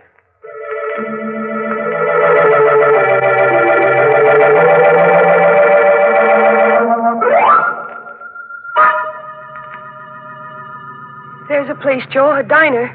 Yep. But I haven't got much appetite. No, what we both need is something hot. Think there's an alarm out for us yet? Joe, please, let's not think about it. No other customers inside. That's good. Good morning. Been traveling all night? Yeah, all night. Some scrambled eggs, please. Right. That'll take a few minutes. That's all right. We'll wait. And I'll turn the radio up for you. Your friendly neighborhood station with the early morning local news. During the night, death came to Mrs. Hannah Swenson, whose tourist cabins are located on the Bay Park Highway. Yeah, right off Route 27. Mrs. Swenson's body was discovered by Oscar Jansen, the handyman, who was awakened by the sound of a car driving away from one of the cabins. Investigating, he found Mrs. Swenson lying on the floor of cabin 3. Dr. Macklin, who was summoned immediately, announced that Mrs. Swenson had died of a heart attack. He had been treating her for a severe heart ailment. A heart attack? He didn't seem to But respond. I didn't kill her. Joe, he didn't say anything about The the other body. police are anxious to contact a couple who occupied the cabin and who apparently left during the night. They are traveling in a blue 4-door sedan. License number 1637. Their names are not known as yet. But if they should hear this broadcast, they are requested to call at the State Police Barracks. Let's get out of here, Nancy. State Police arranges to establish the identity. Hey, what about your aunt? I can't wait. We're in a hurry. Come on, Nancy. Joe. Oh, Joe, what does it mean? Joe, why didn't he mention the other body? It's a trap, Nancy. Get it? They're keeping mum about the girl's body. No, Joe, I don't think so. What else could it be? We left two bodies there, didn't we? Shut the motor off, Joe. Maybe the real murderer was waiting close by all the time, and maybe after we left, he went in and took the girl's body away again. I don't like it. I want to get away from here, far away. Wait, Joe, wait. Don't you realize you're not a murderer, darling? You didn't kill Mrs. Swenson. It was a heart attack. That's what they say. I say it's a trap. Let's get moving. Oh, Joe, it's too late. Look. State troopers. Yeah. Oh, Joe. He's coming right over here. Sure. He's got this license number. Well, I guess our honeymoon is over. Oh, are you Mr. and Mrs. Joseph Stone? Yes. You're Joe Stone? That's right. And you, lady, you're Nancy Stone? Oh, yes, I am. Uh-huh. Well, I guess this belongs to you. Thank you. What is it? Here, take it. Joe, it's our marriage license. Where did you get it? One of our men happened to be cruising down by the old mill stream last night. He saw a fella get out of a roadster on the bridge carrying a girl's body. Fella dumped the girl over the rail, and our man went after him. They had a gunfight. Fella got a slug through the heart. When we went through his car, we found this. And on the back of it there, you'll notice he wrote your license number. Then you got the murderer. Yes, we sure did. But we didn't recover the body of the girl. It's carried downstream, and it may take several days to find it. Then we're not wanted for anything? Well, you're the folks from Mrs. Swenson's cabin last night. We figured you left in a hurry. Kind of embarrassing to have a thing like that happen on your honeymoon, ain't it? Well, I can't blame you. Well, then we're free to go on our honeymoon. Yeah, you just come on down to the barracks and sign a statement. And then you can be on your way. Well, would you mind, officer, just a few minutes? We want to go back in the diner for our honeymoon breakfast.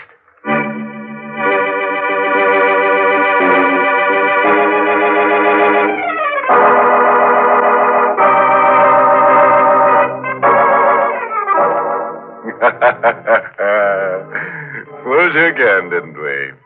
I'll wager you expected Joe and Nancy to come to a bad end. You know, it's too bad Nancy had to be framed for murder, but we just couldn't resist framing her. She is as pretty as a picture. And, oh yes, would you care to hear our recipe for eliminating crime? Well, it goes like this. To prevent a murderer from committing murder, you must commit the murderer before he commits the murder.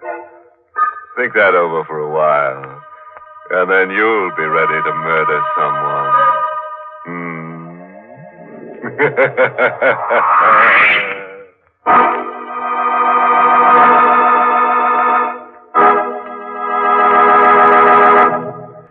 If you're at work or out shopping during the day and suddenly a headache hits you, it's no trouble at all to step up to a drugstore fountain and ask for Bromo Seltzer. But if you get a headache while you're at home, for example, late at night or first thing in the morning, now that's another thing altogether. You need and want headache help in a hurry. And that's when it pays to have Bromo Seltzer in the medicine cabinet, ready to bring you the fast headache help you need when you need it. Thousands of people keep Bromo Seltzer in their medicine cabinets because they find it relieves headache pain quickly and pleasantly and helps the jangled nerves and stomach upset that may team up with an ordinary headache. You see, Bromo Seltzer is compounded by a special process under the supervision of registered pharmacists. Caution, use only as directed. If headaches persist or recur, see your doctor. But for ordinary headaches, just be sure your medicine cabinet always contains... Bromo Seltzer, Bromo Seltzer, Bromo Seltzer, Bromo Seltzer, Bromo Seltzer, Bromo Seltzer, Bromo Seltzer.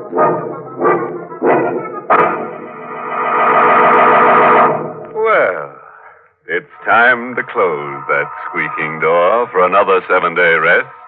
Until next week at this time, when Bromo Seltzer brings you another Inner Sanctum Mystery, directed by Himan Brown. Oh, by the way, this month's Inner Sanctum Mystery novel is The Blank Wall by Elizabeth Sanksy Holding. Next week, a grisly little tale titled Carnival of Death. It's about Joe Backus, who was fat, enormously fat. But that's not what made him different from all the other people in the carnival he traveled with. On one night each month, a strange thing, a frightening thing happened to Joe. Want to know more about it? Be sure to listen next Monday. Until then, good night. Pleasant dreams.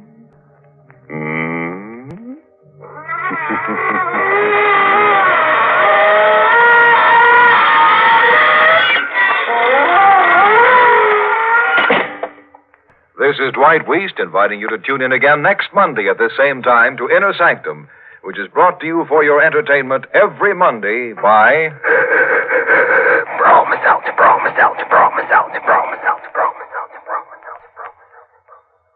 Friends, today is Navy Day. We salute the United States Navy and pause to remind America's young men that the Navy offers great opportunities for career advancement. Find out about the special benefits of a Navy career at your nearest recruiting office. This is CBS, the Columbia Broadcasting System.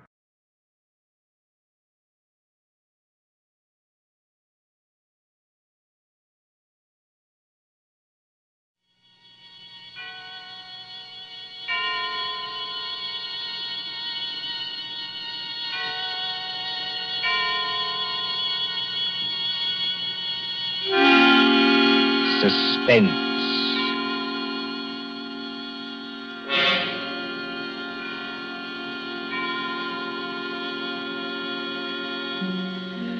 Tonight, Columbia brings you as a guest star Peter Lorre, one of the screen's past masters of the art of suspense.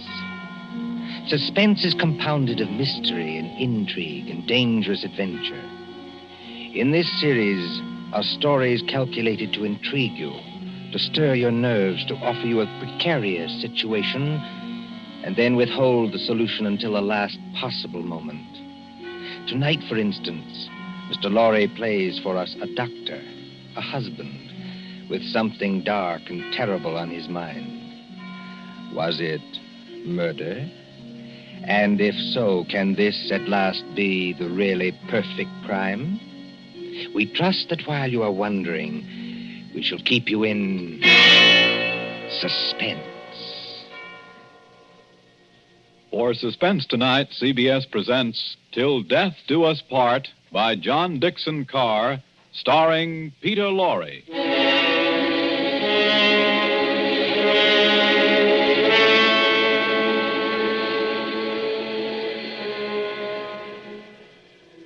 Late one night in December of 1941, a man and his wife sat beside the fire in their country cottage.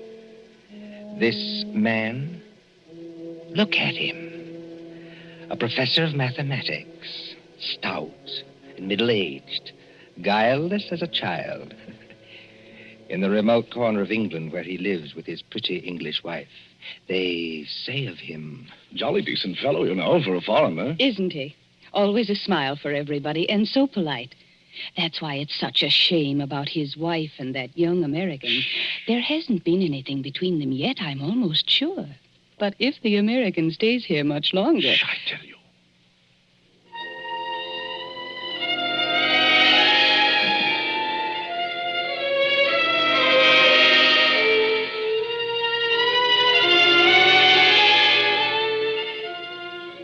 A happy man, this Professor Kraft. His cottage in the country is rather isolated.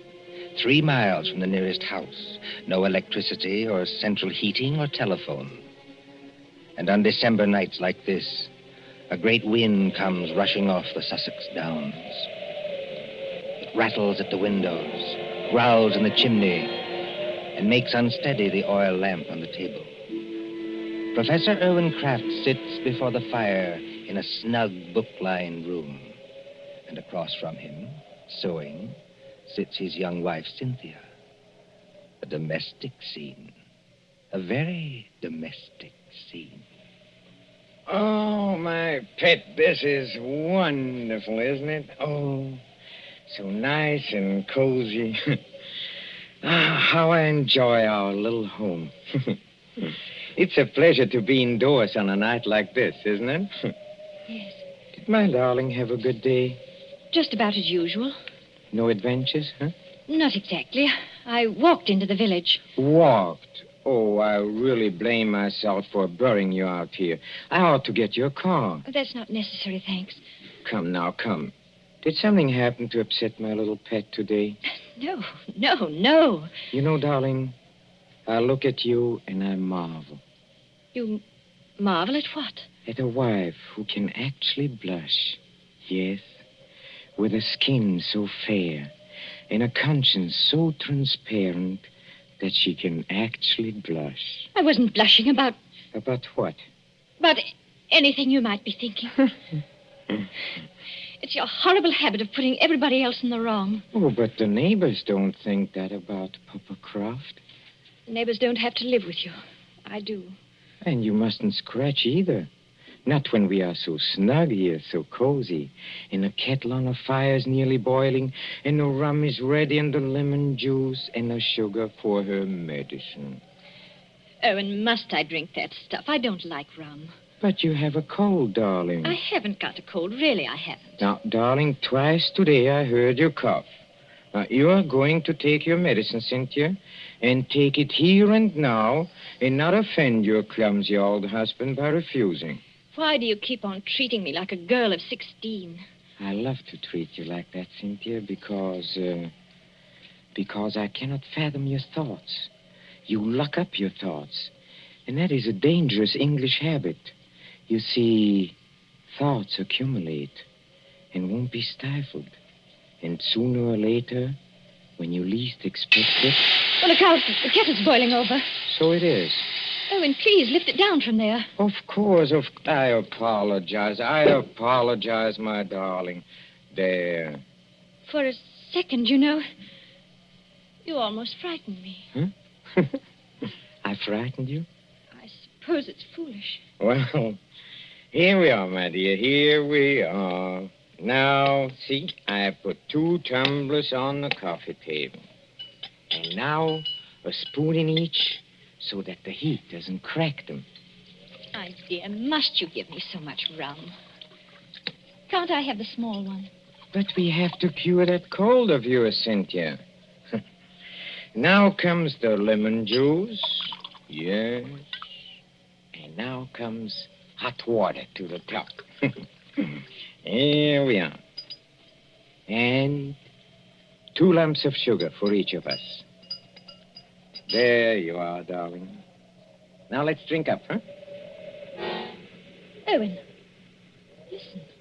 I didn't hear anything. I did.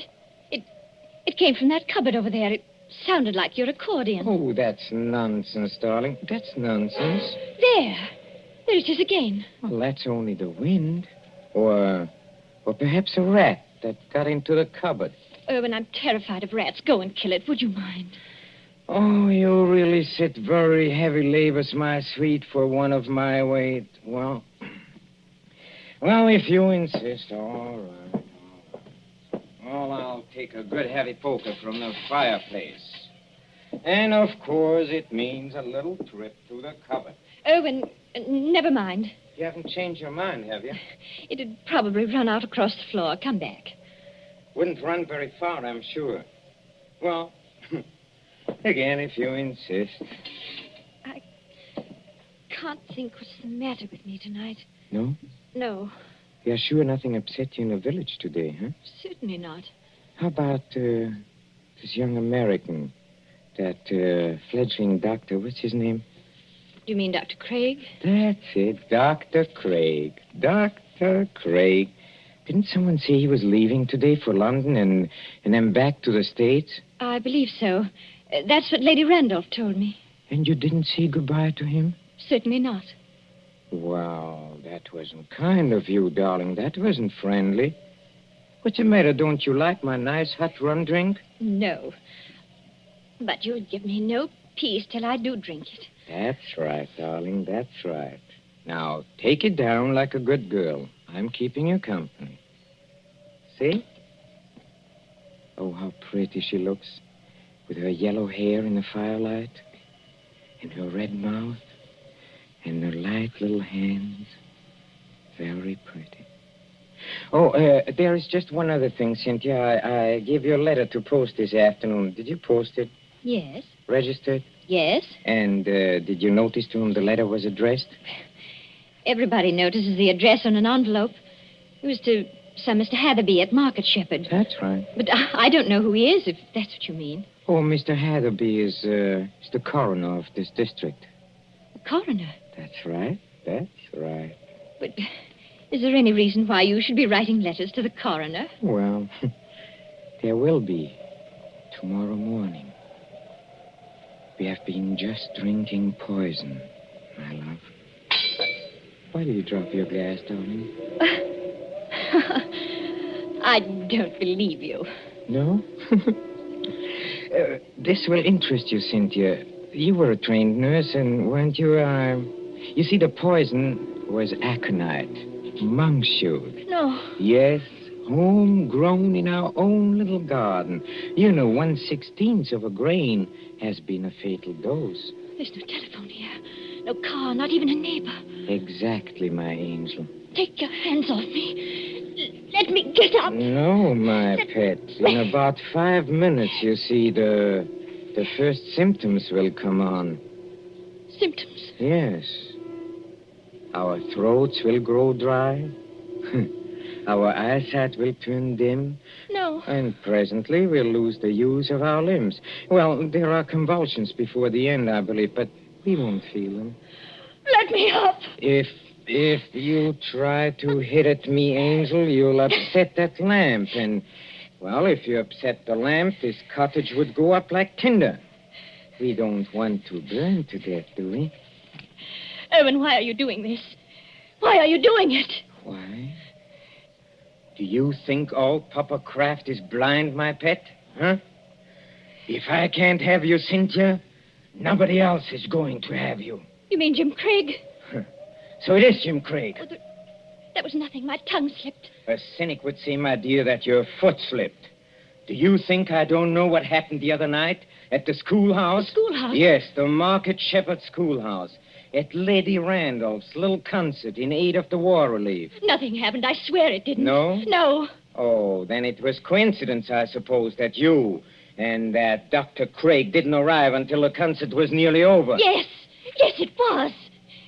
We didn't go there together. No? We met in the little hall outside the auditorium. It was just as you were finishing your number on the accordion.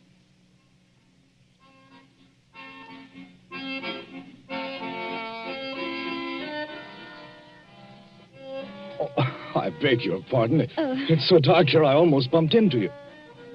Isn't that Mrs. Kraft? Yes. Good evening, Dr. Craig. We seem to be late. Very late, I'm afraid. I was detained on a case. I didn't feel like coming here at all. Oh, just a moment before I open that door for you. Won't it look a little funny, our arriving here together? Funny? Why should it? No reason at all, only... Cynthia, listen to me. Do you know, Dr. Craig, that's the first time you've ever called me by my first name. I did want to have a word with you somehow. Of course, you've heard the news. What news? On the radio for the past couple of days. Oh, we're too far out to get much news, and my husband isn't interested. He isn't interested? He isn't interested in anything but himself. I'd rather you didn't talk that way about my husband. Oh, I'm sorry. Would you push the door open a little? And in conclusion, Lady Randolph is saying something. I'm sure we've all enjoyed our friend Professor Croft's musical numbers on the accordion. And the vicar's conjuring tricks.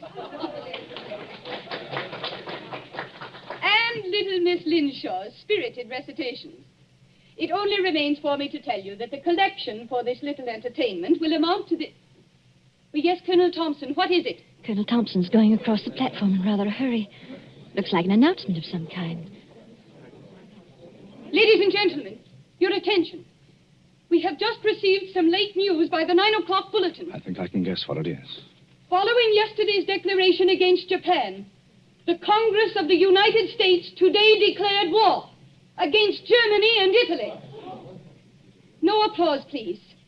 I think I can say that these things go too deep for applause. We entered a war lightly, and we have learned. But before the vicar ends this meeting, I shall ask the orchestra to play us the song numbered 83 in the book. A song we know is dear to the hearts of all Americans.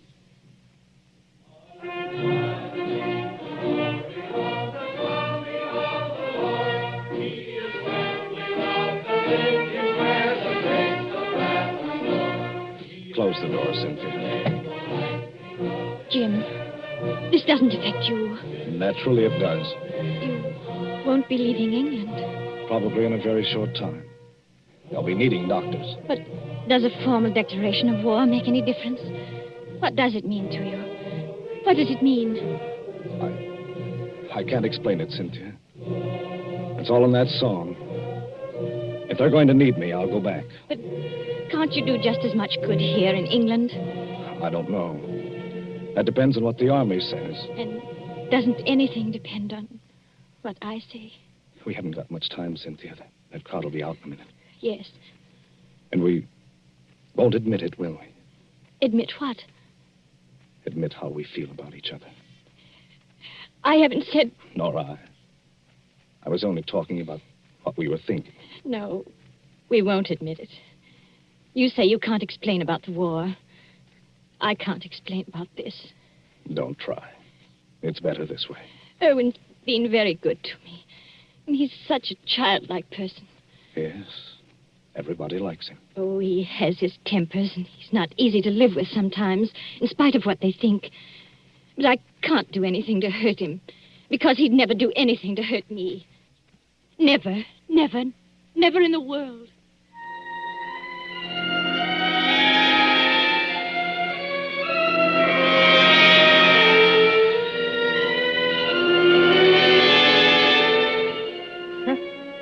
A very fair estimate of my character, too. That's exactly what I said about you. So you are in love with that fellow? I admit it now. Yes. Tell me, darling, do you feel anything yet? Feel anything? I mean, dryness, muscular contraction of the throat. Yes. Oh, I thought so. I won't die. I won't. And how do you propose to stop yourself? Your only chance would be to reach the village infirmary. And I'll see to it that you don't get there. But what if the poison takes you before it takes me? Then you can't stop me. But it won't, darling. You seem terribly sure of that. You see, the amount I gave you, as you perhaps noticed, was more than I gave myself. I'm going to follow you, my little pet, into the dark, where there are no Dr. Jim Craigs, but not too quickly. I shall still have most of my faculties, Cynthia, when your convulsions are already beginning. Oh. I wonder if you will. Why do you say that? Your legs don't seem any too steady. I don't know. It must be the heat of the fire, perhaps, or it's very hot in this room. Cynthia, darling, listen to me. Yes, Irwin? There is a copy of Taylor's Medical Jurisprudence over on the shelf there. Please get it for me. I'm afraid you'll have to get it for yourself, my dear. That is, if you can. Oh, I'll get it. Mind the lamp, Irwin. We don't want the house afire, just as you said yourself. I'll mind the lamp. Listen to me. You know, some people's systems are intolerant to poisons. They experience in minutes what ought to take hours. Does it hurt, Irwin? Does it hurt? Yes. But you'll find out soon enough, my pet. Because you'll never make 3 miles to the village. Never. You think not? I know it. And just remember, I shall be waiting. Waiting? Out in the dark and cold, where there is neither marriage nor giving in marriage. I'll be waiting for my little pet to come and join me. I shall be waiting. Owen. Owen. Oh.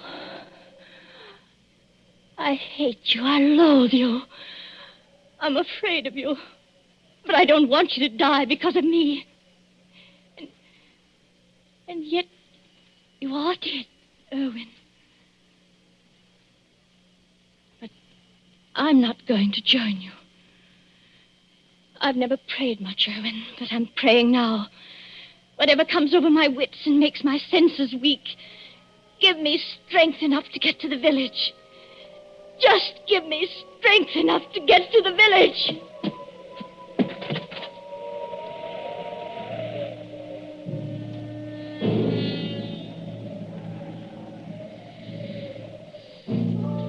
An empty room now, except for the motionless figure by the fire. The great wind enters through an open front door and makes the lamp shake dangerously on the tables. The whole house creaks. Otherwise, it is very quiet. Suddenly, the corpse sits up. Professor Kraft looks pleased, doesn't he? Very pleased. Very alert as he moves over to a certain cupboard door. Well, and now I think the real fun can begin. Patience, patience, patience, my friend, while I open the cupboard door. Well, there we are. I hope you haven't been too uncomfortable, Dr. James Craig. I'm all right, thanks. So you managed to get the gag out of your mouth, huh?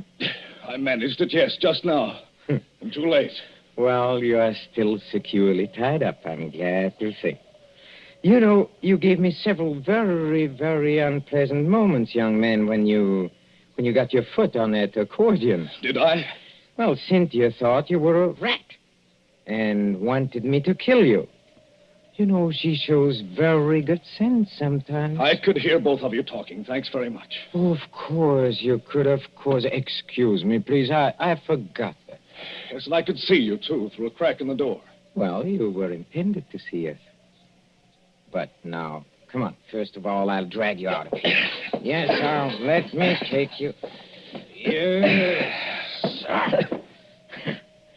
Now we can sit down and have a nice, cozy little chat, huh? How much aconite did you give Cynthia? How much? Oh, about 2 grains. 2 grains? Well, then she can't possibly... No, she can't possibly live until morning. But she can live long enough to testify that she saw me die. And how much poison did you take yourself? I? None. None at all? No, none at all. But you mixed those drinks out of the same materials. I saw you do it. Well, but there wasn't any poison in the rum, young man. You see, 2 lumps of sugar steeped in aconite were dropped into Cynthia's glass. I marked them, and I didn't make a mistake. Can you see the beginnings of Papa Kraft's plan? Why, you... You see, Cynthia left the door open, my friend.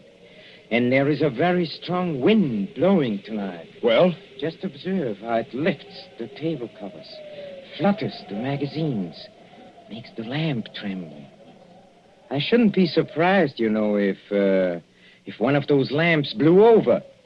A fine crash in a sheet of flame, huh? And when they come here tomorrow morning, after Cynthia's testimony in my letter to the coroner, they'll expect to find at least a few charred bones among the ruins. And, of course, they must find some remains. Whose remains? Yours. Yes, you've got me tied up pretty well, haven't you? And now, you see... Now comes the best. You were last seen going towards the railway station, to London, and then to America. Nobody will inquire after you. Except Cynthia. That's right, except Cynthia, who will be dead. That I waylaid you and brought you here while Cynthia was in the village will not be known to our good coroner, and I shall disappear. What do you think of it, young man, huh? I think it's rather good, huh? You're going to let me burn to death? Yes, and I shall enjoy the necessity. By the way, too bad you missed my performance at Lady Randolph's concert. It was very nice. But, then I think you were otherwise occupied. You could call it that? Occupied, I think, in making love to my wife. You hurt my vanity, young man, and you are going to suffer for it. I never made love to your wife. No? No. But I don't suppose you could possibly believe that. Are you already begging for mercy? Now, come on. Are you begging for mercy? No, I think not. Dr. Craig, I don't like the way you're taking this. I really don't. Don't you? No. You ought to be afraid. All decent men should be afraid. And no man is heroic when he sees death coming. But you are as white as a plate. You can't take your eyes off me. And you seem to be expecting something. Maybe I am expecting something. You are? Well, I think I can persuade you to tell me what's on your mind, my friend. If I use the poker out of the fire, huh? You see, I'm a mathematician. I leave nothing to chance. Do you hear that, Professor Kraft? A car has stopped out in front. Well, they won't come in here. But of course they will. It's probably the home guard. Look, you fool, you've left the front door standing wide open in a blackout. Don't be childish. Do you think to upset me with that? Something's upset you. Take a look at yourself in a mirror. Huh? Nothing. Nothing can upset my plans now. Everything is ready. My clothes and my money are in a stable. This place, this pretty little cottage, will be a furnace. All I have to do is pick up that lamp. You see, like this, and something is wrong with me. No, you're not acting this time, are you? You're not pretending now. You swine! What have you done to me? I have done nothing. You have done something to me. I can feel it. There is sweat all over me. My throat is choking. This way, Lady Randall. Through the gate and up the path. That sounded like my wife's voice. It was Cynthia's voice. What is wrong with you? A person would think you were drunk. I'm sorry, Lady Randall. Stopping me in the road and asking to be taken to the infirmary at 80 miles an hour, and then finding there was nothing wrong with you. But it can't be. It isn't possible. Oh, but it is. You see, your plans didn't include the fact that Cynthia doesn't like rum. Remember, you poured a very large drink for her and a small one for yourself. And you filled both glasses with hot water. Oh, remember when she got you to leave her and come over to this cupboard? Yes. She changed the glasses then. You're the one who swallowed the poison, 2 grains of aconite. No. Help me. Please. Help me. Nothing on earth can save you. Help me, please. In the name of pity, please. Please help me. Nothing on earth can save you. Please. No, you won't. Then I'll show you. I'll take you with me. I'll take everybody with me. Where are you going? I'll get that lamp. I'll take you with me. Why, look at you. You can't even see. You're blind. You're staggering straight into that cupboard. I'll take you. I'll take you with me. I'll take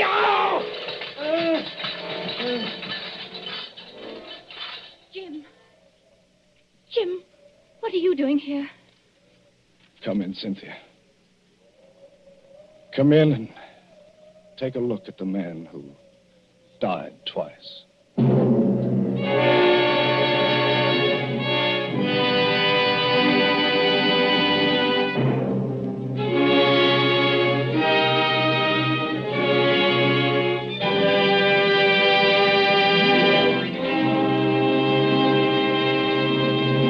And so ends Till Death Do Us Part, starring Peter Lorre. Tonight's story of suspense. Columbia presents these tales of mystery and intrigue and dangerous adventure for your relaxation and enjoyment. Next Tuesday, there'll be another in this series. Same hour, 9:30 Eastern Wartime. Mr. Lorre was starred as Professor Kraft. He was supported by Alice Frost as Cynthia, David Gothard as Dr. Craig, and Mercedes McCambridge as Lady Randolph. William Spear, the producer, John Dietz, the director, Bernard Herrmann, the composer-conductor, and John Dickson Carr, the author, are collaborators on Suspense. This is the Columbia Broadcasting System.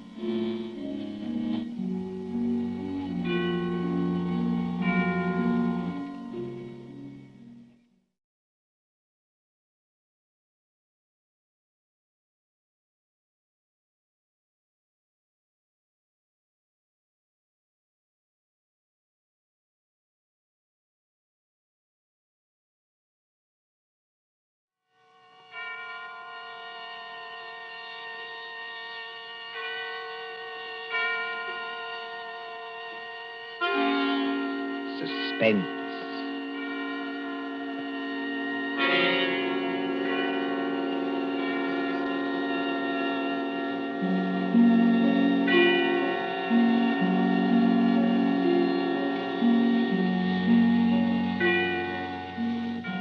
The hushed voice and the prowling step in the dead of night. The crime that is almost committed. The stir of nerves at the ticking of the clock. The rescue that might be too late, or the murderer who might get away. Mystery and intrigue and dangerous adventure. We invite you to enjoy stories that keep you in suspense. For Suspense, tonight we present The Body Snatchers by John Dickson Carr.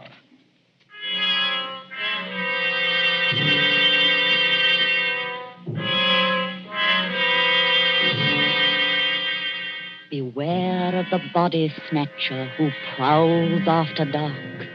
Beware of the graves he robs. Beware of the murders he commits to provide new corpses for the doctors.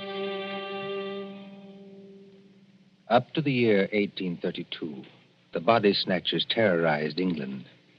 According to the law, only 4 bodies a year could legally be supplied to the surgeons for anatomical study.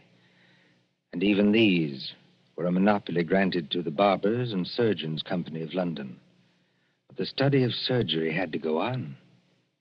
In hundreds of medical schools all over England, perfectly reputable doctors were compelled to buy bodies and ask no questions.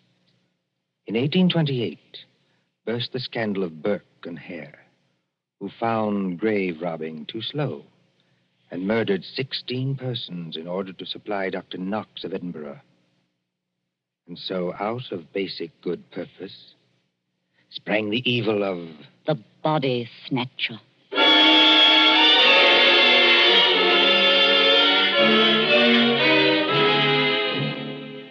Turn back the clock now to a cold night just 110 years ago. Look into the brick kitchen of a house on Wandsworth Common, not far from London. There, in the light of a tallow dip, sits old Mother Slade in her draggled bonnet. What's a keeping 'em? 2 hours. 2 mortal hours by the Dutch clock. And they're not here yet. Mother Slade? The graveyard not half a mile off. And once I thought I heard church bells ring. And once... Mother Slade, did you call? No, my girl, I did not call. But I thought I And heard... what are you doing up at this hour, my girl? I was only locking up, Mother Slade. Ain't it enough to have taken you over from a good-for-nothing mother, not worth the gunpowder to blow her up? Please, Mother Slade. And given you a good home? and brought you up practically like a lady, with only the housework to do. I'm sorry, Mother Slade. Only I wish you wouldn't talk like that about me own mother. And what do you do, Peggy Lester? You stop up until this hour. You mislay me snuff box 20 times a day. I was only going to say I thought I heard a horse and cart in the lane. In our lane? Yes, Mother Slade. There it is now. Yes. Easy, my dears.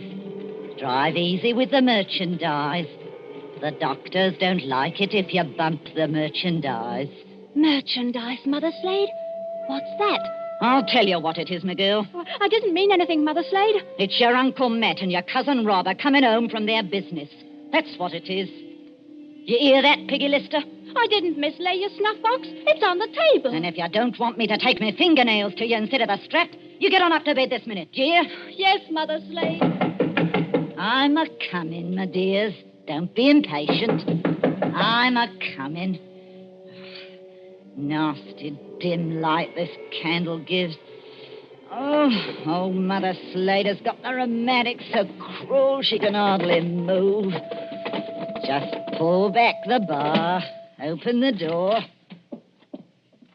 Well, Matt, did you get it? Did we get it?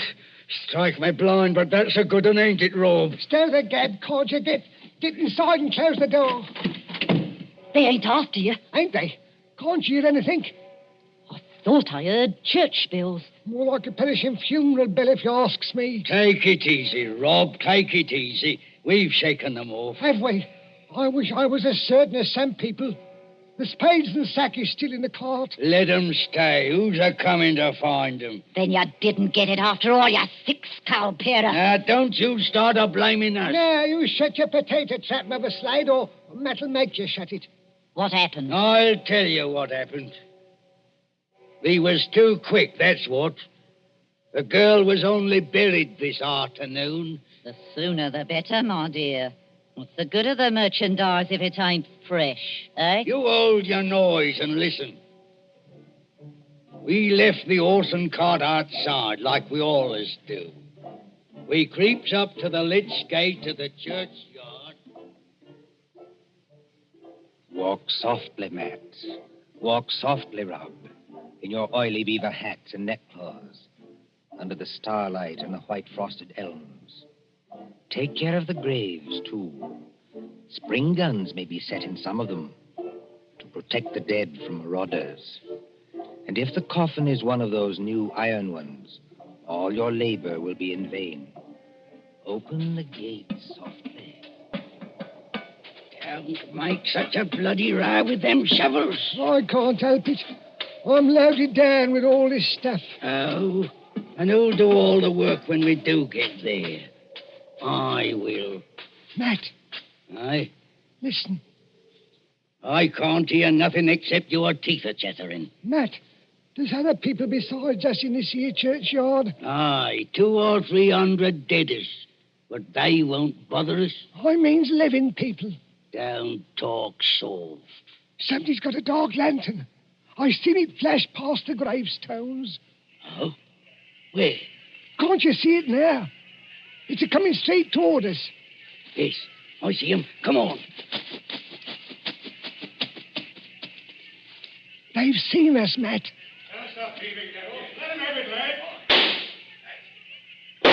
Easy, does it, Rob. Down beyond the gravestones. Crouch down. They can't shoot through stone.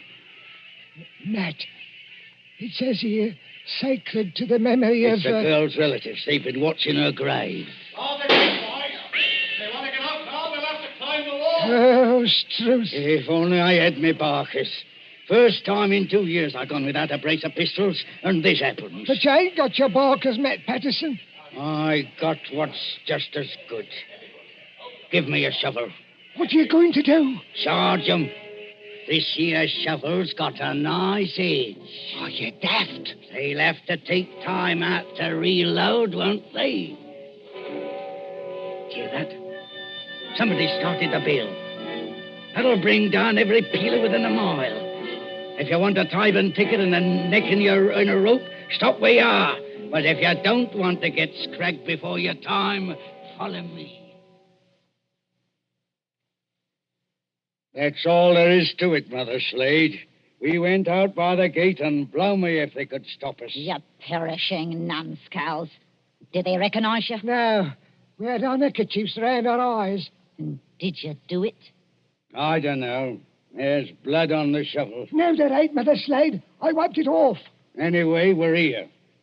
What I want now is a Christian fire to sit by, and a drop of spirits to warm my stomach. There's no spirits in the house, Matt Patterson. Don't you lie to me, you ugly mouth. Let go me hand, Matt Patterson. I'm warning you. Better let it go, Matt. There's no spirits. Only half a loaf of bread. Don't I know it? I haven't tasted a drop of gin all day. And the black dog's on me back. Well? Hark at what I say. The doctor was promised a corpse tonight. All right, dearie, he gets a corpse tonight. Oh, there's that funeral bell again. What's the clock, old hag? Come on, spit it out. A nice young corpse without any trouble or bother. Aye? What about young Peggy upstairs? Strike me blind. What about it, eh? You'd have to be mighty careful. Why? You'd have to smother her with a pillow while I sit on her legs. That's what Burke and Hare done up in Edinburgh. Then you don't leave any marks on them. See? You're off a tick. Wait. What? If the doctors see they've been polished off, just plain murdered, they won't have nothing to do with it. Leastwise, they don't like it. Like it or not, dearie, they all do. Who's buying the beef tonight? Dr. George Arnold. Him? The young fella out Fulham way? That's the man, dearie. But I thought he was too pious and holy to play. That's what Dr. Arnold thought, too, till they started putting the screws on him at Bart's College. No corp, they said to him, no lecture. No lecture, no students. It all comes to it, dearie, sooner or later. What beats me is why they got to have these bodies. You'd think the doctors killed enough people as it is, without buying them after they was dead. Don't you question the ways of Providence, Matt Patterson. You can't do it, Matt. You can't do it, Mother Slade. You stow that noise, Bob Prentice. Do you want to wake the poor girl upstairs? But you can't do it. This cove Arnold, he knows her. Arnold knows who? He knows Peggy.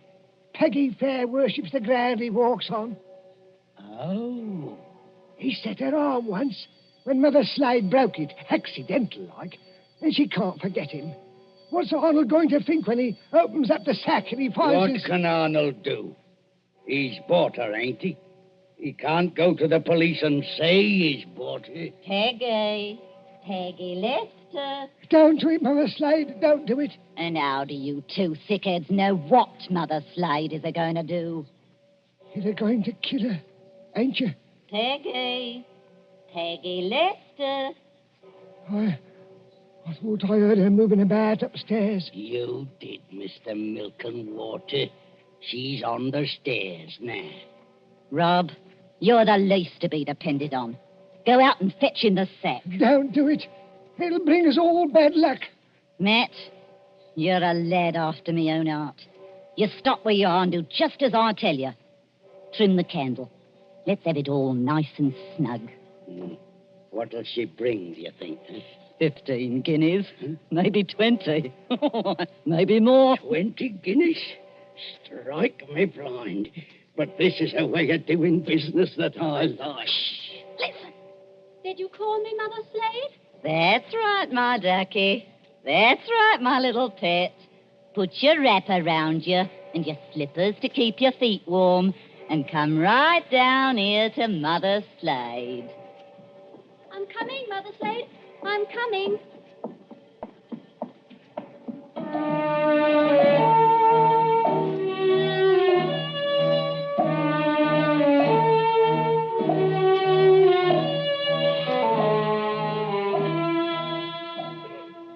Who in those times would be a surgeon and still be an honest man?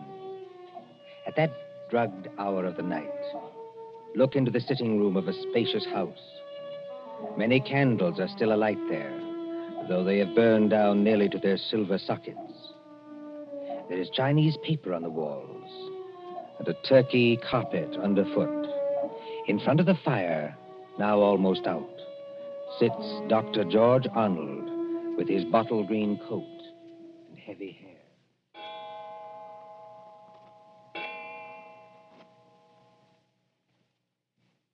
Dr. Arnold, sir. I beg your pardon, Mrs. Tancred. Dr. Arnold, sir. It's gone 2 o'clock. Yes, so it has. You've got a lecture to deliver tomorrow, and you'll be all worn out. Why don't you go on up to bed? Mrs. Tancred. Yes, sir? You're a jewel of a housekeeper. I admire you, and I can't do without you, but would you please go away and let me alone? Sure, I'm very sorry, sir. No offense intended. Stop. I shouldn't have said that. I'm thinking too much, perhaps. And smoking too many cigars, if you'll excuse me.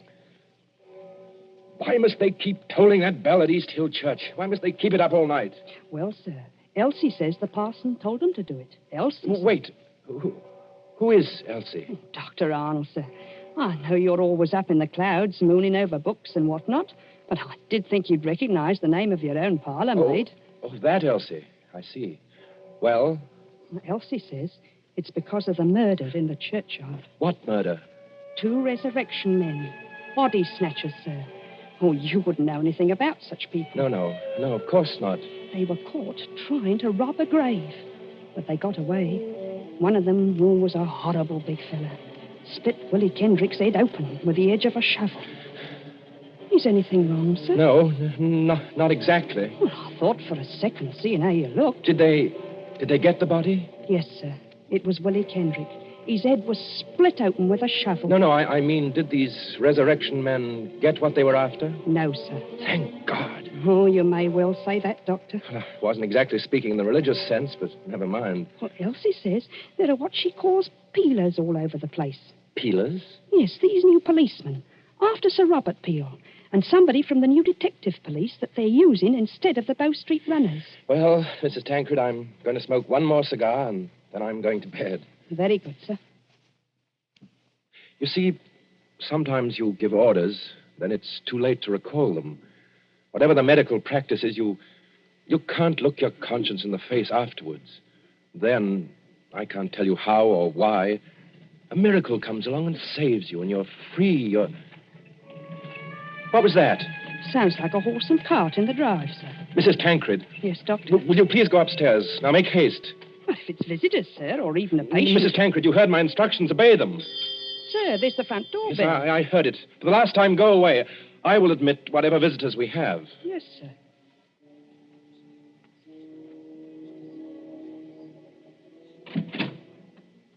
Good evening, dearie. Oh, come into the sitting room here, Mrs. Slade. La, sir. Just call me Mother Slade.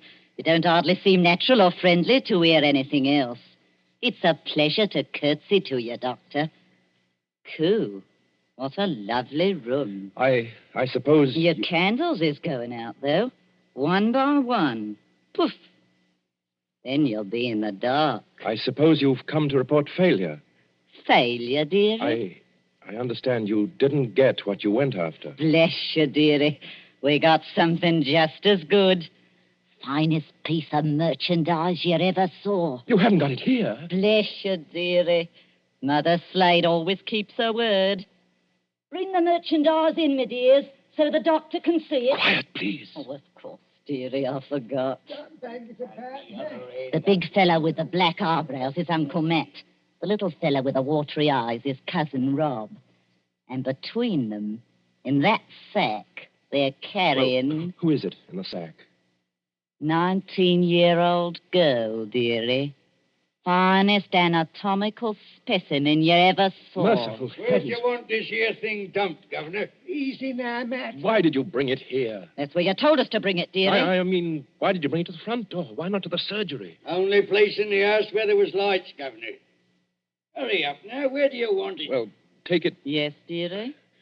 Take it over and put it in the cupboard there, where I'm pointing. This cupboard here, sir? Yes, then close the cupboard door. Shame on you two. Tracking your muddy boots over the doctor's lovely turkey carpet. Easy, my dears, easy now. All right, Robin.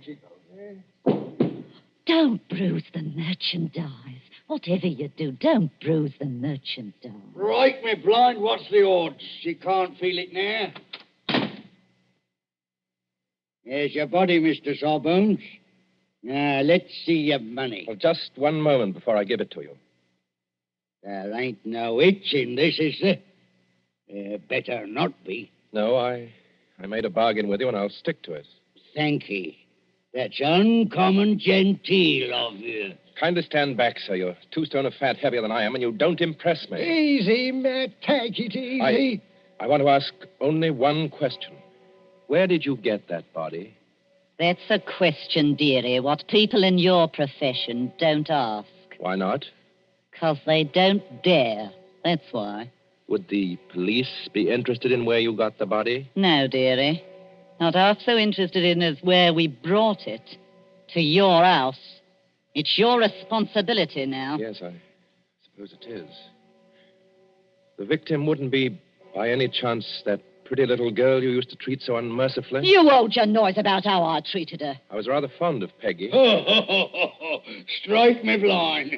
I think the Sawbones... Oh, get out of this house, all of you. Go on, get out. Not without that money, dearie. It's 20 guineas now. There's money on the table under that newspaper. Take what you want, and get out of here before I... Oh, what was that? Aye. What was it? A late visitor, I imagine. Was you expecting anybody? Eh? No. Don't drop the lovely money, Rob. Don't drop it all over the carpet. Pick it up. Is there a back way out of here? Yes, it's the way you should have come. Through that arch and down the passage. Thank you for the rhino, Governor. And no games, mind you, if you know what's good for you. Good night, dearie. Remember, you've got the body now. Yes. I've got the body now. Poor little devil. Dr. Arnold, sir. In heaven's name, Mrs. Tancred, haven't you gone to bed yet? I had to get up, sir, to answer the bell. Yes, of course. I'm sorry. Dr. Arnold, what's the matter with you? Matter? You're as white as a ghost, and you're almost crying. Am I? Well, we must remedy that. Oh, it's so dark in here, I could barely see you sitting there. The candles going out, one after another. Nothing but smoke and an ugly smell of grease, and that cupboard door. What about that cupboard door? I always declare, sir, it won't keep shut without any latch or bolt, if you'll excuse the liberty. Mrs. Tancred, keep away from that cupboard. Dr. Arnold, sir. Are you ill or anything? No, but keep away from that cupboard. Who rang the bell? Oh, dear, I was almost forgetting. It's that man Elsie was talking to us about. What man? The officer of the detective police, sir. He wants to see you. Well, I'll see him, but in some other room, not here. It's as you say, there's not enough light. Not a bit of it, Doctor, not a bit of it. Never too dark, as you might say, where the police are concerned. I couldn't help it, sir. He must have followed me down the hall. Are you... That's right, Doctor. I'm Stalker at your service. Inspector Stalker. Well, how do you do, Inspector? Mrs. Tancred, you may go. By your leave, sir. I'll just get some more candles and put them in that bracket by the cupboard. It's not in use. No, you needn't trouble. It's no trouble, sir. Excuse me. First of all, Doctor, I must apologize for intruding as late as this. Not at all, Inspector. Will you be seated? Thank you, sir. Thank you kindly. Now, I dare say you're wondering why I'm here. Oh, yes, I am, rather. It's a bad business, Doctor. A very bad business. You mean the murder in the churchyard? Oh, you've heard about it. Well, my housekeeper said something about a man being killed with a shovel. Well, that's right, Doctor. Not much doubt about who did that.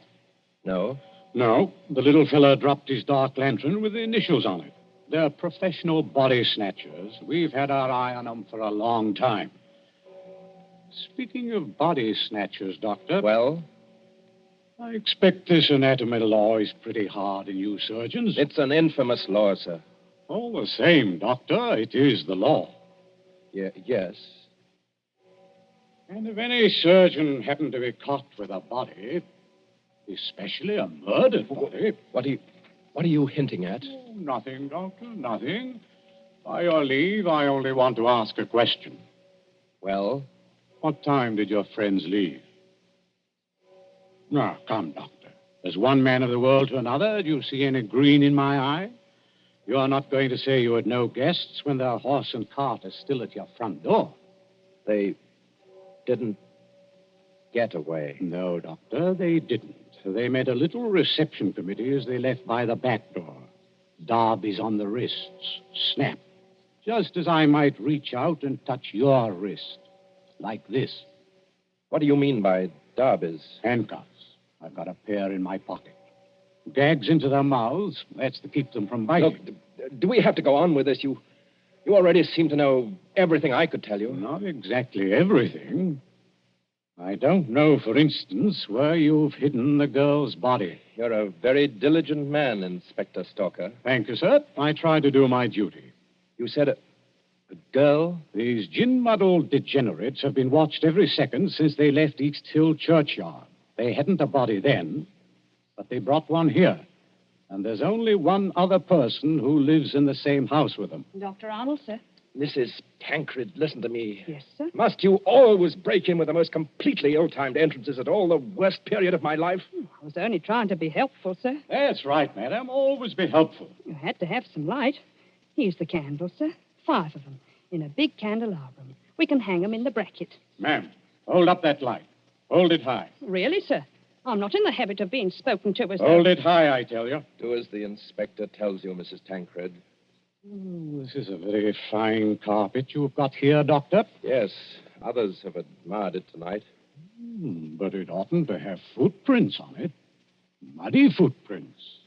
Footprints leading from the door, past the sofa, past the hearth, over to that cupboard. Quite correct. I think that's done it, Dr. Arnold. I think it has, Inspector Stalker. We couldn't have proved anything against you for that churchyard business, but this... Let me open Bluebeard's cupboard, Inspector. Let me be the first to show you what's inside. You wanted a certain body. It appears you've come to the right place. Now, look. Lord Almighty. I'm the body, Mr. Police. Standing up, I'm very much alive. And I'm wearing a nice new dress that the doctor gave me. But I gave you. Don't say anything. Please don't say anything. Stop a bit, miss. Aren't you Peggy Lester? Yes. Just because the doctor has to be so terribly respectable and a girl who's fond of him has to come here in secret. Wait a minute, everybody. Peggy Lester, you're lying. I am not lying. So that's it. Why didn't I guess it? It's the oldest body snatcher's trick in the world. Is it? Of course, the old pinch penny like Mother Slade couldn't sacrifice a good household grudge. Of course they brought the body here, instead of taking it to the surgery, where it might get locked up. Could you be persuaded, Inspector, to tell us just what you're talking about? The body snatcher, sir. Well, what about them? They take a living accomplice and put him into a sack and sell him to a green doctor as a dead man. Yes, but see here, They get the best price they can. Then in the middle of the night, that accomplice gets up and robs the doctor's house. And the doctor can't tell us because he's bought illegal goods. I never intended to go through with it. No, young woman? I tell you, I wasn't going to rob the house. They made me do this. I was going to tell Dr. Arnold. When I found out where they were taking me, I pretended to go through with it so I could warn the doctor. They can hurt so much, you'll agree to almost anything. Oh, that sounds like the truth, but it puts me in a funny position and no mistake. Well, your 3 murderers, Inspector, seem to be leaving. Yes, they're leaving right enough. Trussed up like fowls and under guard. Does anybody go with them? Well, how can anybody go with them? I'm willing to believe this girl acted under threats. She's committed no crime. And I don't for the life of me see how we can touch you. Can't touch me? No, sir. And confound you for making me lose a night's sleep. There's no body. You didn't even buy a body. Will you tell me, Doctor, just what crime you've committed?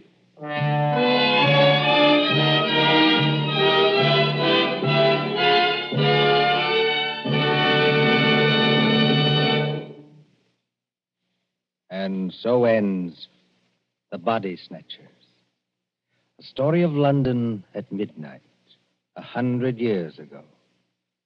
And tonight's story of suspense.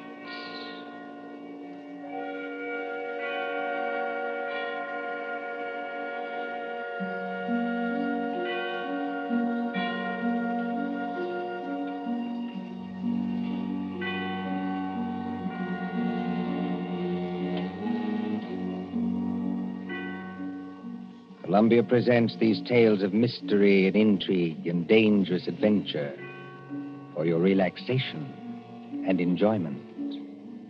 Next Tuesday, there will be another in this series. Same hour, 9:30 Eastern Wartime.